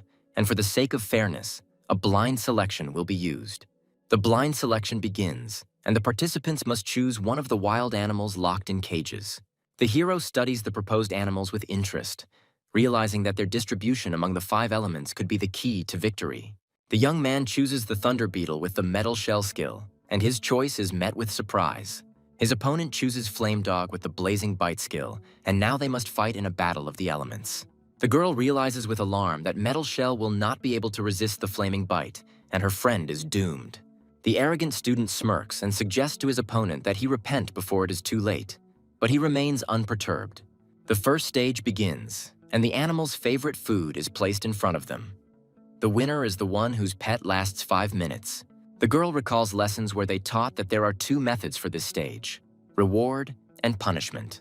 Her opponent decides to skip this part and use the star power to directly command his beast. To everyone's surprise, the hero does nothing, and the girl anxiously thinks that he is still choosing a method. The arrogant student looks at his opponent with disdain, confident that he has already given up. Suddenly, Thunder Beetle begins to eat, and his owner realizes with horror that his pet is afraid not of him, but of the mysterious stranger. The enraged student accuses his opponent of cheating, but the teacher, with cold calm, states that there is no such prohibition in the rules. The judge announces that time has passed, and Thunder Beetle is the first to pass the taming stage, winning. Humiliated and defeated, the student looks at his opponent with fury, vowing that he will definitely win in the next stage. The second stage begins, and now participants have 3 hours to choose materials to strengthen their pets. Not wanting to take any chances, the student chooses the dragon's breath herb to maximize his dog's fire attribute. The guy with a devilish grin understands that no matter how hard the metal is, in the face of flame, it will turn into a rag. The girl looks at what is happening with alarm, not understanding how her friend can win if his opponent is so strong. The time has passed, and the judge announces the beginning of the battle stage, where the enhanced beasts will meet in a mortal fight. Flamehound uses Blazing Bite, its jaws engulfed in flames, ready to tear its opponent apart. The death bite falls upon the thunder beetle, and its shell begins to melt under the influence of hellfire. The teacher notes with admiration that his student's ability to sort star power has improved again. The arrogant student disdainfully declares that he is different from the amateur who only knows how to bluff. The teacher regretfully tells his student that he should practice harder, and his words leave him in shock. Suddenly, Thunder Beetle becomes covered in ice armor and his metal shell turns into frost shell. The student is horrified as he realizes that the frost shell initially restrains the fire attribute. The melted ice completely covers the dog's body, and now it is he who finds himself trapped, held back by the elements of water. Surrounded by a fiery aura, the hero appears in all his glory, and everyone understands that he is the great nurturer who has been hiding himself. With icy calm, the young man announces victory and threateningly asks how about fulfilling the terms of the bet. The student is terrified because he doesn't feel any fluctuations in star power, but his opponent is clearly at the 7th level. Not wanting to tempt fate any further, the boy decides to run away, but his attempt proves futile. A sudden blow to his legs causes him to lose his balance and he falls to the ground screaming. The student looks at his opponent with pain and bewilderment, not understanding what just happened. Meanwhile, his friends, unable to stay on their feet, fall to the ground one after another. The hero scornfully wishes them good riddance, and his words make the girl giggle. The girl notes with admiration that after the battle, the melted armor quickly recovered, and this is not a superficial improvement. The hero explains with a slight smile that he gave the Thunder Beetle the Juanhan crystal, and after absorbing it, he changed. The girl is surprised to suggest that the fear of death could have unlocked the Thunder Beetle's full potential. Recalling ancient treatises, the girl understands that appropriate pressure and harsh conditions can have a positive effect on cultivation. The girl is delighted because she did not expect that someone had already implemented this complex theory, and she hurries to write down this news. The teacher asks with interest what this method is called, and the hero, after thinking for a bit, calls it deadly cultivation. The teacher is surprised to realize that his student's friend is not so simple and asks her to introduce him. The embarrassed girl introduces herself, and Teacher Dean, having apologized for his students, asks with interest the name of the mysterious stranger. The hero introduces himself as Shui Kuang, and the teacher is surprised to realize that he has never heard of such a name in the world of cultivators. The young man explains that he came here to watch a famous conference of nurturers, and this is pure coincidence. Teacher Dean offers to treat his new acquaintance to apologize for the inconvenience, but he politely declines. Not wanting to insist, the teacher expresses his gratitude and hands over his teacher ID card. This card provides comfortable living conditions and certain privileges within the academy, and the hero gratefully accepts it. The young man looks at the teacher with suspicion, not understanding whether he really wants to express gratitude or whether this is some kind of trick. The teacher says goodbye with a smile, reminding her to return his card, and the girl happily returns to her projects. Without wasting any time, the teacher activates the location function to secretly follow his new acquaintance. The girl is surprised to see her teacher, who asks with interest how her project is progressing. The girl proudly reports that she has completed the most difficult part of her research on mastering high-level skills. Suddenly, the teacher becomes serious and orders the topic to be stopped, and his words make the girl anxious. The girl is terrified because she does not understand what her teacher means, and his cold gaze makes her tremble. The teacher regretfully explains that there is a problem with her topic, and she will not be able to pass her final defense. The girl desperately realizes that all her research over the past year was wrong, and now she will have to start all over again. The teacher calms his student with a gentle smile, reminding her that she is a smart child and that she still has time to fix everything. The teacher regretfully realizes that he has not received any useful information, but admits that geniuses in 2 fields at once are a great rarity. Teacher Dean, with a sly smile, offers his student a new project that will help her rehabilitate herself. The task is simple: to obtain information about an out-of-town criminal who is currently in the library. The teacher's ID card gives access to the rarest books, and the hero spends a fortune on them without stint. With a huge stack of books in his hands, the young man asks the librarian to hold on to his card, promising to pick it up later. The library staff is shocked because they can't believe that a student could take out so many materials at once. The girls look at the generous stranger with admiration, realizing that he should be treated like the boss's son. Having immersed himself in reading, the hero realizes that the chairman was right, and Shenguang is truly a holy place. The young man enthusiastically studies books on raising dragons, elemental and demonic pets. The hero realizes that, despite his rich experience, his knowledge is still superficial and insufficient. The young man plunges into the world of new knowledge with interest, and a quick glance at the pages opens up new, unprecedented horizons for him. Having read all the books, the hero is surprised to realize that the teacher's ID card gives him access to a separate reading room. The young man decides to return the books, hoping to convert the points he spent into star coins. In the corridor, the hero collides with a girl, and all the books scatter across the floor. The girl looks in surprise at the huge number of books and asks with interest where he got them. Having returned the books, the hero thanks the librarian and leaves, leaving the girl perplexed. The girl asks with surprise how he was able to read such esoteric books and what level he is. Upon learning that he is not a certified foster parent, the girl smirks and offers to take the exam with him. In the testing room, they are met by a menacing instructor who looks with disdain at those who are late. The instructor hits one of the students hard, reminding them that caregivers don't run away from their charges. The instructor mockingly kicks out latecomers, declaring that they have no place in the exam after a few lessons. Students are terrified because this month's exams are being administered by instructor Yan, who is known for his cruelty and strictness. One of the students despairs when he realizes that if he fails the exam 2 more times, he will be demoted. The girl explains with surprise that the rank of nurturers differs from the rank of masters, and 3 failures lead to a demotion of 1 level. Only after passing the 7th stage exam and submitting a dissertation can you consider yourself a qualified educator. The girl tells with admiration that only at the 8th level can one become a teacher, and at the 9th, a higher educator. The hero asks with interest how many tests he can take in a day, and the girl answers with a smile that it will be until the instructor finishes his shift. An enraged instructor yells at the crowd at the door, not understanding what they are waiting for and why they are not coming in.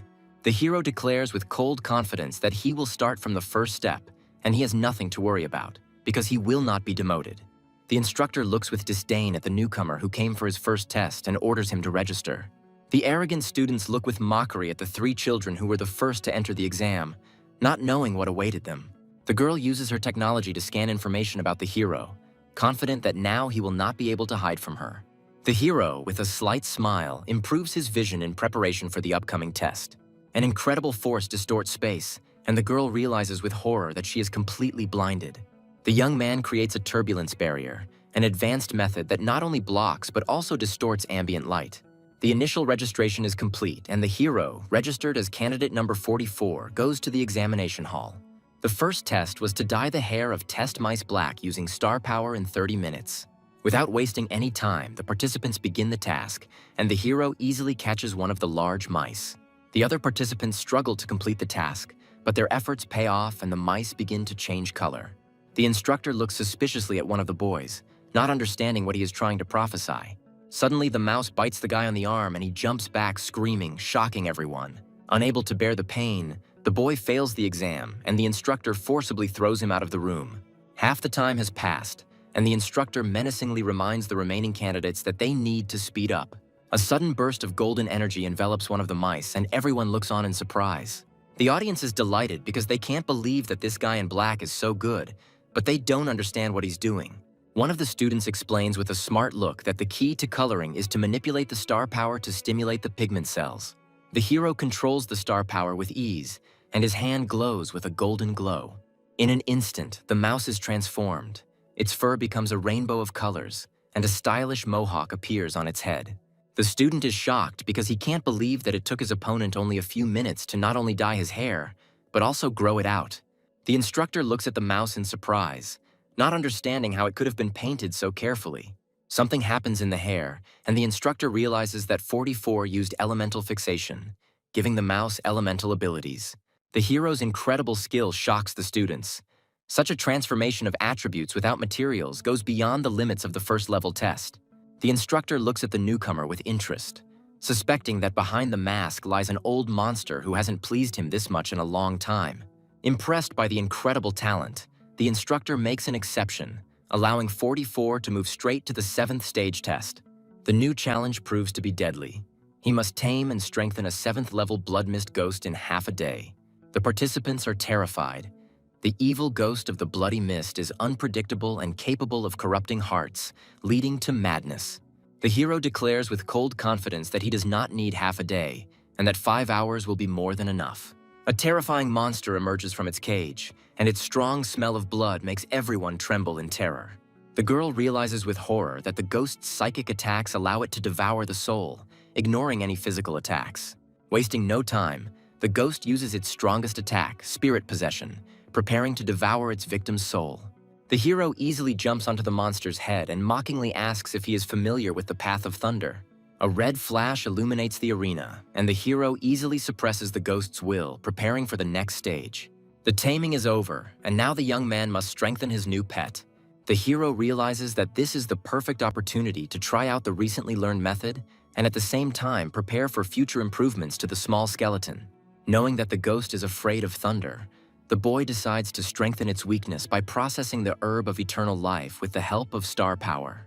The hero throws the created elixir with force, commanding the ghost to devour it, and it consumes it with a scream. A sudden glow envelops the ghost, and the girl is surprised to realize that this could be a sign of evolution. The instructor watches with admiration the calm work of the master, who seems to be in the middle of the river. A giant thunder phantom appears before the hero, and its majestic appearance makes everyone tremble. The students are shocked because the hideous ghost has turned into a majestic creature, and they do not understand what kind of evolutionary technique is in front of them. The hero explains that he suppressed the ghost's bloodline, and now it is resistant to divine and thunder attacks. But there is a downside. The empowered ghost becomes even more irritable and thrashes furiously against the bars of the cage. The students retreat in panic because the cage is creaking and the monster is about to break free. The instructor is alarmed to realize that something needs to be done before this thing breaks out and causes a bloodbath. With incredible strength, the ghost bends the bars of the cage, and now nothing can stop him. The hero, with a cold grin, reminds the insolent beast of the taste of the Path of Thunder, and his hand bursts into red flame. The ghost freezes, and the students realize in horror that this mysterious stranger has complete control over it. The young man easily passes through the bars of the cage and mockingly asks if he passed the test. The instructor is shocked, because this man not only passed the test, but advanced the ghost to perfection. The instructor enthusiastically declares that the abilities he has demonstrated allow him to compete with the best cultivators of the 9th level.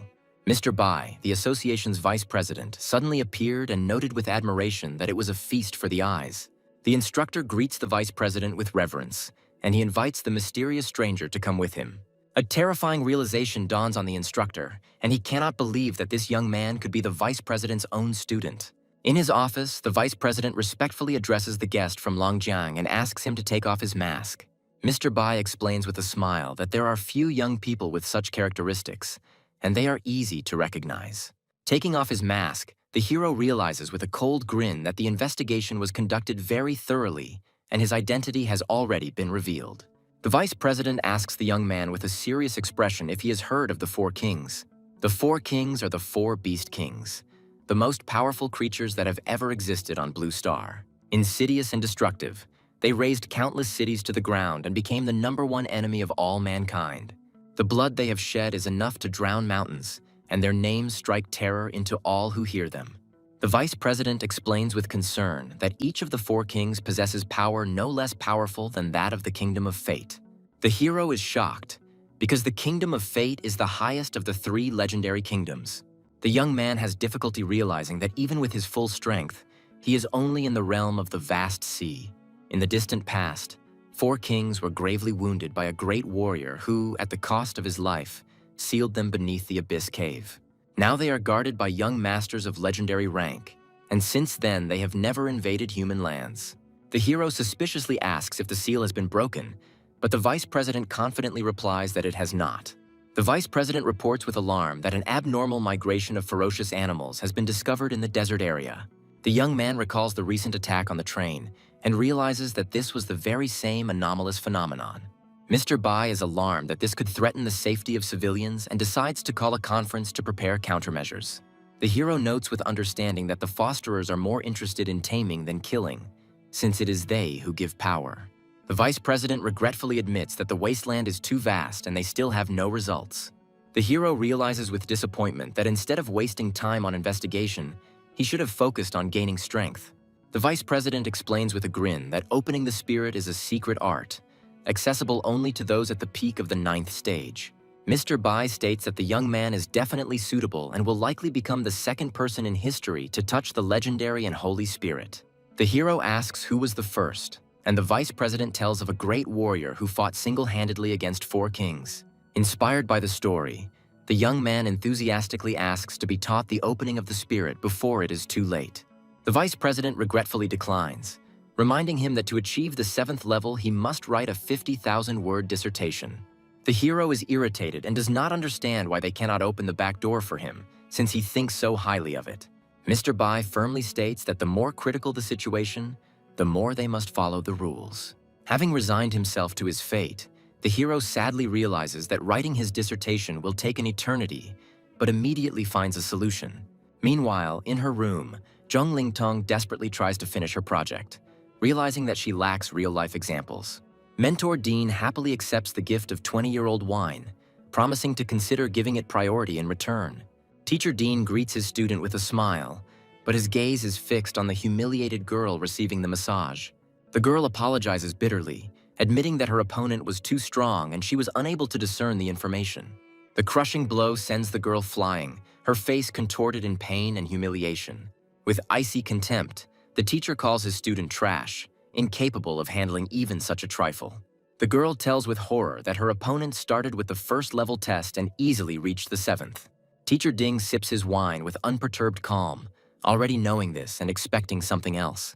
The girl anxiously reports that her opponent has left with Elder Bai, and this news makes the teacher tense. The teacher suspiciously realizes that the old man also has his eye on this golden egg, and his patience is running out. With cold calm, the teacher orders his humiliated student to leave, and the girl obediently leaves. Teacher Ding gives an order to his faithful servant, and he readily accepts it. With cold determination, the teacher orders that the golden egg be taken care of by any means necessary, and his words leave no doubt. The Lion King title rank, Fan Longshan, readily accepts the order, his body enveloped in a golden aura. The hero eagerly examines the new goods in the system, realizing that it would be wise to stock up on traps first. The young man is surprised to discover 2 new rings for catching animals, one of which gives a chance to catch even the king of the beasts. Without wasting any time, the hero decides to contact the girl using her ID card to find her address. A stranger suddenly appeared with a friendly smile and grabbed the hero by the shoulder, inquiring about his conversation with the elder. The hero pushes the impudent man away with contempt, not understanding who he is and what he wants. Flames flare up around them, and passers-by realize with horror that this guy has gotten involved with the titular rank. In an instant, the hero grabs his opponent and forcefully slams him into the ground, demonstrating his complete superiority. Passers-by are in shock, as they cannot believe that this titled master was thrown to the ground like a bag of trash. The defeated warrior realizes that he did not sense any star power and assumes that his opponent used secret techniques. The enraged Lion King unleashes his true power, his body becoming engulfed in blue flames. With a devilish grin, he declares that his opponent is worthy of being his rival and calls upon his beasts. 4 giant red-gold lions appear on the battlefield, their fiery aura making everyone tremble. The spectators are terrified, because before them are beasts of the 9th stage, possessing the pedigree of the king, and even with wings. The Lion King proudly explains that he tamed them as children, and now, by infusing them with dragon blood, he has made them even more powerful. The hero, with a cold grin, understands that his opponent has already asserted himself, and the time has come to show him his true strength. The youth summons his dragon dog of great dispersion, and its gigantic figure eclipses the sun. With one blow, the mighty dog knocks back all 4 lions, demonstrating his complete and crushing superiority. The giant dragon dog pins the fallen lions to the ground, its golden aura leaving them no chance. The Lion King is horrified and cannot believe that his mighty lions were so easily subdued by a mere dog. A terrifying realization dawns on the warrior, and he understands that this aura can only belong to the king of beasts. Panicked, the Lion King tries to justify himself, muttering that it was all a mistake, but his words are drowned out by fear. Meanwhile, in his office, the vice president listens with interest to the screams coming from the next room. Strange and frightening things are happening in the experimental building for teachers. In one of the cages sits a small fifth-stage ghost dragon, its eyes full of fear. The teacher regretfully announces that this beast will be brought to the test tomorrow, and its fate is sealed. Unwilling to accept such injustice, the teacher injects the dragon with a mysterious serum. A sudden transformation turns the little dragon into an enraged monster, and its roar shakes the entire building. Teacher Dean is surprised to see the Lion King, not understanding how he returned so quickly. The defeated Lion King falls to his knees, and the young man, with a cold grin, announces that this egg has come for his soul. The teacher is surprised to recognize his recent acquaintance, not understanding what he's been doing for the past 2 days. The hero mockingly reminds that he was being watched all this time, and his words leave no doubt. The young man recounts with disdain how the students saw their teacher adding ingredients to the evaluation animals. The enraged teacher hits his students hard, accusing them of daring to spy on him. The teacher disdainfully declares that his shoes are dirty, and the humiliated students are ready to clean them. The teacher, with feigned sympathy, explains that he is doing this for their own good, because without difficulties, they cannot survive. The hero is surprised to realize that this old geezer isn't so bad after all, but then he notices a crowd gathered to kill him. The teacher says with a cold smile that there is no need to silence him, because people will believe the cultivator of the 10th level peak.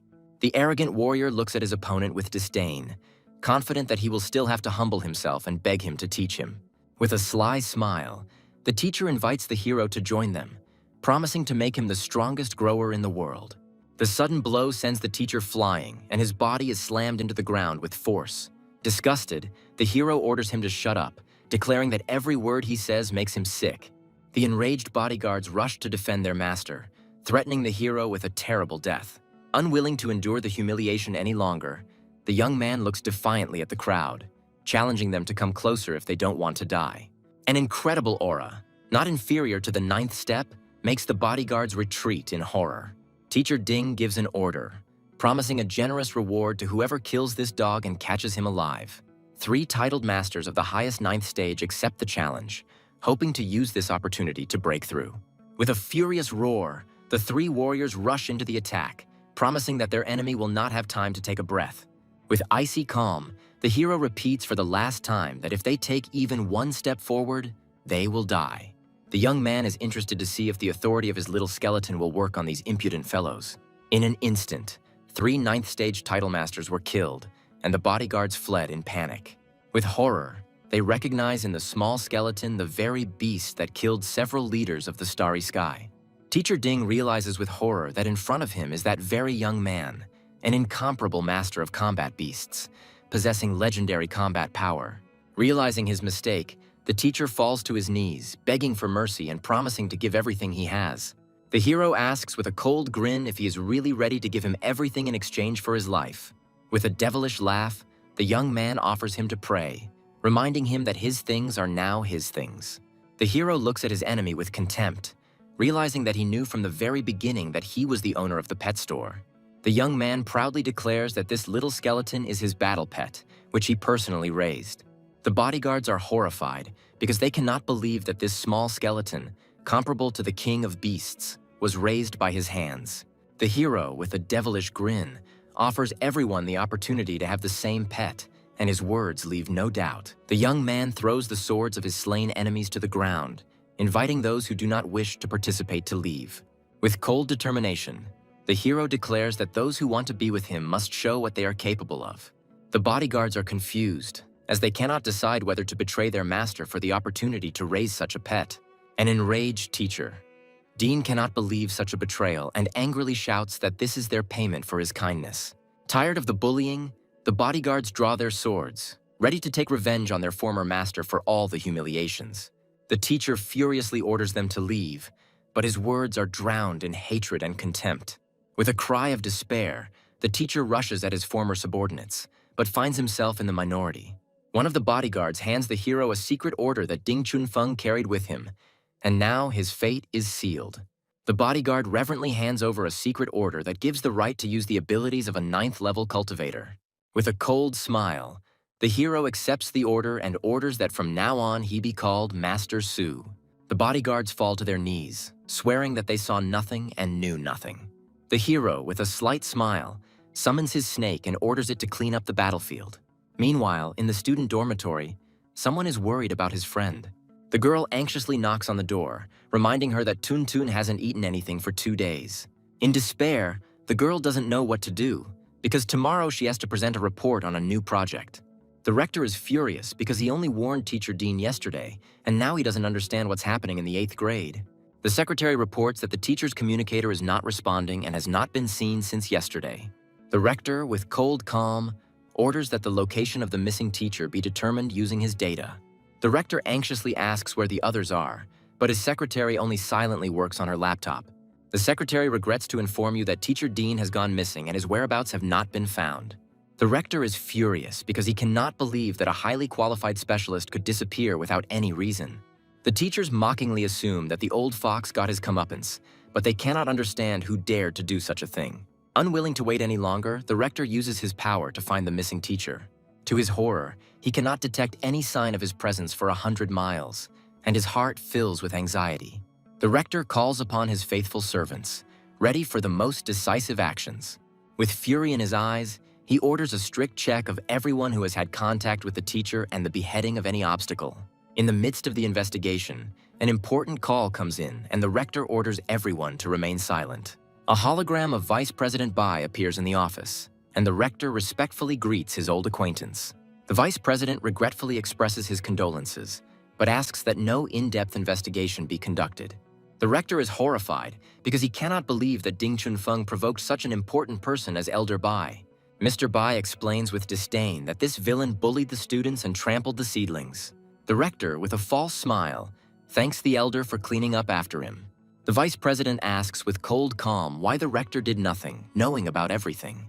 Bowing his head, the rector regretfully admits that the thinking of the 9th-level educators has wavered over time. The elder threatens that he will not be able to protect him if he does not keep his word. Before disappearing, the vice president reminds them that a storm is approaching and it is their duty to protect the seedlings. The announcement of the instructor's early retirement and the splitting of classes evokes mixed feelings among students. The girl desperately realizes that if she is expelled from the class she tried so hard to get into, it will be unfair. The arrogant student looks at the girl with disdain, calling her a soft-legged shrimp who is no good for their class. A friend stands up for her comrade, reminding the impudent ones that she was just running errands for the teacher. With a grin, the girl declares that they won't see them after the meeting anyway, and leaves, leaving the losers behind. The girl looks at her friend with gratitude, but she suggests staying away, afraid of becoming a target. With tenderness, her friend reminds her that it was she who taught her the theory of domestication, and everyone is simply jealous of her. The girl bitterly admits that she feels helpless and asks to be left alone. Unwilling to accept her despondency, her friend grabs her hand forcefully, declaring that she needs to sort out the placement first. Meanwhile, in the library, the hero approaches the counter with a whole stack of books, ready for new discoveries. The girls who suddenly appeared were surprised to recognize their new acquaintance, and the friend did not let her companion go until she saw the results. A friend sympathetically tells the hero that Teacher Dean not only abandoned the dissertation, but also assigned her a cursed project. The girl, irritated, cannot understand who even came up with this stupidity, and how growing up can be connected with death. The hero offers his help with a slight smile, stating that he is looking for a person with extensive experience in writing dissertations. The girl regretfully replies that she would be happy to discuss such things, but class assignments will begin soon. The hero is surprised to realize that instead of causing shock, the death of the educator has become a matter of course. The young man is relieved to realize that someone from the association has taken action, and now he can calmly pretend that nothing happened. A friend anxiously explains that out of 100 students, only the top 30 will be chosen as instructors for other classes. The remaining 70 students will be thrown into Daisy's class, and the friend confidently declares that they will definitely pass. The girl looks at the floor in despair, sure that she will not succeed, and her heart is filled with pain. The hero looks at the poisoned girl with sympathy, remembering her humiliation and pain. A friend recalls with horror that in Daisy's class there are terrible living conditions and a lot of hard work, which in the academy is called physical education. A friend bitterly explains that in Daisy's class, one instructor has more than 1,000 students, and they have almost no opportunity to practice cultivation. The hero sympathizes with the fact that the students of Daisy's class dream of getting into Tianzi's class, but few of them are lucky enough to meet someone who can help them. With cold determination, the young man asks to show him Daisy's class, and his words surprise the girls. The academy is divided into two areas, one where the instructors and students of the Tianzi class live and study, and the other where the students of the Daisy class and servants live and study. Trucks bring in mountains of animal carcasses, and workers rush to sort them out before they spoil. The students of Daisy's class hopefully rummage through the pile of corpses, trying to find something useful for their research. One of the students finds the perfect specimen for his project, a dirty but still usable wolf. Another student finds a live animal, and his heart fills with joy because now he can practice taming it every day. The students of Tianzi's class look with disdain at the poor souls who learn from what they left behind. The suddenly frozen hero, with cold calm, asks the girls to go ahead, while he himself stays behind to sort out something important. The girl asks in surprise if he really cares about things like the fate of lower-class students. The hero notes with a serious expression that the Dragon Academy, the best in the region, should not be so overloaded with students. The girls regretfully admit that this is how it has always been, and that is how they met. Suddenly, one of the students flies to the side, and the girls realize in horror that this is not a simple coincidence. An arrogant student contemptuously beats his friend, shouting that he does not hear his groans. Tired of the bullying, another student, bat in hand, prepares to deliver the finishing blow. The girls are horrified because they understand that these scumbags are going to kill him. The hero suddenly appears and stops the blow with a cold grin, asking who he is to disturb his fun. The beaten boy, with tears in his eyes, begs the hero to leave, explaining that he is one step away from entering Tianzi's class. With a devilish grin, the impudent man reminds that a small resource can make a difference in this place. The friends watch the cruelty with horror, realizing that what is happening is beyond all bounds. A mysterious young man challenges the heroine to take matters into her own hands. The offenders revel in their power, humiliating the weak and boasting of the high position of their leader. A confident hero with golden eyes offers a dangerous deal, putting the fate of a beaten boy on the line. The enraged opponent accepts the bet, enthusiastically raising the stakes to the limit. The young man's desperate decision shocks his companions, as he has challenged the strongest student. Fear makes her friend advise her to retreat, offering a humiliating apology for the sake of salvation. Arrogant enemies block the way, mocking any chance the heroes have to escape unpunished. The young man tries to instill confidence in the girl, reminding her of her true calling to save others. A steely determination lights up in the heroine's eyes, and the girl makes a fateful decision. The arrogant enemy promises to teach a harsh lesson by taking everyone to a place known only to him. The protagonist envelops his companions in a fiery aura, guaranteeing absolute safety. Tuntun listens to the boy's final instructions, fully concentrating on the upcoming argument. A gloating opponent announces the rules of a brutal competition in a huge arena. The arrogant young man mockingly hints at his opponent's weakness, anticipating an easy victory. The hostile crowd shouts insults, trying to break the girl's will before the fight even begins. The friend doubts Tuntun's powers, but the hero sees in her an unbending desire to overcome herself. The angry girl accuses the young man of recklessness, and he responds with a mysterious parable. The mysterious guy begins the story by illustrating it with the story of a fish in a transparent jug. The fish desperately beats against the invisible glass, symbolizing a hopeless struggle with one's own limitations. The wounded fish gives in, believing that its glass prison is the entire existing world. The young man finishes the instructive story, but his companion sees only the threat of cruel reprisal in case of loss. Tuntun awakens her true self, and the ghostly spirit of a mighty blue dragon appears behind her. The enemy is stunned by the girl's sudden transformation, but his shock quickly gives way to a furious desire to destroy her. The duel begins, and the opponents simultaneously engage in a mental battle with the ferocious beasts. The overconfident enemy smirks, confident of his victory thanks to his secret knowledge of the creature's weaknesses. The heroine finishes taming surprisingly quickly, calmly watching as her new pet devours the meat. Tong Tong's incredible success shocks her rival, and her friend is delighted to realize that the girl has regained her former strength. The opponent also copes with the task and, with anticipation, announces the beginning of the next stage of the battle: cultivation. The protagonist notices a deadly trap in the arena and realizes the need to warn Tuntun immediately. The enemy throws his enhanced beast, the enraged berserker bear, into battle. Tuntun responds by calling upon his majestic blue-maned beast, ready for a fierce fight. The blue-maned beast delivers a devastating lightning strike, unleashing all its might on the enemy. A powerful electrical attack envelops the bear, causing surprise and alarm among observers. The opponent grins maliciously, revealing his trump card. His beast is completely invulnerable to electricity. The girlfriend is outraged by the foul play, but the mysterious young man remains calm, anticipating a countermove. The Tuntong beast suddenly becomes covered in stone armor, completely neutralizing the electricity and leaving the enemy stunned. With one decisive blow, the stone monster crushes the enemy, bringing Tuntun an unconditional victory. The girl calmly looks at the defeated enemy, demanding that the terms of their cruel bet be fulfilled. The rescued boy rejoices at his newfound freedom, while his comrade finds it hard to believe his leader's defeat. The friends rejoice at Tuntun's victory, and the hero smiles smugly, anticipating such an outcome. The enemy, humiliated by defeat, falls into a rage and prepares for a vile blow, grabbing a club. Blinded by anger, the enemy treacherously attacks the defenseless heroine from behind. An unexpected savior in the form of a nimble fighter twists the attacker, stopping the cowardly blow. The appearance of the menacing pink-haired senior and his retinue dramatically changes the balance of power.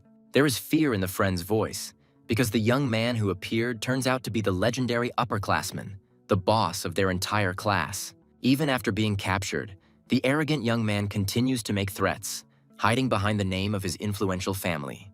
The pink-haired leader gives a speech about justice, reminding the loser of honor and duty. The senior delivers the verdict, and the pitiful cries of the loser's friends can be heard from the punishment cell. The brutally beaten bully finally breaks, humiliatingly begging the formidable senior for mercy. A senior student passes a harsh sentence, banishing the humiliated offenders from his territory forever. The heroes thank their savior, but the pink-haired leader accepts their gratitude with restrained calm.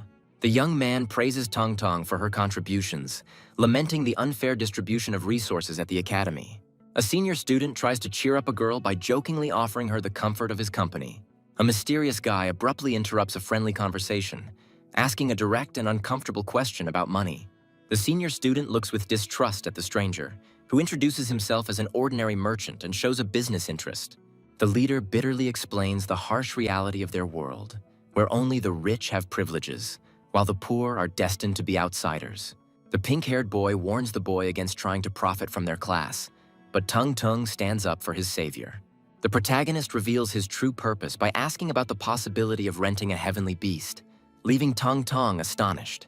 The perceptive senior realizes that he is an outsider, as access to the local pet market is strictly controlled by the academy. The protagonist makes a bold statement, promising to supply pets of the highest quality in unlimited quantities. Intrigued, the senior decides to take a risk by accepting the stranger's mysterious offer, as he has nothing left to lose. The heroes are met by a stubborn old man at a dilapidated shop who flatly refuses to part with the family heirloom. The disappointed hero looks with irony at the embarrassed leader, who awkwardly justifies his failure in the negotiations. A young man takes matters into his own hands, using a mysterious device to communicate with a certain powerful chairman. The young man makes an incredible offer to the old man, showing him an entire block of luxury buildings in exchange for his humble shack. The elderly owner is euphoric with generosity, while the senior is completely shocked by the financial power of this mysterious businessman. Having received the store at his disposal, the new owner immediately begins integrating it into his mysterious system. With a sly grin, the young man prepares to activate the mysterious chaos spirit pool, heralding momentous changes. Meanwhile, the beaten Feng Su appears before his mentor, and the question of impending retribution hangs in the air. Feng Su reports to the instructor, slandering the lower-class residents and portraying them as ruthless criminals. A beaten bully falsely begs the teacher for protection, portraying himself as an innocent victim of unprovoked aggression. The instructor doubts the student's story, calculating the risks of conflict with his influential family. The teacher promises to make an example of him, and the satisfied Feng Shu anticipates cruel revenge. Using cutting-edge technology, the mentor convenes a meeting with other influential instructors. The mentor announces the start of a brutal purge of beasts throughout the academy, taking the mission under his personal control. The fire bear mercilessly burns pets, fulfilling the order for total disposal. Students watch in despair as their defenseless pets are forcibly taken away for destruction. Kneeling, the elder of the DZ district cries out for mercy, denouncing the authorities' senseless cruelty. Feng Su brazenly demands an apology from the offender to his mentor, reveling in his position and power. The elder is stunned by the monstrous accusation, refusing to believe in the guilt of his disciple. The elderly mentor furiously demands that the culprit be handed over, but his charges, in fear, deny their involvement. The beaten bully interrupts their lie, hatefully pointing to the senior as the main culprit. Having lost patience, Fengshu resorts to direct violence, threatening cruel reprisals for concealment. At the most tense moment, the senior student appears with a heavy box, finding his humiliated teacher on his knees. The mentor, in despair, accuses his best student of recklessness that could destroy them all. Surrounded by his minions, Fengshu relishes the moment, mockingly greeting the arriving hero. A senior student with cold fury in his eyes prepares for battle as the enemies with clubs close in on him. With a powerful blow from the box, the pink-haired youth enters into an unequal fight, sending the first opponent flying. Suddenly, a pack of ferocious pets bursts out of the mysterious cargo, ready to tear apart their offenders at the command of their master. The sudden appearance of three heavenly beasts at once plunges the elder and Fengshu into a state of utter stupefaction. The pink-haired leader grins and proclaims the end of dependence, as they now have their own powerful resources. The student's bold statement astonishes the old mentor, causing him to believe the almost impossible. The young man gestures to the astonished teacher a picture of prosperity, a new shopping street full of happy residents and their mighty pets. The old teacher raises his hands to the sky in delight, while his student can only with difficulty comprehend this incredible picture of universal prosperity. The confident leader demonstrates the full abundance of the new store, which, in addition to animals, also offers rare types of food. The appearance of the rarest food, available only to the elite, causes shock and dark suspicions in the instructor and Fengshu. The elder realizes that the shopkeeper offers high-quality resources at affordable prices, giving their class real hope. A humiliated Fengshu desperately points to the shop, accusing its owner of smuggling and calling on the instructor to destroy the source of lawlessness. In response to the call, a giant golden dragon emerges from the depths of the store, leading a squad of enforcers ready to carry out any order. A giant golden dragon bursts onto the scene, its mere appearance causing terror and panic among the attackers. Fengshu is stunned by the chilling divine aura emanating from this incredible creature. The mysterious owner appears from the depths of the store, his calm figure instantly capturing everyone's attention. With a cold grin and glowing golden eyes, the young man casually calls the mighty dragon his guard dog. The minions scatter in terror, saving their lives from the mere menacing roar of the incredible beast. Utterly broken, Fengshu desperately begs his mentor to call for reinforcements, recognizing the complete powerlessness of his men. The protagonist stands calmly against the backdrop of his shining pet, radiating an aura of absolute power and unshakable confidence. The astute instructor realizes that before him stands the wielder of the king of beasts, and therefore a man of incredible origin and connections. Realizing the true balance of power, the teacher instantly changes his arrogant tone to an obsequious one, trying to smooth over the brewing conflict. The senior student points out the instructor's cowardly change of demeanor with a sarcastic laugh, causing Fengshu to burst into impotent rage. Inspired by hope, Tuntun convinces her injured comrade to trust their new powerful protector. Fengshu grins maliciously, absolutely confident of his impunity thanks to his family's financial influence. The instructor makes an absurd verdict of mutual guilt, leaving his spoiled student completely perplexed. An enraged Fengshu feels betrayed as his teacher demands a humiliating apology from him before the commoners. The mentor delivers a pompous speech about honor and justice, trying to save face in the face of an irresistible force.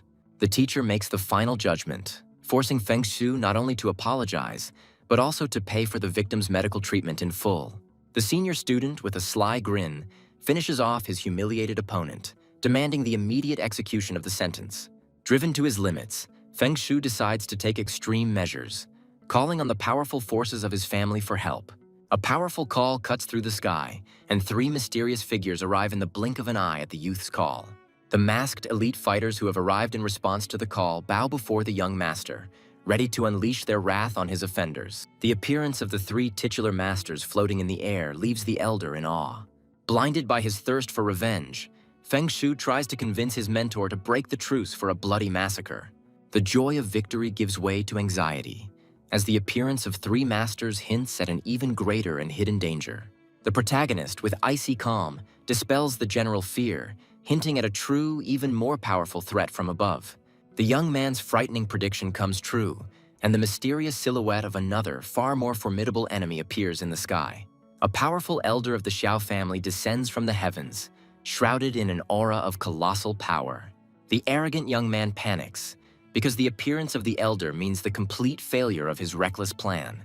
The elder's icy wrath falls upon his own grandson, who dared to abuse the family's power. In a pathetic attempt to save himself, Feng Shu points the finger at the heroes, trying to make them the culprits and justify his actions. Against a backdrop of general chaos, the system presents the protagonist with a new, life-changing task that promises incredible opportunities for growth. An unknown force shakes the earth to its foundations, taking the heroes by surprise and knocking them off their feet. A giant fist of pure stellar energy descends from the heavens, heralding imminent destruction. An enraged Elder Xiao accuses the heroes of insulting his family, preparing to unleash his righteous wrath upon them. Feng Shu gloats, anticipating a brutal reprisal, because his grandfather, the family's most powerful genius for the past century, has finally intervened. The local elder desperately begs for mercy, trying to reach the mind of the powerful master. The arrogant master rejects any pleas, demanding that you first accept his crushing blow. In response to the threat, the hero's golden dragon assumes its true, majestic form, preparing to meet the attack. The pet's incredible transformation leaves the elder and his spoiled grandson in a state of absolute shock. The protagonist looks at the enemy with icy contempt, believing that only brute force can teach the arrogant fool a lesson. The crushing power leaves the hero's friends in awe, as the mighty 9th-level master was defeated with a single blow. The enraged elder scolds his wayward grandson, who, in pathetic excuses, places all the blame on the hero's deceptive appearance. Satisfied with the resolution of the conflict, the hero casually turns to the instructor, finally asserting his dominant position. The cowardly mentor tries to curry favor with the young man, demonstrating his complete loyalty and willingness to cooperate. A witness suddenly appears and reveals the whole truth, accusing Feng Shu of instigation and a cowardly attack. An icy rage flashes in the elder's eyes, as his grandson's lies and cowardice become the last straw for him. Realizing the gravity of his situation, Feng Shu falls to his knees in panic, humiliatingly begging for forgiveness. The master passes a cruel sentence, condemning his grandson to broken legs and 5 years of imprisonment in order to spare the family shame. Pitiful cries for mercy are drowned in the air as the guards drag the guilty youth away to meet his harsh fate. Elder Xiao humbly bows his head before the protagonist, admitting his guilt and offering any compensation. This incredible spectacle plunges all witnesses into awe as the 100-year-old master bows before the young merchant. The protagonist, with a mysterious look, only tells the elder his last name, leaving him with a painful space for guesswork. The old master's face reflects deep confusion, as this is the first time he has heard of a powerful family named Su. A sudden revelation strikes the elder, and he realizes with horror that before him is a descendant of the legendary Su Ping clan from distant Longjiang. The rescued residents warmly thank their protector, realizing what a terrible fate could have befallen them. With a slight smile, the young man accepts the thanks, but instead encourages them to become stronger and visit his store more often. The inspired senior enthusiastically offers his help at the store, wanting to repay the rescue and support. Inspired, Tuntun also asks for a job, striving to be closer to her mysterious and powerful patron. The next morning, Elder Xiao tries to make amends by presenting the hero with a briefcase filled to the brim with gold bars. The young man coldly rejects the generous gift, demonstrating complete indifference to wealth and leaving the donors perplexed. The young man ignores the apology and instead leads new customers into his store, where a fresh batch of rare food awaits them. A shining dragon-shaped artifact emerges from the hero's palm, emitting a mysterious purple aura. Those present looked at the unprecedented food in amazement, realizing its uniqueness and incredible value. Tuntong, hiding behind his comrade, reverently recognizes the artifact as the legendary purple dragon ginseng. The elder and the instructor are stunned, because they have in their hands the most valuable food that has been extinct for thousands of years. The protagonist calmly announces the price, causing Tongtong to breathe a sigh of relief. But at that moment, they are interrupted. The elder and Tuntun engage in a desperate struggle for the right to possess the legendary artifact, begging the owner to sell it to them. The young man, with cold politeness, sends the heated customers away, inviting them to try their luck the next day. Desperation drives the instructor and the elder to make crazy bets, as they are ready to give away entire fortunes for the precious food. The incredible offers leave students shocked, as colossal resources and access to cutting-edge technology are at stake. A young man watches the auction, pondering the far-reaching consequences that the sale of this artifact will entail. The instructor and the elder, dreaming of fame and fortune, are already making grand plans for the legendary find. Tuntun timidly offers her idea, considering it insignificant in comparison to wealth, but the young man is ready to listen to the girl with interest. The girl reveals a hidden secret, because this ginseng is the key to reviving an entire era of the lost art of cultivation. The hero touches on a sore subject, and Tuntun bitterly confirms that the lack of resources has doomed their science to many years of stagnation. The arrogant instructor dismissively calls attempts to revive ancient species a completely useless endeavor. The instructor's caustic remark offends the young man, and he, with a sly smile, promises to bring something that can change his mind. The mysterious merchant retreats to the mysterious room, leaving Tong Tong in confusion due to the sudden revelation of the savior's true name. The mysterious door behind the hero flashes with lightning, and the tense anticipation stretches out for a whole half hour. A young man emerges from behind the door, holding a priceless artifact in each hand, and the sight completely shatters the reality of his guests. The protagonist handles the 1,000-year-old treasures carelessly, causing panic among the elder and the instructor. Tuntun notices the blood on his master's sleeve with alarm, but he only brushes it off casually, causing even more shock to the others. The elder and instructor are in awe as they try to comprehend the countless treasures that this mysterious young man's family possesses. Consumed by greed, the old master loses all self-control, pushing away the instructor in an effort to be the first to touch the hero. The elder, in a humiliating act, throws himself at the young man's feet, offering to clean his shoes for the sake of favor. The protagonist coldly accepts this act of servility as part of the payment, reminding him of the money and the promised dividends. Like a magician, the young man materializes several more species of extinct food in his hand, and Tuntun delightedly identifies each one. The girl regretfully refuses to buy it, because the price of these treasures exceeds all her annual food expenses. The instructor speaks with disdain of the fated glory of the Tong Tong family, once great cultivators but now science-obsessed failures. The system warns the hero for using the store for personal purposes, but he only denies his guilt with a sly grin. The young man makes a royal gesture, handing over all the gifts and treasures he received to the stunned Tuntun. This incredible gesture shocks everyone present, especially Tuntun herself, who has suddenly become the heir to untold wealth. The protagonist, with an unperturbed expression, confirms his decision, handing over all resources to the girl for her scientific research. Elder Xiao tries to dissuade the young man from such a reckless act, promising him untold riches and worldwide recognition. The system issues a warning again, but the young man merely dismisses its mercantile values with contempt.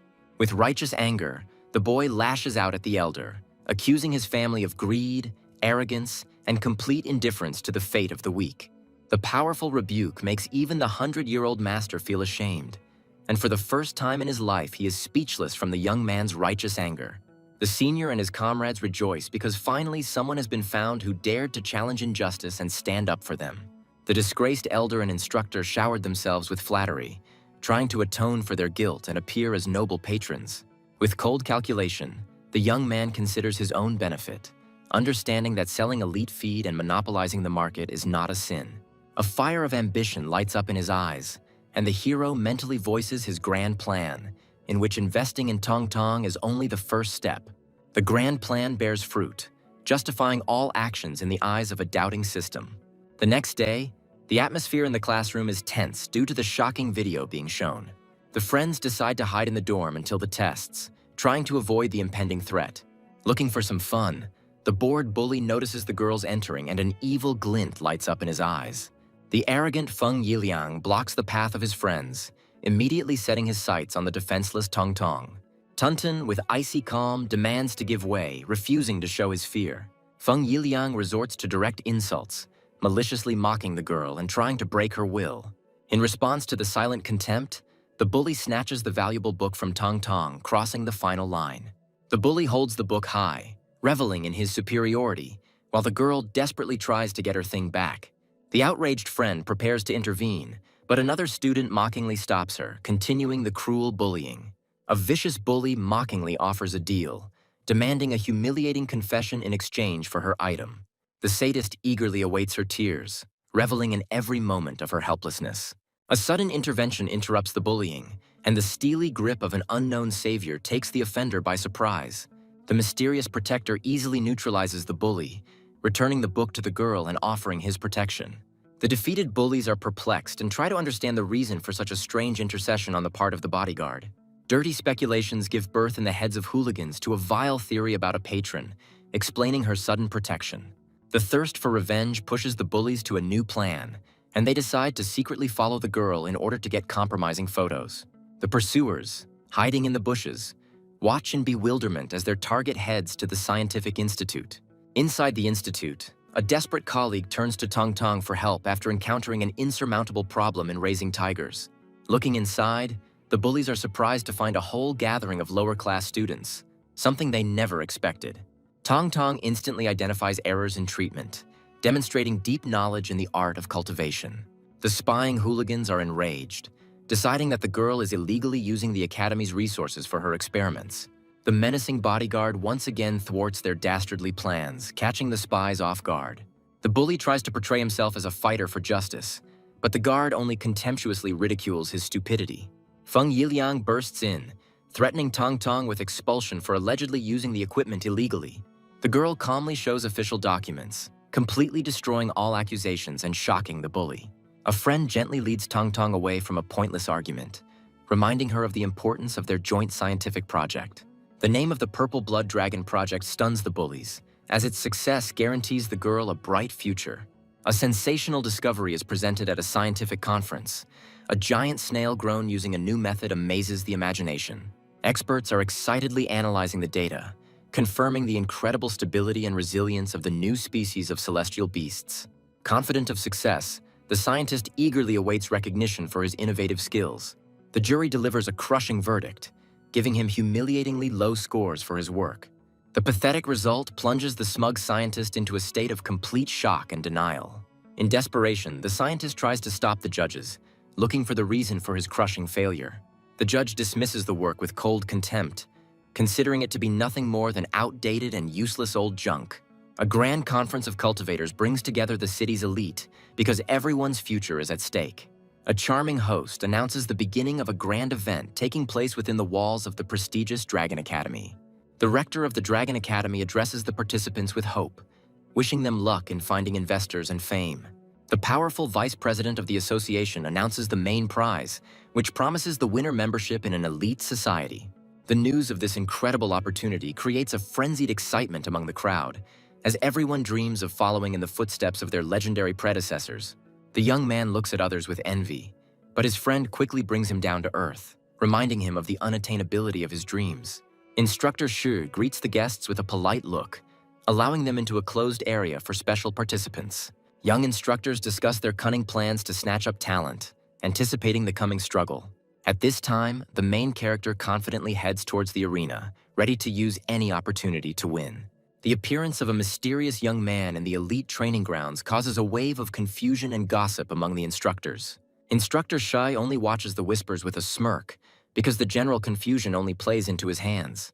The presentation of another participant ends in complete failure, as his optical camouflage technology receives only 3 points. The judge points out the primitiveness of the method with cold contempt, advising the author to return to basics. The humiliated participant desperately tries to stop the departing investor, but his pleas go unanswered. The conference's strict rules leave no chance for an easy victory, as even the strongest participants have yet to score high scores. The cold-eyed judge reminds us of the harsh rules, leaving no chance for the weak. Despair grips the participants and they panic and try to avoid the inevitable assessment. Amidst the general fear, Tong Tong's determined voice breaks the silence, drawing attention to itself. The girl's bold act surprises the judge, and he accepts her challenge with interest. Skeptical spectators survey the modest hall with disdain, predicting a complete failure for the girl. The judge, with icy calm, warns the heroine, advising her to abandon the hopeless undertaking. Tun Tun confidently dismisses any doubts, demonstrating his complete readiness for the presentation. The girl takes out a mysterious test tube containing a purple liquid, and the judge immediately recognizes it as the legendary blood. A steely determination lights up in the heroine's eyes, and she calls on everyone to witness the coming miracle. The girls begin a mysterious ritual by pouring purple blood into the mouth of a young dragon.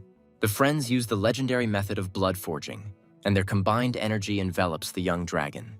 The judge watches the ritual with skepticism, doubting its effectiveness. A powerful ghostly spirit emerges from the small dragon, heralding a grand transformation. An incredible pressure crushes the audience, forcing them to believe in the awakening of an ancient horror.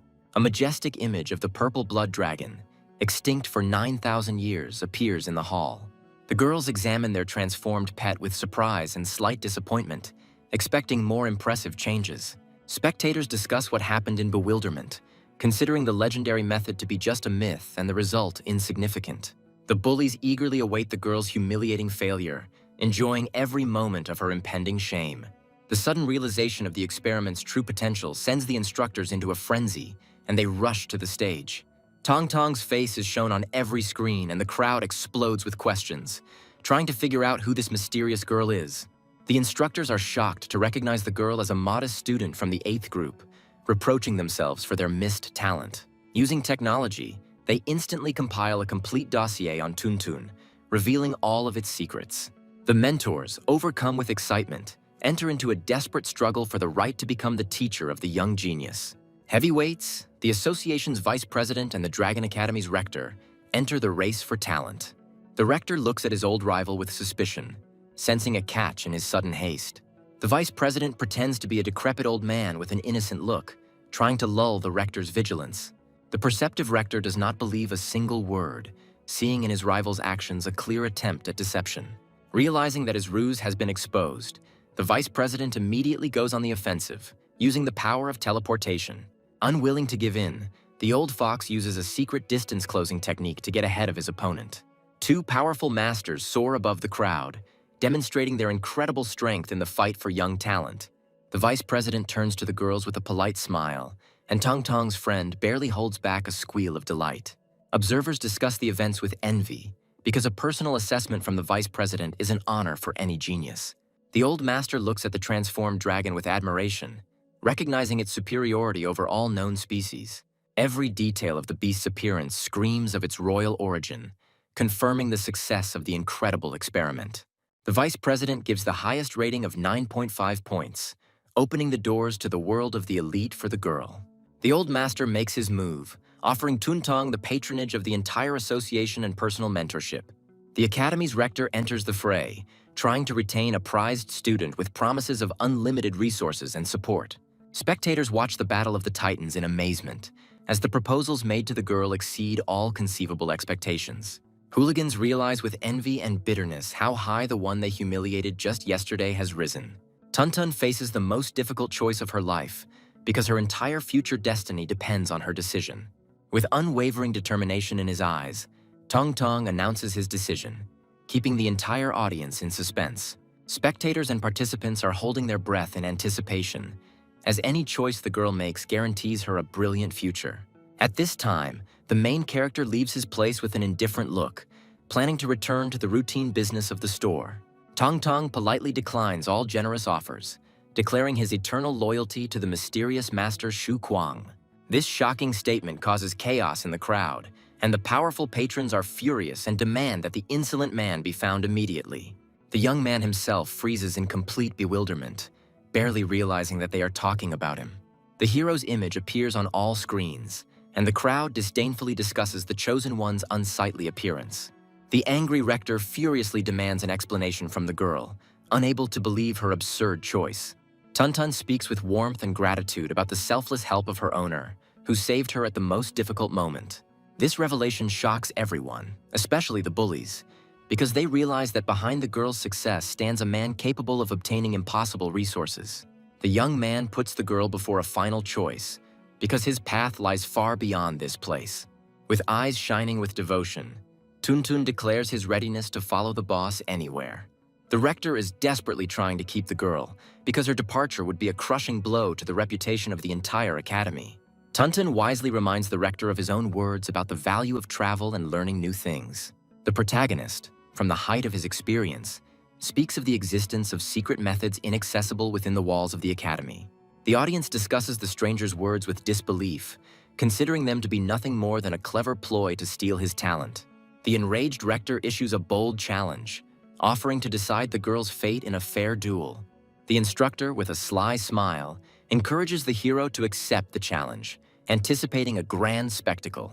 The young man, with icy calm, declines the amateur match, hinting at something more. Shrouded in a fiery aura, the hero raises the stakes to the limit, demanding that their duel be broadcast to the entire city. Floating effortlessly through the air, the hero demonstrates a level of power control available only to masters of the title rank. The rector accepts the challenge with delight, anticipating how the entire city will applaud the talent of his academy. News of the daring challenge instantly spreads throughout the city, attracting the attention of curious spectators. On the roof of a skyscraper, the opponents agree on the rules, deciding the outcome of the duel in the battle of their animals. Students are overcome with horror at the sight of a ferocious monster that one of the participants must tame. The rector proudly boasts of the strength of his beasts, generously offering his opponent to choose a weaker pet. The young man thanks the man for his concern with a slight smile, accepting the challenge without the slightest hesitation. Surrounded by dozens of angry eyes, the hero confidently approaches the cells, ready to make his choice. Suddenly, a giant golden spirit appears behind the guy and his crushing blow falls on the bars. Of all the animals, the young man chooses the most inconspicuous one, smilingly calling on it to wake up from its sleep. The chosen animal awakens with a roar, and its menacing appearance fills the cage with a sense of hidden power. The audience watches in amazement as the young man subdues all the ferocious beasts with just one glance. The vice president admires the hero's incredible insight in choosing the strongest beast of them all. The rector, with a smug grin, acknowledges the talent of his rival's beast, but confidently declares the superiority of his dragon. Obeying its master's command, the mighty flaming dragon awakens, ready for the coming battle. The wise vice president explains that the dragon's bloodline can compensate for any shortcomings in talent. The old master reveals the academy's main secret. Their unique spirit awakening technique is the pinnacle of cultivation art. The rector proudly confirms his intentions, planning to teach Tong Tong this secret technique after she is enrolled. Confident of victory, the rector takes out a mysterious pouch, preparing to demonstrate his main advantage. A shining artifact, a century-old dragon bone capable of granting incredible power, bursts from the rector's hands. The rector releases the powerful dragon soul from the bone, preparing for the decisive stage of the duel. The instructors discuss the rector's generosity with envy, predicting the imminent defeat of his mysterious rival. Using the spirit awakening technique, the rector infuses ancient power into his pet. The enhanced dragon's incredible aura leaves the audience in awe, but they are shocked by the icy calm of his opponent. Instead of preparing for battle, the young man calmly feeds his beast rare grass, causing confusion in everyone. Having prepared the pet, the hero confidently begins his own, much more mysterious ritual. The skies above the city suddenly darken and lightning flashes through the storm clouds. The vice president is horrified to realize that something beyond comprehension is unfolding before him, a legendary gift from the Holy Spirit. The youth calls upon the power of the heavens, and his beast instantly masters the powerful flying flash technique. The speed and power of this cultivation shocks everyone, because the hero achieved the impossible in a matter of seconds. Two mighty beasts, the blazing fire dragon and the iron ice scythe, are ready for a deadly fight. Spectators doubt the young master's strength, as his beast shows no visible changes. Only the wise vice president understands that the young man has touched the very source of the element, granting his pet incredible power. The name Su Ping flashes through the old master's mind, and he realizes with horror that the young man may be connected to the Holy Spirit. The tension reaches its peak, and the two mighty beasts launch a furious attack, preparing to decide the outcome of the duel. The battle begins, and the flaming dragon unleashes a sea of incinerating fire on its opponent. The fire beast attempts to surround its opponent with flames, creating a real inferno on the battlefield. The temperature in the arena reaches critical levels, and the ice beast finds itself in a deadly fiery trap. The dragon delivers the finishing blow, unleashing a fiery slash capable of incinerating everything in its path. A devastating attack hits the ice beast, and the spectators freeze in horror, predicting its imminent death. The audience admires the rector's skill and is ready to enroll as his students. The smug rector revels in his apparent victory, delivering a sermon to Tong Tong. The girl shyly reminds the arrogant rector that the duel is far from over. The ice beast disappears without a trace from the ring of fire, but the hero, with a confident grin, knows its exact location. A sudden demonic wind rises and extinguishes the flames, leaving the rector perplexed as he tries to understand what has happened. The rector uses his powers to enhance his vision, trying to detect the invisible enemy. The wise vice president advises everyone to switch to the high-speed camera to see the true picture of the battle. Even at 1,000,000 frames per second, the camera struggles to capture the blurry silhouettes of the ice beast rushing at incredible speed. The audience is gripped by horror as they realize that this divine speed is the result of the power of a mysterious young cultivator. An invisible enemy deals a crushing blow, and the rector watches in shock as his mighty dragon is wounded. With a snap of his fingers, the hero stops the duel, inviting his humiliated opponent to continue the senseless struggle. The completely crushed rector admits his defeat, and the presenter announces the triumphant victory of the mysterious participant. The wise vice president finally reveals the true identity of the winner, naming him as the legendary Su Ping from Longjiang City. This news explodes the crowd, because the name of Su Ping, the legendary warrior who single-handedly stood against the starry sky, is known to everyone. Viewers are thrilled to realize that the young genius is the best choice for Tong Tong, capable of leading her to the heights of fame. The senior looks at his boss with pride, and Tong Tong is in awe of the incredible person fate has brought her together with. The system congratulates the hero on successfully completing the task, and he accepts the well-deserved reward with satisfaction. The defeated rector addresses the legendary warrior with respect, burning with curiosity to learn the secret of his unique technique. Su Ping modestly calls his technique the seal of the path of thunder, but refuses to teach it, citing his own imperfections. Clutching the energy of thunder in his hand, the hero makes a promise that one day he will find a way to pass this powerful knowledge on to the world. The news of the hero's willingness to share his equipment causes a fit of greed and excitement among the instructors. Su Ping dispels their mercantile dreams by declaring his intention to make knowledge accessible to all. The hero recalls the suffering and injustice that prompted him to the idea of universal equality. Friends say goodbye to Tuntun with tears in their eyes, realizing what a great honor she has been given. The vice president demands that the girl perform an ancient ritual of respect by kneeling before her new master. Confused, Tong Tong prepares to carry out the order, but Su Ping politely declines Elder Bai's apprenticeship. The old master tries to insist on the ritual, but the girl respectfully supports the decision of her true mentor. The young man accepts tea with ease, rejecting any formalities or the need to be served. The vice president insists on observing ancient traditions, because a teacher is like a father to a student. Su Ping boldly breaks the centuries-old rules, freeing Tong Tong from the burden of humiliating rituals and vows. Su Ping offers Tong Tong the only true path, to develop her talent and become the best in her field. Having let go of old grievances, the hero, with a sly smile, offers the vice president a new business partnership. The young man reveals his plan to decipher ancient techniques, where Tong Tong's talent will be the key to success. Their conversation is interrupted by the appearance of a messenger who brings the vice president an urgent and alarming message. The messenger reports the safe return of the research group, which raises surprise and questions. The vice president is relieved to learn of the group's rescue, but calls an emergency meeting to discuss their alarming findings. Under cover of night, the entire elite of cultivators gathers at the association headquarters. Those present anxiously discuss the strange behavior of the animals, sensing the approach of an unknown threat. The hall is filled with the ominous speculation of the awakening of the Four Kings, legendary creatures capable of destroying all life. At the most tense moment, a research team enters the room, ready to report their horrific findings. The explorer captain reports with a heavy heart that there is no information about the Four Kings. The room explodes with questions, because the lack of answers only increases the general anxiety and fear. Instead of explanation, the captain shows a mysterious crystal, which his beast immediately swallows. Before everyone's eyes, an ordinary wolf undergoes a monstrous transformation, gaining incredible strength. This spectacle leaves everyone in shock, because the stone has granted the beast permanent strength, which usually takes years. The captain finally reveals the terrible truth. A new rift has opened in the wasteland, leading to another crystal-rich world.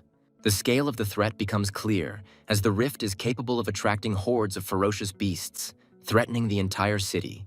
Those gathered make a fateful decision to establish a stronghold at the rift for protection and extraction of valuable resources. The captain proposes a risky plan to destroy the beasts, but it requires reinforcements from elite warriors. One of those present, with a sly smile, points to the ideal candidate to lead this deadly mission. The assembled crowd turns to Su Ping with hope, seeing him as the only one capable of leading the dangerous mission. The captain of the explorers looks at the young hero with doubt, questioning his real capabilities. Su Ping is wisely cautious, advising that one should first study the crystals thoroughly before making risky decisions. The captain dismisses the doubts, but the hero insists on the need for a longer investigation to identify hidden threats.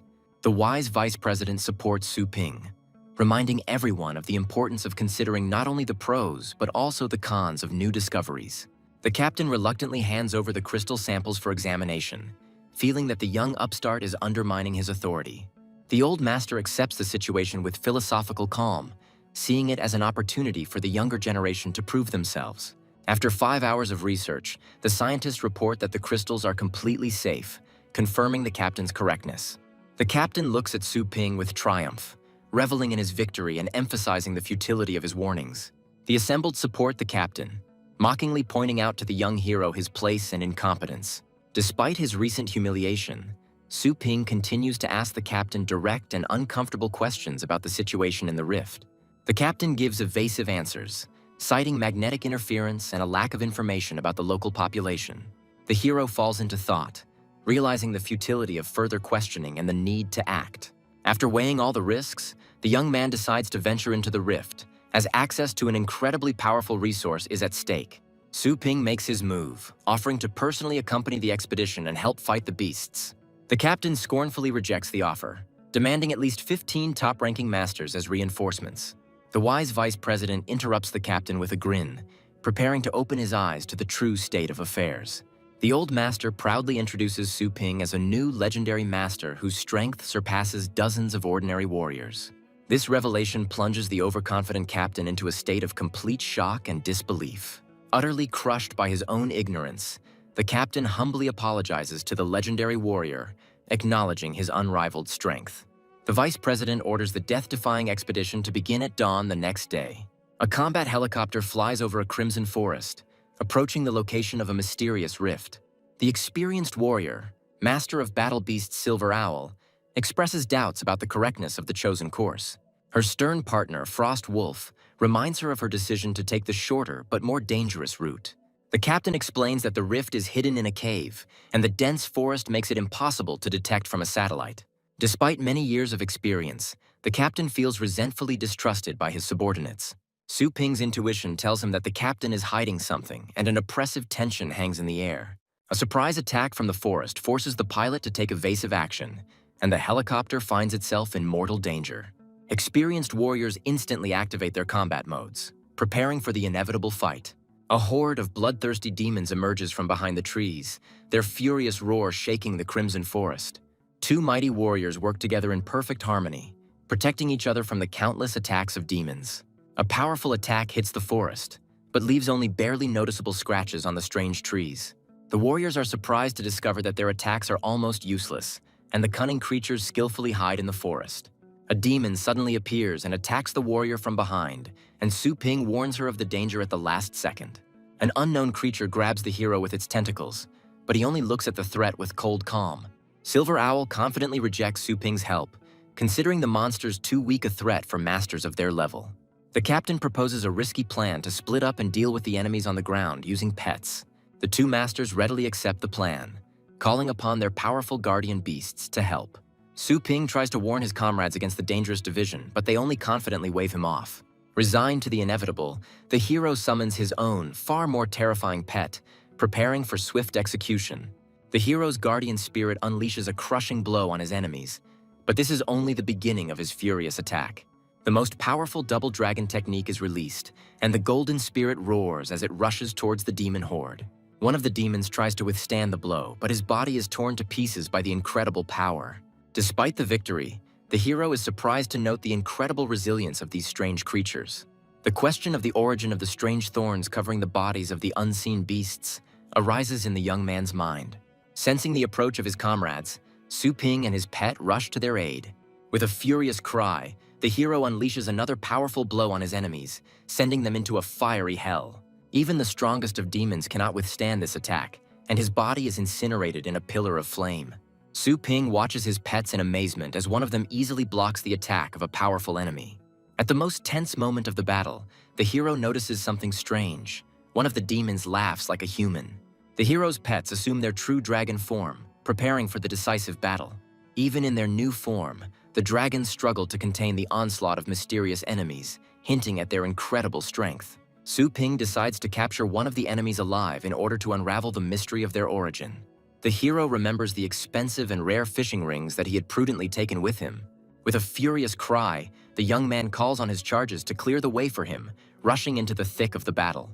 The Golden Guardian Spirit unleashes a crushing blow upon its enemies, destroying dozens of demons with a single swing.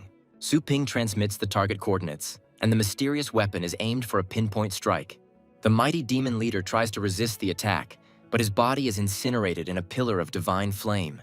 At the last moment, Little Skeleton delivers the finishing blow, piercing the weakened enemy with his sword. Two dragons, light and dark, join forces, preparing for the final battle with the remaining demons. Two mighty dragons combine their attacks, but their enemy easily dodges the crushing blow. The powerful demon fights his way through the fiery hell, repelling all attacks and continuing his advance. The cunning demon is surprised to discover mysterious rings on his body, not understanding their purpose. At the last moment, one of the rings activates, but the demon manages to throw it off. The little skeleton watches the enemy's futile attempts with a sly grin, anticipating his imminent defeat. Suddenly, the chains activate and bind the demon, who screams in agony, trying to escape from the deadly trap. The hero watches with regret as the valuable specimen perishes, reproaching himself for his delay. Wounded but alive, his comrades struggle back, amazed that Su Ping single-handedly dealt with the threat. The dragons look at their wounded allies in surprise, realizing the full force of the recent battle. Su Ping heads deeper into the forest with a grim expression, realizing that these cunning and powerful creatures will still have many surprises in store for them. The hero looks at the defeated enemy with surprise, who doesn't have a single scratch on him despite the powerful attack. With slight annoyance, the young man admits that he had to put in a lot of effort just to force the enemies to retreat. The captain realizes his mistake with horror, apologizing to Su Ping for his arrogance, which almost cost them their lives.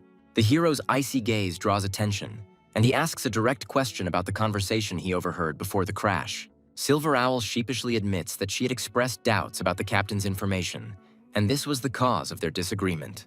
The captain admits his mistake with a false smile, trying to hide his true motives and make amends. Su Ping suggests returning to the city for reinforcements, and the captain happily agrees, seeing this as a chance for salvation. Suddenly, giant hands appear and grab the two warriors, and their joy turns to mortal terror. At the last second, they see themselves kidnapped by a powerful dark dragon, and their hope of salvation fades. Standing on the head of his golden dragon, Su Ping regretfully informs them that for their own safety, they will have to endure for a little while.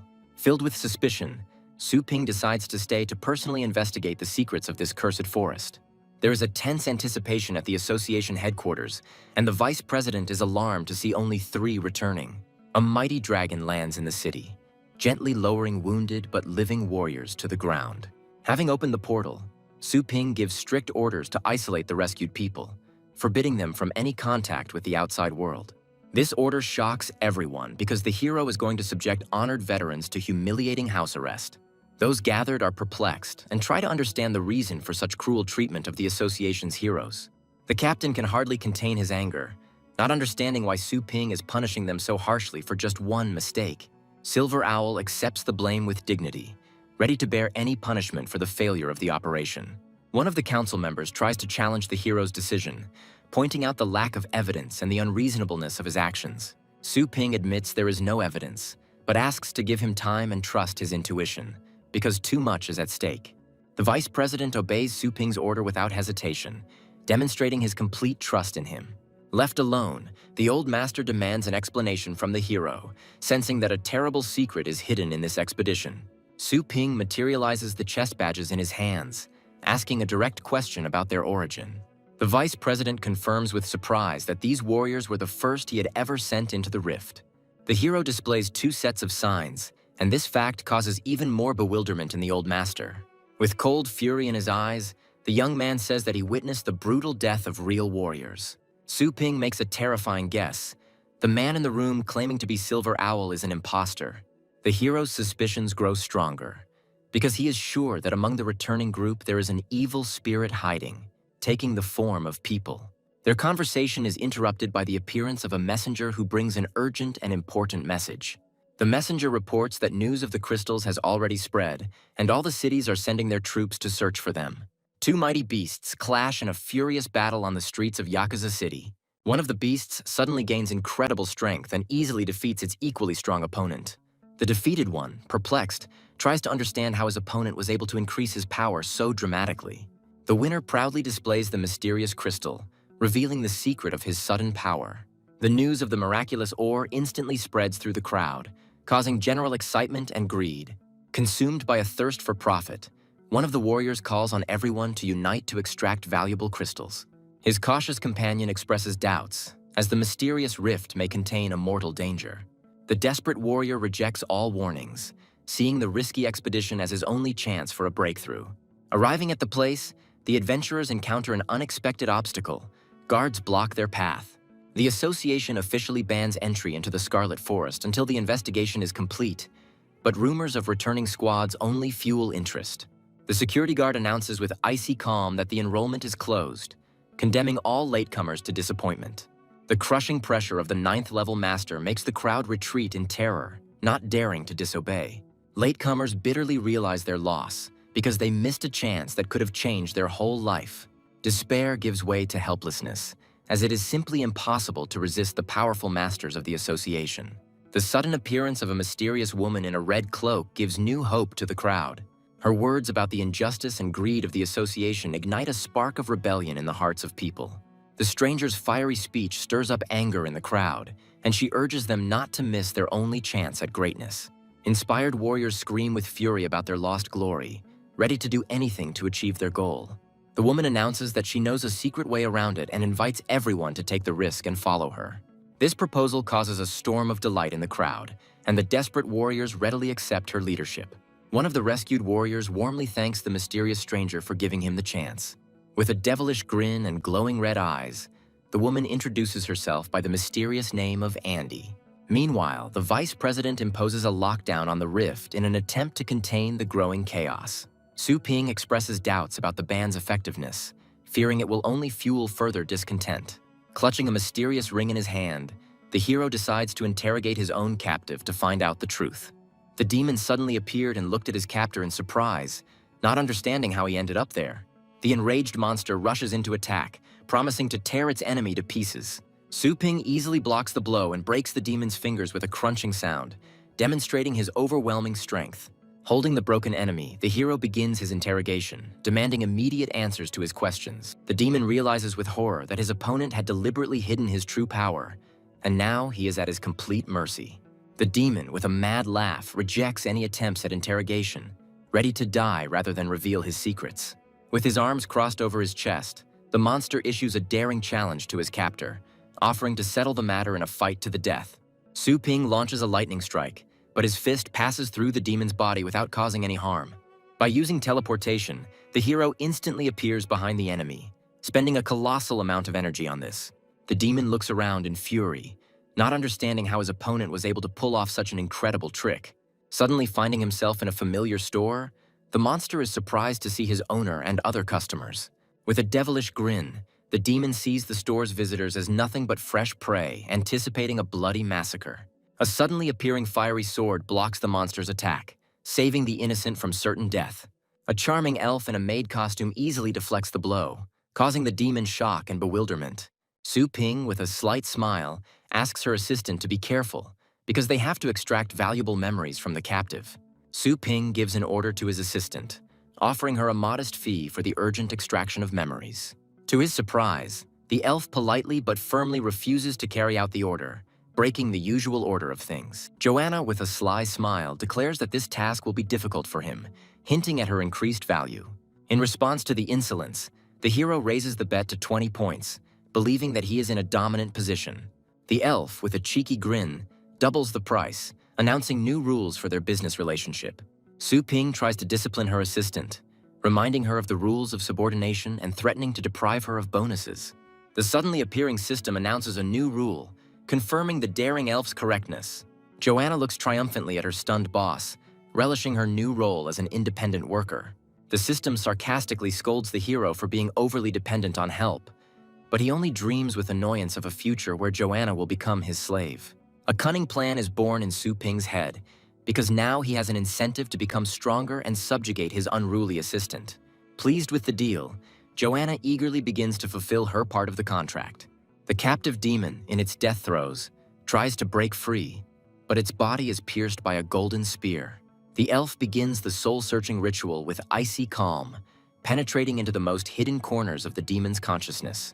Meanwhile, the desperate adventurers, with their last strength, wander through the Crimson Forest, approaching their goal. Their leader, Andy, is surprised to discover the presence of another powerful warrior among her group. Suddenly, Joanna screams and a powerful explosion throws Su Ping back, revealing the location of their hometown. The elf explains that a mysterious force took control of the demon and destroyed it before she could extract the memory.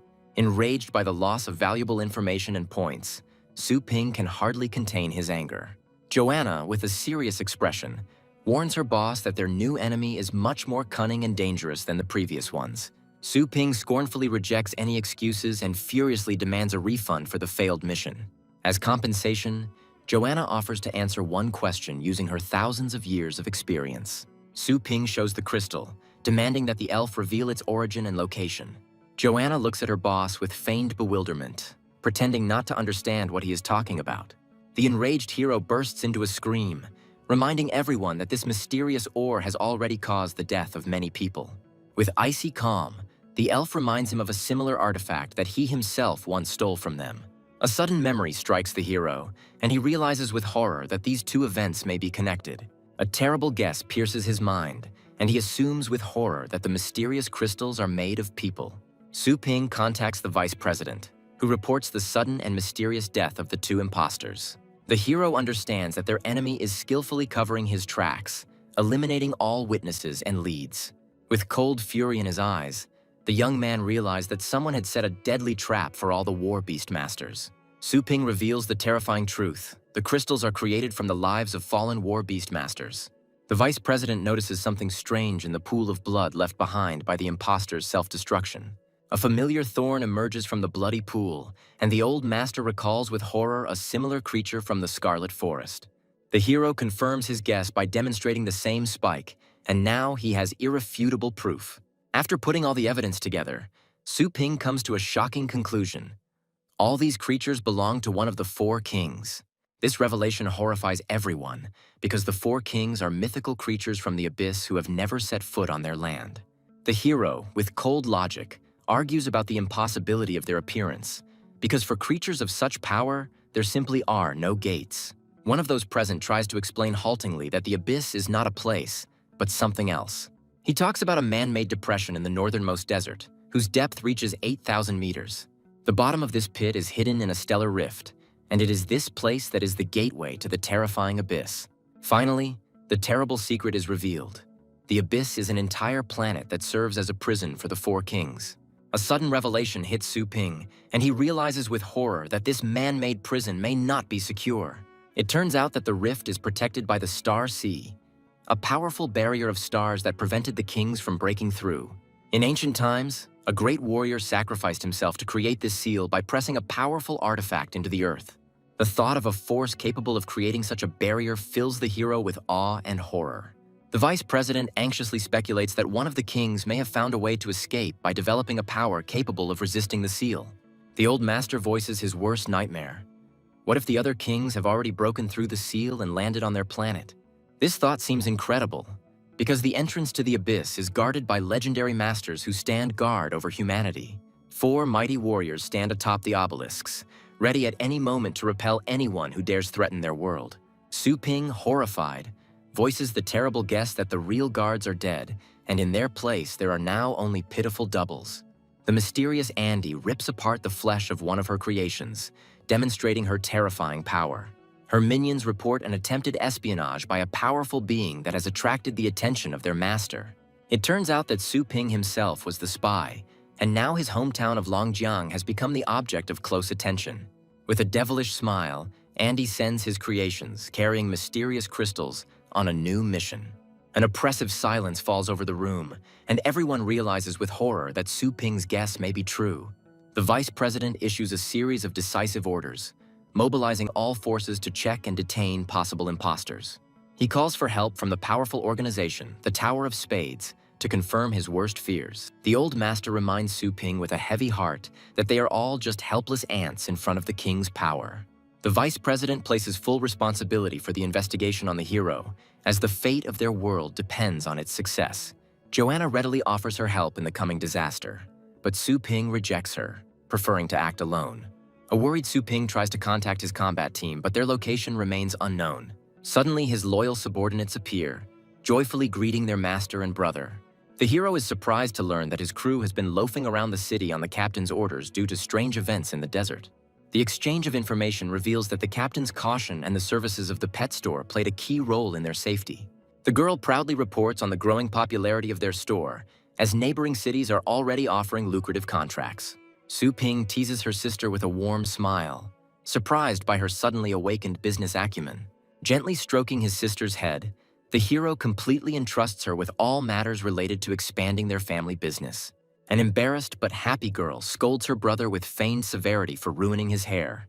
An unexpected call from Tong Tong interrupts their conversation, and the girl anxiously inquires about his condition. Tun Tun recalls her recent success, but regretfully notes that her serum is currently only capable of transforming 1% of the bloodline. Tun Tun proudly announces a major breakthrough, as they can now increase the beast's combat power by up to 80%. Inspired, Su Ping immediately offers his pet for an experiment and learns that the girl is already waiting for him at the store. The hero is surprised to learn that his materials allowed Tun Tun to resume research into her ancestors and achieve such a quick result. After saying goodbye to his friends, the young man expends a colossal amount of energy on instant teleportation. In the blink of an eye, Su Ping is in his shop, stunning Tong Tong with his incredible speed. With eyes shining with excitement, the hero is interested in the next projects, ready to provide any resources. Tun Tun enthusiastically talks about two promising directions: the revival of extinct dragons and the investigation of a mysterious link contract. A sudden revelation strikes Su Ping, and he realizes with horror that his pet may possess the same feedback power. With a confident smile, the hero asks Tun Tun to focus all his efforts on researching the communication contract. Meanwhile, a crowd gathers behind the building, attracted by the strange aura and the premonition of something grand. The mysterious organizer hands out handcuffs, promising complete safety from any harmful influences. A mighty warrior holds back the crowd, asking them not to anger the legendary elders.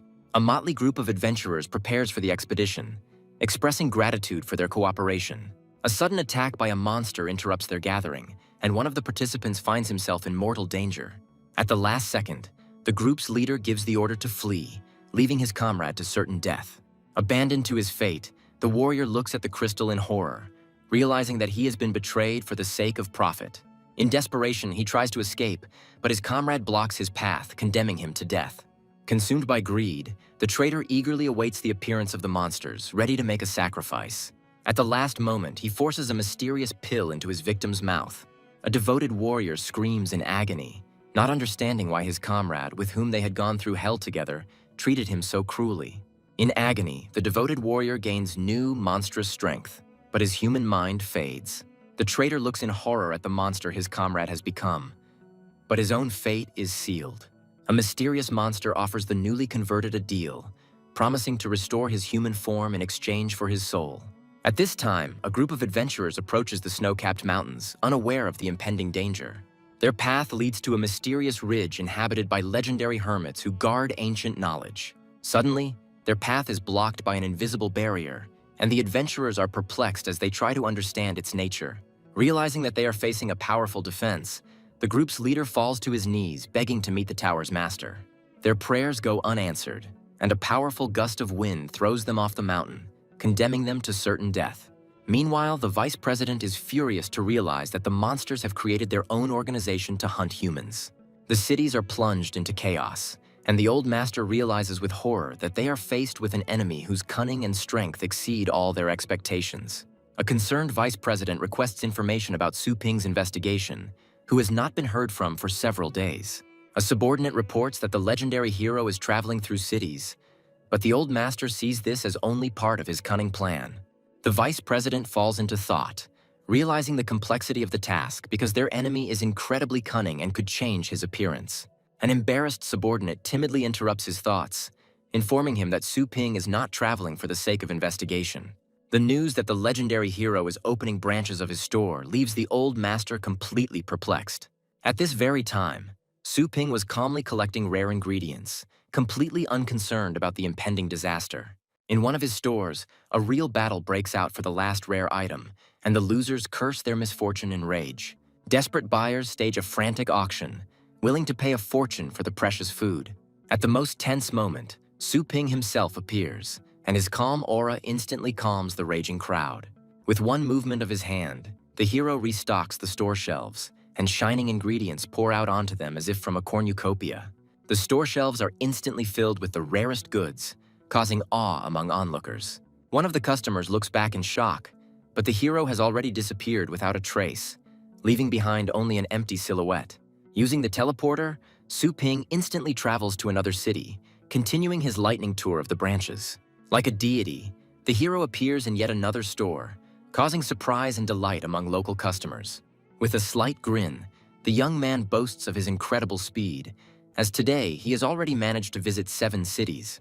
A sudden call from his sister interrupts his triumph, and the girl reports a staff shortage in the new branches. Su Ping is adamant that all retail outlets must be managed by their own trusted people. The hero reveals his grand plan to create an entire army of skilled workers devoted to their family. With confidence in his voice, he announces the creation of a training base where they will train new employees for their growing empire. An unexpected call from the association's headquarters interrupts his thoughts, and a barrage of angry accusations falls upon him. The association's representative desperately reports that the survival of all humanity is at stake. Before Su Ping's eyes, a horrific scene unfolds. Half of the cities already lie in ruins. Every day, hundreds of martial artists fall victim to mysterious creatures that mercilessly devour them. The most terrible thing is that some of the high-ranking masters went over to the enemy side, hunting down their former comrades. Bian's army is spreading across the world like a plague, and those who refuse to join face certain death. In response to accusations of inaction, Su Ping asks with cold irony whether they have checked the rate of population decline. The vice president orders an immediate comparison of the number of missing and dead with the total number of travelers. The results of the analysis shock everyone. Out of all the cities, only 13 show a low level of attrition. The astute old master immediately finds a common thread. All these cities have Su Ping's pet shops. This discovery leaves everyone in awe as they realize that the hero's shops serve as true refugees in this chaos. Suddenly, the spotlight falls on Su Ping's sister, who is the acting director of the entire pet store chain. Su Ping introduces her sister with a touch of irony, revealing that she was the one who came up with the idea for the shelters. This revelation comes as a shock to everyone, as no one expected that such a young girl would be behind such a grandiose project. The hero proposes a daring plan to save the surviving cities and place their inhabitants in safe zones under the protection of his stores. With cold calculation, the young man explains that this move will force the traders to choose between hunger and betraying their new masters. The vice president is skeptical of this plan, fearing that their weakened forces will not be able to withstand a direct attack. Su Ping remembers the Peak Tower, and the old master reveals to him the secret of the most powerful organization on the planet. The news of the existence of a whole dozen legendary masters leaves the hero perplexed. The vice president explains that only a few of the legends have pledged allegiance to humanity, while the rest live for their own pleasure. Su Ping realizes with disdain that these powerful hermits act only on their own whims, bearing no responsibility for the fate of the world. The vice president reflects bitterly on the inaction of the legendary masters, who are dooming the world to destruction. The old master, with philosophical calm, acknowledges his powerlessness before the will of higher beings. An unexpected report interrupts their conversation. A huge wave of beasts has been discovered near the city of Longjiang. This news terrifies everyone because their hometown could be wiped off the face of the earth. The vice president immediately suggests sending reinforcements, since Longjiang is where Su Ping's main store is located. The hero's sister confidently declares that their city is capable of repelling the attack on its own, thanks to the increased level of its masters. The old master anxiously reminds us that, in addition to the beasts, there are other, more hidden threats to consider. The girl realizes with horror that the vice president is hinting at the possible intervention of Bian's forces. The elder confirms her worst fears, because if they miss the moment, the enemy may unite with the beasts. The news that the wave will reach the city in 2 days forces them to make an immediate decision to send troops. Su Ping stops the meeting to express his opinion. In one of the base cities, an alarm is raised due to the approaching wave of animals. The operator anxiously confirms the signal has been sent and tracks the movement of a huge group of animals towards the city of Longjiang. In response to the threat, Orders are issued from the city of Shenguang to all nearby bases to immediately send reinforcements. The mysterious blonde man pats the cameraman on the shoulder approvingly, pleased with his quick reaction. Having carried out the order, the operator is horrified to realize that inevitable death awaits him. The traitor mercilessly kills everyone in the command center, regretting the wasted time. With a devilish grin, he reveals his insidious plan, as the order to attack Longjiang was given by Lord Bian himself. His accomplice expresses doubts about the wisdom of killing ordinary people who do not possess powers. Driven by madness, the traitor revels in his newfound power, now a member of the mighty Bian Legion. A member of the Bian Legion dismisses any doubts with a grin, as their goal is complete domination of the planet. Base City number 43 fell in just 1 hour and 14 minutes after clashing with Bian's Legion. At the same time, 4 more bases were destroyed, leaving no chance for the survivors. The continental perimeter is completely disabled, making tracking the wave of beasts impossible. One of the Legion officers asks in bewilderment why they cleared a path for the animals. His comrade explains with a wise grin that the beasts are just broken weapons that will inflict even greater damage on the enemy. A high-ranking officer looks with disdain at the burning ruins, anticipating the panic and despair of the residents. Another officer, with a devilish smile, confirms that their plan worked, and now all enemy forces are concentrated at Longjiang. Mysterious figures appear on the rooftops of the surviving buildings, as Lord Bian is the main player in this deadly game. 2 days later, a giant wave of beasts approaches the city, and a countless flock of winged monsters circles above them. In the command center, the vice president gives the order to prepare for battle, as Bian's forces have been spotted in the wave of beasts. At the city walls, Su Ping is met by a detachment of guards ready to carry out any of his orders. The hero orders his elite guard to stick to the original plan. Suddenly, Andy appears in front of him, and the 2 powerful adversaries exchange barbed greetings. At the forefront of the wave of beasts appears a giant elephant, whose roar shakes the earth, and the mayor of the city recognizes in it with horror the king of the beasts. A huge monster rushes straight towards the city, not noticing the trap set for it. Powerful explosions shake the ground, and one of the defenders happily notes that the beast has entered a minefield. Through the flames and smoke, the king of beasts continues his advance, protected by an impenetrable shell. To everyone's horror, the monster emerges from the fire completely unharmed, as conventional technology was not enough. With its incredible strength and defense, the giant elephant breaks through the minefield, opening the way for the rest of the horde. The defenders are horrified to see the giant elephant speeding up, intending to break through the city wall. With icy calm, Su Ping gives a short order, and his pets rush to attack. The dark dragon intercepts the elephant, but its claws scrape against the impenetrable armor. Thrown back, the dragon claws into the ground with a roar, barely holding back the enemy's power. Gathering all his strength, the dark dragon grabs the elephant and sends it flying with a powerful throw. In midair, the monster is struck by a devastating beam of purple energy, which incinerates it on the spot. The city's defenders rejoice because they have managed to defeat their first and most powerful enemy. They are surprised to discover that the dragon that defeated their enemy is a never-before-seen light-bearing purple dragon.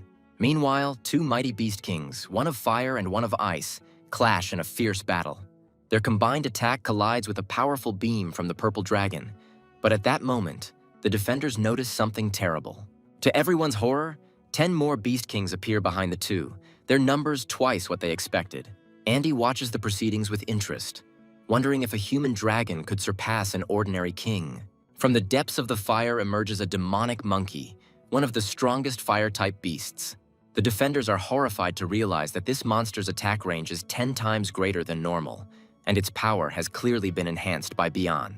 Despite the mortal danger, one of the defenders believes in victory, because their dragon has already defeated the giant elephant. Su Ping's dark dragon takes a defensive stance, preparing to meet a devastating attack. An impregnable wall of the gods arises around the city, easily withstanding a powerful fire strike.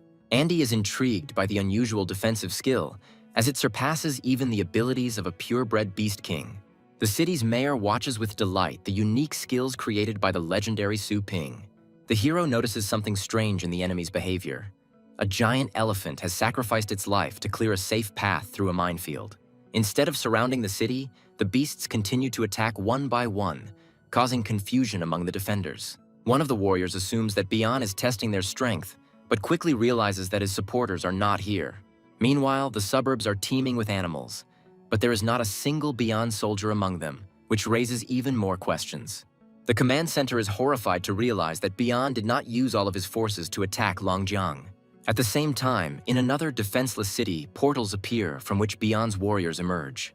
Hordes of monsters and soldiers descend upon the defenseless city, sowing chaos and destruction. Shocking information arrives at the Longjiang command center.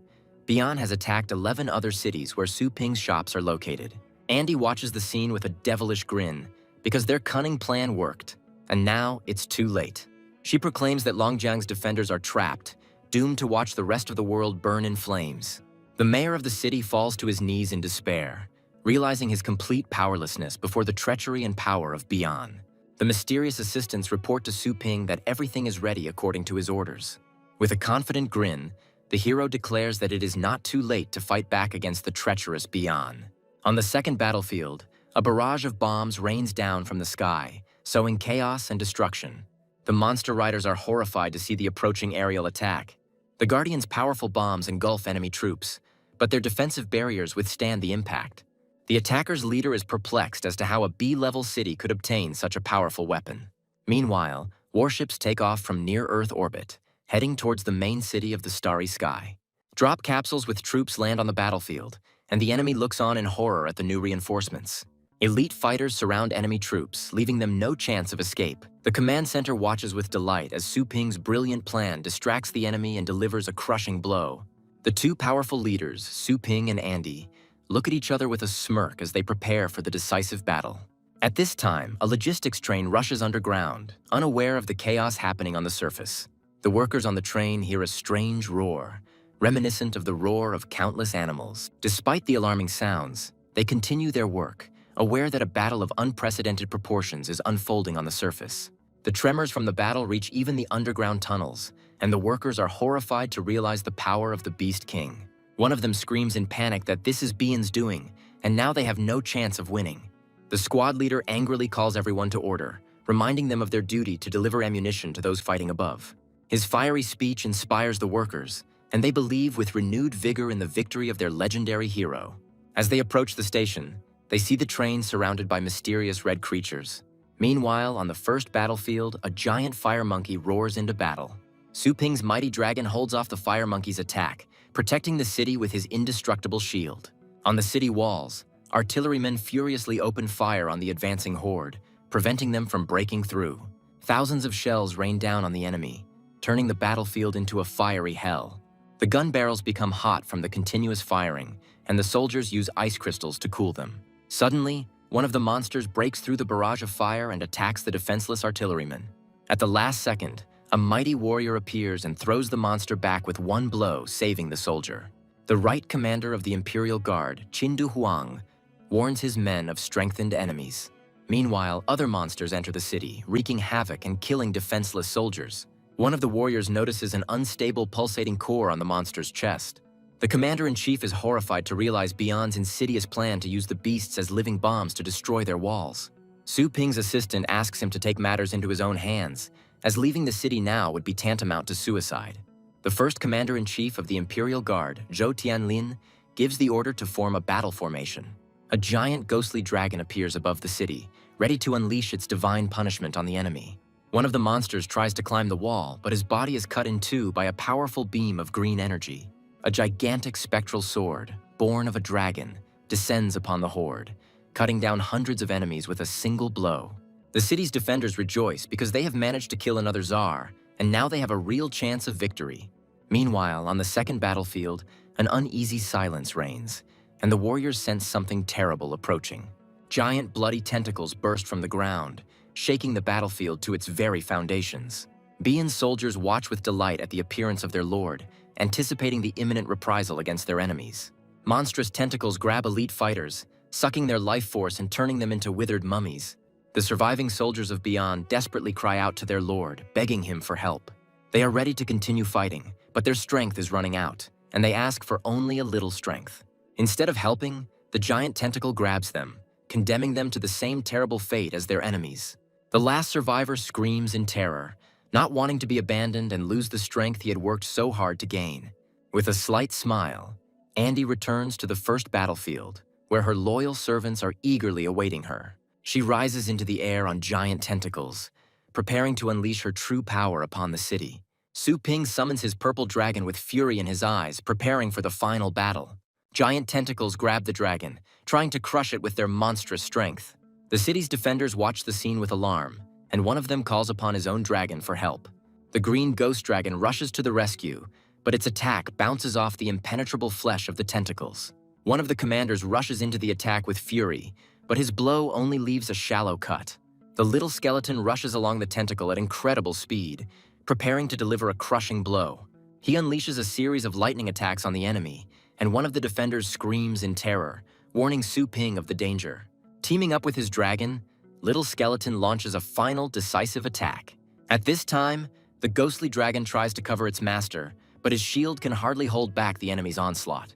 The city's proud defense collapses in an instant, and the defenders realize with horror their complete powerlessness. With a devilish smile, Andy reveals his true power, which belongs to Lord Bian himself. Suddenly, the system announces that Little Skeleton has entered the store and his time has come. Countless tentacles rain down on him, but the hero remains unharmed, as he is completely invulnerable within the magazine's range. With a devilish grin, Little Skeleton looks at his enemy, for now his death has truly come. Andy looks at her enemy with contempt, not believing in his ability to bring her death. A giant creature spawned by Bian looms over the city, ready to wipe it off the face of the earth. The defenders look at the monster in despair, realizing their complete powerlessness before its colossal power. An enraged Andy takes out her wrath on Su Ping, who dared to threaten the great death penalty. The hero, with a defiant grin, offers his enemy to test him if he does not believe in his strength. The defenders are horrified to realize that Su Ping is willing to sacrifice the entire city to lure Bian into a trap. The giant monster unleashes a crushing blow on the city, and a fireball rushes towards the defenseless walls. Overcome with despair, the city's mayor prepares for a quick death, seeing no chance of salvation. Suddenly, a crushing blow passes by, and the defenders are surprised to realize that they are still alive. Su Ping easily repels the attack and grinningly states that it was just a light warm-up for him. Andy looks at his enemy with contempt, considering him just an insignificant person who overestimated his strength. Concentrating all his power, Su Ping brings down a divine fist on the monster. A crushing blow breaks through the enemy's defense, and Andy watches in horror. With a furious cry, the hero launches into a final attack, demanding that Bian return his fist to him. A powerful blow throws the giant monster far beyond the city, and it crashes to the ground with a roar. The defenders and the vice president watch in amazement as Su Ping sends Bian flying with one punch. The giant monster's vital signs begin to plummet, foreshadowing its imminent demise. The command center is overjoyed to announce victory, as the legendary Su Ping has successfully destroyed Bian. The city is saved, and the defenders celebrate their victory in euphoria, ready to kiss their hero. Su Ping accepts the congratulations with a slight smile, ironically noting that it's a good thing his admirer can't fly. Su Ping tries to reassure her enthusiastic fans with a warm smile. Suddenly, an ominous voice appears in his head, questioning his true strength. Consumed with rage, the hero soars into the sky, demanding that Bian show himself immediately. The defenders look at their master in bewilderment, as the body of the defeated enemy still lies on the ground. Joanna suddenly appears and with icy calm declares that he will not find it. Su Ping looks at her assistant in bewilderment, not understanding the meaning of her mysterious words. The elf declares with complete certainty that the one he calls Bian is not actually here. The hero refuses to believe it because he clearly heard his voice in his head. Despite all his doubts, the young man trusts his intuition, which has never let him down. With fury in his eyes, Su Ping rushes towards Joanna, demanding an immediate explanation. Joanna asks her boss a direct question about the difference between him and Bian. With a piercing gaze, she rephrases the question, asking about the difference between powers of different levels. The hero falls into thoughtfulness, trying to understand the true meaning of her words. Comical images flash through his head, where he is inferior in everything to his powerful enemy. The elf interrupts his thoughts with a grin, revealing to him the main secret. The master of the Kingdom of Fate possesses a certain law. This revelation astonishes Su Ping, and he is surprised to realize that his own way of thunder is that very law. Joanna scornfully dismisses his hopes, claiming that his level of legal knowledge is far from perfect. She reveals to him the terrible truth. Bian is actually a master of the law of space. With a slight smile, the elf explains that he simply transferred himself to another dimension where no one can get to him. Su Ping realizes with horror that Bian only escaped after Joanna noticed his spatial law. Su Ping realizes with horror that all this time he had only been fighting a fake, while the real Bian was safely hidden. Joanna confirms his guess with a grin, reminding him that without the force of law, he won't even be able to touch him. The elf tries to console her boss because even the fake body of an enemy is a valuable trophy. A fire lights up in the hero's eyes as he realizes that the fake body still contains enormous power. A vast space is discovered within the fallen giant, and the explorers are given permission to enter. Su Ping, along with his pet, goes inside, sensing that this is where the key to the mystery lies. Inside, he discovers countless energy crystals and is horrified to realize how many people have been absorbed. A holographic message reveals another crime. An enemy has plundered an underground train, stealing valuable supplements and killing everyone on board. Clutching the crystal in his hand, the hero hopefully asks if there is a chance to bring back those who were consumed. Su Ping turns to the vice president for help, wondering if their technology is capable of such a miracle. The vice president bitterly admits that the dead cannot be brought back, and all that remains for them is to remember. Images of fallen heroes flash through Su Ping's eyes, and he silently vows to avenge their sacrifice. The city's defenders turn to their hero, completely trusting him to decide the fate of the captured crystals. Clutching the crystal in his hand, Su Ping promises that the sacrifices of the fallen will not be in vain and will serve to destroy Bian. One of the looters enthusiastically fills his backpack with trophies because his current income is equal to a year's salary. He happily informs the others that Boss Su has given them permission to take whatever they find as a well-deserved reward. But not everyone shares his joy, and one of the warriors looks sadly at the spoils, realizing at what price it was obtained. Against the backdrop of a devastated city, medics carry away the wounded, and the question hangs in the air as to whether they will be able to stand again. The commander-in-chief admits with a heavy heart that this victory cost them too much, but with an unwavering determination in his eyes, he reminds his comrade that they stopped the tide and prevented the enemy from destroying their families. The commander-in-chief gratefully shakes the hand of one of the survivors, admiring the feat of their legendary hero. The news that Su Ping single-handedly drove away one of the four kings spreads throughout the city, giving people hope. Inspired by his speech, the commander-in-chief calls on everyone not to be afraid and to do everything possible to strengthen the defense. He confidently declares that when the next wave comes, they will meet the enemy fully armed. At this time, Su Ping finds himself in a mysterious combat arena, lost among the endless grasslands. Clutching the crystal in his hand, he bitterly realized that Bian's attack had targeted his stores.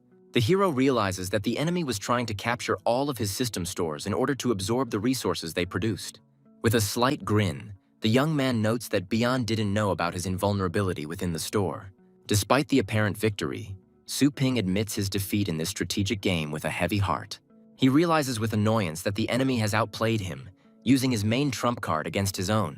Su Ping is perplexed as to why Bian, with such power, did not destroy the city immediately. He recalls the legend of a great warrior who sacrificed himself to seal the entrance to the abyss. The hero assumes that the seal is still active, and any breakthrough will cause a powerful backlash. A sudden realization hits him and he realizes that Bian was seriously injured in the breakout. Now his motive becomes clear. Crystals are not food for him, but something much more valuable. Su Ping realizes with horror that these crystals are a panacea for Bian, capable of healing his wounds. This guess gives him hope, because without the crystals, his powerful enemy is still vulnerable. Filled with determination, the hero decides to immediately increase his strength to have a chance of winning. With a furious cry, he begins to absorb the energy of the crystals, trying to break through to a new level. His body is filled with incredible strength, and he feels as if he has burst out of an iron casting. Having acquired the Eye of God, Su Ping gains confidence that he can now spot any threat. The thought flashes through his mind that only by mastering the power of the law will he be able to overcome his powerful enemy. On the endless meadow, his faithful assistants meet him, congratulating him on his successful breakthrough to a new level. The old master bitterly reports that they have lost many fighters, and those remaining will not be able to hold back the next wave. After weighing the pros and cons, they come to the conclusion that they need to replenish their forces for the upcoming battle. One of the assistants offers to save the surviving great families who are still resisting. Su Ping listens to her idea with interest, but is confused by her personal interest in the matter. With pain in her voice, the girl admits that her native Tang family was besieged by enemies. With cold fury in his eyes, the hero asks who dared to attack her family. It turns out that the attack was carried out by the cursed Situ and Wang families. the largest organizations on the entire continent. It turns out that the enemy families not only refused to help in the battle with Bian, but also went over to his side. Broken by grief, the proud warrior falls to her knees for the first time in her life.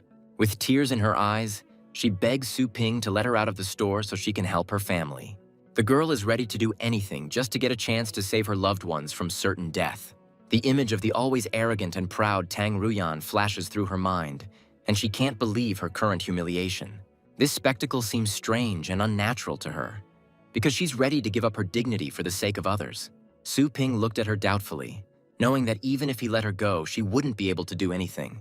The girl admits her powerlessness, because she cannot overcome two powerful families alone.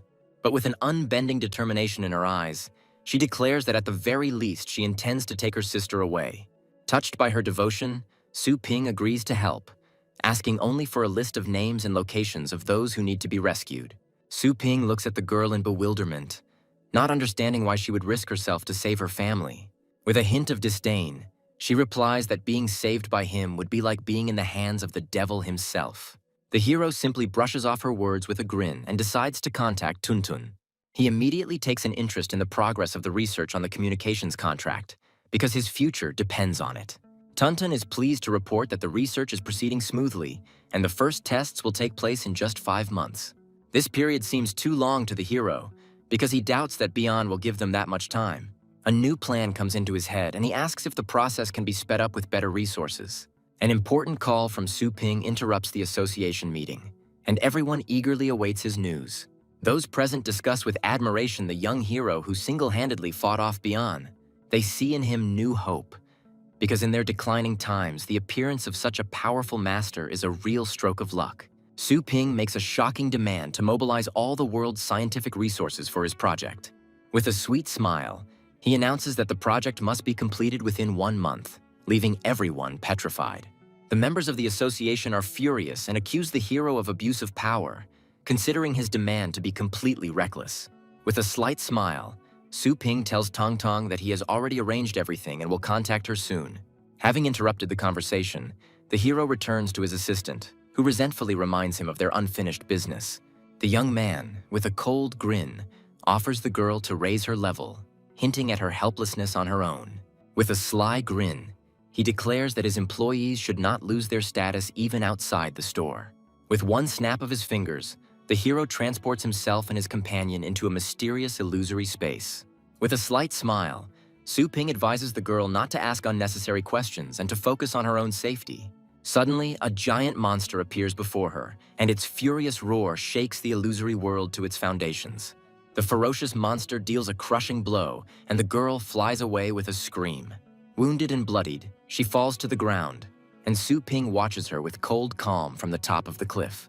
The system reports the death of the temporary target, and the hero chooses the resurrection option without hesitation. The girl comes to, realizing with horror that she has just been in the next world.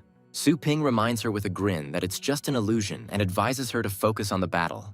Realizing her mistake, she deftly dodges another attack, using the rock as support. Enraged by her own impotence, the girl prepares to show the pitiful beast her true power. A memory from her childhood comes to her mind, where she, while playing, easily defeats a toy dinosaur. With a cry of victory, the little warrior swings her wooden sword, demonstrating her innate talent. But at the most crucial moment, she stumbles and falls to the floor with a loud scream, destroying her heroic image. Her sister immediately rushes to help, bringing a first aid kit and carefully examining the bruised knee. She treats the wound tenderly, and the little warrior, wiping away a tear, looks at her with gratitude. Overwhelmed with gratitude, she hugs her sister tightly, promising to always take care of all members of their family. The older sister accepts her promise with a warm smile, especially touched by the words of care. Memories fade, and the mature warrior, wounded but not broken, prepares for a new battle. She charges furiously at a pack of ferocious wolves, dodging their deadly attacks. With dexterity and grace, she delivers crushing blows, sending enemies flying in all directions. One of the wolves tries to grab her, but the girl turns out to be faster and more agile. With a furious scream, she delivers a powerful blow to him, demanding that he calm down. She leaps forward and plunges her blade into the monster's back, causing it to fall to the ground, coughing and spewing blood. Suddenly, sharp red crystals appear in the air and rush towards the girl at incredible speed. A ferocious wolf roars and rains down a hail of deadly fragments on her, leaving her no chance of escape. She uses her glass body technique, and the crystals bounce off her impenetrable defense with a clang. Her shield cracks under the onslaught, and crystal shards embed themselves in her body, causing her to scream in pain. Grabbing her bloody blade, the girl pierces the monster's paw with fury in her eyes. She screams and thrusts her blade deeper, causing the beast to howl in unbearable pain. Seized by battle madness, the warrior stands over the fallen enemy, her eyes glowing red. With a furious cry, she throws her bloody blade, giving the enemy no chance to escape. The blade pierces the wolf's body, and he falls to the ground with a roar, defeated and exhausted. With a wild laugh, the girl pulls her blade out of her enemy's body, reveling in her bloody victory. She furiously rips her blade from the monster's mouth, splashing its blood all around. Exhausted but not broken, the girl falls to the ground next to her fallen enemy. Su Ping is surprised to note that despite the long break, Tang Ruyan's fighting skills are still at their best. Watching her refined movements, he realizes that she hasn't been idle in her free time. The deadly cultivation awakened her hidden potential, and now she is capable of defeating even a 9th stage strongman. With a slight smile, the hero decides to add a little heat by using the fruit of the spiritual tree to enhance it.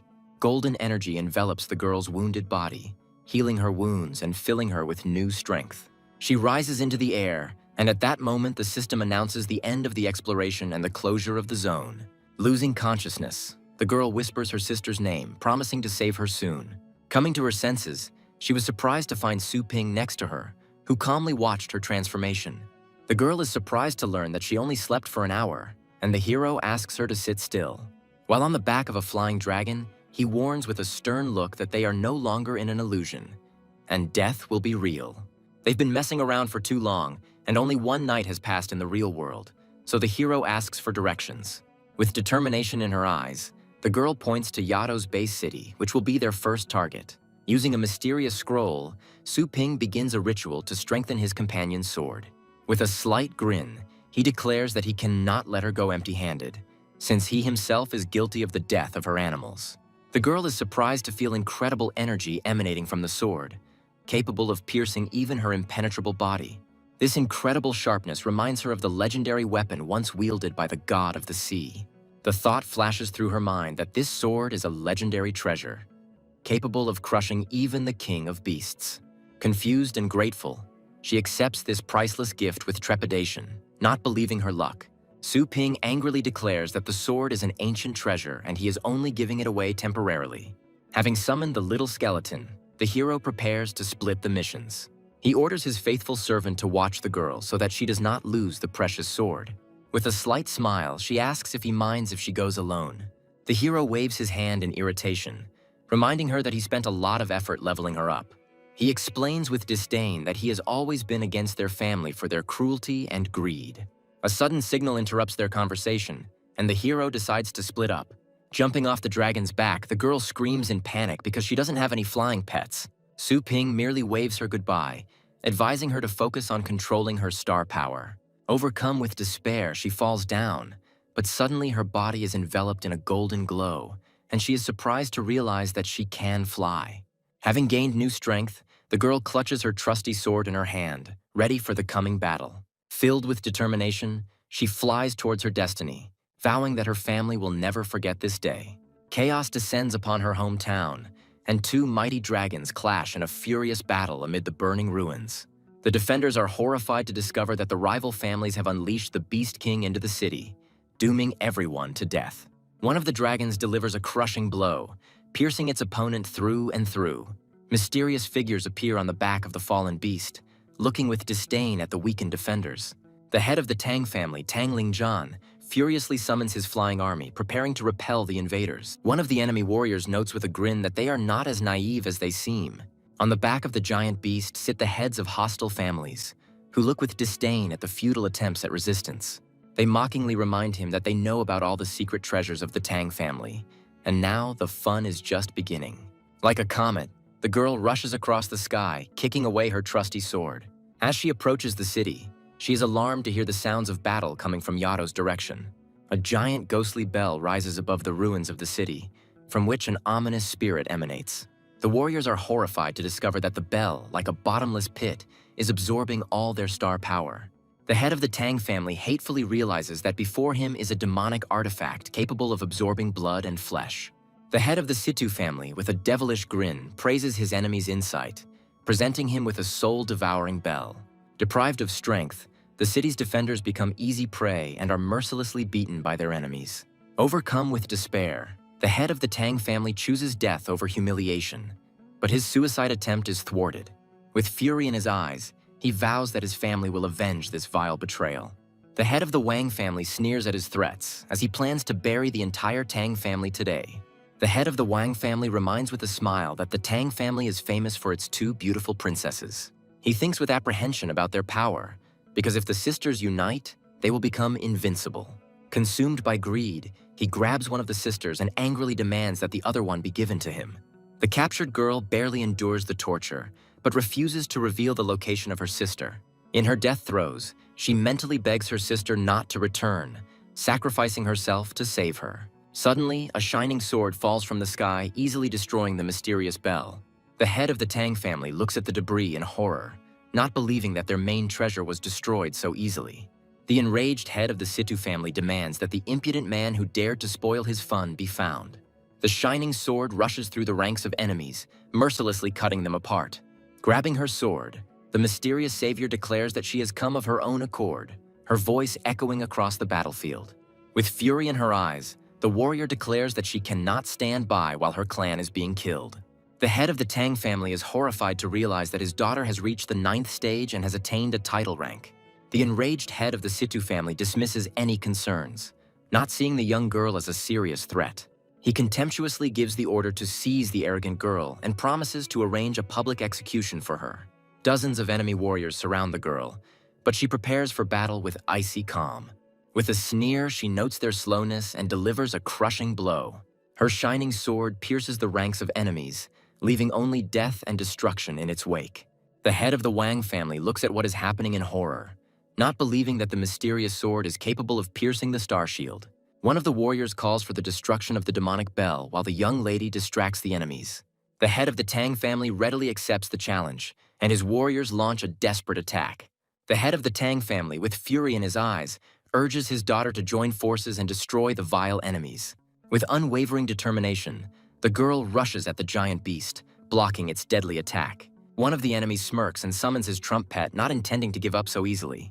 Like lightning, the warrior rushes past, dealing a crushing blow to her opponent.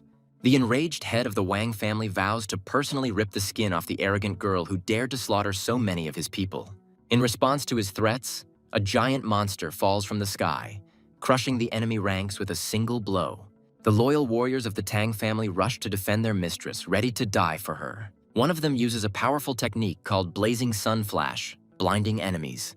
Seizing the moment, the warriors rush into the attack, dealing a crushing blow to the weakened monster. The giant beast falls to the ground with a roar, but its death throes claim the lives of dozens of brave warriors. The head of the Tang family furiously calls on his flying army to concentrate all its forces on the heads of the rival families. Elite archers, riding mighty birds, prepare to unleash a hail of golden arrows on the enemy. The head of the Situ family orders his beast to release a poisonous cloud to thwart the attackers. A deadly mist envelops the archers, and one of them falls with a scream, stricken by poison. At this time, 2 giant monsters attack Ruyan, trying to crush her with their monstrous strength. Like a whirlwind, the girl rushes through the ranks of enemies, cutting them into pieces with her shining sword. Suddenly, her body is entangled in mysterious tentacles, and she is surprised to feel her strength draining away. She finds herself trapped by strange, mushroom-like creatures that continue to drain her energy. The head of the Situ family reveals his trump card with a devilish laugh, puppets made from the corpses of animals. The head of the Wang family raises his sword, ready to deliver the decisive blow and destroy the Tang family forever. Immobilized and deprived of strength, the girl looks in horror at the sword raised above her. At the last second, her sister rushes in front of her, trying to save her from the fatal blow. Her sword shatters into pieces with a crash, and she looks at the debris in despair. The little skeleton suddenly appears and pierces her body with his blade, and she falls to the ground in surprise. A giant ghostly skull consumes her soul, and everything around her is plunged into darkness. At the same time, Su Ping and his dragon continue their journey. With a furious cry, the hero unleashes a crushing blow on his invisible enemy. His golden fist slams into the giant monster's body, shaking it to its very core. The huge creature barely withstands the attack, but not a single scratch remains on its body. Su Ping looks at his invisible enemy with cold calm, preparing for the decisive battle. Su Ping grabbed Joanna's hand and angrily reminded her of his words. The elf replies with cold calm that even if Bian is exhausted, without the power of law, he is out of his reach. She speaks with disdain about the gap between them that he will never be able to bridge. A sudden call distracts the hero, and he is surprised to see his faithful assistant on the screen. The assistant reports with alarm that the master has not rested once since the battle, and he fell asleep right on the fly. After coming to his senses, Su Ping inquires about the progress of the Link contract project, but learns of accumulated problems. He anxiously suggests returning immediately, but his assistant asks to let him finish his report. It turns out that their store has become incredibly popular, and now customers from all over the world flock to them. An elite research team assembled by Su Ping is hard at work in a state-of-the-art laboratory. The scale of the project is staggering, as it involves the best minds and cutting-edge technologies. The assistant enthusiastically reports that the communication contract is capable of changing the entire world of cultivation, and asks the boss not to worry. Having gained confidence in the future, Su Ping decides to help his comrades and finally defeat Bian. The hero returns to the report and learns that the call for help he responded to was from the Yuan family. This news surprises him, because Yuan Tianchen is one of the 3 legendary masters of the Asian continent. The image of the arrogant old man whom he once deprived of his powers comes to his mind, and he cannot believe his humility. Arriving at the scene, Su Ping looks at the pitiful horde of enemies with slight disdain, not seeing them as a serious threat. Suddenly, a giant monster grabs one of the defenders, and in his death throes, he screams for his comrades to save themselves. At the last second, a brave warrior comes to the rescue, and her blinding blow cuts the monster in two. Exhausted but not broken, she struggles to stay on her feet, cursing the endless horde of enemies. Gathering her last strength, she pushes her comrade away, saving him from a deadly attack. Suddenly, a giant golden fist falls from the sky, easily crushing one of the monsters. Following the first blow, hundreds of shining fists rain down from the sky, leaving the warrior perplexed. A golden rain falls upon the horde of monsters, and they scatter with a roar, trying to escape. The giant monster looks down on its pathetic brethren with disdain, considering them nothing more than a pile of trash. The girl realizes with horror that in front of her is the leader of this pack, whose brute strength exceeds all her expectations. The enraged monster rushes at his fellow creatures with a roar, declaring that he will deal with everything himself. He easily repels the attack of the golden fists, demonstrating his incredible power. One of the fists still breaks through his defense, and the monster falls to the ground with a roar, shaking everything around. The warrior is relieved to see that help has arrived and admires the destructive power of her savior. Overwhelmed with gratitude, she asks her mysterious savior to come forward so that the Yuan family can pay their respects. Hearing a familiar voice, the warrior turns around in surprise and sees her mysterious savior. The enraged girl cannot believe that she bowed to the one she considered her enemy. She attacks Su Ping in a rage, but he easily dodges her blows. The hero tells her with concern that her grandfather may be in danger.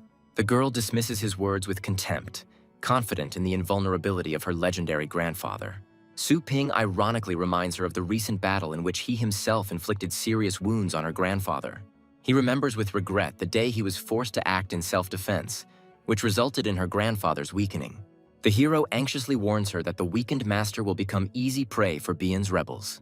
With a piercing gaze, the girl asks the last, most important question about how he was able to wound her grandfather. Su Ping touched the protective barrier with a slight smile, hinting that not all strong people belong to famous families.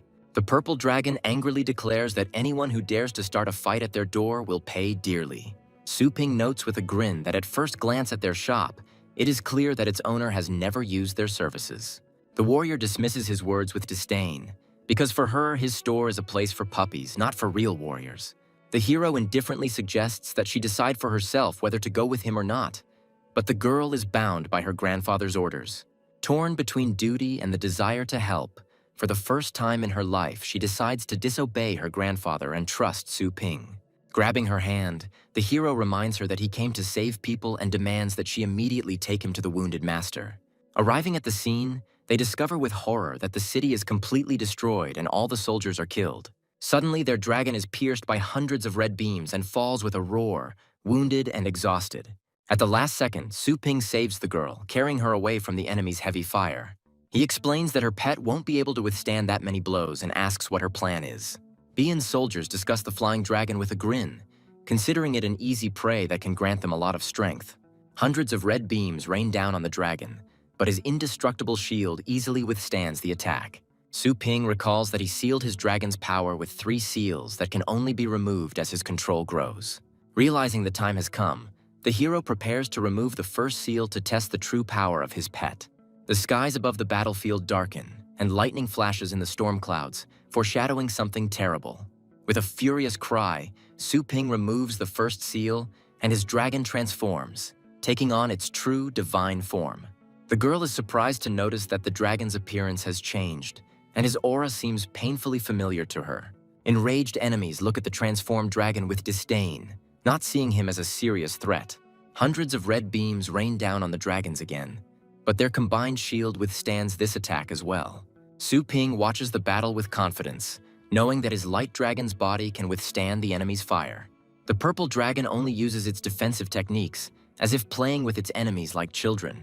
At this time, the golden dragon takes on a hail of attacks with pleasure, enjoying the battle. Despite the barrage of fire, he remains unharmed, and his enemies are horrified and try to figure out what is wrong with his body.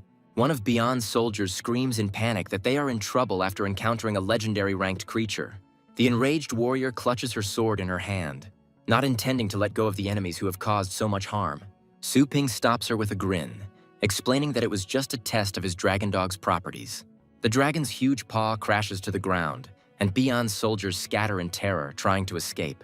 A powerful blow shakes the battlefield, and the shockwave scatters enemies like toys. With just one paw, the dragon changes the landscape, creating insurmountable cliffs in the enemy's path. Su Ping notes with satisfaction that the power passed on from the old king not only strengthened the pet's body, but also expanded its capabilities. One of Bian's surviving soldiers falls to his knees, begging the great ancestor for mercy. Su Ping looks at him with cold disdain, reminding him that Bian's followers must be prepared to die. The soldier, horrified, denies any involvement with Bian, trying to pass himself off as an ordinary survivor. He offers the hero countless treasures and his knowledge of the area in exchange for his life. The girl realizes with horror that the crystals they are mining are taken from the bodies of fallen masters. Su Ping, with icy calm, orders them to put down all their things and stand up, not giving them a chance to deceive. The soldiers happily obey, promising to carry out any of his orders, but they are in for a cruel disappointment. The mighty dragon lets out a deafening roar, and its power falls upon the pathetic traitors. In their death throes, their bodies disintegrate into bones, and they realize with horror their mistake. Su Ping looks at the crystals with cold disdain, declaring that it is not worth thinking that you can return as if nothing happened. The girl watches in horror as the hero absorbs the crystals, not understanding how he is different from Bian's people. Su Ping ignores her doubts and demands that she bring him to her grandfather immediately. Surrounded by the souls of the fallen, he declares with unwavering determination that the only way to stop the disaster is to deal with Bian. The girl looks at her savior with awe, realizing that he personally took on this deadly task.